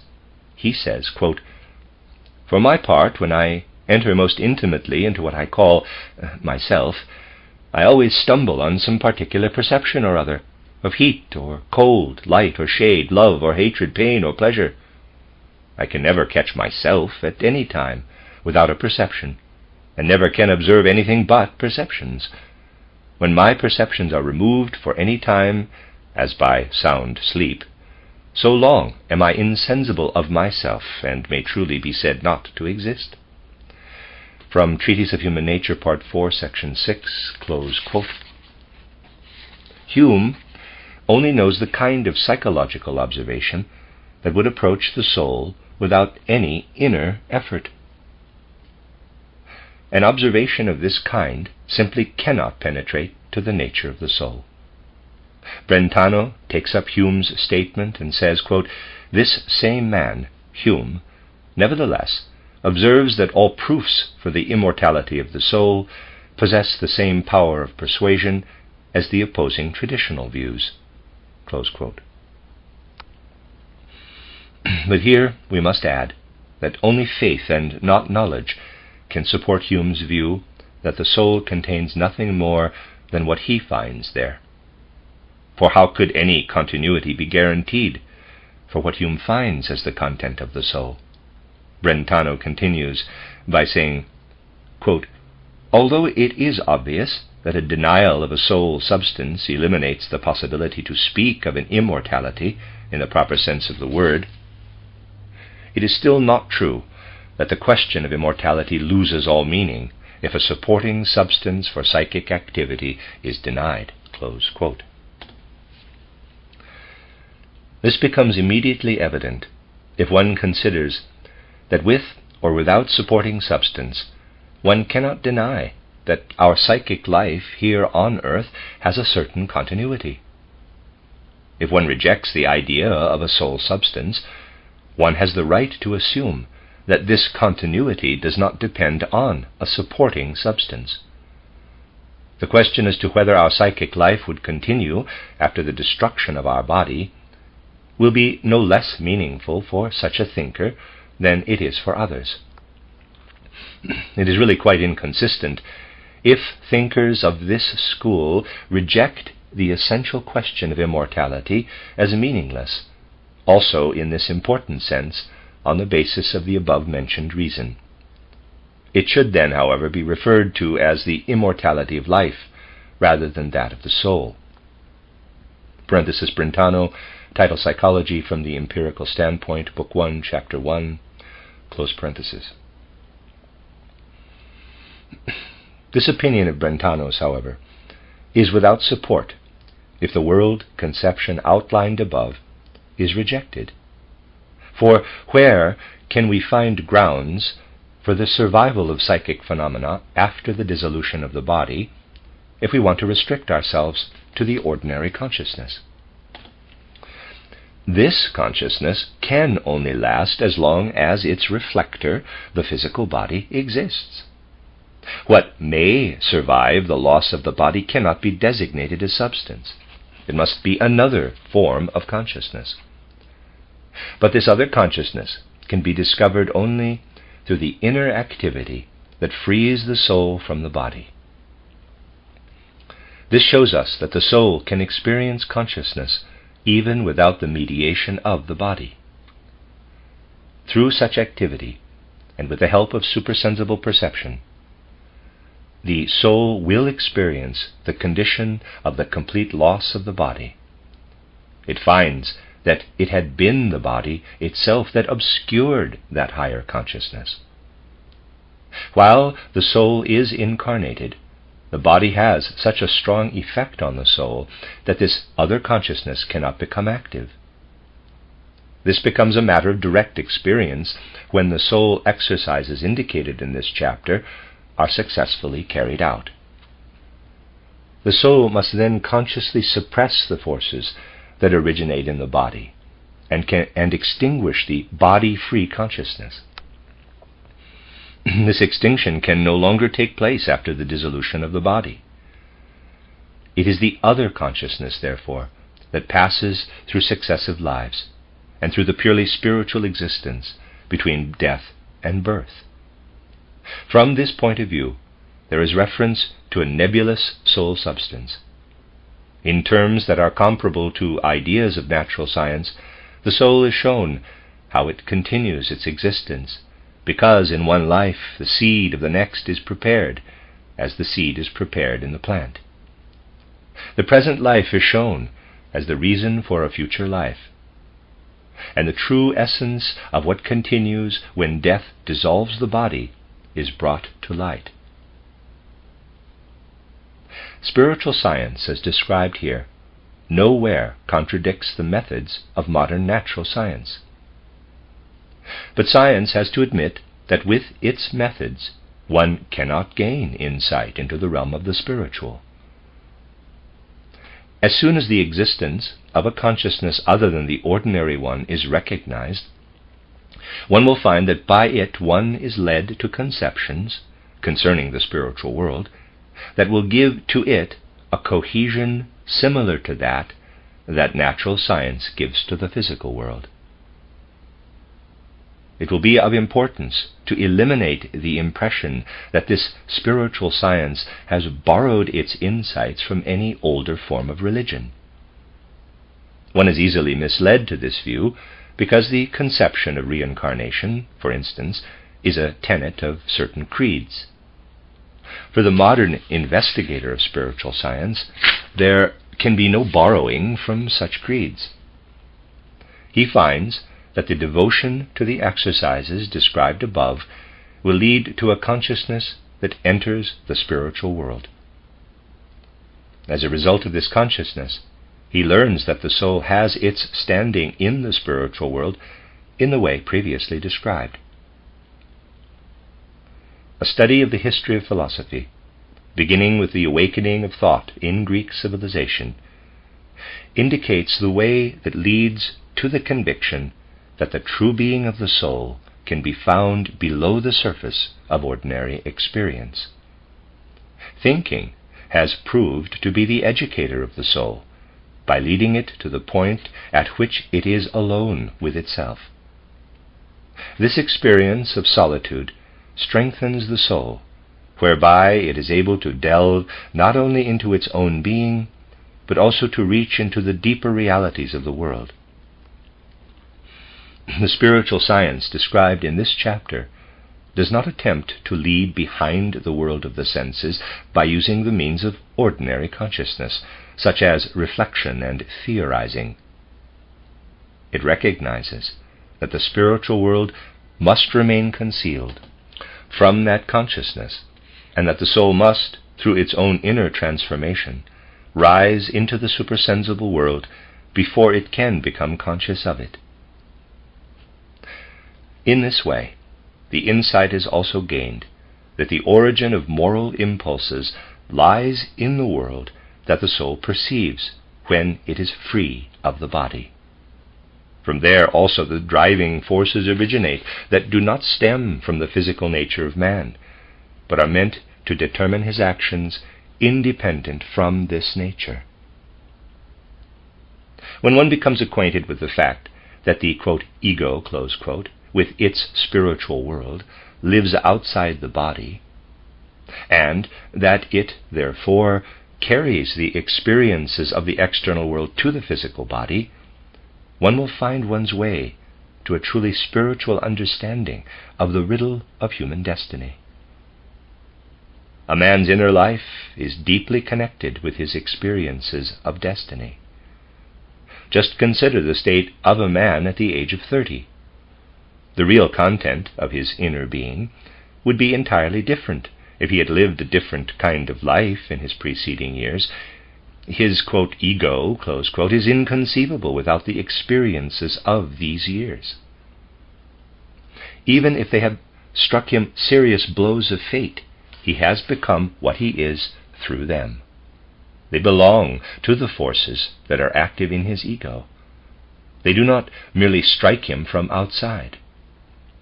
As man lives in his soul and spirit with color that is perceptible only by means of its mirror effect of the body, so he lives in union with his destiny. With color he is united in his soul life, but he can only perceive it when the body reflects it. Similarly, he becomes one with the effect of a stroke of destiny that results from a previous earth life. but he experiences this blow only inasmuch as the soul plunges unconsciously into events that spring from these causes.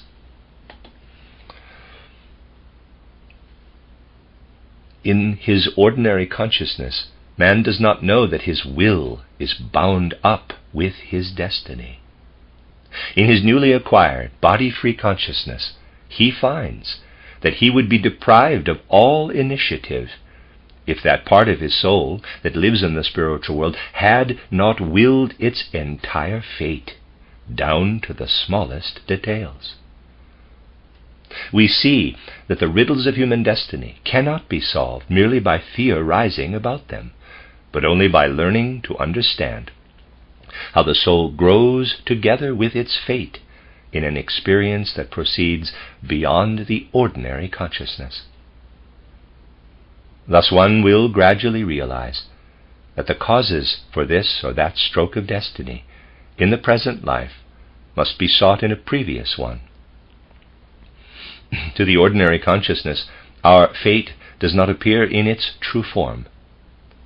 It takes its course as a result of previous earthly lives, which are hidden from ordinary consciousness. To realize one's deep connection with the events of former lives means at the same time that one becomes reconciled with one's destiny. For a fuller coverage of the philosophical riddles like these, the author must refer to his other works on spiritual science.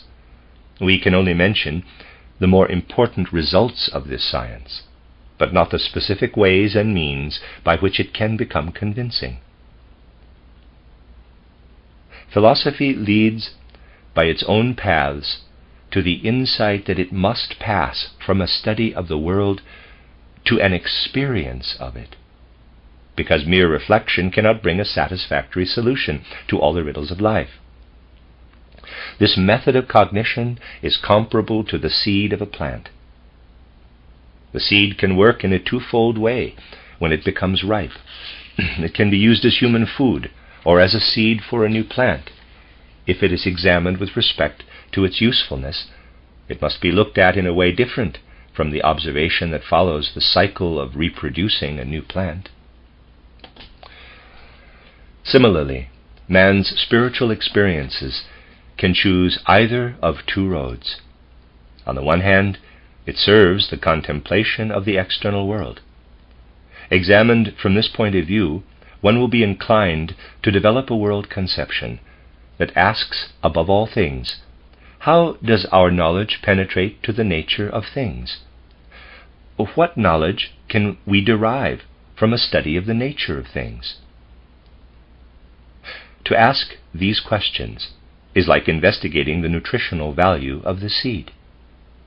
But it is also possible to focus attention on the experiences of the soul that are not diverted by outside impressions, but lead the soul from one level of being on to another. These experiences are seen as an implanted driving force in which one recognizes a higher man who uses this life to prepare for the next. One arrives at the insight that this is the fundamental impulse of all human soul experience, and that knowledge is related to it as the use of the seed of the plant for food is comparable to the development of the grain into a new plant. If we fail to understand this fact, we shall live under the illusion that we could discover the nature of knowledge by merely observing the soul's experiences. This procedure is as erroneous as it is to make only a chemical analysis of the seed with respect to its food value, and to pretend that this represents its real essence. Spiritual science, as it is meant here, tries to avoid this error by revealing the inner nature of the soul's experience, and by showing that it can also serve the process of knowledge, although its true nature does not consist in this contemplative knowledge. The, quote, body-free soul consciousness, close quote, here described, must not be confused with those enhanced mental conditions that are not acquired by means of the characterized exercises, but result from states of lower consciousness, such as unclear clairvoyance, hypnotism, etc. In these conditions, no body-free consciousness can be attained, but only an abnormal connection between body and soul that differs from that of the ordinary life. Real spiritual science can be gained only when the soul finds, in the course of its own disciplined meditative work, the transition from the ordinary consciousness to one with which it awakens in and becomes directly aware of the spiritual world. This inner work consists in a heightening, not a lowering, of the ordinary consciousness. Through such inner work, the human soul can actually attain what philosophy aims for. The latter should not be underestimated, because it has not attained its objective on the paths that are usually followed by it. Far more important than the philosophical results are the forces of the soul that can be developed in the course of philosophical work. These forces must eventually lead to the point where it becomes possible to recognize a, quote, body-free soul experience, close quote. Philosophers will then recognize that the, quote, world riddles, close quote, must not merely be considered scientifically, but need to be experienced by the human soul. But the soul must first attain to the condition in which such an experience is possible. This brings up an obvious question. Should ordinary knowledge and scientific knowledge deny its own nature and recognize as a world conception only what is offered from a realm lying outside its own domain? As it is, the experiences of the characterized consciousness are convincing at once also to this ordinary consciousness, as long as the latter does not insist upon locking itself up within its own walls. The supersensible truths can be found only by a soul that enters into the supersensible. Once they are found, however, they can be fully understood by the ordinary consciousness, for they are in complete and necessary agreement with the knowledge that can be gained for the world of the senses. It cannot be denied that in the course of the history of philosophy, viewpoints have repeatedly been advanced that are similar to those described in this final chapter. But in former ages, these tendencies appeared only like byways of the philosophical inquiry. Its first task was to work its way through everything that could be regarded as a continuation of the awakening thought experience of the Greeks. It then could point the way toward supersensible consciousness on the strength of its own initiative and in awareness of what it can and what it cannot attain. In former times, this consciousness was accepted, as it were, without philosophical justification. It was not demanded by philosophy itself. But modern philosophy demands it in response to what it has achieved already without the assistance of this consciousness. Without this help, it has succeeded in leading the spiritual investigation into directions that will, if rightly developed, lead to the recognition of supersensible consciousness. That is why this final chapter did not start by describing the way in which the soul speaks of the supersensible when it stands within its realm. Quite to the contrary, an attempt was made to outline philosophically the tendencies resulting from the modern world conceptions, and it was shown how a pursuit of these innate tendencies leads the soul to the recognition of its own supersensible nature. The end of the Riddles of Philosophy by Rudolf Steiner.